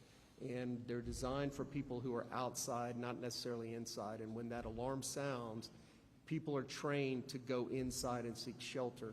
A flood of this magnitude or a flash flood would garner a different response. So talking to the mayors in Williamson County, some new technology that would incorporate either different types of sirens or maybe a voice command along with the siren that lets people know what to do. Like it's a flood, seek higher ground. It's this, do this. I think that would go a long way, and I know you have many experts that can help you out with that. Committee, thank you so much for inviting me and giving me an opportunity. And you reminded me to say it a while ago. Somebody asked when the electricity goes off, Lubbock spent $1 million for 45 sirens, mainly tornado, and they've all got a battery supply on them. So that's how you get around electricity being out. All right, thank you, Chairman. Next judge. Thank you. My name is Brian Wilson. Greetings, Chairman Perry and Chairman King. I really appreciate the opportunity to be here, senators and representatives. I am the Burnett County Judge. I was appointed in March, just a few weeks before Judge Snell. So today, I mean, I apologize. I got called kind of late last night, so I didn't have all the preparation time until 11:30 last night at the courthouse. But I'll do the best I can and leave room for you to ask me questions. For us, the story began on July 4th when we heard about Kerr County, and my wife and I were praying and just heartbroken over what was going on, and it was just so devastating. And we went to bed that night. It had been a little bit of rain. We've been in, about 4 years of drought over there in Burnett County. And remember waking up about 3:30 to some just amazing downpour and lightning. And my wife asked me, "Oh, you think the cows are going to be okay?" And I said, "Yeah, most of them are up on the hill, so don't worry about it." So we only had 2 heifers down at the house where there's a chance of flooding. But by 5 o'clock, I got my first call. The emergency management coordinator said that it was really starting to cause problems, and that we were getting dispatch calls, and I should start to head in. And of course, I'm trapped between the 2 forks of the San Gabriel, the North Fork and the Russell Fork, which is just a couple hundred yards from my house. And sure enough, at first break of day, the water was already up to my driveway, which is more than 150 yards, away from. So there was no way I was going anywhere for a few hours. So I stayed in contact with the Emergency Operations Center, and then got into town about 10 o'clock and went straight to the courthouse and did my disaster declaration. At 5:30, our fire chief, responding to one of the calls, was lost, Chief Michael Phillips at the Marble Falls VFD, Volunteer Fire Department. And he was swept away, and by then we were missing about 12 people. In the next few hours, our sheriff deputies, dozens of firefighters, every ESD and volunteer fire department activated. Because of the nature of the flood, hit in the north part of the county on the Gabriel rivers, but then it also hit on the eastern side of the county. So basically the part in 2018 that was flooded along the river, along the Colorado River, was pretty much untouched. There was a little bit of, one guy said his boat got ruined crushed in his dock or whatever, but other than that, I heard no stories, anything. And same with the south side in Precinct 4. So it was kind of like a half moon shape across the county. So some of it was river flooding, some of it was flash flooding. Anyway, but we had 63 rescues over the next several hours. They saved people from trees, from holes that were cut in the rooftops over in the north side of the county on the San Gabriel, and from floating houses there in town. Even in the city of Burnett received quite a bit of damage. It was truly amazing to witness the community so committed. Volunteers saved each other as well as the fire departments. We did have some on the resources in Granite Shoals and places along the lake deployed swiftwater rescue boats and things like that. So initially Burnett County had about a dozen missing people, and over the next 2 days, local firefighters, sheriff deputies, police, and along with DPS, Parks and Wildlife, and the Texas Military Department recovered bodies of lost victims. The special districts sent out special units. The LCRA, Lower Colorado River Authority, sent out their police force to help us, as well as Texas Task Force 1 and Texas Task Force 2. We had a few volunteers that showed up along some of the creeks to help after the water subsided a little bit. The sheriff investigators began seeking more information about how the names were added. So we had so many missing people. They really worked. Calvin Boyd and his investigators really started looking for these people and how did their name get on our list originally. And by after a couple days, within 2 days, we had cleared. We had five deceased persons and then one our missing fire chief. Our local disaster recovery system was called the Ark of the Highland Lakes, and it was a bunch of churches and individuals that was created right after the 2018 flood. And so they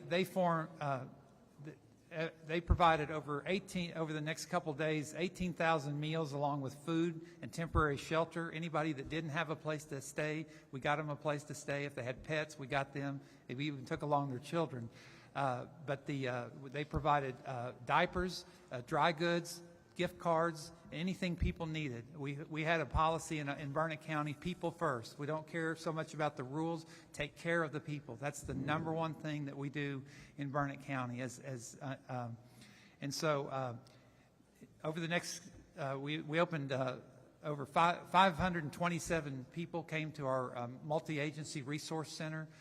We had 433 cases that have been opened by the ARC for long-term recovery and assistance, which would include cash and housing and whatever people need.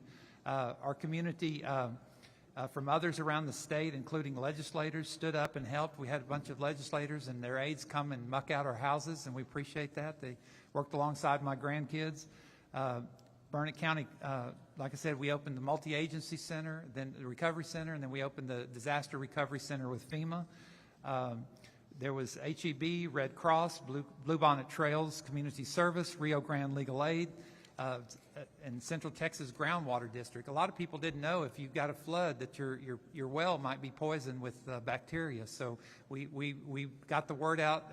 I got on the radio numerous times to tell people. My neighbor from Houston actually heard me on the radio talking about how to save his well or test his well and then get it shocked. So we did everything we could to get out the word on social media, and then also managing the message. We were talking about websites earlier. It's really important that people manage, what resources are for your county. But still, even people called from Lampasas, they called from San Saba. We sent resources. Our Ark of Highland Lakes even sent resources and muck out teams outside the area to help. So finally, in talking about doing a good job, as I stood out on the parking lot in the sheriff's office that day, I realized the legislature had done a really good job, because I was looking at all those resources. I mean, all this, just amazing. The boats, how do you get stuff like that? How do you have 6 amazing swiftwater rafts out in your parking lot like that. The UTVs, the skid steers, the trucks of all sizes, field trucks, drones, dogs, helicopters, and myriad of other equipment that I couldn't even begin to describe. All this had to be paid for, and people had to be trained to use it. And that's where I think y'all came in, and we really appreciate what you did well before this flood hit us. It wasn't just y'all, it's a whole host of volunteers. But I thank you very much. If you have any questions, as far as one of the things we struggled with during the disaster, if I still have a green light, okay, good. I tried to keep it under 6 minutes, but our Western Towers, we're in Blanco, Llano, and Burnett, have a Western Towers interoperability radio system. We took some damage to that, and we need to look at, just like somebody said earlier, we need to look at better ways to make sure that the interoperability is actually interoperability, that we have some assistance. And I know we're fixing to sign an agreement with TxDOT to take over some of the maintenance agreements, so we appreciate TxDOT stepping in there. That actually happened before our meeting. And then the other thing is the alerts. I don't know exactly what to say when you've got, like where I live, on dry creek beds, and then you've got riparian areas where, massive flowing water a few hundred yards from my place. I think there needs to be some kind of alert, but I really don't have the answer, but I think that would help a lot of people. Thank you. Thank you, Judge. Go ahead, ma'am. Yes, sir. Good afternoon, Lieutenant Governor Don Patrick, Speaker Dustin Burrows, Chairman Perry, Chairman King, and Vice Chairs Flores and Martinez.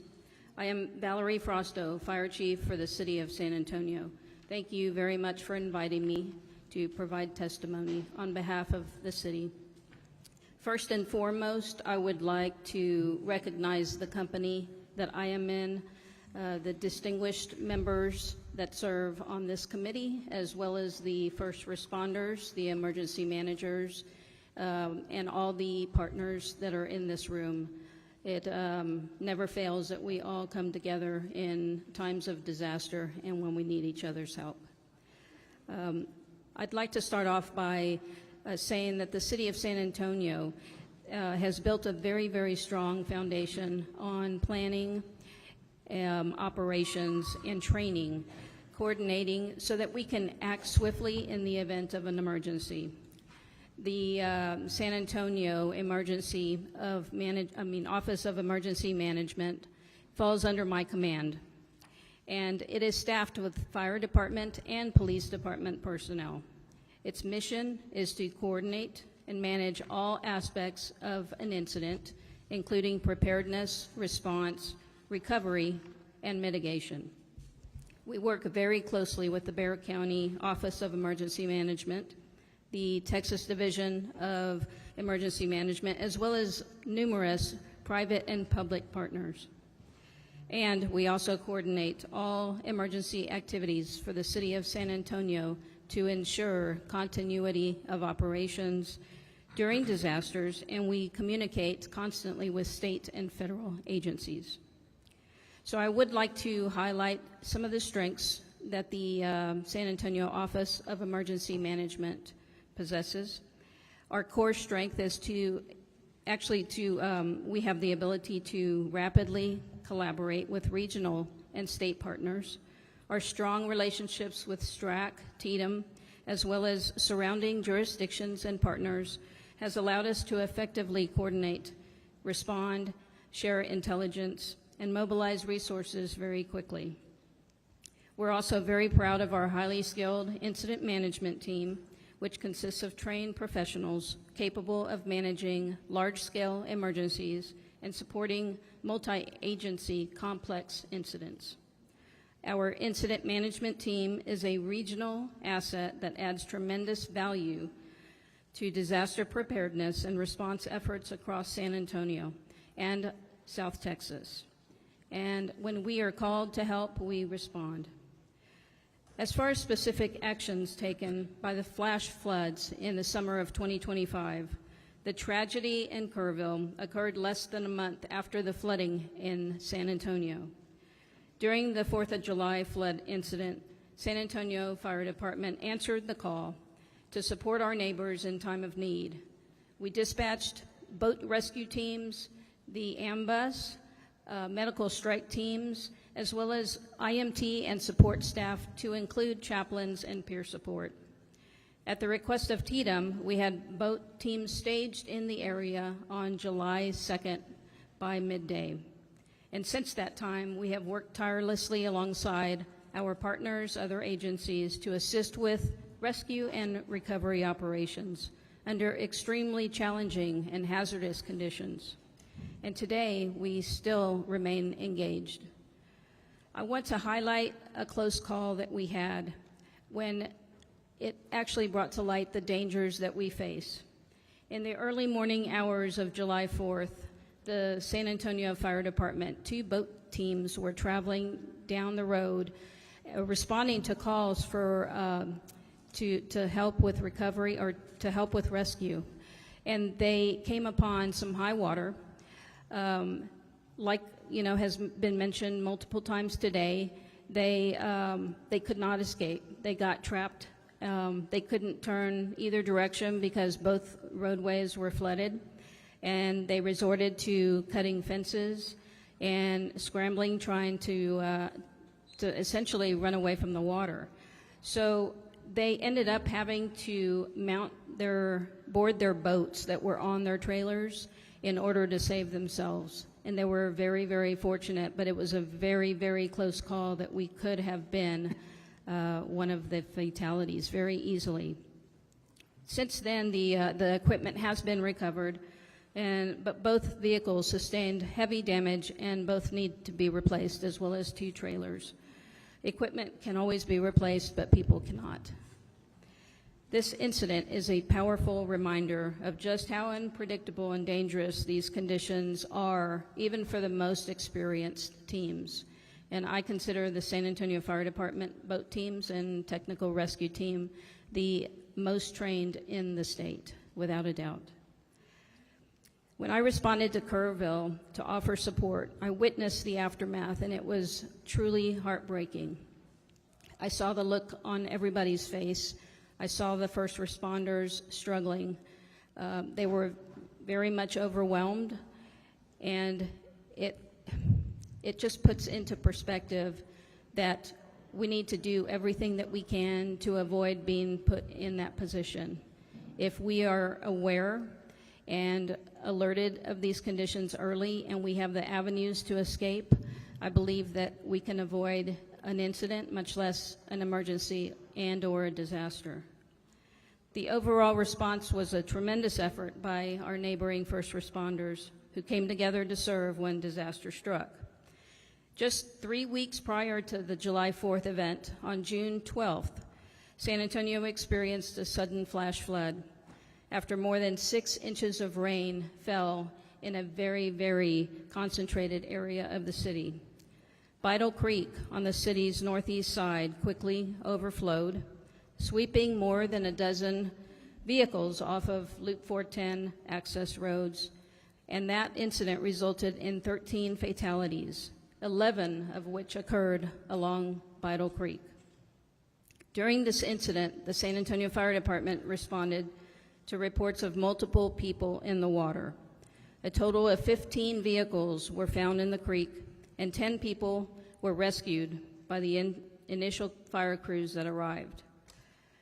I was on scene the morning of, and the boat teams told their story, and they shared with me that they pulled off, the first road alongside the creek, and all they could hear were screams in the night.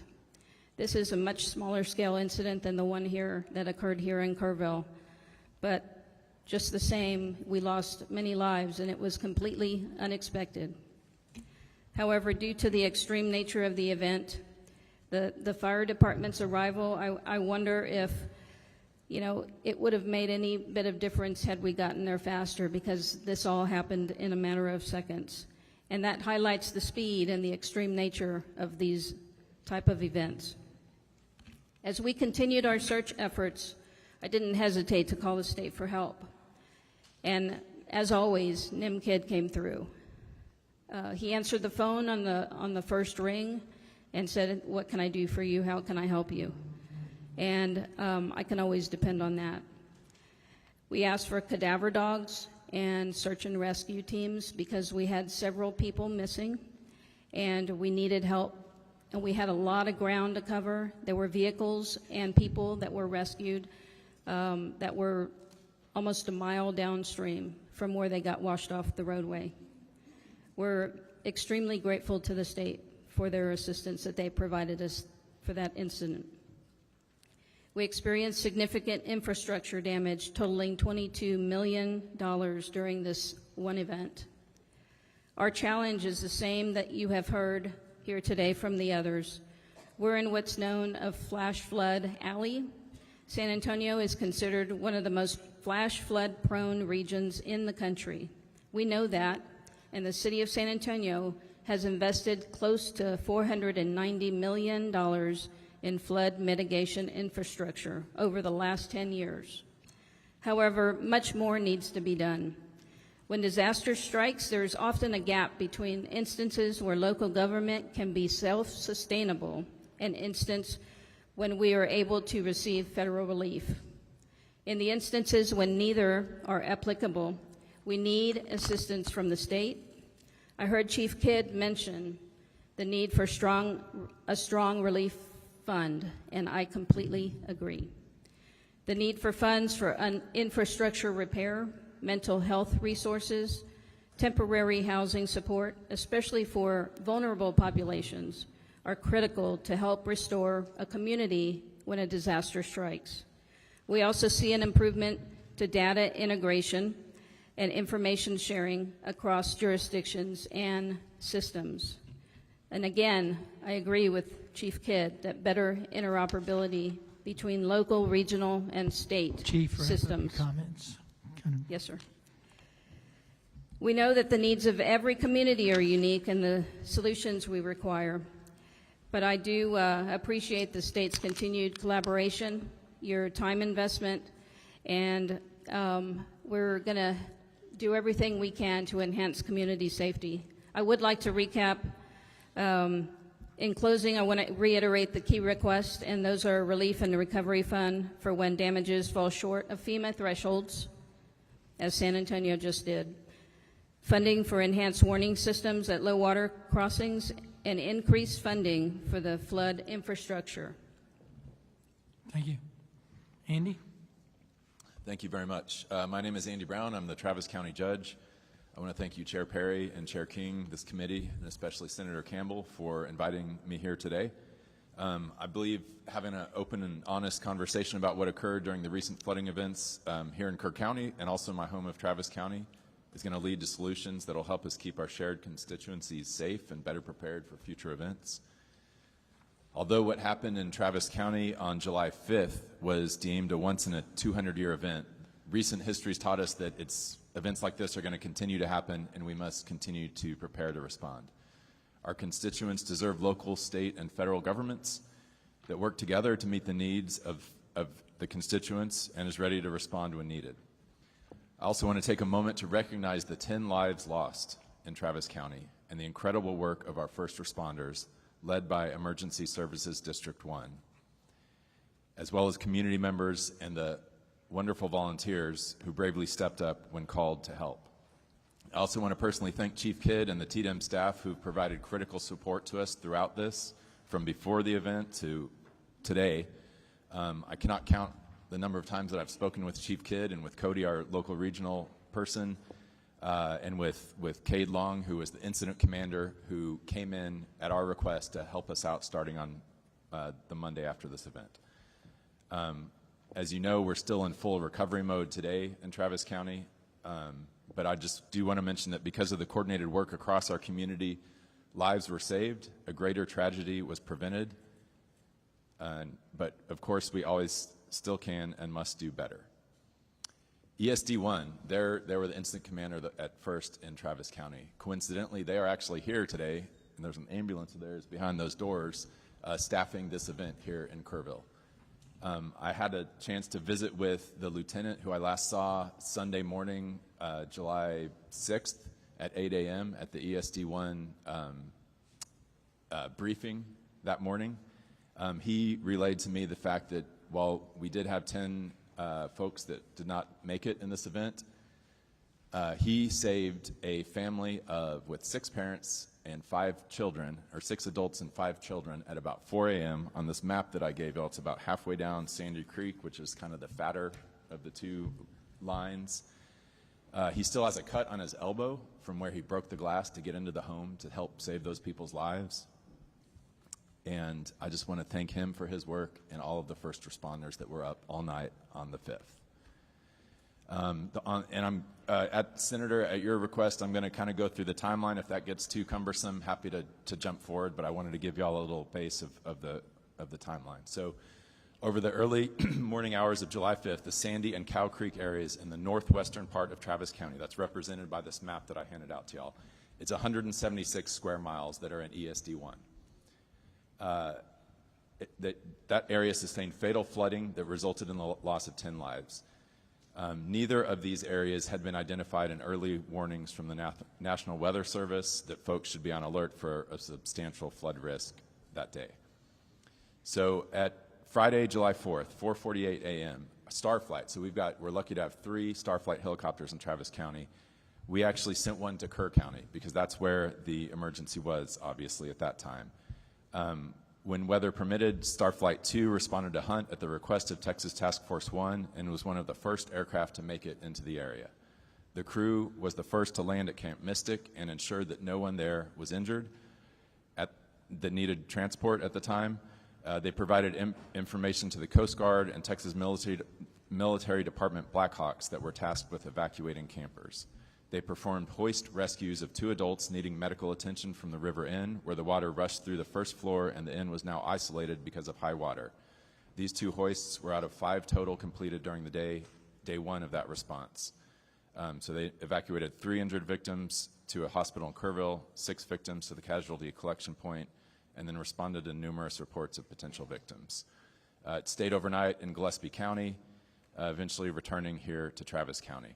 At 11:53 on Friday, Starflight, our EOC staff, and I checked in about activities in Kerrville. We looked at forecasts for Travis County. Nothing seemed significant for the Sandy Creek area.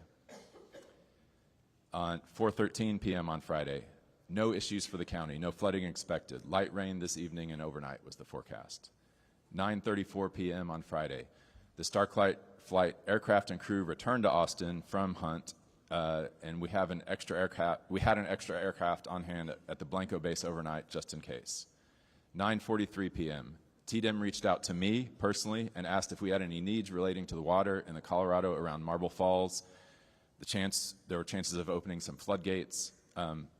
Neither the TDEM folks that reached out or myself anticipated major flooding, and of course nothing was being forecast about the Sandy Creek area. At 10:43 p.m., this was kind of the first time we started getting some sign of things happening. Travis County Office of Emergency Management Duty Officer Blake Clamfer began tracking severe flood weather to the west, but anticipated still no impacts to Travis County. At that time, we expected no impact here outside of some much-needed rainfall.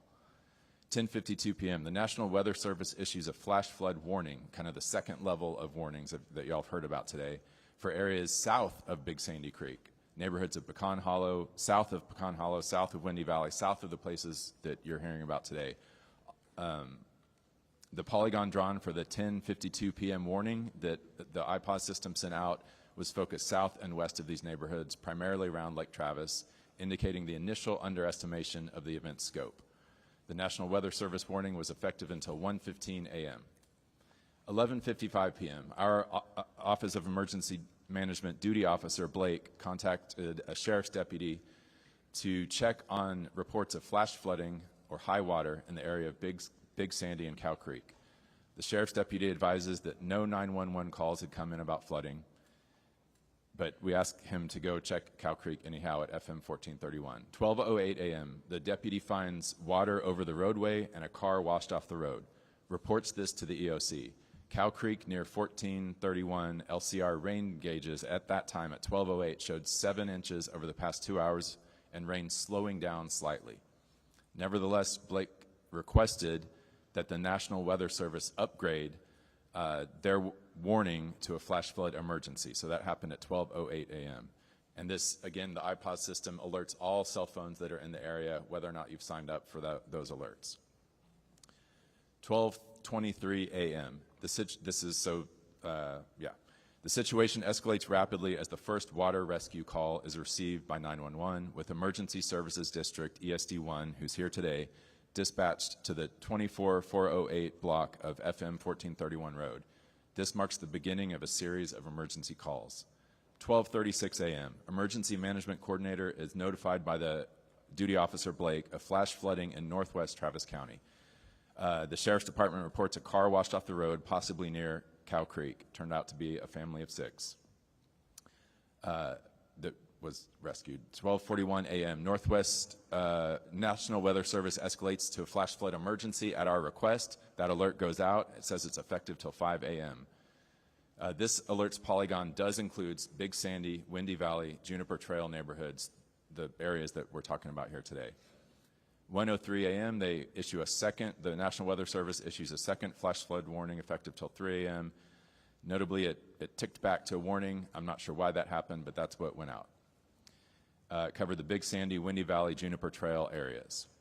1:07 a.m. we had a sheriff's deputy that was washed off the road. So he, on his the camera that you can see as he was driving, he was coming down Nameless Road.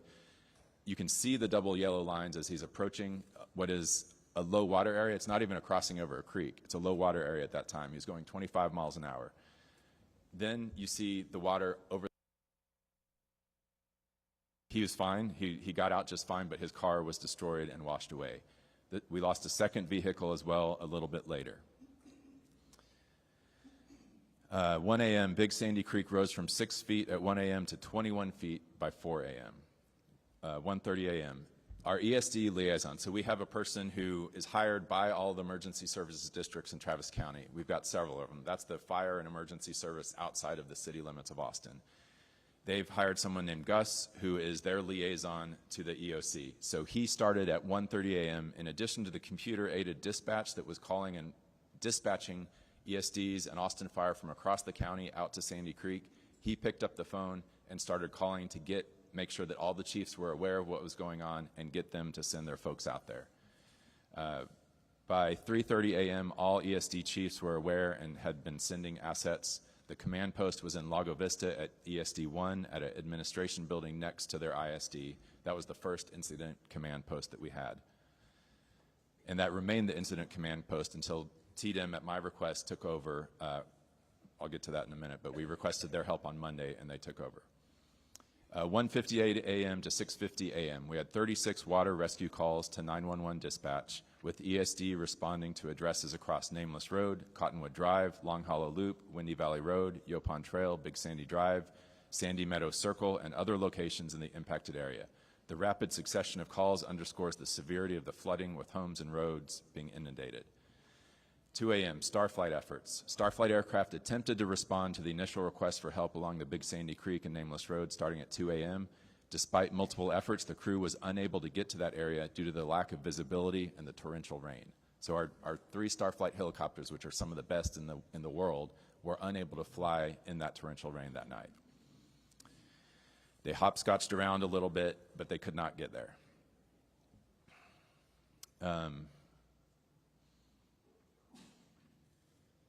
Let's see. All right, so Starflight leadership responded to staff in the Travis County Joint Operations Center at 3 a.m. Sandy, Yes, if sir. you can just kind of, Yes, sir. I know we go Okay. by minute increments and they're important. So effectively, you were in control of it till Monday morning when Yes, sir. TDM took over. You contacted TDM. Yes, sir. Prior to that, you had sheriffs dispatched. You had helicopters trying to get in. Yes, sir. So I think there's several members with questions, but what would you need to tell us to finish up it? I think to finish up that, the questions about that initial response, we had 78 first responders from all across Travis County, Round Rock Fire, Austin Fire, Leander Fire, Austin Travis County EMS, 2 TIFMAS teams were on the ground. The county's role was to coordinate all of these efforts. ESD1 was the incident command at that time, and again, this is all in that short time period on very early Saturday morning. I declared a disaster at 9 a.m., updated the governor's office about that, talked to Chief Kidd, talked to TDM, was in touch with them the whole day. I guess if I want to say something in summary, it's that TDM and Chief Kidd are amazing, and I talked to them constantly throughout this. They set up that incident command. They had DPS at the incident command once they set it up the entire time. They had over 560 people there in Travis County responding. 300 of those were search teams, which is those green areas on this map that I gave you is where the dogs went. They had GPSs on them, 300 folks. So to be clear, there were really no state assets until Monday. That is not, no, sir. We got our first state assets Saturday afternoon. TDM sent 2 teams. One was from Llano to help search along the creek. Okay, and we were told earlier they were cadaver dogs from New York, not Texas, which they were also involved in Kerr. I have a hunch cadaver dogs are really rare commodities, and so I don't know if we had access to cadaver dogs to go around, so I don't know what that is. I know I've got several members. I don't know who they want to talk to. I just got 3 members to go to. Do you have any? Okay. All right, Senator Campbell. Thank you, Mr. Chairman. Thank you, Judge, for that account. I'm not sure who has your ear, but what I've heard today compared to what I've heard before with you, there's just such a conflict of where assets were and where they were absent. And it seems like Sandy Creek, Windy Valley, Long Hollow, Cow Creek area, wherever those assets were situated, and you did say, you know, there's a lot of square miles covered, but the emergency response team, people that gave witness today, testimony, they just didn't see them at all. And even today stay in crisis. And the folks initially, the heroic efforts were by the volunteers. I mean, we have Auburn, Gallagher, and Melanie Strong, who brings in her own backhoe or some large piece of equipment. Yeah. Or an excavator, who knows, she's able to drive it. And then Ashley Willis, and then Timothy Mabry, who's from Canyon Lake, comes in to organize things. So the volunteers that actually, except for Mabry, live in the area, well, and Melanie, I'm not sure how she was ranged in, but she knew the people in the area, and so she was helped. But that's who was on the ground. They just didn't find other resources. And you talked how we had all these, and I can't tell. I mean, there's no words to explain just how excellent TDM is, our DPS, Texas Parks and Wildlife. There's just no words to say how excellent they demonstrate. But calling them, and you first asked them to come in, when did you say? 5:30 in the morning, or when did you say you asked TDM to step in? On Monday. Monday. They helped us before that, but to become the incident command structure. So Cade Long, who has worked in Asheville in their recovery, he works for TDM full-time. I asked Chief Kidd to send someone to run the incident command, and he came, and yes, that was on Monday. But then the flood was really on the 5th, the morning of the 5th. It was. So that was Saturday morning. Why do you think it was so long between the time the flood happened on the 5th and reaching out to TDM, asking them to put boots on the ground, which they did, but on the 7th? Yeah, fair question. So I'm in touch with TDM the entire time. So we asked them to send the teams that we needed to help us search on Saturday. They sent those right away. Those teams had to leave to come back here to Kerr County Saturday night into Sunday. So on Sunday, it was our group that was doing the search. So I met at 8 a.m. on Sunday morning. I was out there at the Round Mountain Baptist Church. That's where we set up the initial command. I had the pleasure of meeting Aubrey, who came and testified here today. She was there with me. We both saw over 50 firefighters in the parking lot that morning at their briefing together. Okay. There was, no question that we had every resource possible there from Travis County, from TDM on those first 2 days. Those were the days where they were doing search and rescue. Okay. They had these things that looked like radar guns that looked for heat that they were I going think up. what Yes, we need to do is, I've talked with them to get specific information from them and dates, and sit down with you and have you go out there and see what's going on, because they're still in crisis. They still need funds, infrastructure, having a big problem with aqua water. That's a whole nother issue that is not just because of the flood, but that we need to deal with. I would like to do that, because I think with the conflict of information, the only way we're going to do better going forward is to make sure we clean up now what's wrong and make sure we don't revisit, that never happens again, with timing, response, because we've seen the state agencies all work so well together and quickly. I do want to ask just some questions that I got from the group. Sure. Some I think we'll have to, you may not have an answer for. We'll get the information regarding funding, but will you investigate claims that the 911 calls that Sandy Creek sent out after the flood were unanswered? Will you look into that, please? Yes, ma'am. That's a concern. If any time anyone has a 911 call that goes unanswered, please. So if you'd investigate that, and Yes, we'll write that down. And did you notice that, or did you receive notice that troopers, and we can write it down for you too, but you can make those notes. I appreciate that.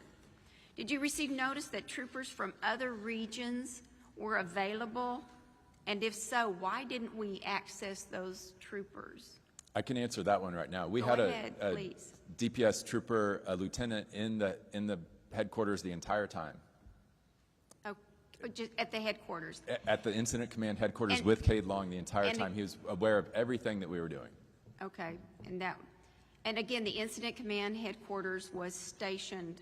It hopped around at first. It was at the ESD 1 at first, and then it went to the church, the Round Mountain Baptist South, Church, right, the and then Baptist it got church, a more permanent location thanks to Leander ISD at Heisel school? Middle School. Yes, ma'am. Okay.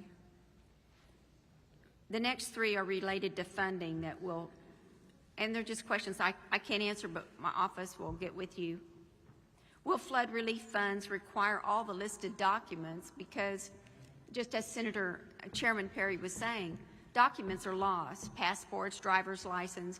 How do you even prove up that you have an electric bill when you can't find anything? And thankfully, we have DPS out there this week printing new driver's licenses for people if they need them. We had on Sunday. And where is that? Where do people go to get that? To the Round Mountain Baptist Church, the sort of resources of, we have showers. Are they going to be there? That's the place you've got Yes. the laundromat, showers.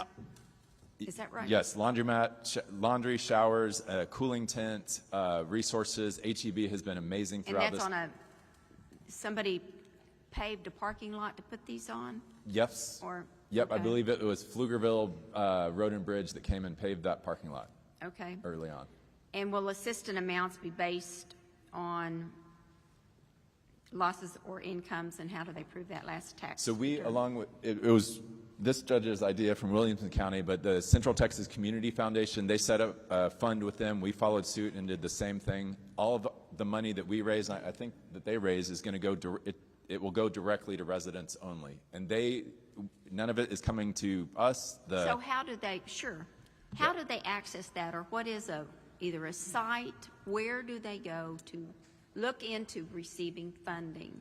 So that it does go pass Yes, ma'am. through and not taken up as administrative fees by other organizations. Where do they go? So we're still in the fundraising part. So if anyone's listening today and wants to donate to Travis or Williamson County, it's the Central Texas Community Foundation. But they are administering it. They have experience doing this. Any money they give out is considered disaster relief, so it's not taxable. And where can they find the site, either the physical location or the email? Where do they find where they either need to show up or where they need to email? So where can they get that info?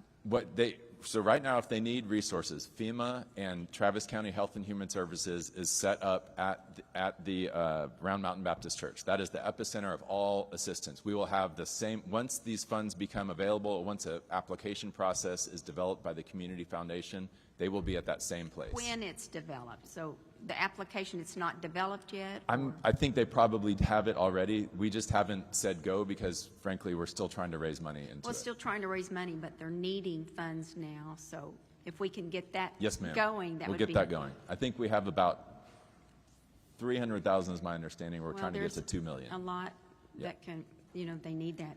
There are multiple dams, homemade, I didn't know this, homemade dams, because the area is fed by springs. So homemade dams, which are not earthen dams, they're not cement structures produced from the Corps of Engineers, they broke. And Yes. that added to the flooding. I don't know, what are the ordinances or what does the county say regarding homemade dams? And are we going to prohibit that? So we put a stop work order on the dam you're referring to. It was sort of a two-part dam. There was a lower part, an upper part. The lower part was destroyed at some point in the flooding. My understanding is they were rebuilding it. We put a stop work order on that. So that's on personal property, Yes, private ma'am. property, Yes, but it still affects people downhill. it could. 4 of them, just how many? But the point is, Travis County's going to look into every one of those homemade dams to stop because they can't just... Yes, ma'am. And I'm in touch with Melanie on this. We texted earlier today Melanie. about that. So, yes, Okay, yes. that Yeah. Melanie, okay. And trying to have a better flood detection system. I think we've heard that out of that's a main theme going on through. Yes, ma'am. So I'd like us to meet and go over, compare the timelines, see what resources we can get to them now. They are still in crisis. Yes, ma'am. And there's still not enough communication.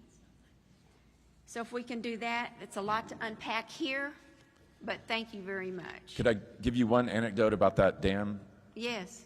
Is that all right, Mr. No, Chair? it's fine. Okay, so this is, I think, a bright spot in disaster recovery and TDEM. So on Monday at about, 1 or 2 o'clock, we got word from a TCEQ engineer that the dam you're referring to, the upper one that had not burst during the flood, might burst. And it was upriver from about 380 people in the part of Sandy Creek that were trapped by that bridge going out that I'm sure you've heard about. So I talked to the sheriff immediately. We were about to start evacuating those 385 people.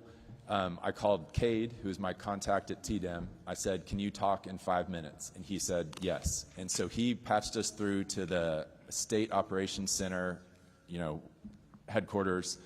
We got our county engineer, we had the sheriff, me, and we told them what was happening. They got the Army Corps of Engineers on there in like 30 seconds. They had their entire team of expert engineers on there. They found a TCQ engineer that was in the area, sent her out to there, so she was filming while we were on this phone call. And the engineer and the Army Corps of Engineers, they were literally about to get on a helicopter in Dallas to fly down here to help us. In seeing the video, they saw that there was a dam, there was, I think, something like 20 feet of water. It was a large amount of water in there. And they saw the spillway off to the side in the video. And they said, get a pump truck from your fire department up there and pump it out slowly. And we did that, and it worked great. We did not have to evacuate anyone. And had it not been for TDEM and their ability to get folks together, Okay, we so probably we'll would've- get together, and then yeah. the last comment I would say is the deputy that was trapped in the water, Yes, ma'am. he was rescued by the volunteers there, by Miss Gallagher. That's wonderful. I didn't know that. Yes. Thank you. So he owes them a debt of gratitude, personal Okay. meeting. Thank you. Thank you. Thank you, Mr. Chairman. Vice Chair Flores. Thank you, Mr. Chairman. Judge Snell, hello, and I'm glad to serve Williamson County with you, and welcome to your introduction to county government. You came from school district? Correct. I was superintendent of Liberty Hill ISD Okay, for the last well, 6.5 years. Well, we'll get to this together, and I appreciate you. My comments for Judge Wilson. Judge Wilson, thank you very much for being here. And of course, you jumped into your new position about the same time, and it's an honor to be able to serve with you. And our condolences and regrets to all the citizens of Burnett and Marble Falls and that have suffered from this event, and especially our first responders. You know, they go forth in spite of the risk, as the saying says. And in Marble Falls, we had a volunteer fire chief, Chief Phillips, who answered a call like he always did. His neighbors called, "We need help," and he didn't hesitate 1 minute, threw his equipment on, went out in that flood, and he's been missing since then. His truck has been found, but not him. He's still missing. Is that correct? That's correct. Brian Wilson, that is correct. So, and we had a memorial for him the other day, and rightly so. Do you have everything you need? I understand Task Force 1 and 2 have been redeployed to try to make another attempt at another stretch of the watershed there to try to find him, as it's been our commitment to try to do our very best to recover all that are missing. So is Task Force 1 and 2 still there working? No, sir. Brian Wilson, Burnett County Judge. The last Friday, or actually it was Thursday, I think some communication between the governor and Tatum, NIM Kidd, had called and sent representatives and asked to come back one more time to just, even though we'd done exhaustive searches with volunteers and volunteer fire departments and fire departments, they had some additional technology they wanted to try and some additional cadaver dogs. At that point, they, on Friday morning, early in the morning, I went out to the site and they did, so from where Chief Phillips went in to the county line is only about 1.5 miles. And so they went ahead and researched that entire 1.5 miles, and they said they went about another 0.5 mile into Travis County. Sorry, Andy, I didn't ask your permission. But anyway, the other thing was the 3 days before that, 2 or 3 days before that, Parks and Wildlife, Houston PD dive team. Sorry, I don't remember all of them. There's quite a few resources that have been applied. They went into Lake Travis. They did a very exhaustive search trying to look in the debris field that's right at the end of Cow Creek in Lake Travis. But it's so massive and so thick, unfortunately, we still were not able to find our chief. So I would ask, what in your opinion, and based on what you know of how this happened, and before, during, and after, what would be some of your top 2 suggestions on how to what you did right, or what needs to be corrected so this doesn't happen again? Well, I mean, we've heard some testimony today about what to do about heavy rains and things like that. I mean, my kids were down in Houston when Beryl and Uri hit, and it just spent 2.5, 3 weeks without any power, living in a downtown area. And the thing is, I mean, I've been a rancher my whole life and out in the country, and flash floods are just part of, the flash flood alley part is a reality. We need to continue to teach people. I mean, I'm so grateful to have an emergency management team that's ready to respond, a sheriff that's just all in all the time, and all of his staff. We had, thank God. I'm sorry, I don't mean to, but I've kind of always begrudged these ESDs and additional taxing authorities. But quite honestly, in the last couple of years, I've seen the wisdom of the legislature, because the resources that we have in place in Burnett County with 10 ESDs fixing to be 11 is just incredible. There's just no way we could pull off what we did in the last 2 weeks. Because, I mean, it was all in for days and days, right? I mean, 18, 20-hour days just on end for everybody while we were missing people and had a hope to find them. So I appreciate that.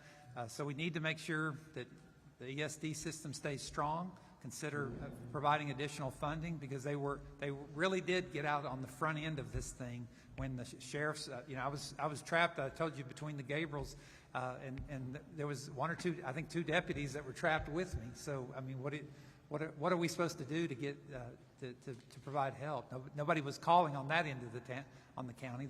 All the calls were on the other end of the county.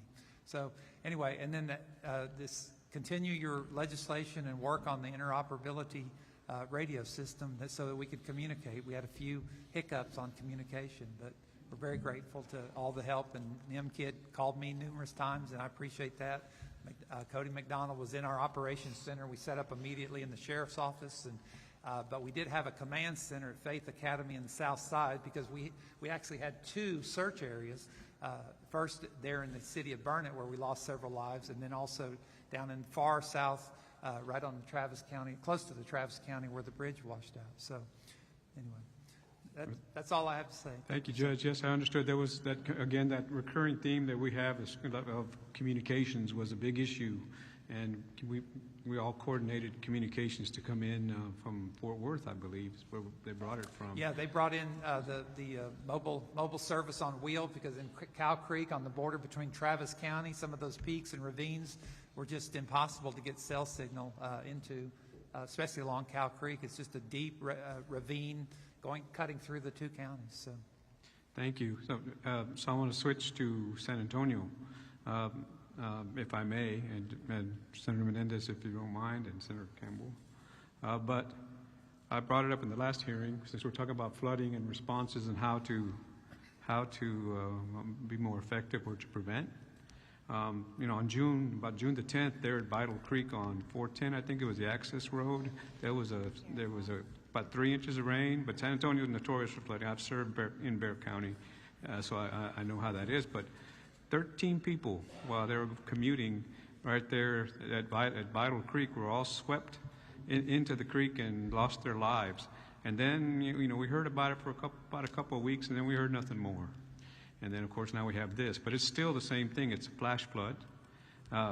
What steps is San Antonio taking that you know of as an emergency management responder on that event and other events just like it in that urban area, but especially, that 13 people lost their lives there. There's other similar events in low water crossings in not only the urban areas but everywhere else. That's another topic as we do our response. But can you tell us what after action that you did or that you know of that would prevent people from on their morning commute with a 3-inch rain getting killed on 410 at Vital Creek and other places similarly situated? Yes, sir. Valerie Frosto, San Antonio.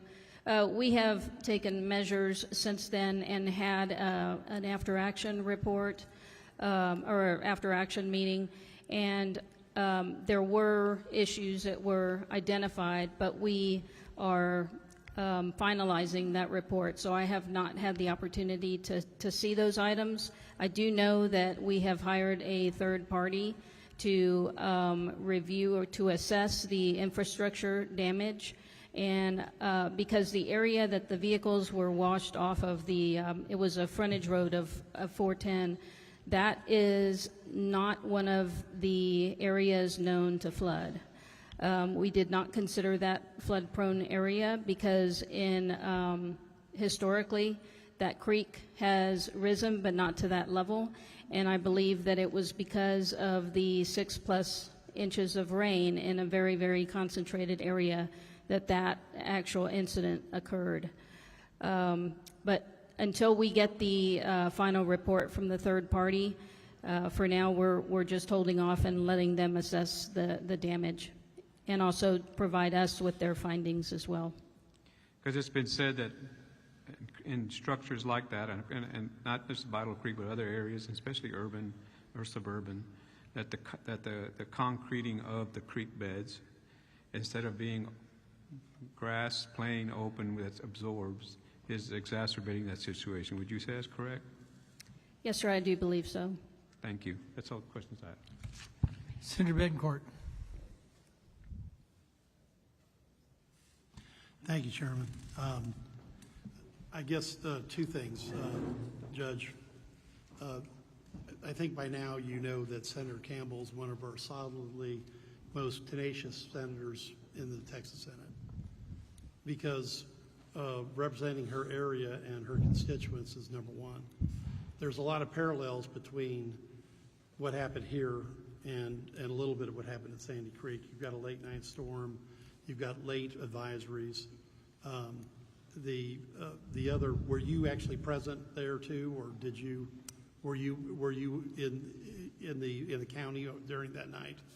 Not that night. First time I was on site was 8 a.m. on Sunday morning. So ours was kind of a day behind what happened here, basically. Now, so first off, because we asked the judge here in that day that you weren't there, you were represented by who and what decisions were being made?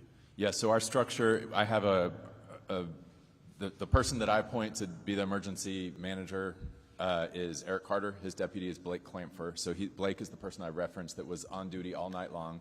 He knows that he is empowered to call the National Weather Service like he did when he sees something that is not being met. So he called them, asked them to up the alert and send another one, and they did. And he was also the one directing the Sheriff's Department to go look at the roads. I agree. It's a bit of an oddity for you to get upgraded to an emergency and then the next advisory to go backwards.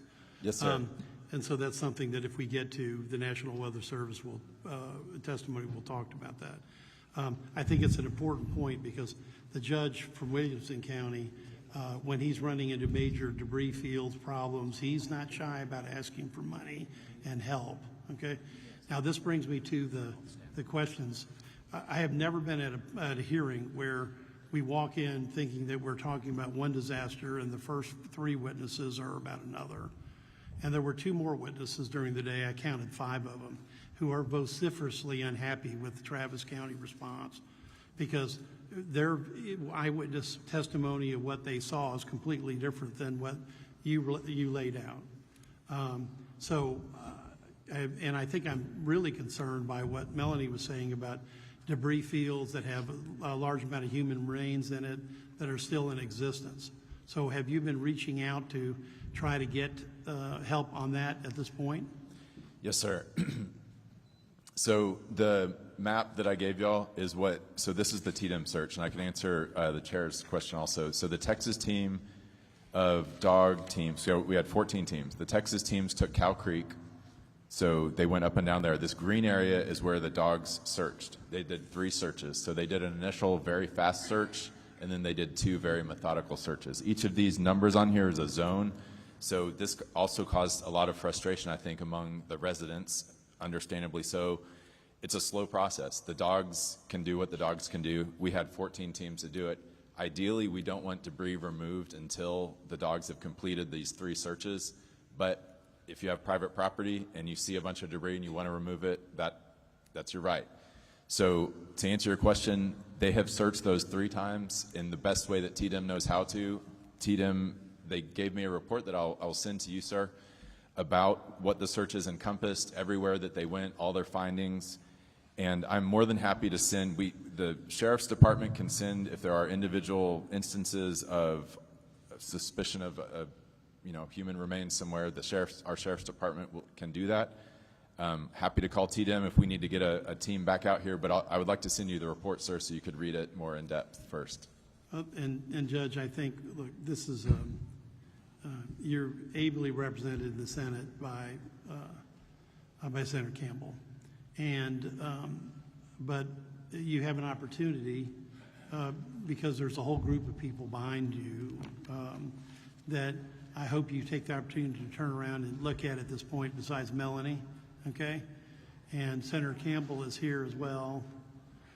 So I would hope you would avail the opportunity to have a discussion, because I've not seen such a disconnect between the first few, eyewitness testimony in a disaster and then have the elected official come in later. And these are just 2 non-intersecting tracks at this point. I agree, and I don't know what to say. If we want to grab the paramedic from the back that was there himself all night, if you want to look at pictures from my social media, not to more than any of that is. I would bow to the wisdom Yes, sir. of All right. the senior senator.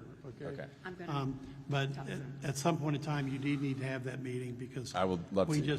we don't get this type of testimony very often and have it that graphic and have it that detailed and have it that factual. Yes, sir. Thank you. Thank you. Senator Menendez. Thank you, Mr. Chairman. I want to thank my colleagues for their continued support of Barrett County, in particular San Antonio. I want to thank Chief. Chief, you're pretty new on the job at Barrett County in San Antonio. How long have you been the chief now? My first day was November 1st of 2024. 24, so I shouldn't say you're that new. It's been a while now. What I do want to say is on this flash flood that occurred June the 12th, we had 15, according to the letter you presented us your testimony, we had 15 vehicles found in the creek. 10 people were rescued. And this, you're telling us here, these were swept off Loop 410? Yes, sir. So just for my colleagues from the Houston area, imagine vehicles swept off your Loop 610. That's unheard of. I've never heard of vehicles swept off. Loop 410 is not a low water crossing. Right. That is unbelievable. And one of the things that I think is a concern for water to go that fast, the 6 inches, part of it has to do with the fact that there's been so much development in the northern part of the county that has sped the speed of water that has been flowing through our creeks and our rivers and our floodways. And I mean, we've tried to address that with detention ponds and other things, retention ponds and other things. But have you done any studies on the flow of the water? Because I know you said we've invested almost $500 million in flood mitigation infrastructure.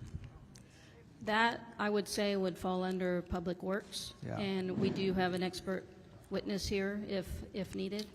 I wouldn't be able to answer that question. I'm not 100% sure what kind of studies have been done, but I do know that there is a substantial amount of construction occurring throughout the city. My understanding, I think, and you had it in your testimony, yes, it's right here, you had the total damage of $22 million in this single event. Yes, sir. Of damage. So now my understanding is that the FEMA threshold for relief is $55 million, is that correct? Yes, sir. So what happens if it would be the gap? If you don't meet the FEMA threshold, what happens? Well, we did not hesitate to file the disaster declaration and took steps to ensure that we were knocking on doors to gather all the losses.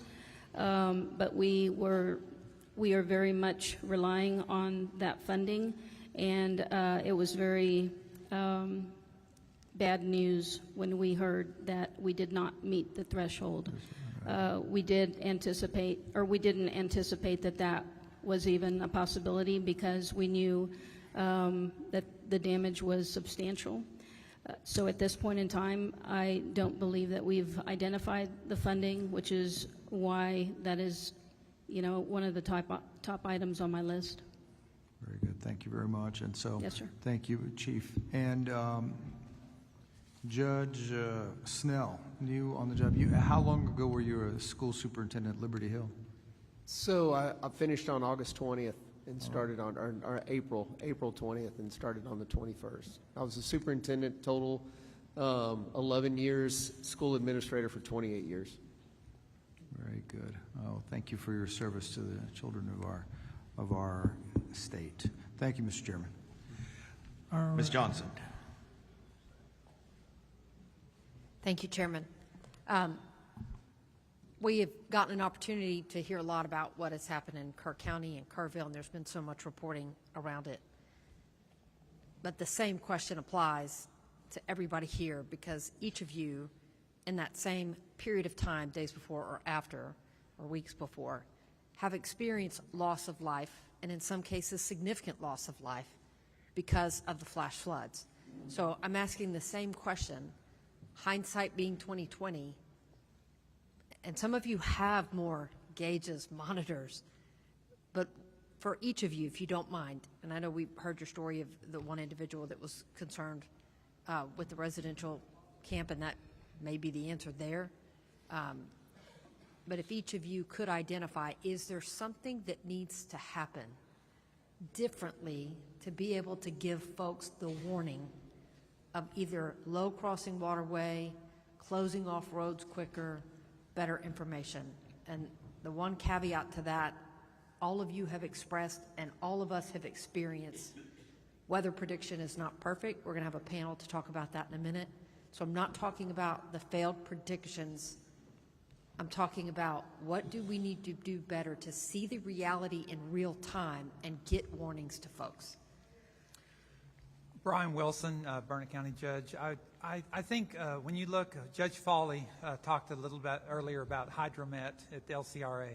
I mean, it's an incredible system, the Lower Colorado River. So I happen to live in the San Gabriel River Valley now, but most of my life I've been in Bastrop and except when I was at Tech in Level Land, the few years I lived out there, where we had 19 inches of rain in one day when I was running an apple orchard out there, and I mean, just 3 feet of water stood up on its rear and then had nowhere to go for about a day and a half. I lost the entire crop that year. And so the thing is, it's going to flood wherever you are. Whoever would have thought that 19 inches of rain would hit Level Land, Texas, of all places. But Hydromet has set up a system where, like Judge Foley described, it's got gauges, it's got rain gauges, it's got river gauges, it's got creek gauges. Having river authorities to be required or have something like that and invest whatever money that they get from the state or ad valorem taxes. I didn't know that river authorities had ad valorem until today's meeting. So, but those kind of resources are invaluable because that measures the water that's falling in from the sky at a time when you really need to know that ahead of time. And I've always relied on Hydromet whenever I need to know something about how much rain should I be expecting or whatever, is just look at the rain gauge upriver. When I lived in Bastrop, we could always tell what was going to happen next. Thank you. And in your circumstance, were these deaths transportation that people are driving and get swept? Most of them. There was one man that was in the RV. There was an RV park down there by Faith Academy in the south part of the county, just off of Hamilton Creek, and that creek flooded, and that gentleman died in his RV. Most of the other ones were related to low water crossings. And one of the things that we talked about last couple weeks ago or a week ago in Austin was the responsibility for folks that need to block off roadways when appropriate. Were these circumstances in places where you would normally go out and block and it was just too fast, or was there no information, or were it new locations like we've heard about in Bear County? Well, for one thing, I mean, even in we're certainly large, 50,000 people. We're a larger county than the first group but again, we don't have that many deputies across the massive area that this hit at the same time. The sheriff tries to use zones, to keep people in zones, South County, North County, but even those, it's huge. I mean, Burnett is bigger than most other counties. If you look at a map, you recognize.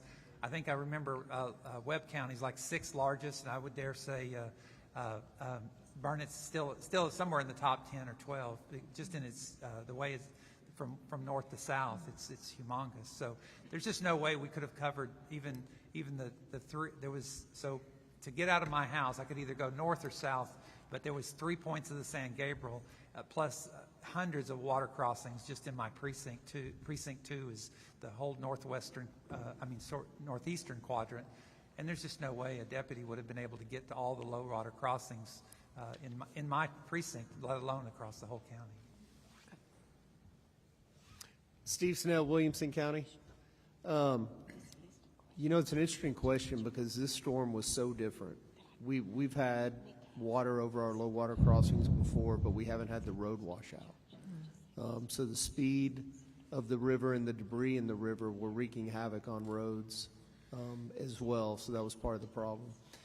I think it's a multifaceted approach. I don't think we just throw everything at it. I think we need to be strategic and purposeful in what we do. But I think one thing that can happen, regardless of the weather prediction, is now we know how much rain is possible and what it does. So there shouldn't be any more surprises when 21 inches drop and what's that going to happen to the watershed. Williamson County has spent hundreds and thousands of dollars on a new it's called the Atlas Floodplain Mapping System. And it was pretty darn accurate to that 100-year floodplain. But I think all the gauges we have across the state, if they could be hooked up to an alert system that maybe you could subscribe to, you know what rivers are close to you, that you could subscribe to that. And definitely our first responders know, hey, we got this much rain, the rain gauge has hit a certain amount, we need to start sounding the alarm and letting people know this isn't. Because when we went door to door, I mean, we weren't asking, and everybody knew because of what we saw in Kerrville what was possible, so they got out quickly. We had zero resistance. Yeah. And I've been in Houston where there's hurricanes, and went through Katrina, went through Ike, went through some tropical storms, and it gets to the point where no one wants to leave because they haven't seen it. So I think now we know, hey, this is serious, and we need to pay heed to the warnings. Ms. Johnson, can I interrupt you 1 second? Just for housekeeping, those of you that intend on testifying, I hope you filled out a witness affirmation form. We will be closing witness affirmation or the witness portal in 10 minutes. So if you want to testify and you have not filled out a witness affirmation form, please do so in the next 10 minutes. Sorry, Representative Johnson, please proceed. Thank you, Chairman. Thank you. Valerie Frosto, San Antonio. I truly believe that we could not have done anything differently or better during the response.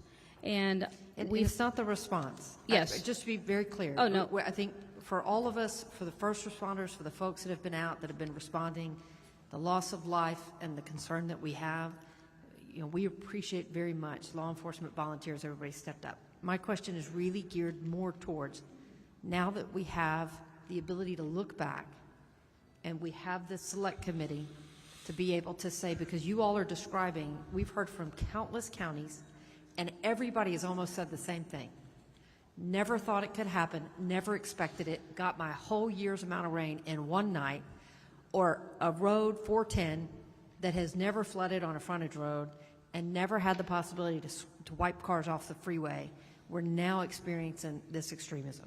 And so knowing that this is no longer extreme, it just is, looking back, what, if anything, did you need, not for response, for prevention and for warning? Yes, ma'am. The reason I started with that is because we've come to anticipate that. Anytime that there's rain, any significant, when I'm talking significant, I'm talking even 1 to 2 inches could cause flash flooding in the San Antonio area. That's why I started off with the response. But overall, I really believe that it's a multi-prong approach because we have sensors that are over roadways, low water crossings. And those sensors, when they detect that water has crossed over the road, enable us to know which roads to close off. Public Works, they're very proactive, and they pre-position barricades, and they have multiple teams that are throughout the city ready to deploy barricades. Once those sensors communicate to a central location, which is monitored 24/7 in order to get the barricades in place. So I believe that if we were to have automatic arms, barricades with flashing lights, signage, lighting, and a more robust system that has better sensors, I believe that could make a difference because at least that would automate the gate operation and close off the roadway. In the June 12th incident, I don't believe that would have made a difference, and that's why I think that it is a multi-prong approach because I believe that we have to invest money in our roadways, in our drainage systems, culverts, retention ponds, that sort of thing, because there's not a one solution for all the problems that we have in San Antonio. And so did you say that on this 410 section, were there no monitors out there because it had never happened before? Yes, ma'am. It is not considered a low water crossing in that location that they were swept off the roadway. Okay. And all of you have mentioned TDM, and I think all of you have praised TDM. And I just want to clarify, Judge Brown, I think TDM was embedded with you guys at like 10 a.m. on the 5th. Because I got confused by some of the questions earlier about when you brought in TDM, but Tatum was with you, Yeah, so the way it works and is... we're all lucky to have Tatum. Yes, because ma'am. for those of us like us in Yep. Houston where we've experienced it and we're preparing for it, they are a key partner, and we appreciate that. So I just want to make sure the record is clear. Yes. Yes, so they were with us the whole time. The way it works is you enter a STAR request for a helicopter or for water or whatever the thing, and TDM gets that to you. They were doing that, as they always do in disasters, from, before the event, through the event. What happened on Monday was I actually asked them to send an incident commander, which is unusual. This is, I believe, the first time they have done that for a county, because we saw the scope of how big this was, frankly, for Travis County. So they sent in Cade Long, who was our incident commander. That's the thing that we requested and that happened on Monday. But before that, yes, they were still there. They were providing the same kind of help that they were to Williamson and anyone else. That was on top of the cooperation that they had been Yes. giving for Yes, at least ma'am. 48 hours. Yes. In coordination with it. What about same thing? Because we heard from LCRA last week when we were in Austin. Yeah. And they talked about the impressive systems that they have out. Again, this is an extraordinary event, a significant loss of life in Travis County. Looking back, what lessons have we learned, or can we do differently? What needs to be put in place as coordination between all of our state, local, federal, anything? What have we learned? Great question. So I think there's a few things. One is there was a guy named Paul Ura who worked for the National Weather Service until about, 3 or 4 months ago. He was the liaison between the National Weather Service and San Antonio or Bexar County and Travis County. He left. He took, early retirement, something with, all that was going on in D.C. They did not replace him. But he was the person who would say, hey, Travis County, I know you get, flash flood alerts, thunderstorm alerts all the time, but this is a big one. You need to pay attention to it. He was the human being in there that is no longer there. So I would say the number one would be to replace Paul Ura. The other ones that I think we could do better, clearly to your point, Senator, we need to communicate better with the affected neighborhood. We could do a lot better on that. It is a big area, 176 square miles. There was hundreds, 500 first responders and Texas military and others out there doing all sorts of things. But what they said is true for them. They did not see enough of it. They did not see those folks. They did not hear from me saying, hey, this is what we're doing. So we need to do a better job communicating with folks what the plan is and as it gets executed. Once I got contact with Melanie, I think things improved a lot. There was a debris pile that she heard of that some folks that were having a memorial service needed removed. Before we had that line of communication, it wasn't going anywhere, but we addressed it and were able to go on private property because she secured a release to private property and got it removed. So I think better communication with the affected residents would be a big improvement. Another one is 2 ways out of all subdivisions. We require that in Travis County. We've required it since before I was judge, but these places in Sandy Creek were not built that way. So they had one way out, and most notably this community of 380 or so people that when a bridge failed, they were trapped there for several days. I mean, they could walk across. We got them food and water, basic necessities, but they couldn't go to work as they wanted. They could walk across and take a shuttle. It was not a good situation. If there had been a second entrance in that subdivision back whenever they built it, that would have helped. So I would think having that as building code across the state is something, I don't know if it is or not, but that would be great. Those are the top things that come to mind right now. Thank you. Thank you, Chairman. Thank you. Thank you, Mr. Chairman. Just the last thing, Judge Brown. Search and recovery, is that still going on in the Sandy Creek area? The whole area there, Windy Valley, and I know they found a leg just not very long ago. They're wondering where the other parts are. Do you know, is search and recovery still going on? So TDM sent 14 teams of search teams that had a dog and the humans attached to it. Half of them are from Texas, half were from, I went along with some teams from Alabama and Florida. I went with the Houston police divers in the lake. Have we called it off? Or we're still? They have called it off, yes, ma'am. They sent a final report and they called it off. They told me if we come across additional things like you're talking about, that it is a call to 911, that is the response, and the Sheriff's Department will respond to that. Okay. Well, I don't know when the right time is to call off search and rescue. Search and recovery. So thank you for that information. We'll find out. It's a tough call, and I talked to the Burnett County Judge here about, because obviously we were all searching for the fire chief, and it was a tough discussion of when to call it off in that situation, but I believe he talked to the family, and I think Cade Long talked to the family, and it was a mutual decision on that. Yes, sir. Can I clarify that? Yes, sir. This is Brian Wilson. It's a tough thing to ask a county judge or a group of volunteers or the fire department to call off a search, and we're not going to do that. The governor has said we're going to keep searching till we find. Right. It doesn't mean that we're going to search every day.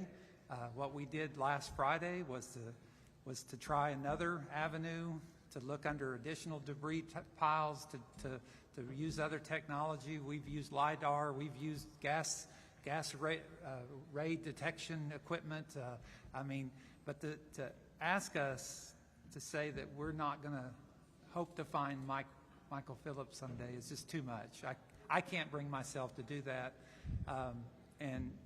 But we're stopping for now, and if we have other opportunities or other things that come to light, that we'll continue that at that time, and we may ask, as I said in my release to Texas Task Force 2, that if we find any additional information or opportunities, we'll call you back. And they said that was fine. Who said that was fine? The Texas Tatum. Tatum? Okay. Thank you. Thank you, Mr. Chairman. Representative Wilson. Thank you, Mr. Chairman, and Judge Wilson. I know losing Chief Phillips is a gut punch to the whole community. 30-plus years, and he totally beloved. And then you had the Hammond family, 17-year-old girl who made sure her brothers and sisters got out of the van. I know the families, the entire county is hurting, plus the others that was lost. Thank you. And I just want to back up. When I was at Faith Academy and seeing the whole task force efforts, and you could just see the first responders are just so tired. 18-plus hour days, and just, man, they're just not going to give up. And anyway, we can understand that that's what community's all about, and we just appreciate you stepping up in such a very short period of time, very difficult time for the county, nonetheless, outside of the storm and so forth, but thank you, and I know that we won't stop looking for Mike Phillips. We know that this is also a gut punch on the economy in Burnett County because tourism. Obviously, this is the tourist season with the beautiful lakes that you have there in Burnett County, Inks, Lake LBJ, Lake Marble Falls, and so forth. And I know just as there's a lot of debris in Lake Canyon, there's a lot of debris in your chain of lakes as well. What is it that the state could do to help us get on that community on their feet with this debris, considering that LCRA focuses on navigable parts of the lake only, realizing all this stuff goes to shore, fills up the coves, all those sorts of things. What could the state of Texas or even LCRA do to help in that endeavor? Well, today I got some good news while I was listening to testimony that Tatum had stepped in for a lot of our debris management. So, we like I said, we lost 40 homes totally destroyed, 100 homes that were significantly damaged, and then another couple hundred that were seriously damaged. So people have been mucking out, and we set up a debris field. a site through the assistance of the TDM has taken that over to start removing that and taking care of it. And so we appreciate the assistance to help. I wasn't expecting that. We were in the middle of making contracts, but for the same purpose. I mean, a lot of that debris that's collected into the lakes, that would be another good part, because, you know, of course, as you, most people probably know better than I do. I don't spend a lot of time on the lakes, but a lot of those lots are owned back, you know, by private properties down into the lake. And as Judge Brown spoke earlier, counties are not allowed to touch private property unless we have very specific circumstances and situations. So that's one area that the state, through LCRA or through its own authority, could begin to draw out some of that debris out of those coves and away from property owners. So. No, I appreciate that. When you look at it, especially in the coves, Highland Haven, Granite Shoals, and so forth, actually the municipalities own that lake, a lot of that lake bottom as well. And of course, you know, with the economy as part of the concern, you know, I would hope, and if you put more thought to that, because I know that we have some thresholds on the FEMA piece, right, but there may be some additional opportunity there for which the state can assist in that direction. Just need to hear from you. Judge Snell, sir, thank you for your leadership. Obviously, Liberty Hill, you may have been a school superintendent, but you were a leader within the community, and obviously Liberty Hill jumped out and started supporting outside of their city limits, especially along the San Gabriel and so forth like that. And so it was really good to see a lot of work in that community. I know that Leander was looking to push support into Travis County. Between yourself and Judge Brown, can you kind of walk us through that, if you have any knowledge of that, and if there was any hiccups in something there that we need to look to make sure that even though they share the same zip code, that doesn't mean they're actually part of Leander proper, but when you look at the Sandy Creek effort, it's in close proximity to one another. Yeah, I'm not sure on the Leander working with Travis County, but I was in contact with my mayors on their needs, and I'm assuming Mayor Delisle from Leander was in contact with Judge Brown on her needs for the ETJ. You know, a lot of these cities were in an interesting spot because most, if not all, of the damage around Liberty Hill was not in the city, and similar for Leander, but those mayors stood up and led for their communities as well, and we had a lot of help from state people, from other cities in the county. So I was calling Judge Brown either every other day or every 3 days, and Judge Williams too, or Wilson too, to get if they needed any help whatsoever. So we were in communication throughout. Especially when it came to establishing a fund and so forth, like, or a place where people could actually send contributions. So there's a lot of the county community foundation, and it was Yeah. actually just people in Williamson County. It wasn't my idea. We just gave them the vehicle of using the Wilco Cares to donate. They've raised over $800,000 right now, and the goal is to raise $1 million and keep going. And Travis County started about a week later, so we got Travis County Cares, and we've got Burnett County as part of it too. So it's a great organization, looking out for the whole community, not just for this disaster, but for every aspect. No, appreciate it. Yeah. Would you like to comment on the Leander? Because eventually what happened in terms of the Sandy Creek support, the basically started to become headquartered out of Leander, did it? Absolutely. Leander ISD was where the incident command was, where the initial where the volunteer center was, and where the resource center was initially. They've been wonderful partners with us. Judge Snell and I have talked several times, as he said. And our radios, I know there's been some discussion about this, but as of something like 2008 or something, our radios are all interoperable. So our first responders from Travis County and Williamson County can talk easily. I double checked that with ESD1. They've got the Wilco frequency on their radios down here today. So yes, great partnership here between Williamson and Travis That's County. good. So when, and thank you, Judge Snells, thank you, Judge Brown, on that question. It handed us this and shows us basically the terrain. And oh, by the way, when you're talking edge of balcons, in the balcons, and you're talking about, especially in the Crow Creek area and the area of the Sandy Creek, extremely difficult terrain. And so you mentioned that TDM was co-located. Was that at the EOC or at the Incident Command? When it was the Incident Command. So we asked them on Monday. I think on Tuesday they were there setting that up, and it ended up being at the Leander ISD Middle School. Okay, and that was ESD 1 initially, was Yes, the sir. Incident Command before Yes, you sir. requested TDM, just to make sure I got that straight. Yes, sir. How many ESDs does Travis County have?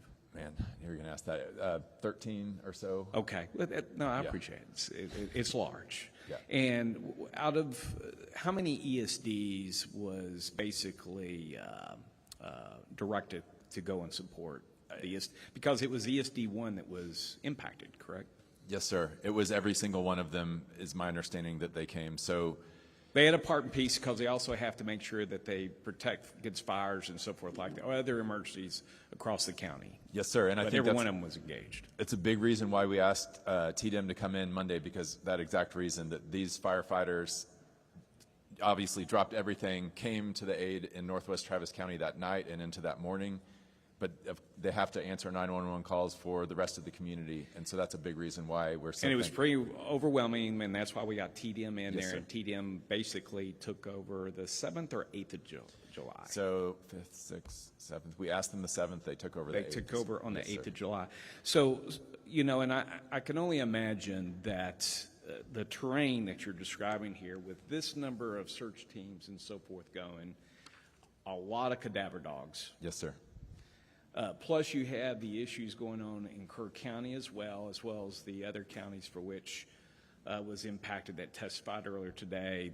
The state had a lot going on as it was supporting the local leaders, and them kid will be the first say it needs to be led by the locals. Yes, sir. And I can appreciate that, especially since y'all know the terrain and so forth. What I would ask for time's sake, Yes, sir. I would like to just build upon what Senator Campbell requested in terms between Travis County and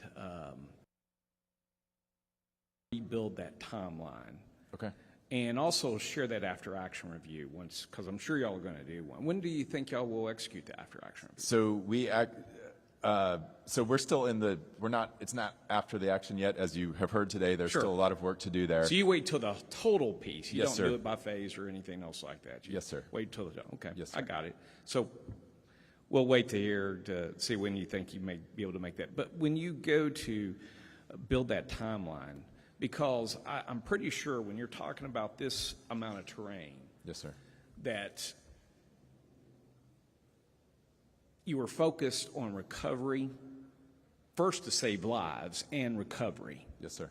And that goes for several days. And so I imagine, obviously when you look at this complexity of terrain, you may not see a lot out there.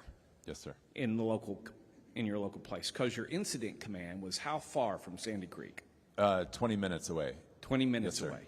Okay. So if you could, please, could you also articulate in that timeline when other management pieces come aboard? Like, for example, the management system that y'all or processes you put in for volunteers, where they would report to.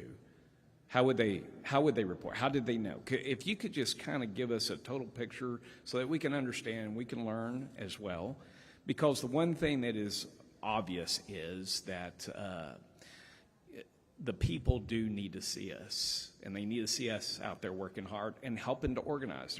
There's an expectation that we organize. And so if you wouldn't mind including the management pieces, all the way down from the water and food that was provided, if it was, or did we depend on the volunteer base from the churches and so forth.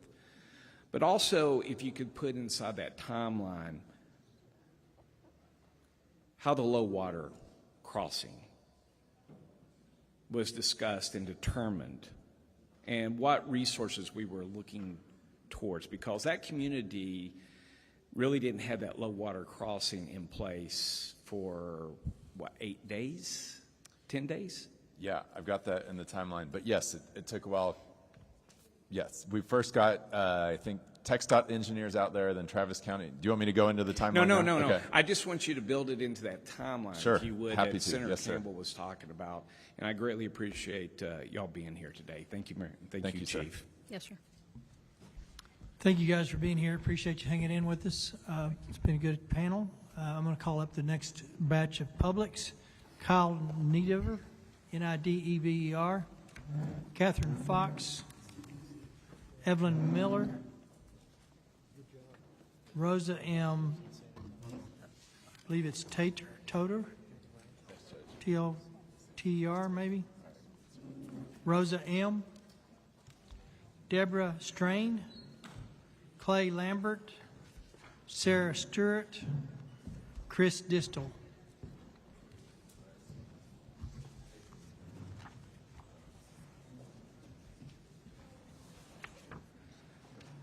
Kylie DeDever, Catherine Fox. Who do I have up here? Catherine Fox. Kylie? You have Kylie? Okay, and who's this? Sarah Stewart. Sarah Stewart. Sarah Stewart.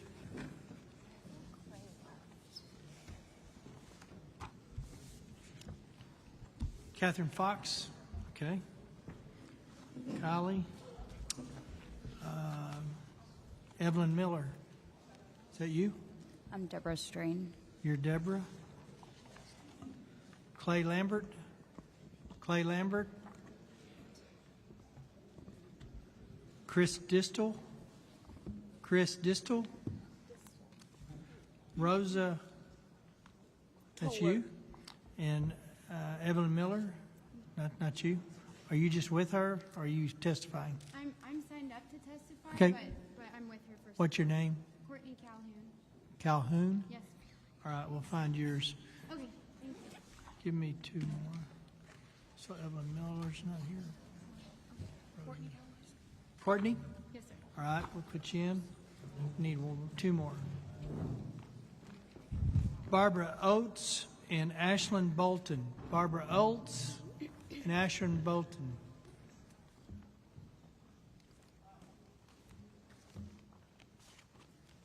Lawrence Walker, Rebecca Fowler. Lawrence Walker, Rebecca Fowler. Wait a minute. Are you Rebecca? Okay.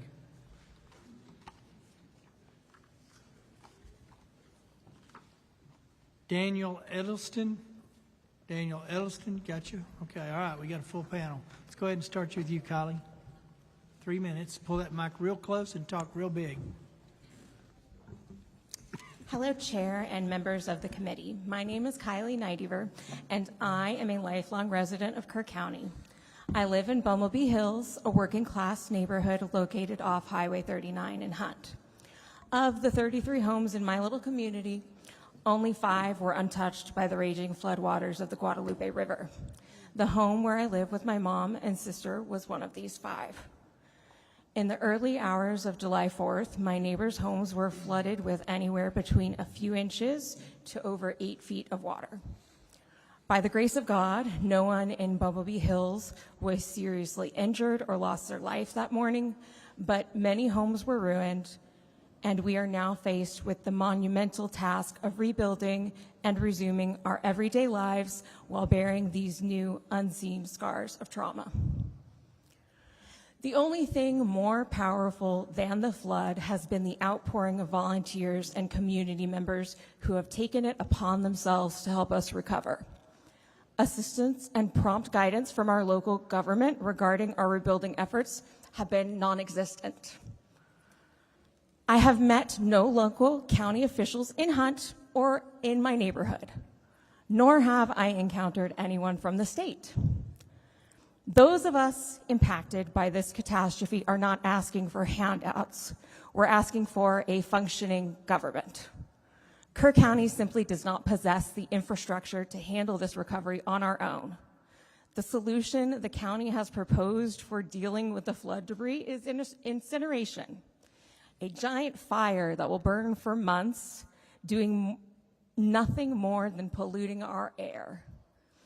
Isn't there a better way to handle this that won't result in breathing problems for a community that is already broken and hurting?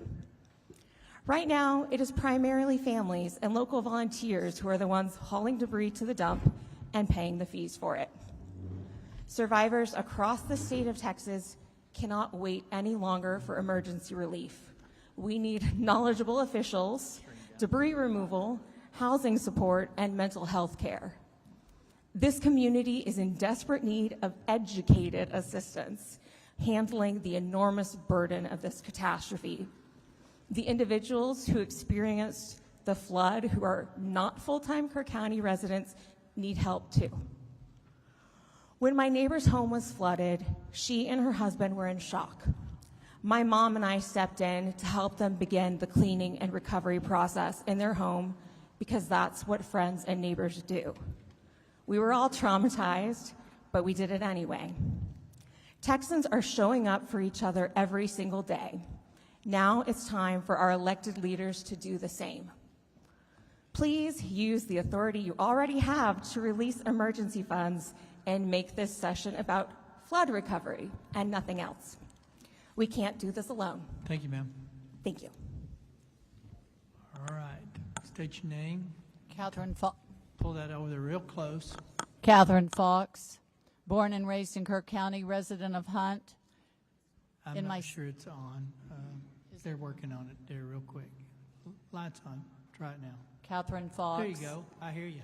Born and raised in Kerr County, resident of Hunt. In my 67 years, I've been through about 25 floods in Kerr County.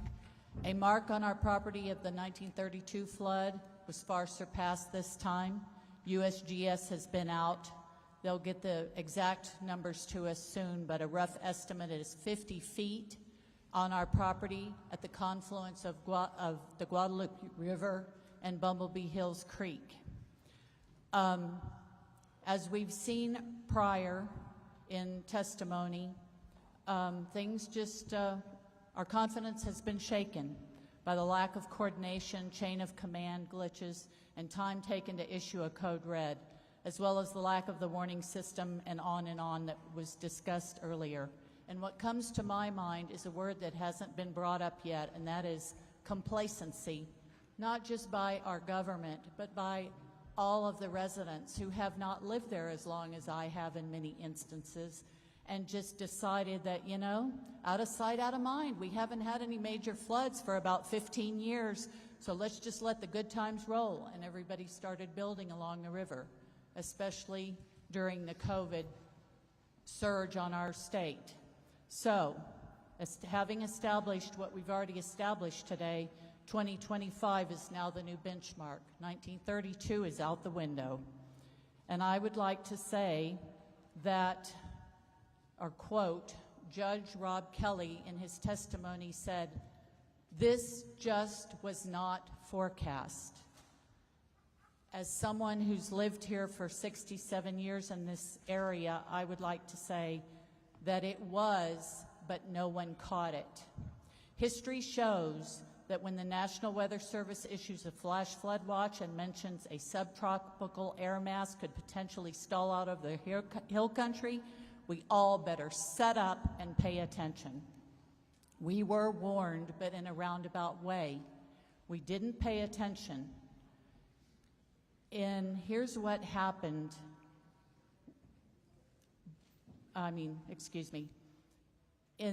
Here's what we should be doing. Bring whatever you can to higher ground, including vehicles and boats, just like preparing for a hurricane. Stay vigilant. When it starts raining buckets and it doesn't stop for many hours, you form your own family watch, especially at night. Change your plans if you know that this is coming and you're not from the area, especially if you have extremely small children and elderly family members. Have an escape plan. Practice it. Yes, it's inconvenient, and yes, often nothing happens. Yet when I was a little girl, that is exactly what the community of Hunt did every time. Not just the camps, but everyone who lived along the river or a creek. We didn't have today's technology. And as it has been alluded to earlier, and even one person on your committee stated, no warning system is fail-proof. We braced for impact without technology just in case, and we managed many times to save lives and property. Finally, stricter building code and enforcement. Currently, FEMA only maps main river channels, and as we have had people mention earlier, creeks need flood gauges that go into the Guadalupe River. And in FEMA's plan, Ms. Fox, kind of finish up. creeks are not factored in. If someone wants to build a house or a development by the confluence of a creek and a river, they're allowed to. Mother Nature humbled us. She reminded us that she is a force to be reckoned with. We must improve our flood plans to honor those who were lost and save lives in the future. Good suggestions. Go ahead, ma'am. I'm Sarah Stewart from Kerrville, Texas. Sometimes to move forward, it's important for us to look back. So I thank you for providing this opportunity, especially my rep, West Verdell. So they don't build them like they used to. We've all said it. Maybe it's time we built them like they used to. I grew up in Tornado Alley, and we had civil defense sirens. Everyone knew that sound because they tested them monthly. They drilled once a year, all the way back to my great-grandparents' day. It was ingrained in us, and there was no cell phone required. If we want to prepare for a 500 years flood, then we need solutions that are going to be around for our children's children. Another old idea that didn't get much attention today is a water reservoir. State support from you guys for a water reservoir here would be priceless.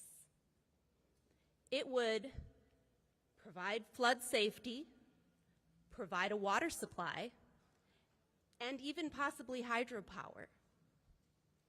That is a triple blessing for our county that would last for generations to come. These are tried and true solutions that will be here for our children's children. Let's work together and build them like we used to. Thank you. Go ahead, ma'am. Thank you, Chair and members. Is this on? No? Okay, well, yes. Thank you for the opportunity to speak today. My name is Rebecca Fowler, and I'm here on behalf of Mental Health America of Greater Houston, as well as the Texas Coalition for Healthy Minds, a network of over 35 organizations focused on mental health and substance use recovery across Texas. Personally, I am here in person because I've lived in Houston for the past 15 years, and we are no stranger to disasters and trauma and recovery in that process. So I really wanted to share with you all what we have learned. My written testimony is quite extensive, and I encourage you all to reach out to me and our other organizations to really learn what are these best practices and what are organizations that are in place. We are already working with folks on the ground here in Kerrville to kind of help implement that practice, but I also wanted to share with you today that flooding is not just a physical disaster, it's also a psychological one, as we've already heard today. Kids, families, neighborhoods, this entire community has been impacted, and this will be a years-long recovery. We need to start thinking about how do we give supports now for kids who are afraid of the rain or water, who don't want to be separated from their families, and there are real ways that we can do that. And there's already kind of a very clear example that the committee understands it, this community understands it, and I'm very grateful for that. One thing that we did want to point out is that, unfortunately, disasters sharply increase suicidal ideation and substance use, and specifically here in Kerr County, the suicide rate was already nearly twice as high as the state average, and we already have very limited access for mental health services for youth. So we want to get in here and really amp up the supports that we can provide now that we know that they are needed more than ever. Schools have kind of formally been that front line for recovery in the past, and we would like to go in and support them as much as we can now. And And for us, that really does come from looking at how the state can invest in emergency funding now. We saw after Uvalde, there was flexible state investments of about $5 million specifically for the Resiliency Center. We think that's a great model, but we would love to see that with additional flexibility so that communities here can turn to people that are already trusted, turn to the schools, turn to the churches to meet those communities' needs. We would also love to see, we've talked about T-Chat, we've talked about the LMHAs, we've talked about ESCs.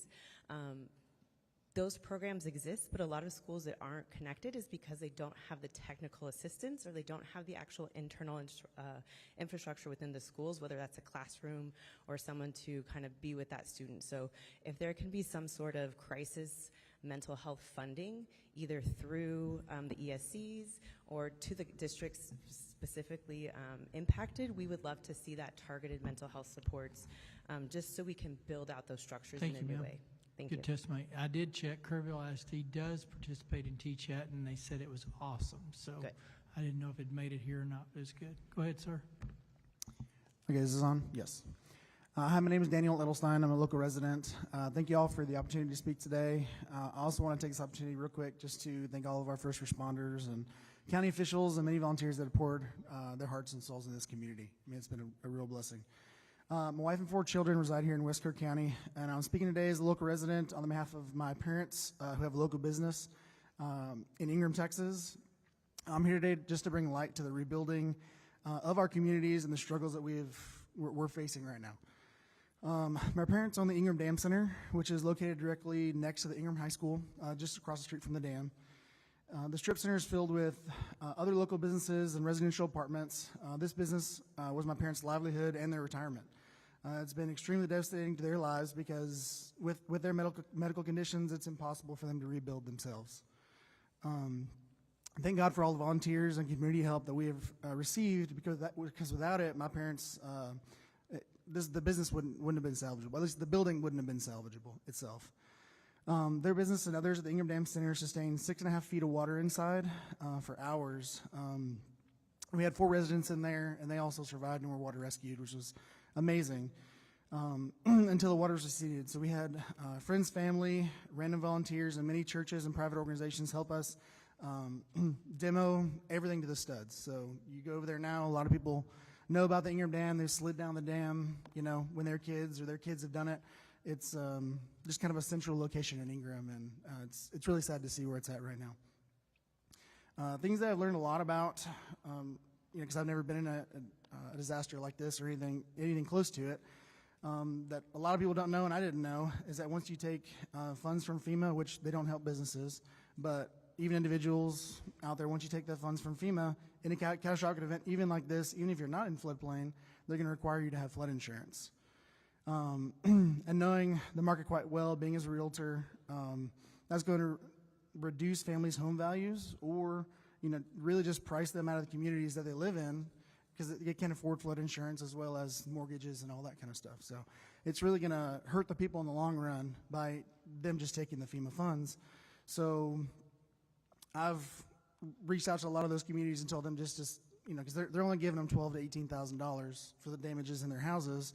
And I've told them just to go look out for grants, get as many grants as possible because taking FEMA funds is just going to be detrimental to them in the long run. There's been very, very little relief for small businesses that are supposed to be the pillar of this community. FEMA doesn't offer recovery assistance for small businesses, even if we had residential units inside. And the SBA, just to be honest, has been kind of a joke. They told my parents that they give them an 8% loan, and they'd have to, if the only way they'd give them a 4% loan is if they either had bad credit or couldn't get approved somewhere else. So it's really detrimental to them, because that's their livelihood, and that's the way You're going to have to kind of wrap. Yep, I'll end it right now.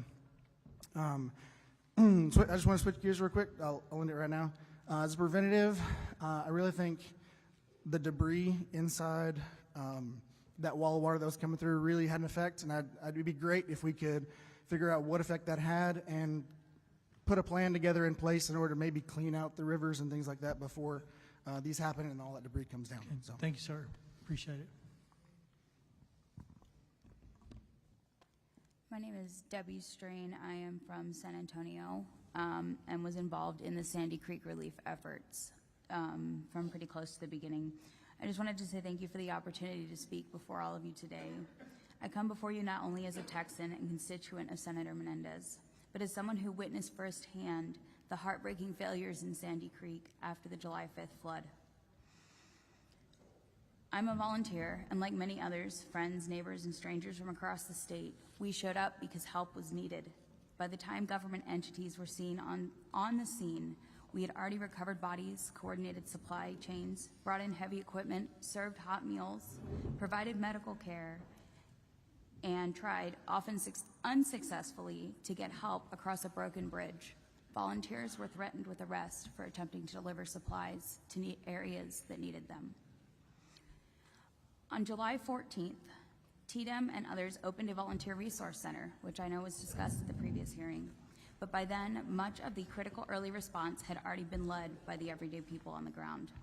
Communication from TDEM and Travis County OEM was inconsistent, unclear, and often contradictory. Policies changed multiple times a day. Volunteers didn't know if they could take their tools from the VRC on the bus to the sites. It changed 4 times in one day, the policy on that. The confusion delayed help and discouraged volunteers from coming out to provide the assistance that was so desperately needed in the area. TDEM arrived in the Sandy Creek area on July 10th, was the first time I can recall hearing that they were there. They left by July 25th. Is that enough time to manage a disaster? Is it even enough to start? Through it all, help did not come from official channels. It came from volunteers, contractors, nurses, teachers, business owners, off-duty responders, parents. Regular working class Texans and grassroots organizations stepped in when the system failed. Research consistently shows that the disaster response efforts are often hindered by fears of disorder or lack of control. However, it is frequently the unaffiliated volunteers, those who are undeterred by obstacles and driven purely by the urgency of need, who deliver the most timely and effective aid on the ground. Sandy Creek deserved better. They still do. And we're asking you to ensure that no other community is left to navigate a disaster alone. We need action.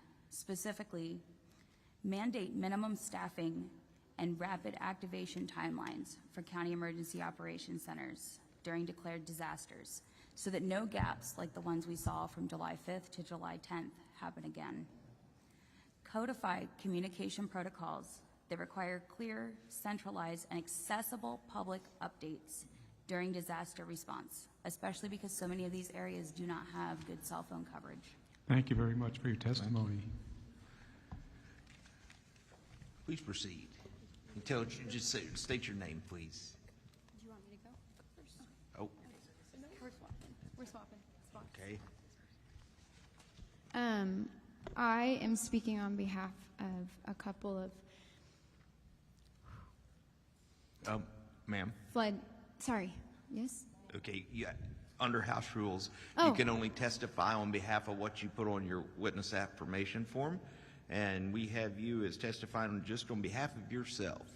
Okay. Is that okay? Mm-hmm. Please proceed. Just state your name, and you got 3 minutes. Yes, sir. Okay. Or 2 minutes. My name is Courtney Kate Calhoun. I was born and raised in Hunt, Texas. I was born at the Sid Peterson Hospital in Kerrville, Texas, and I simultaneously grew up in Hunt and Kerrville. Weeks prior to the flood, I was privately living with my God family in Bumblebee Hills. I did not announce this to the public. I came back kind of in private. They lost mostly everything in their home, and I lost most of my personal items that were there. On 8 p.m. of the 3rd, I decided to leave town to go to Travis County for the 4th of July. I awoke late in the morning to the news of what had happened to my hometown. Immediately took action, started purchasing materials, loaded up a truck, drove down with the anticipation to drive down to Kerrville. The second I stepped foot in my truck, I received flood flash warnings for Travis County.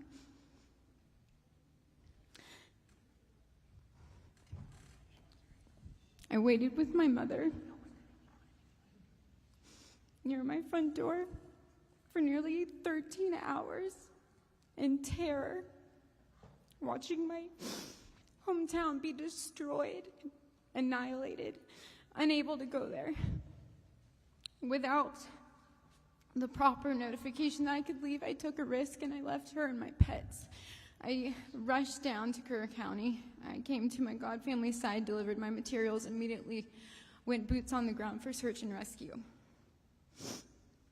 On the 5th, I was doing search and rescue at Casa Bonita, and based off of the information from someone who testified earlier, I can without a doubt say that we recovered some of her family members.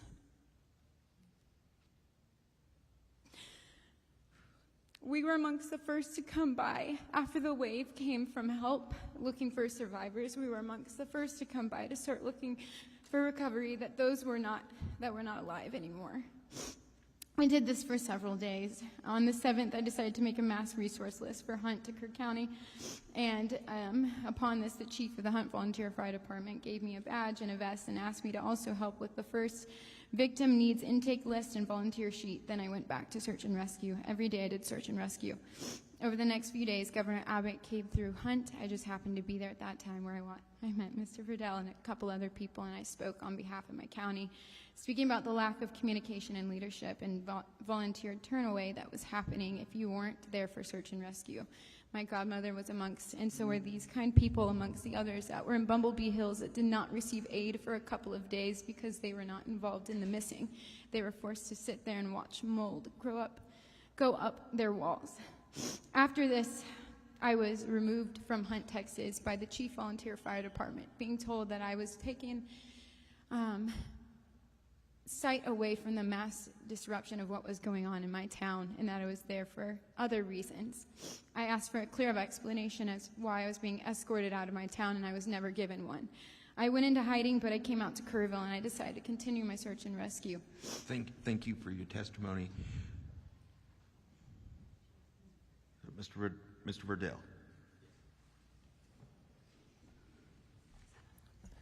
Thank you. Two things. One is... Oh, hang on 1 second, Mr. Verdell. Rosa? Yes, sir. Are you going to are you testifying now? I am. Okay, you just wanted her to go first. Yes, sir. That's why I skipped over you. I thought you had decided not to. No, sir. Please state your name for the record, and you have 3 minutes. Yes, sir. My name is Rosa Toller. I live in Bumblebee Hills. This is our neighborhood. I've been here 26 years. I've never seen anything like this in my life. In Bumblebee Hills, we all survived.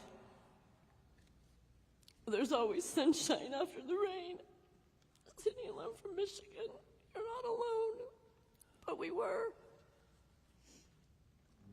But we weren't, because we are Hill Country strong, and we're the heart of the Texas Hill Country. And we had our neighbors, all of us, together. At 2 a.m., I've heard the first transformer go out. Poof. I told my husband, "Did you hear that?" He said, "Yes, our power's still on. K-Pub will come. Our lights are on." 3:15. Our warning was screaming down the road. That was our warning, our screaming neighbors, yelling for help. So I ran up and got out of bed and went to the door and started out the door with a flashlight. It was dark and pouring. My husband opened the door and the river raged and ran through the front and the back door and took all of our belongings with it. I lost my son 10 years ago, so I have complex trauma PTSD already. And now it's a million trifold, along with all my other neighbors, and now we all have it. We are now facing monumental of rebuilding Bumblebee Hills, and now we have been told this afternoon, while I'm still working logistics as being here, I was able to. I am representing us alive. We're alive, the survivors. Where's our help? Where's our excavators as I stood on the highway for 5 hours to track down our semi to come through the gates just to let them know that I had 17 skid steers lined up in the front waiting to unload the debris. I have the black mold disease, bacteria, and infection of follicular in my body. I am the only one. How is that possible that I am the only one? I was in the hospital at 11:24 p.m. on July 4th, that same day, for injuries that I sustained. The next morning, when the final light shone what had come through to our neighborhood, this is what's coming now, today. Bumblebee Hills, FEMA Home Foundations are now saying that they have to raise our foundations higher. FEMA trash cleanup is coming when? When are we going to see this FEMA help come in to remove the debris? I've got logistics on the ground. The toss-it dumpsters are there and waiting for the skid steers and the excavators that FEMA has parked in Ingram. These are the taxpayers' dollars, and we need help. Thank you for your testimony. Before we get to questions, as a matter of housekeeping, just for the way the House rules work, Sarah Stewart, yes. Are you Sarah? On your form, I have to have an occupation, even if you just say you're self-employed or home or Self-employed. self-employed. Do I have your permission to change that? Yes, sir. Thank you. Thank you, ma'am. Questions for the witnesses? Mr. Verdale. All right, thank you, Chairman King. So a couple things here. One, Bumblebee Hills has been mentioned. Thank you for mentioning that, and you too. So my team has sent an email on the 21st asking questions, trying to find out what is needed to get y'all help over there.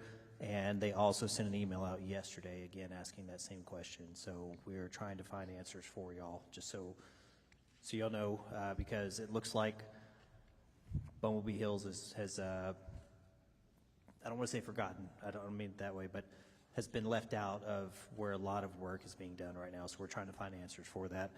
And then Ms. Calhoun, I know you ran out of time. If maybe for 30 seconds, if you can finish your statement, I'd appreciate it. Thank you. So. Thank you so much. Let me get my date right really fast, if you'll let me find where it was. On July 22nd, I started going back into Hunt, and I was servicing Heart of the Hills. I brought them a 3,000-pound water trough and a power washer.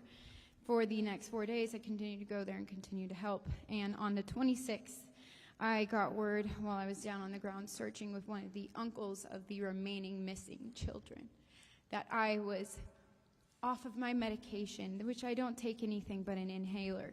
And someone was going around showing a video of me where I spoke out against that. I believe that there are more missing persons. And I was escorted by 12 state troopers off of that road away from the side of this uncle looking for his daughter, as I was the only person there with him besides the Navy SEALs and some task force. Then I was met by 20 state troopers, a sheriff, and deputies telling me if I went back into Hunt, Texas, where I am living, I would be arrested. I was staying at a cabin deep in Hunt, and I was told that I was not given access to go back to this cabin. To this moment, I do not have my inhaler. I do not have my allergy medications. I was prohibited from going to the Hunt store reopening, the Hunt store concert. I have not been allowed to go to any funerals. There is a family of one of the homes that I searched for an hour and a half that I found out is alive and well, and I am not allowed to go to their house to meet them. I am trying to say all of this, that I do not believe there is a proper structure of who is in charge, and there is no clear indication of what power can be executed by whom. We are all exhausted by trying to figure out who's in charge, and we are all exhausted by the abuse of power. And we are trying to get back to our homes. We are trying to regrow and live, and I am being prohibited from my home. But I also want to speak in regards to those that are missing. Yes, a lot of people were found, and I firsthand have been on the ground to find a lot of them. I am a 28-year-old that was born and raised here. I just happen to have the opportunity to come back. There are still the other parts of their bodies that are missing, and our search and rescue teams have been sent home. Our equipment is being sent home, our free food for all of us, because we don't have our houses, we don't have kitchens, we don't have laundry. They are being sent away. We still need them. We still want them. And please, if this list of the remaining persons could be officially released for those of us that are not in law enforcement, and we were there, the first ones that were there with boots on the ground, we want to know who is missing. So that if y'all leave, that's fine, but we want to stay and keep looking. We are not done. Thank you, Thank Courtney. you. Appreciate it. Sarah, I just want to say thank you for your ideas, too, that you mentioned. We appreciate that. That's all I had. Thank you, Chairman. Senator Kokors. Thank you. Thank you all for your testimony. I have a little bit of a hearing loss, so I can't, with the echo, hear everything you're saying, but I hear your passion and your emotion. I wanted the lady on the end, your name? Kylie Neidiver. Thank you. You spoke of the debris piles and how those might be removed. Just speaking from a little experience, Mr. Chairman, and to Representative Verdell and Senator Flores, post-Harvey, I'm the senator from Rockport, Fulton, and at the time, Port Aransas. The debris piles were 3 and 4 stories high. One of the concerns, certainly in Rockport, in Aransas County, was burning the debris. And when we brought in the task force, and we used the Texas A&M Aggie agencies to come in and help our local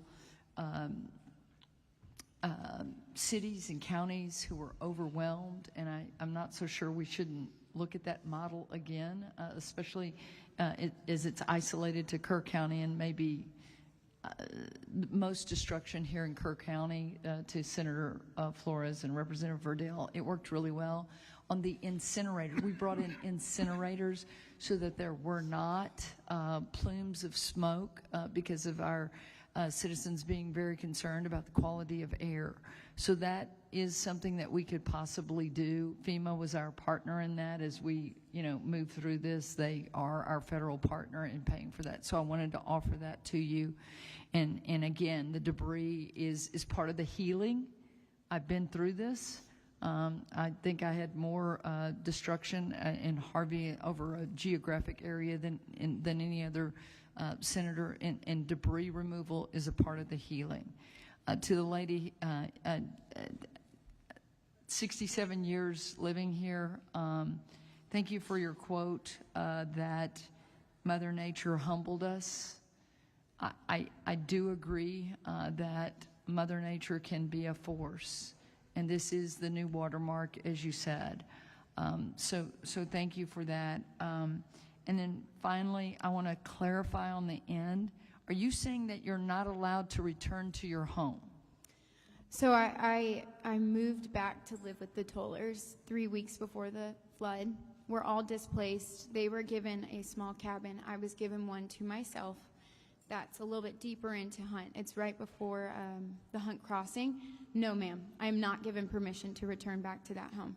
I have not been given permission to go back and gather my belongings, and I am not given permission to go into Hunt as orders of Chief Poole from the Hunt Volunteer Fire Department, who has been given access to all of Kerr County sheriffs and state troopers. I am not allowed past the border of Bumblebee Hills.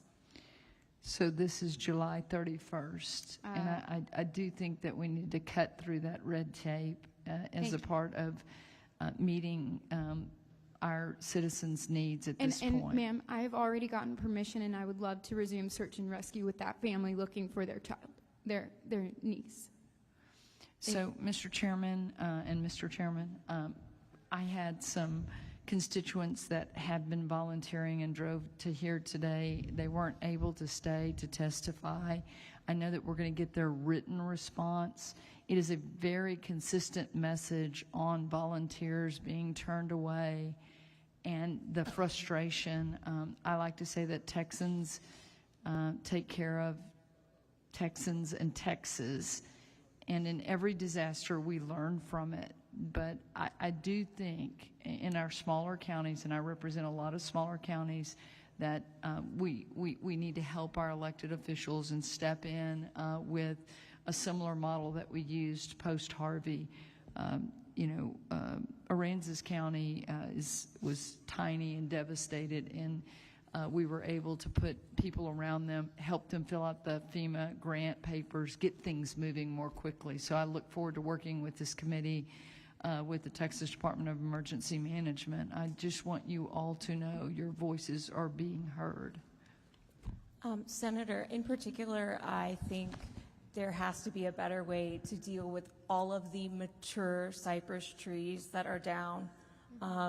This seems like perfectly good lumber that somebody somewhere might want, and instead of just burning it, I appeal to you all to find another solution that's more environmentally friendly. We drove to hunt in Ingram today. 3 of us did with our staffs, and I saw them. And I'm a nature lover, big. That's what I love to do most, is to be in nature. And that is one of the things I said to my husband today is the cypress trees that are, some of them hundreds of years old. It was the hardest thing after Harvey to see those trees chipped up and burned. And so we'll try to help you with that.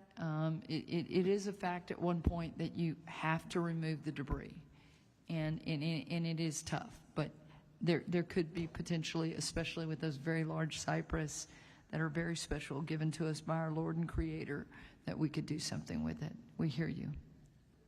I also have concerns about the riparian barrier, and can these cypress trees be used to help us prevent worse flooding in the future?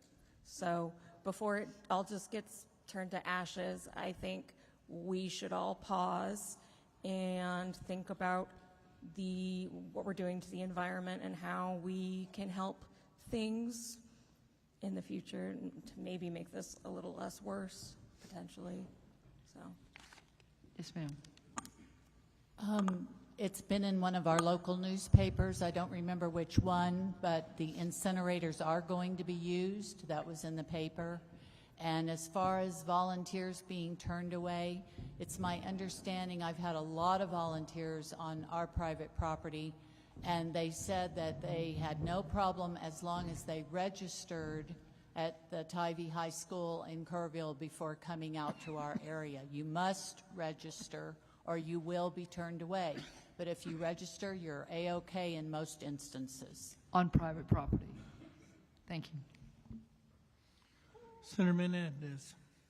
Thank you, Mr. Chairman. I want to thank all of you for coming today. I want to thank my constituent for being a volunteer and helping people. We've heard similar stories about volunteers being turned away, so I think part of what this committee should do is look at, how do we make sure that people who are just out of the goodness of their heart who want to help are able to help. But by the same token, I think part of what's going on too, I think if it's factual, and we must trust, but we also need to verify information. And one of the concerns that's been mentioned to us is that with the volunteers, they want to make sure that these are people who are here for the right reasons, that have the right expertise, or and they want to put them in places where they need them. And so I think that there's a balance of helping Texans, letting them help Texans, and not letting people just pick and choose. And I hope that what seems to be, based on what you've told us, that you're not being isolated or singled out for your views or for speaking out. Well, we have to look into that. And you have to imagine, we get to hear 3 sides of a story for many issues. And so we're kind of used to hearing this side, that side, and then we have to look at what's the reality. So I want to remind everybody here, because your testimony was very valuable, all of y'all's was, but none of you handed us anything in writing. And Chairman King mentioned at the beginning, and Chairman Perry said, yes, please go to the House website where you can input your testimony on the website, as you can type in what you've read to us, so that we can go back and read it, and not just us members of this committee, but all 181 legislators, the 150 House members and the 31 senators, so that we can come together. We're not the only ones in the legislature that want to help. We just happen to be the ones that are fortunate enough to be selected by the leadership to serve on this committee. So we want to help, but we also need to hear more about what's going on with the businesses and what can we do to help them. And sometimes need to verify, is the FEMA situation, what are you going to be forced to do something if you take the help, that sort of thing. And if that's the case, can we do something about it? So there's a lot of, you've given us so much to digest that I don't want us to let any of us forget. So if you would please go to the website and input it. Thank you, Mr. Chairman. Thank you guys for hanging in here tonight, and it's been a good panel. We'll always learn something. So y'all have a safe trip out. If you are staying, it's going to be another couple hours. So hopefully you've got other entertainment options. But thank you for being here today. Chair's going to call up the fourth panel. Y'all are dismissed.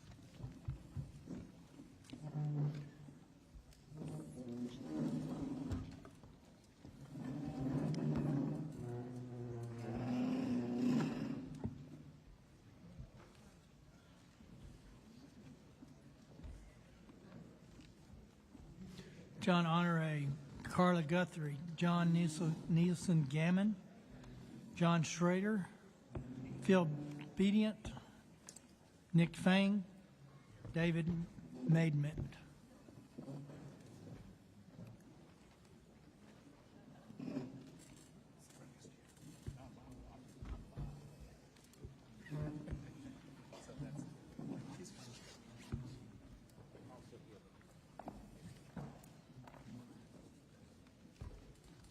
So I got John, got Carla, John Gammon, John Schroeder or Schrader. That's you. That's I know that guy. Phil Bedient. Coming. All right. There you go. All right. Let's go ahead and start. John. Good evening, everyone. My name is John. Pull that real close. And speak loud. Good evening, everyone. My name is John Honore. I'm a section chief with the Texas Division of Emergency Management, and I am the agency's chief meteorologist. I've been an operational meteorologist for 31 years, an overwhelming majority of that in various regions of Texas. And I've been with TDEM for a little over 8 years. I've been asked to speak on a couple of topics today, so I'll speak about those now. One of the things I was asked to talk about is how meteorological data is collected, analyzed, and used for disaster planning by TDEM and our partners. Most of that data is collected by the National Weather Service, as well as the Weather Service's parent agency, NOAA. That includes satellite data, radar data, weather balloon data, surface observations, and other types of remote sensing. That data is then taken and put into different computer models that are generated by not only NOAA, but private companies, foreign weather services, and other entities. I take those forecast models, and my team analyzes that scientifically, as well as analyzes it based off of our experience to help inform the agency's operational posture. As far as how that is used, I'd like to refer you to Chief Kidd's testimony last week and how he uses that information for his decision making. But the big picture is this. We didn't have any access to any exclusive information.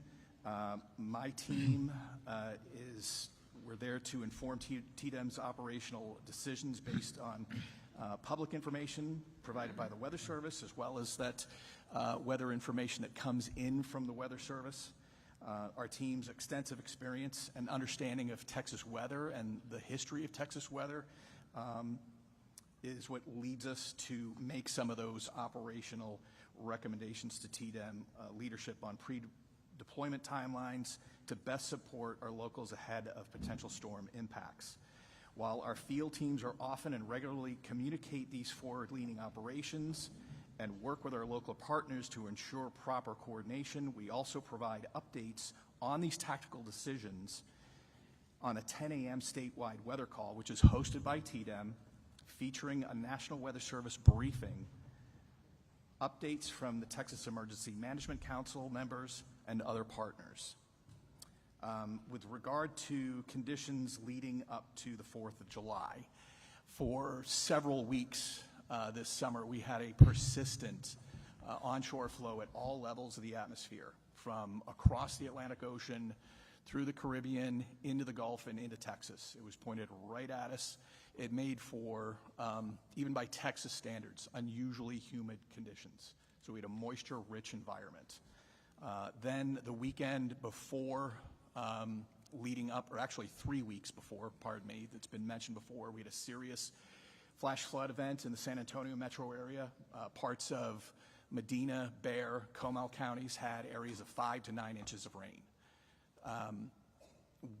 We saw that, given a lot of the weather data, the potential for that type of flooding. There was no way to pinpoint exactly where that flooding would be. The atmosphere was very, very wishy-washy. It's very difficult for the computer modeling to get a handle on exactly where that heavy rain is going to set up. But the conditions were out there for something like that to happen. And sure enough, we had a serious flash flood event in San Antonio. And that put us on even more vigilant stance going into the upcoming weeks.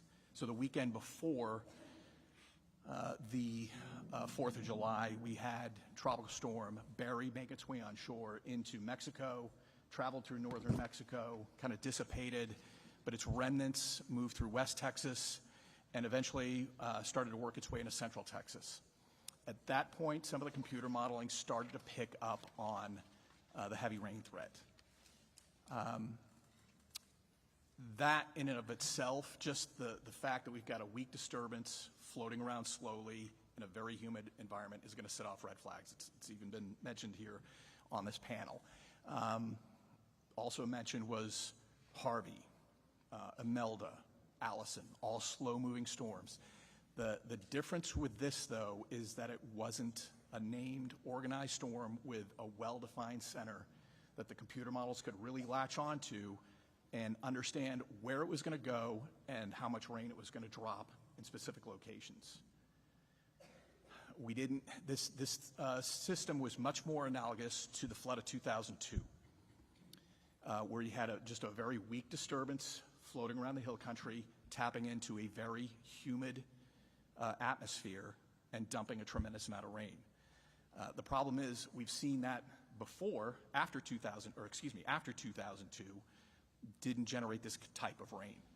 So going into the 4th, in the days coming into the 4th, there was computer modeling showing extremely heavy amounts of rain, but it was not consistent as to how much or where it was going to fall.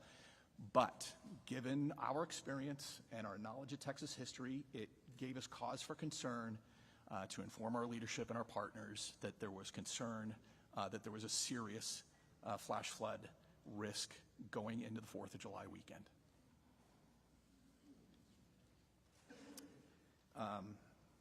So that's basically what the setup was going into that storm that occurred over the 4th of July weekend. And I just wanted to say we remained committed to working with our local partners and stakeholders to ensure communities have the resources they need before, during, and after a disaster. And I thank you for your time. So I'm going to violate my rule because I can, our rule. Real quick, really what I wanted to hone in on, because there was a lot of confusion last week, and rightfully so, we're not weather people, as to who's got data, who uses data, what they use the data, and where does the data come from. So specifically, and I'm going to share from my understanding, correct me if I'm wrong, and I've got another 6 opportunities are here to correct me for sure. NOAA is the keeper of all inputs that generates the models that you take and every meteorologist around the country takes. An overwhelming majority of it, yes. And so NOAA is getting feeds from gauges, USGS gauges, we've talked to those ad nauseum, local sources, private sector sources, mesonettes. Texas has large mesonet networks, both at Texas Water Development Board, and then private sector, and even I think I heard a different one today. LCRA may have their own. Correct. So all of that is pushing data up as inputs, no modeling, just they push that raw input. They put it in their system and they generate what they believe is a forecast, and that's what your 10 o'clock calls are based on. That's what your internal conversations are centered around. Is that basically the correct understanding? Sir, I'm not fully up to speed on everything that the Weather Service puts together to come up with their forecast, so I wouldn't want to, it would be irresponsible for me to definitively say, yeah, that's what they Sure. do. But in general, we have more data gatherers than we have more predictors. We leave the predictions up from kind of coming out of NOAA down to National Weather Service, and then the local guys kind of get to add their flavor to it, I guess. Is that kind of a general statement? You're saying that when you say the local guys, There's local input once it gets kind of out of... So you're referring to the Weather Service? Right. Again, I Okay. don't That's fine. think I'd be very responsible Good for enough. me to comment. We'll go to the next the panel. We'll try to get through them, members. I just wanted to set effectively what we needed to know is who's sending data, who's using the data, what it's for, and then we get into the whole modeling conversation in this panel too, which is kind of where all the magic happens. You know, all this stuff comes together and people put it together and come up with what they think is right. So let's move on down it. I just want to kind of set that stage because we're going to hear, if you're going to say the same thing that we just agreed to, you can skip that part of your 10 minutes. All right? Thank you.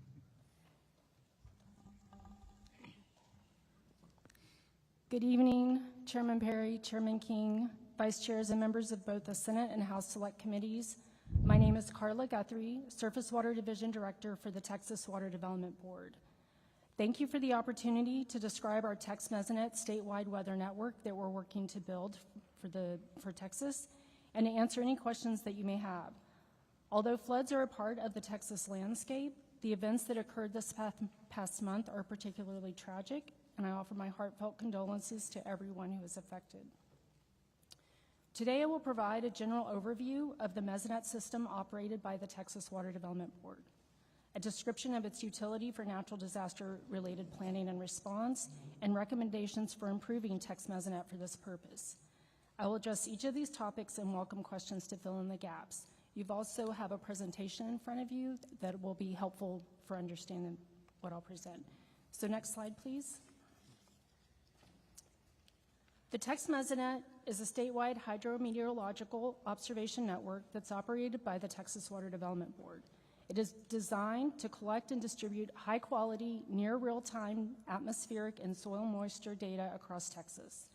The network supports water resources management, drought and flood monitoring, emergency response, agriculture, scientific research, and more.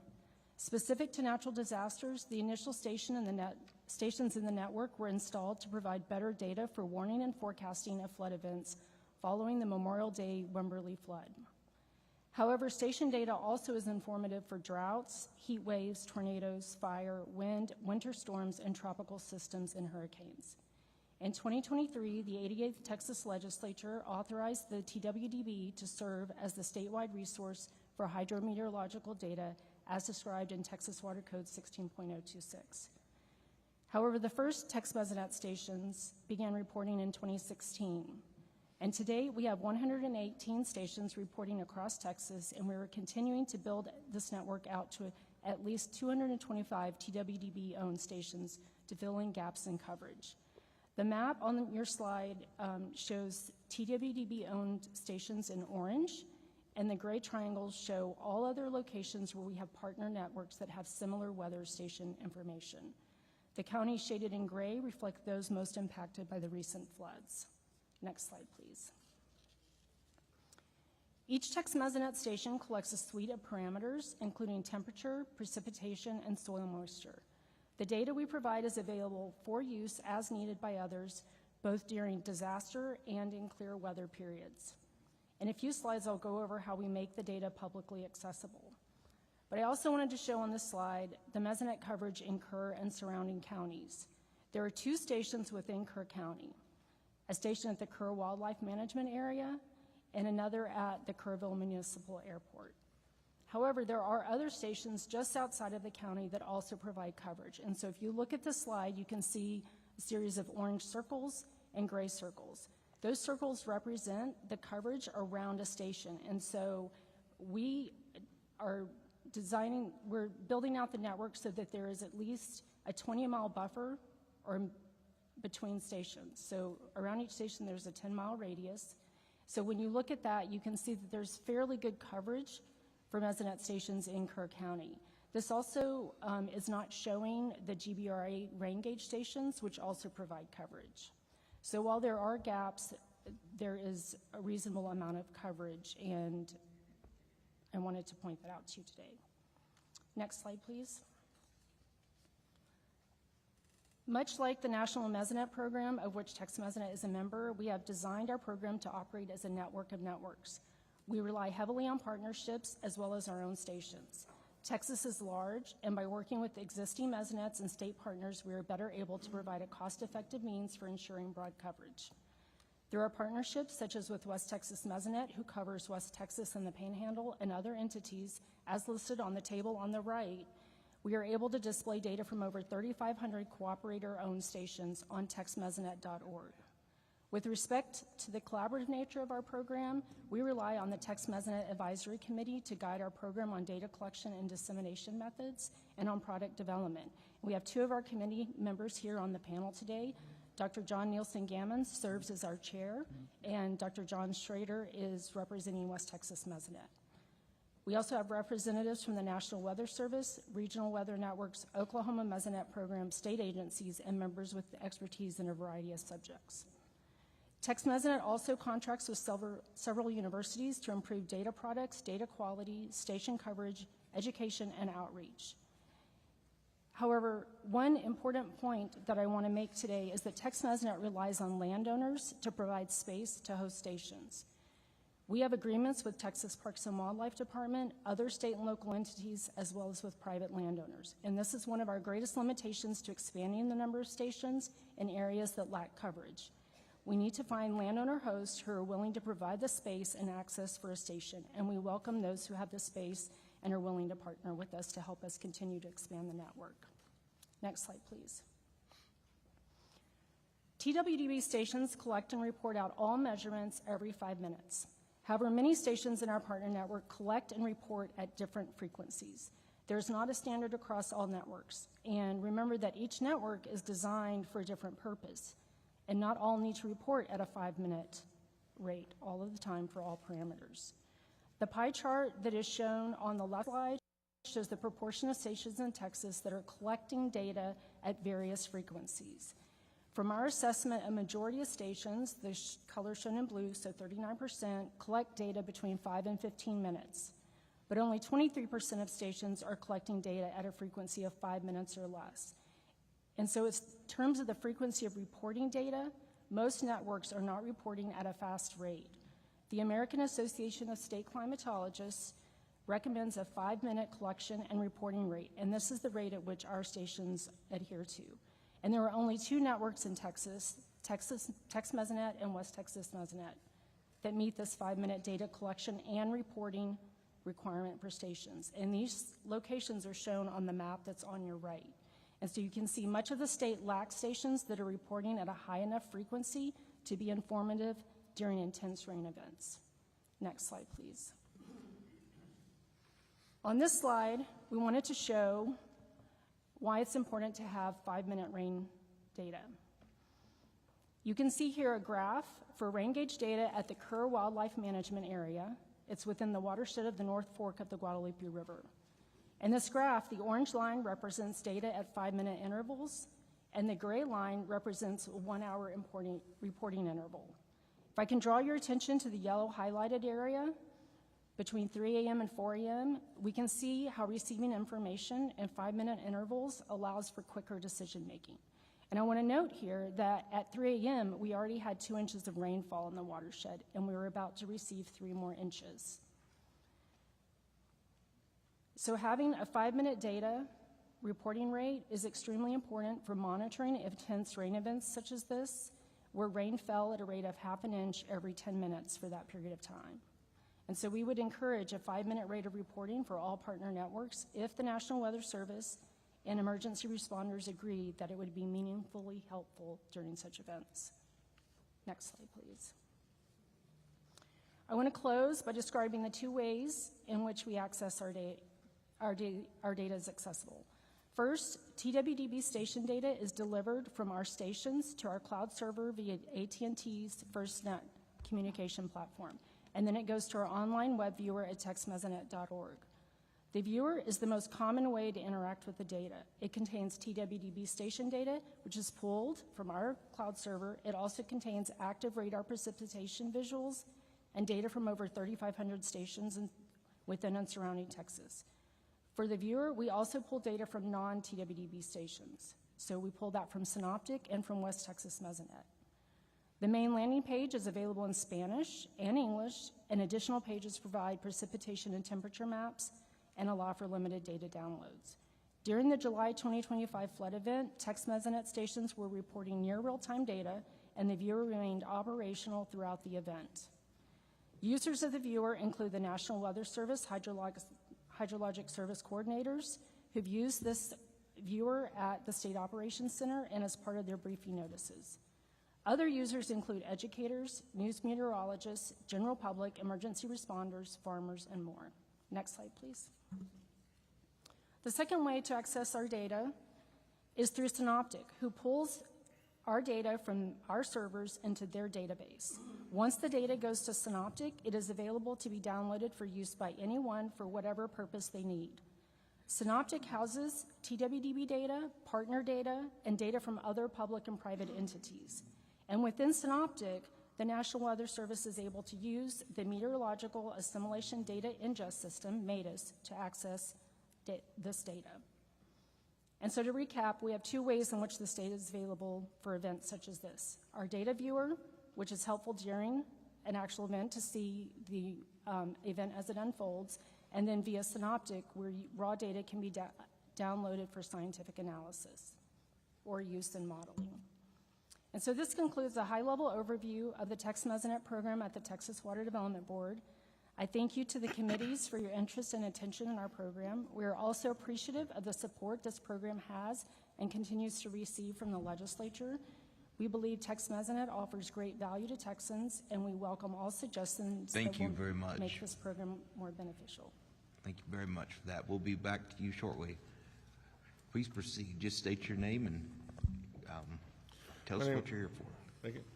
My name is John Nielsen Gammon, College Station, Texas. I'm the Texas State Climatologist, Professor of Atmospheric Sciences at Texas A&M University, and the Director of the Southern Regional Climate Center. Chairman Perry, Chairman King, and committee members, let me say at the outset I hold deep sorrow for the victims of the Hill Country floods this month, their families and friends, and everyone else who's been touched by this disaster. In the interest of time, I'm going to hit the key points of my written testimony here. I was appointed the Texas State Climatologist by Governor Rick Perry in the year 2000. The mission of the office is to help the state of Texas make the best possible use of weather and climate information. The Office of the State Climatologist, or OSC, has no statutory responsibilities for disaster planning and response. Indeed, there is no enabling legislation for the OSC. The office was created at Texas A&M by Governor Briscoe in 1973 in response to a pullback from NOAA, from state-level climate services. We receive no direct baseline funding through the state budget. Our operating budget is provided by Texas A&M University. We also receive occasional funding from state agencies for particular projects. Given my own scientific background and experiences, I've made the focus of the office extreme weather in Texas, particularly droughts and floods. Much of this research and service is directed toward understanding extreme rainfall risks, which in turn can inform planning and preparedness activities. In my testimony, I highlight a few examples, and I provided a more detailed list as an addendum to this testimony. In 2005, we analyzed every rainfall event in Texas from 1948 to 2002 that produced at least 20 inches of rain. There were quite a few such events. We also looked at computer simulations with rainfall in one particular event that happened to be the July 2002 event that Jean Honore just mentioned. We found that for events like this, it was not possible to predict the locations of extreme rainfall at the county level a day or two in advance with computer models, no matter how good the data is. I also work directly with state and local agencies when requested, such as TDM, ERCOT, the PUC, the Railroad Commission, and TCEQ, and TWGB. For the Harris County Flood Control District, we look specifically at the new numbers from NOAA Atlas 14, which is the document that lays out how much rainfall you expect in a 100-year event, and considered whether those numbers were too high for southeast Texas because of Hurricane Harvey skewing the statistics, or alternatively, whether they were too low because of climate change. We concluded it was some of both. The 100-year amounts are probably overestimates for the present-day climate, but in 3 or 4 decades, the climate will catch up. We later broadened our study to look at all the south and southeast United States and found that overall the amount of rainfall with a 1% chance in any given year has increased by about 15% over the past several decades. What particularly concerns me are the implications for all the places outside of southeast Texas, like Kerr County, that didn't get a Harvey bump in their statistics. For them, the official 1% annual rainfall numbers and floodplain extents are likely already too small because they assume there's been no trend in extreme rainfall. There are things going on right now that try to fix the problem. NOAA has work in progress, for example, due to their own study mandated by Congress. But the TWB has contracted with me to develop new extreme rainfall return values for Texas that take historic trends into account. I brought in colleagues from A&M and from Rice University to help on the project. We're testing out some strategies we think will produce more reliable numbers than what NOAA will be coming up with. We're in the final stages of that study now, and we expect the results to be available sometime in the fall. Now I wish to talk specifically about the Hill Country floods and some recommendations regarding them. This being Texas, there are plenty of past floods in this very river basin that in different parts of the basin rivaled or exceeded what happened on July 4th at or upstream of Comfort. July 1869, September 1915, July 1932, August 1978, and July 1987. More broadly, various historic precipitation totals in the Hill Country are sobering, keeping in mind that the Guadalupe River flood was caused by 10 to 15 inches of rain, and the floods near Mason County and Leander were produced by about 20 inches. September 1921, east of Austin, 36 inches of rain in 18 hours, a United States record at the time. July 1932, Mountain Home, about 20 miles upstream, 19.6 inches in 6 hours, over 33 inches in 24 hours. May 1935, north of Dehanis, 21.8 inches in less than 3 hours. June 1948, Sycamore Creek, 36 inches total. June 1954, Pandale, 35 inch total. August 1978, between Hunt and Medina, over 48 inch total rainfall over 2+ days. Based on a simple count of these events, we should expect a 35-inch rainstorm, which would be well over a 1,000-year event, somewhere in the area, on average, every 2 decades. Now, that doesn't seem possible if it's a 1,000-year event, but keep in mind, it's a 1,000-year event at any given particular location, and every individual location has its own odds. Regarding weather warnings, getting warnings is one thing from the Weather Service. Determining the proper action is another. Sometime in the middle of the night, the situation changed from there's a flash flood, appropriate action is to stay indoors and not drive, to there's a flash flood, appropriate action is to seek higher ground if you're less than 20 feet above the river, or then less than 25 feet, or less than 30, or possibly less than 50, as the situation evolved. And the weather warnings did not keep pace with that threat and with the change in action necessary. But during the past 23 years, there's been 111 flash flood or flood warnings issued by the National Weather Service specifically for Hunt, Texas. It's critical that any future warning system clearly identify the appropriate action to take, and that action needs to have a reasonable probability of actually being necessary under the circumstances, or people will again start ignoring the warnings. And furthermore, that action to be supplemented by education on which places are at risk and what to do, how to evacuate any given location.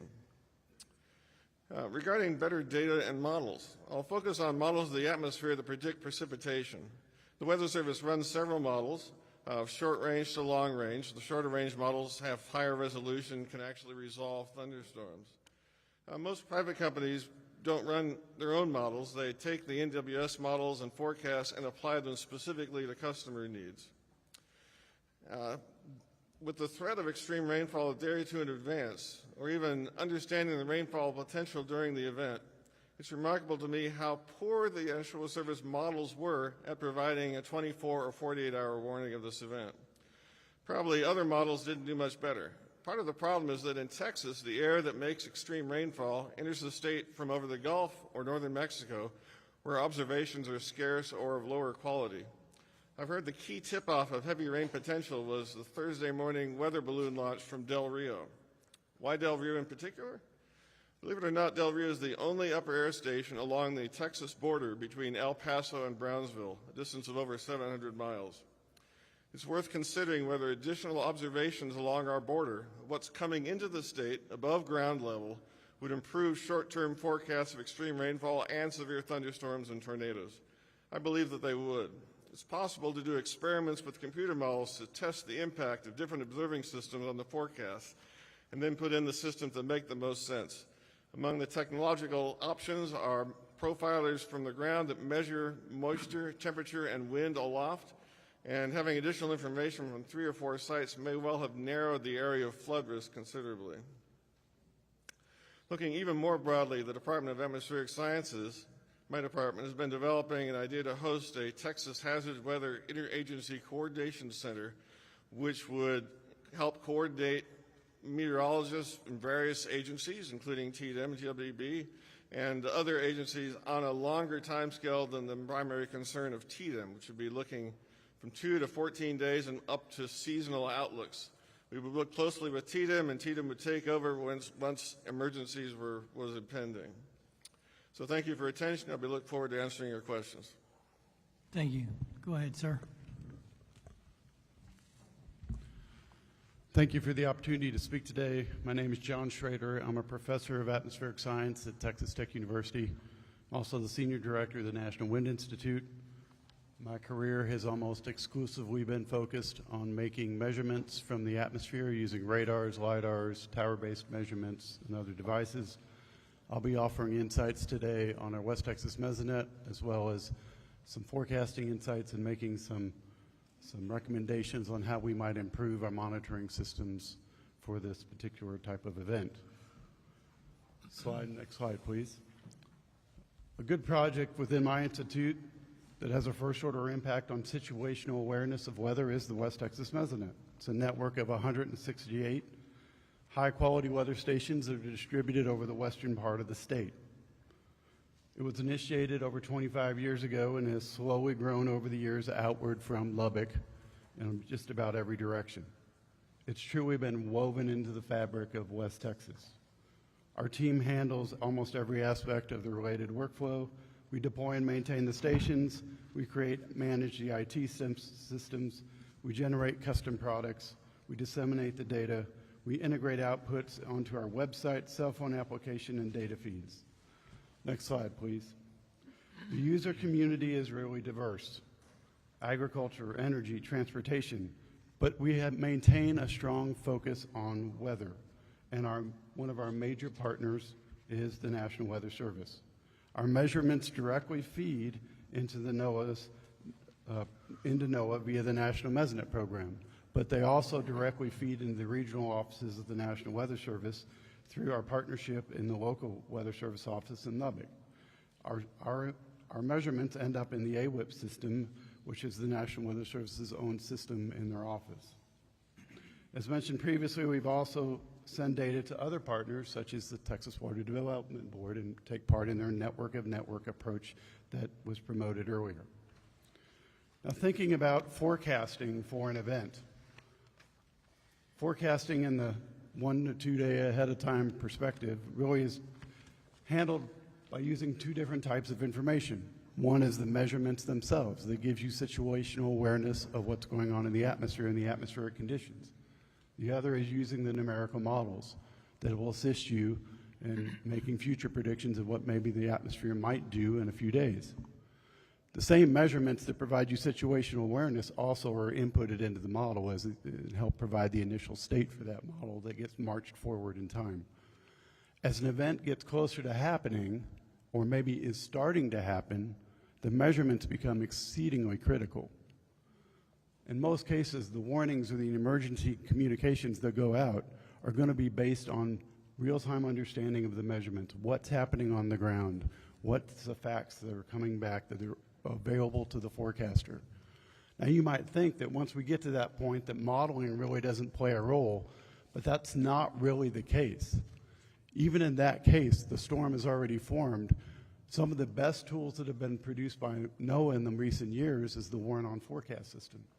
That system may actually produce better information once the storm is already produced. It has an advanced assimilation technique where it takes even things like radar data and ports it into the model. And then there's a high-resolution ensemble-based system that actually produces probabilistic output based on things like, what's that storm going to do in the next 6 hours? Is it going to die? Is it going to stall somewhere? Is it going to move off to the east, to the north? These sorts of things can yield probabilistic output that has real value, sort of like, hey, there's a 50% chance that the western part of this county is going to get 7 inches of rain in the next 6 hours. That's very actionable intel for a forecaster. It's exceedingly valuable. So even at that late time frame, numerical models can provide input. So in looking towards making recommendations, a sort of a comprehensive recommendation is probably what we would lean on. Let's go to slide 5. Yeah, thank you. So one of the things we've heard over and over again today is this idea of adding stations, adding ground truth, okay? Filling gaps in existing networks, whether that be rain gauge gaps or high quality mesonet stations. The map that's shown there is from the region and includes the West Texas mesonet stations and the high quality Texas Water Development Board stations. And there are still gaps, even in the hill country, that could be filled. And we've heard numerous times today the idea of filling rain gauge gaps and maybe strategically placing rain gauges in certain places upstream where creeks and streams are especially vulnerable. Next slide. But we would also recommend that you consider adding additional technology. Radar can be added to help map the rainfall. In particular, adding high-resolution radar at locations closer to the headwaters region and using low-level scanning techniques can really enhance our ability to pinpoint rainfall and occurrence, not only the location and intensity. Radar provides a spatially continuous coverage. That's advantageous. And when you merge high-resolution radar data with the ground-based truth underneath of it, with the rain gauges and the high-resolution weather stations, that provides the most effective way to monitor rainfall. It's actually the best tool we have in our toolkit. Next slide. The other recommendation we would make is that Texas consider setting up its own Texas Prediction Center. This would not be something that would replace NOAA. Rather, it would just complement NOAA's own national forecast models. In this particular case, we believe that it would focus on the 0 to 48 hour period. It should use high-resolution systems that can better model thunderstorms and more accurately produce rainfall intensities. At the same time, we believe it should use an ensemble approach, so it can capture uncertainty, highlight extremes, and provide probabilistic forecasts.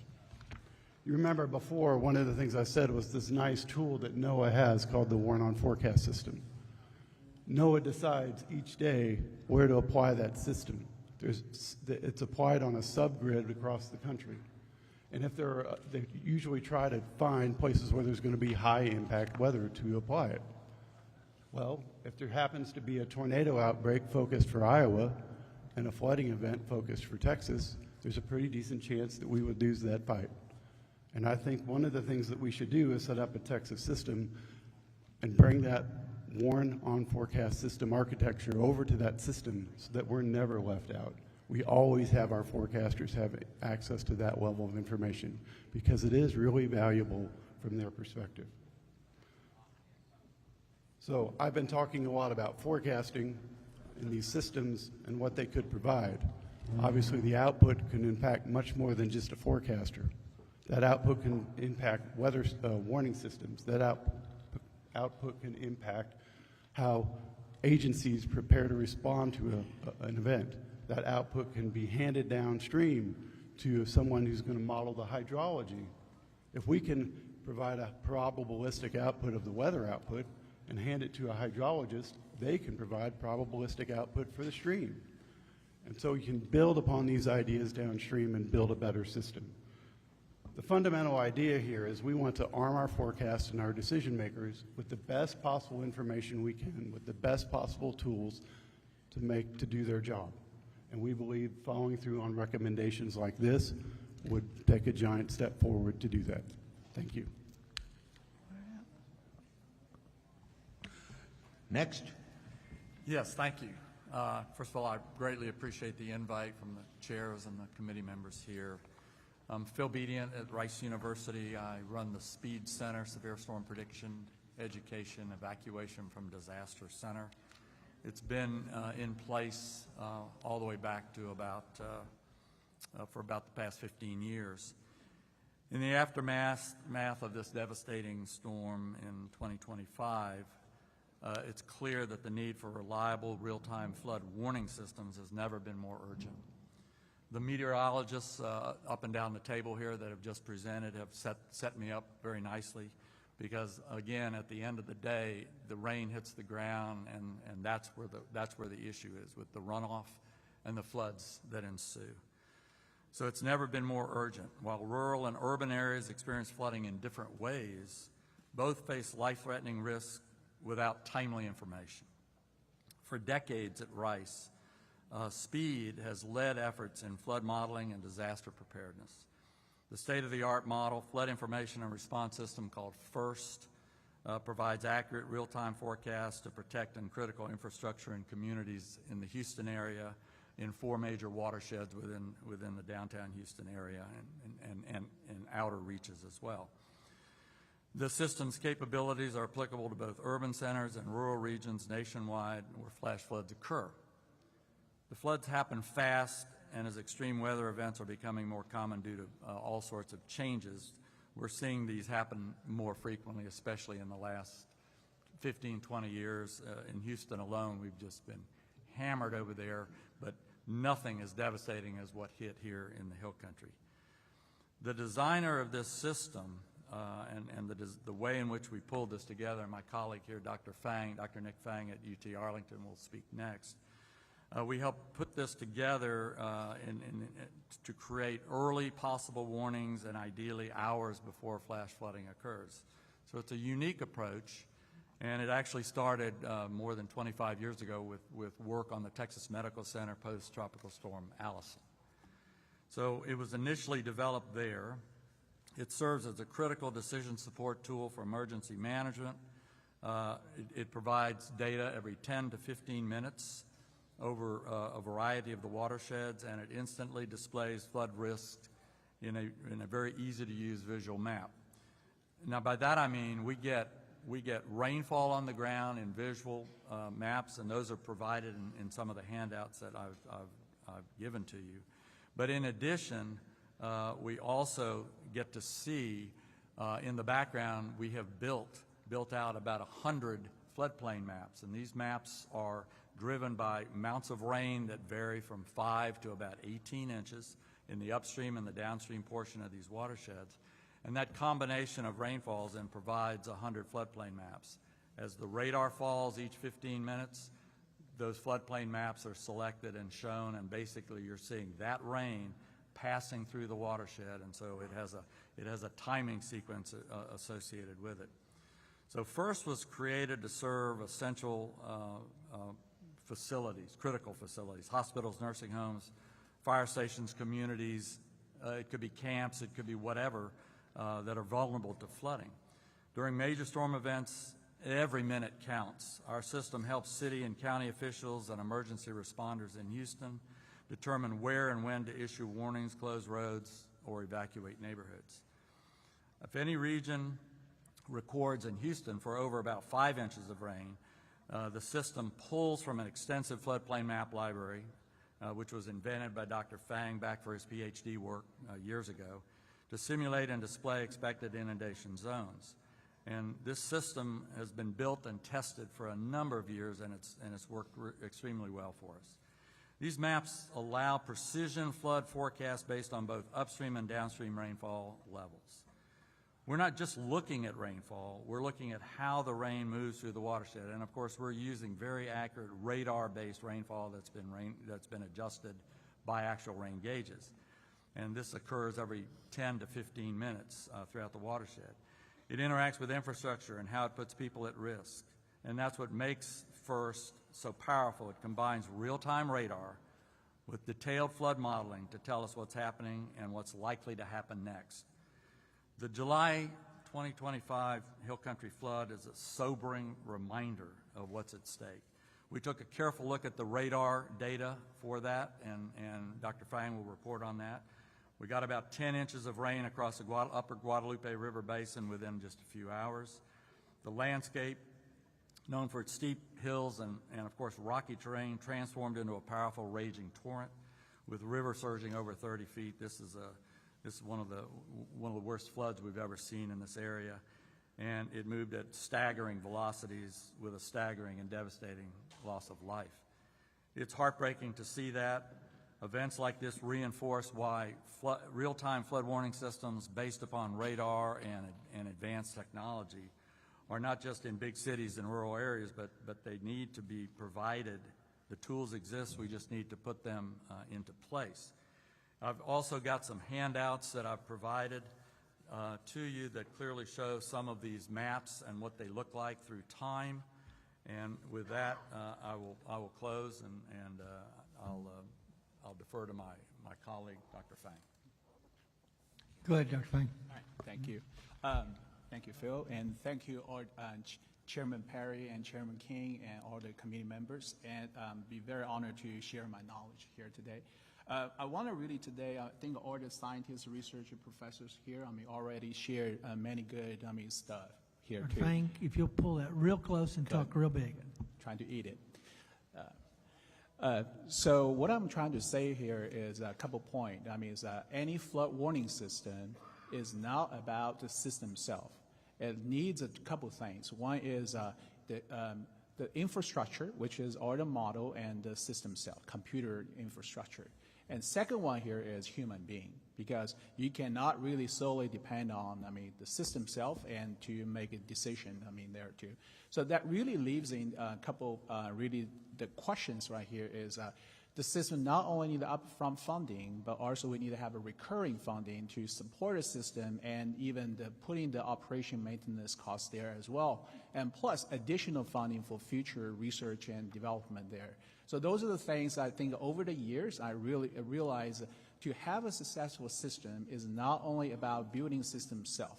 Obviously, we're researchers and we're also educators as well. So many different things when we're doing it, we wanted to provide a very solid public education. Flood science is a very complex topic these days. And Texas is big, and we have very sophisticated terrain in Texas and different climatic zones. And so we cannot really develop one single flood warning system for whole Texas these days. We have to tailor the system itself for different zones because terrain is very different. Climate is very different. So universities here, we are actually helping, it's the state agencies. And we like to kind of work with the state agency, provide what we learn, not only the past knowledge, but also the new knowledge, AI, machine learning. We've been very fortunate working with the Water Development Board over the years and to assist them to develop a flood warning system guideline and also the rainfall enhancement there as well. So really the point right here, I want to urge the state to really consider about the flood warning system is not one-time investment. It's a recurring investment and continues. And second one here is a flood is very infrequent natural phenomenon. It's very easy to lose people's focus if the weather getting dry. And we still need to continue invest this area as well. So I'm just going to, for the interest of time, stop right here.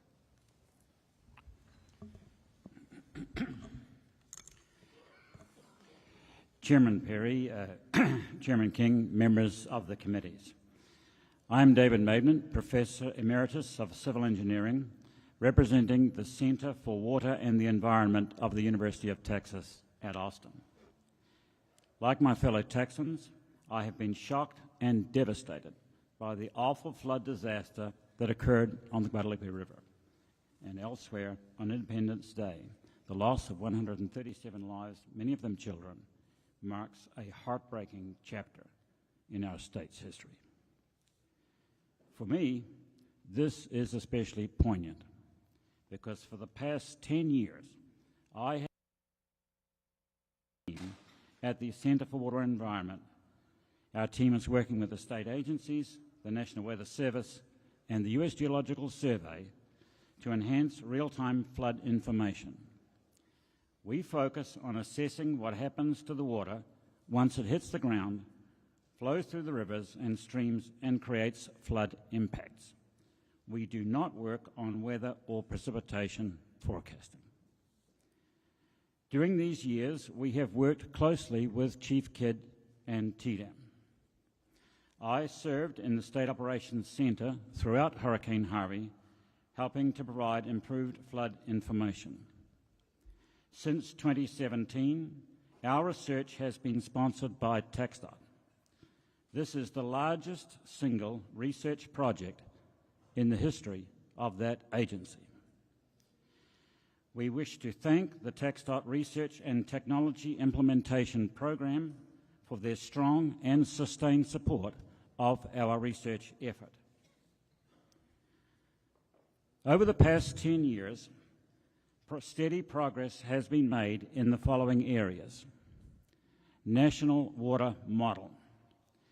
In 2015, the National Weather Service established a new National Water Center in Tuscaloosa, Alabama, to improve national flood forecasting. We led the engagement of the academic community with the National Weather Service to create the National Water Model.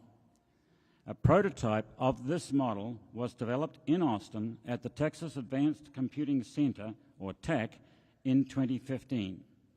And the model was made operational by the National Weather Service in 2016. The National Water Model continually forecasts flow throughout the stream network of the United States, including 200,000 miles of streams and rivers in Texas. Water has become like weather, forecast everywhere, all the time. Statewide flood inundation mapping. With the support of TDAM, we created in 2016 the first version of large-scale real-time flood inundation mapping. This methodology was adopted by the National Weather Service and is now being deployed in an improved form across the country. Real-time flood inundation mapping covers now half of Texas, and the rest of our state is expected shortly. Publicly accessible flood map services from the National Weather Service depict current flood inundation and worst-case future flood inundation. Flood decision support gauges. Since 2017, with TxDOT support via research funding, we have initiated a consistent program that deploys novel radar stream gauges on TxDOT bridges. These gauges measure both water level and velocity rather than water level alone. TxDOT later expanded this program to 80 gauges, which are installed and operated by the U.S. Geological Survey.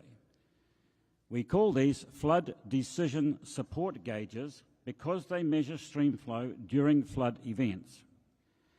These gauges are particularly applicable for flash flooding because they can potentially detect the velocity spike that often precedes the rise in water level during rapidly rising flood flow.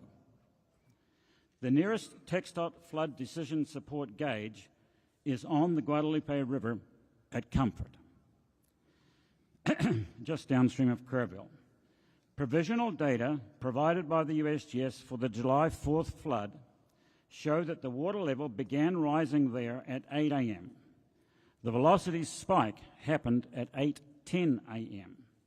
and the water level peaked at 9:45 a.m., 1 hour and 35 minutes later. Now, I want to stop here. This is a really critical piece of data. What happened at 8:10 a.m. is that the velocity of water in the Guadalupe River increased from 2 feet per second to 14 feet per second in 5 minutes. It just went straight up.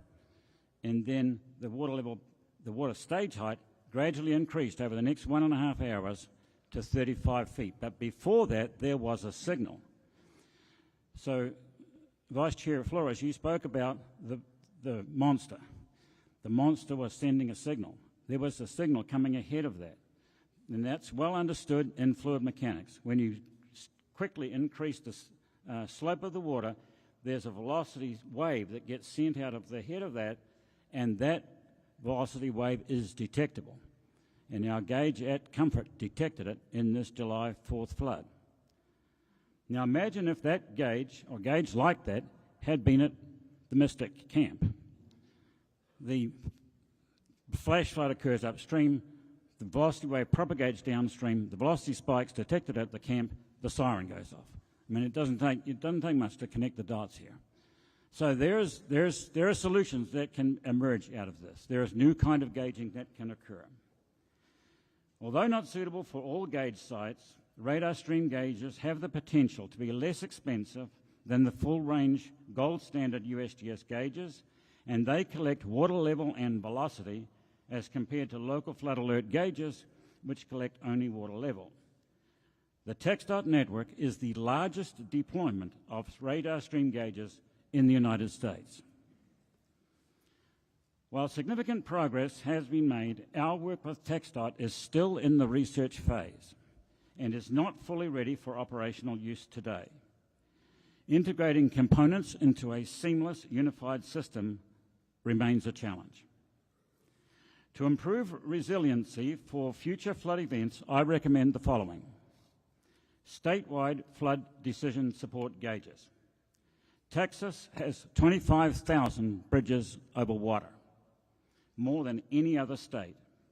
We can use this as a foundation for a statewide coverage of flood decision support gauges by equipping more bridges with radar streamflow sensors.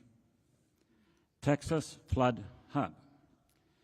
Data from all the real-time precipitation, streamflow, and water level gauge networks operating in Texas should be ingested into a single system that is publicly accessible.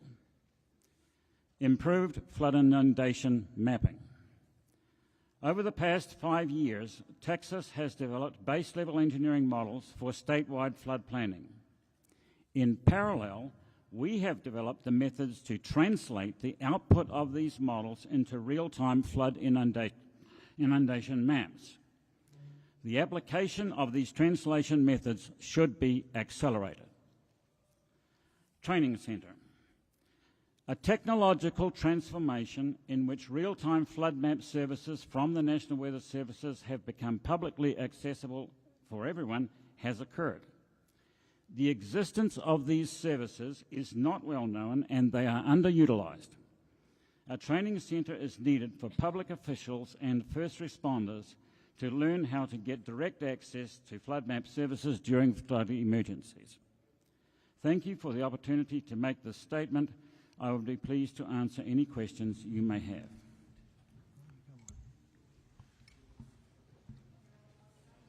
Representative Wilson. Thank you, Mr. Chairman. Sir, it's Dr. Medment, am I pronouncing that correctly? Are you familiar with the Bureau of Economic Geology? Very familiar. Okay. And you mentioned the advanced computation Yes. both in 2015 and Yes. 16. Are you familiar with their work that they're doing in water mapping right now? I'm sorry, the work they're doing? The work that they're doing right now in water mapping. Well, I do a lot of water mapping, so tell me about that. Are you familiar with what they're doing With right the now? TAC or the Bureau of Economic Geology? I can't understand you, sir. The Texas Advanced Computing Center or the Bureau of Economic Geology? Together, both. Yes, sir. No, tell me, I don't. I'm so not aware. if you would, if you wouldn't mind, please, I would like you to take a look at get in touch with them at the Bureau of Economic Geology, and if you would look at what they're doing on water mapping, Okay. I appreciate your feedback on it. I'll Thank do you. that. That's all I have, Mr. Chairman.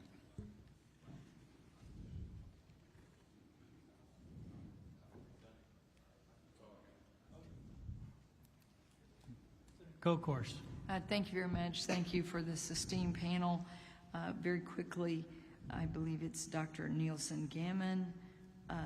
On page 5 of your testimony, I'm going to go to the second to the last paragraph. I'm not going to read it, but one of your testimony starting there talks about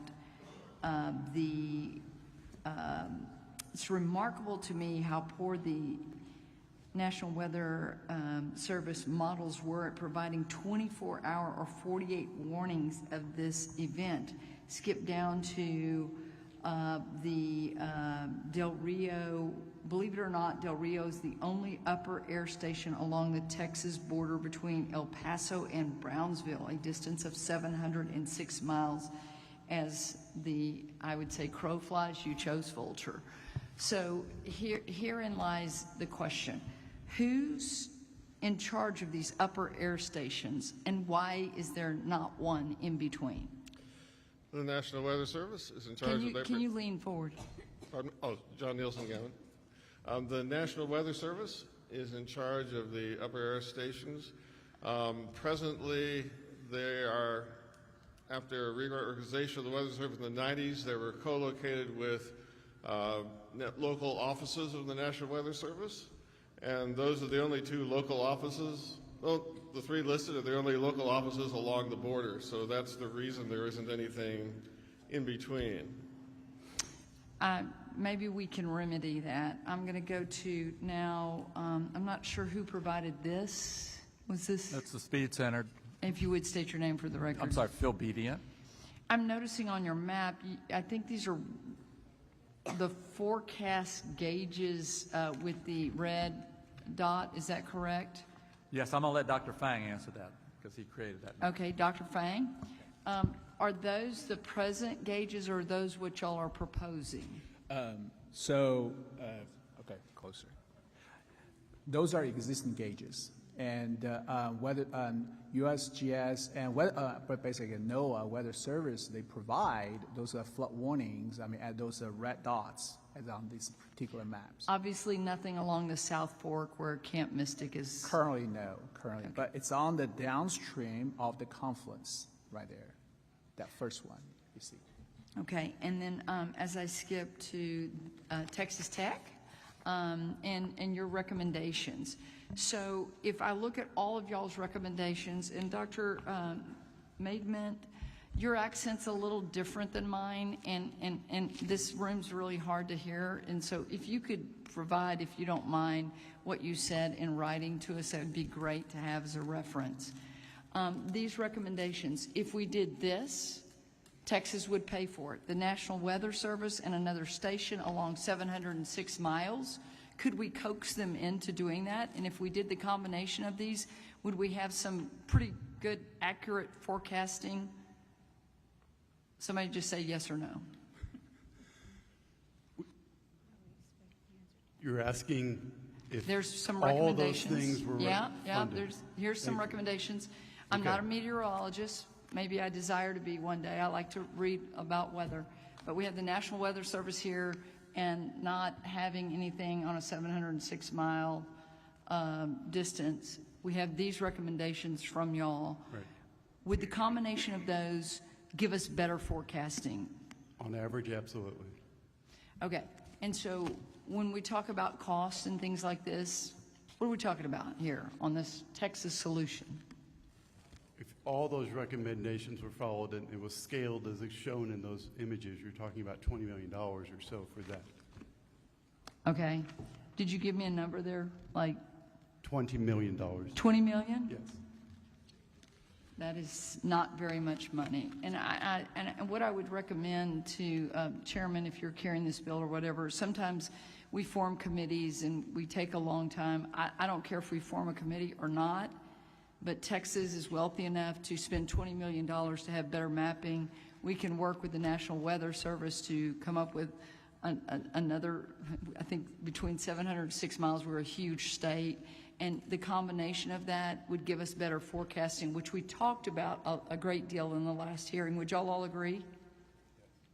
And we can do this and we can coordinate it. And then after we have that really good information, it's who gets and disseminates that information. Because what I have learned in looking at all these timelines, and I say this for all the parents who have lost children, at 1:14, the warning goes out. Really, they had minutes if you're on the South Fork, because the gentleman that testified here, who was a mile below Mystic, said he woke up at 2:40. I'm not going back in my notes, but 2:40. By 3:05, he said, we need to leave. And at that point, the water was around his house. He'd never seen that, and they've had that property since 1930s, I believe. And his estimation was at that point it was 41 feet. Guys, the emergency warning didn't go out until after 4 a.m. We weren't even close for those along that portion of the Guadalupe. So I think it's incumbent upon us to look at those timelines, to heed that, and to do better. And like, if flooding happens at 3 inches, which we heard in testimony in Austin, my goodness, how badly did we miss on this? It really is a life and death issue. Yeah, one of the things that was mentioned multiple times up here was this reporting time interval, and the fact that it needs to be, the reporting intervals need to be very quick on these measurements, because the forecasters need the information. In the heat of the moment, they need the information. And when minutes matter, we don't need to be waiting 30 minutes to get a report. We need it every 5 minutes, or even less in cases. Agree. And if you travel out to hunt, you realize that this is a 2-lane highway, a very narrow highway. There was no way you could evacuate unless you had started at earlier on July 3rd, way earlier when you're talking about a holiday weekend. So it really was the warning to seek higher ground and seek it now. Do y'all agree? Yes. Yes. Lessons learned. We need to put it into action. Doctor, do you have something to say? Yes, John Nielsen Gavin. I want to mention the observational recommendations we're talking less than $1 million, and the federal government would pay for part of them through the National Mesonet Program, which already helps support the mesonets that we have heard about already. Bingo. Thank you. Representative Martinez. Thank you, Mr. Chairman. And first of all, Dr. Guthrie, thank you. Thank you very much, because this has absolutely answered some questions I had last week. And when I was asking about getting historical data, this actually answered a lot of the questions. I was told that was forecasting, and it's not, because when you accumulate historical data over the years, would this be able, by what you're showing us here today, would that be able to tell locals when they're working on a flood mitigation plan on what the impacts are in those certain areas by the amount of rainfall that has been accumulated on that data? The information would be useful for that purpose. So it would be available, and they could do that. And then another thing that I was looking at, and I kept on kind of trying to find answers for this, and I got on the website, the Interagency Flood Risk Management website, which is actually very helpful. And I looked up Kerrville, and I looked up the Rio Grande Valley, and if there were gauges and additional gauges, because this also shows us forecasting on it as well. And for example, right here it says the streams rising and falling. This is available to the public as well, right? So if they have any type of if they want to have some warning devices, would this be able to be utilized? Because here it says water level rising above a foot an hour, water level rising above 2 feet an hour. So it's kind of giving you that, and then it's showing you in different areas where the low water crossings are, where not to go. I mean, it's giving you a lot of data. And is this data on that flood decision support toolbox, is this in real time? I am not familiar with the flood decision support toolbox. Okay. Well, it shows Water Development Board on it. I'm sorry, that's our flood division, so I'm just not. Yeah. I'm So, in but this is. Flutter. Right. Go ahead. Oh, I just said I'm in the Surface Water Division, so we don't, the only way we touch flood is with the Tex Mesonet network and our USGS flood gauges. Okay, so I'm assuming that this is also kind of linked to maybe the National Weather Service and obtaining the data from gauges that through the flows of rivers and creeks and on lakes, and that's what I'm assuming it's picking up here. And then I go over and I look at the Tex Mesonet, and that's also giving us some forecasting data on rainfall and the amount of rain that's falling. Am I correct in? Correct. It's showing observed rainfall data that's being collected by rain gauges, but there's also some information about forecast warnings and other information on the website as well. Okay, wonderful. So if we're gathering all this data and we want to say in 2018, let's say one of the cities wants to find out what the impacts are so that way they could have a flood mitigation plan. And they want to figure that out and say, okay, listen, I need to figure out how much rain fell in these areas during this rainstorm and the ones that were impacted the most and by the rise and fall of the water, and how should I invest my money for flood mitigation. You all would have that data compiled so that they could be able to do that. Is that correct? The data would be available at Synoptic, and there'd be other sources probably available for that consultant or researcher to use to do that work. Wonderful. Thank you very much. Thank you. Senator Campbell. Thank you, Mr. Chairman. Well, there's a lot of knowledge sitting there, 7 people. With all your knowledge, with the models, are they just theoretical? Have they been measured? Did you use any of the knowledge you have or the models that you've talked about or patterns that you've talked about on this storm that we just had? Or is it just something you've got to pay for and have put in place? Any of you? Not a long answer, just let me try to answer that. So the floodplain map library approach that we've been talking about in Houston, we think directly applicable here in the Guadalupe Valley. What it does is it takes measured 15-minute radar data across the whole watershed area. Did y'all do that this time? Say it again. Did y'all use it this Yeah, time? it comes from the National Weather Service, and it gets ground truth, and it's used. We use it in Houston. What did you do with the information? Would it have helped? Did you share it with anybody?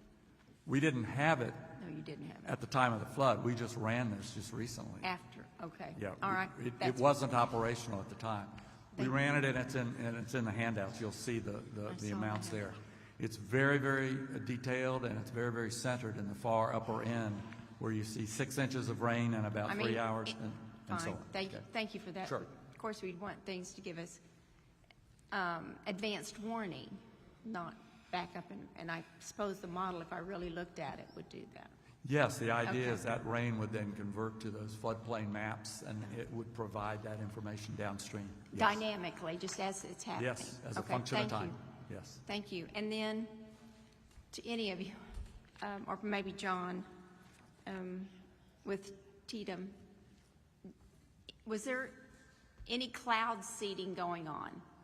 That may sound kind of far out there, but was there any cloud seeding any days before this flood? I don't have any knowledge of the cloud seeding. I know that cloud seeding does go on. Even if it were, that would not have really significantly contributed to the flooding. Okay. Thank you. Yes, sir. John Nielsen Gammon. There was cloud seeding on July 2nd in Karnes County, I understand it. I I'm ran sorry, a trajectory model, and Can you just speak maybe a little slower and louder in the mic? There was cloud seeding in Karnes County in July 2nd. I ran a trajectory model, and the air that was seeded would have ended up in Nebraska or South Dakota by the time of the flood. Thank you. Thank you, Mr. Chairman. Mr. Burdell. Thank you, Chairman King. Just a couple quick questions again. Y'all are mentioning like the modeling maps. Are y'all familiar with the North Carolina flood inundation map? Have y'all seen that one? Yes, I'm aware of that. Okay, and do we have anything like that in Texas that an emergency manager or anybody can go to right now to basically see for those who aren't familiar with the map, you can go to it, you can put in how much rain you expect or the height of the water, and it will map out where the flooding is. It lets emergency management know what roads to shut down, what buildings are touched. It'll actually even calculate the amount of damage that the buildings in the area will receive from that. Do we have anything like that in Texas? Yes, the Flood Decision Support Toolbox that we've been discussing is a similar system. Okay, what's that name again? The Flood Decision Support Toolbox. Flood decision. That does a similar system to the North Carolina. Okay, and do we have access to that now? Yes, we do. Okay, copy that, thank you. And then next question, which is just kind of a Forrest Gump question. So sometimes technology can be, I made sure I wrote this down so I didn't mess it up. Sometimes too much technology can become a hindrance and we begin to rely less on common sense. I know you mentioned that it's hard to take out the human factor that happens. If we look back at data over 20 or 40 years, and we spent billions of dollars on this technology, y'all have dedicated your lives to saving people, which we greatly appreciate. Would you say that we're safer today than even 20 or 40 years ago related to flash floods or anything like that? I think we are safer, but we are getting bigger floods. Yep. There's no question about that, but I think we're definitely safer. There's so much information out there. There's so much gauging, and there are these model development tools available on the iPhone for warning. So it's gotten better. It's just we've got to work on that communication link. That is the missing link right now. We've got to make sure that there are folks on the ground, boots on the ground, emergency managers, mayors, folks in charge that get that information in a useful way. I appreciate you bringing that point up. I think that's the most important point to know. It's the most important. Yes. Thank you very much. Appreciate it. So I served during Hurricane Harvey in the State Operations Center. For the first 2 days of Harvey, we really didn't know much about what was going on at all. So we had resources coming in from all over the country, and they were asking, how do I deploy? Do I deploy from Sealy? Do I deploy from Conroe? Do I fly in from San Antonio? We couldn't really respond. As time went on, the number of maps that were produced increased until there was a deluge. We were completely overwhelmed. What we needed at the time was one water map across the whole state. What's going on now? What's going on 7 o'clock tonight? What's going on 7 o'clock tomorrow morning? That did not exist in 2014, but it is about to exist now. Now that's a critical step forward. Right? What that means is that the response community, Chief Ted and Ted and so on, can see this water situation at the State Operations Center as the people are seeing it on the ground where they are. Now that is a huge step forward. Yes, sir. Thank you. Thank you all for y'all's time, too. Appreciate it. Senator Schwartner. Thank you, Mr. Chairman. This is to Dr. Bediant, Dr. Fang. I'm referencing this, your handout from Rice Engineering Computing. Just to make it perfectly clear, on the back page, Dr. Torres is, who's not part of the panel, but he's gauge, design, and placement. What I care about most is the last line of defense before something tragic occurs at headwaters, which appears to be what happened here, without the ability to contact the county judge and get them up and get them to order to higher ground, for instance. It has to be automatic, it seems like, at headwaters of various rivers. Does the technology exist to measure the rise in a river, either through ultrasound, radar, or just simple buoy gauge, and have it remotely go to a siren that's battery powered, that goes off when a certain level of river rise occurs within a certain amount of time? Can y'all please just say yes or no to that? Yes, that technology exists. You can turn lights on. You could set it up for the alarm to go off. And how much is it?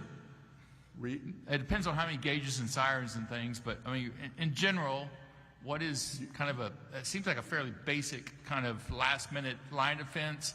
Something serious is about to occur. What does that cost? Is it installed across the state anywhere? One of our strong recommendations was to add about 20 or 25 gauges into the Guadalupe Basin, and these can be put in easily in the range of $10,000 to $20,000. Remember, you've got to build these. If you're putting them against low water crossings or against bridges, you've got to build them so they withstand the onslaught of about a 30-foot wave. Right? And again, are they installed in any river basin at the headwaters in the state that you're aware of, that we could look at, or people that we're going to hire look at as a state? And go, Oh, yeah, they're all over? There are basins that have them all throughout the basin, yeah. And Dr. Torres does this type of work, who's not here, and he's the guy that, he designs them, I guess, gauges. So He's there he in is. the audience. He's right All right, back well, there. thank you for your engineering. Yes, thank you for your question.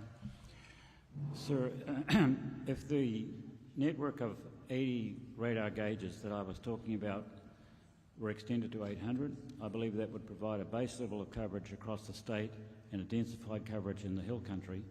The capital cost of that would be about $7 million, and there would be ongoing O&M costs.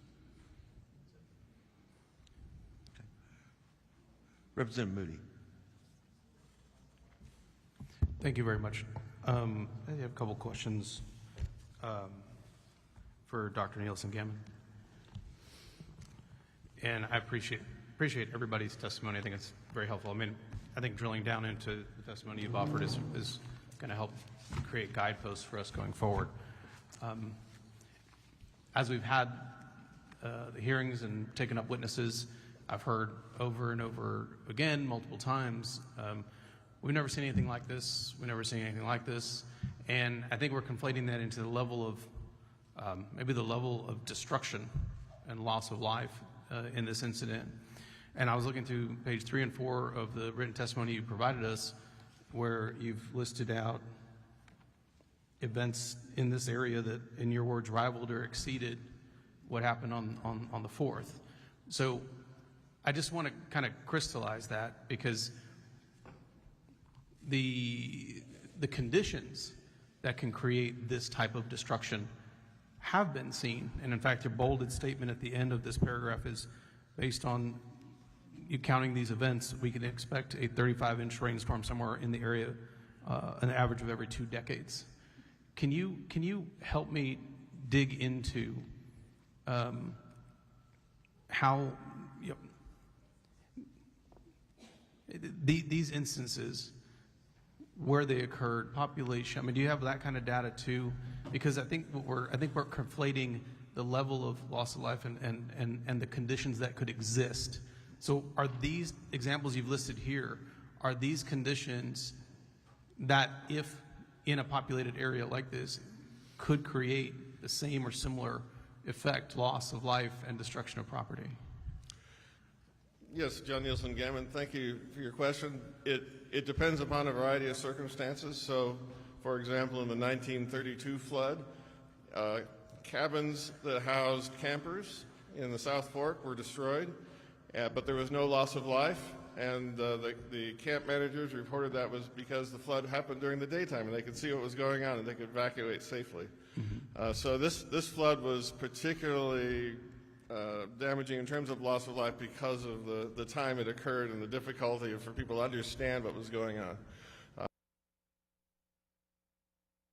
Similar rainfall totals were happening anywhere, and we have to be. The next flood's not going to be, hopefully, in this river valley. Is going to be another one nearby somewhere, and we have to be prepared for all of those. Part of the problem is people not having seen something like this before. I've seen some interesting technology looking at storm surges, where you basically can do a three-dimensional picture like Google Maps of the terrain and show how high a flood would be and what it would actually look like. And that has a bigger impact than a flood map does on people's perception of what's possible. No, and I think that's what's important, because I think when we talk about we never see anything like this, right, there was a number of, and I think we had some reports in our first hearing, there were a number of factors that were very unique to this that really exacerbated the damage, the destruction, the devastation. But I think what your data tells us here is, we've been speaking in terms of 100 years, 500 years, 1,000 years. These are conditions that exist more frequently than that, and just maybe don't have those other factors. And that's just a matter of, I'm not going to say chance, but it is a matter of those things not kind of coming together at the same time. And so when we're looking at this, I think that's what the urgency is. And I hope that people drill down into the data that you provided. And I think this data, if we use this data, and from all of you actually, right, we have amazing tools available to us.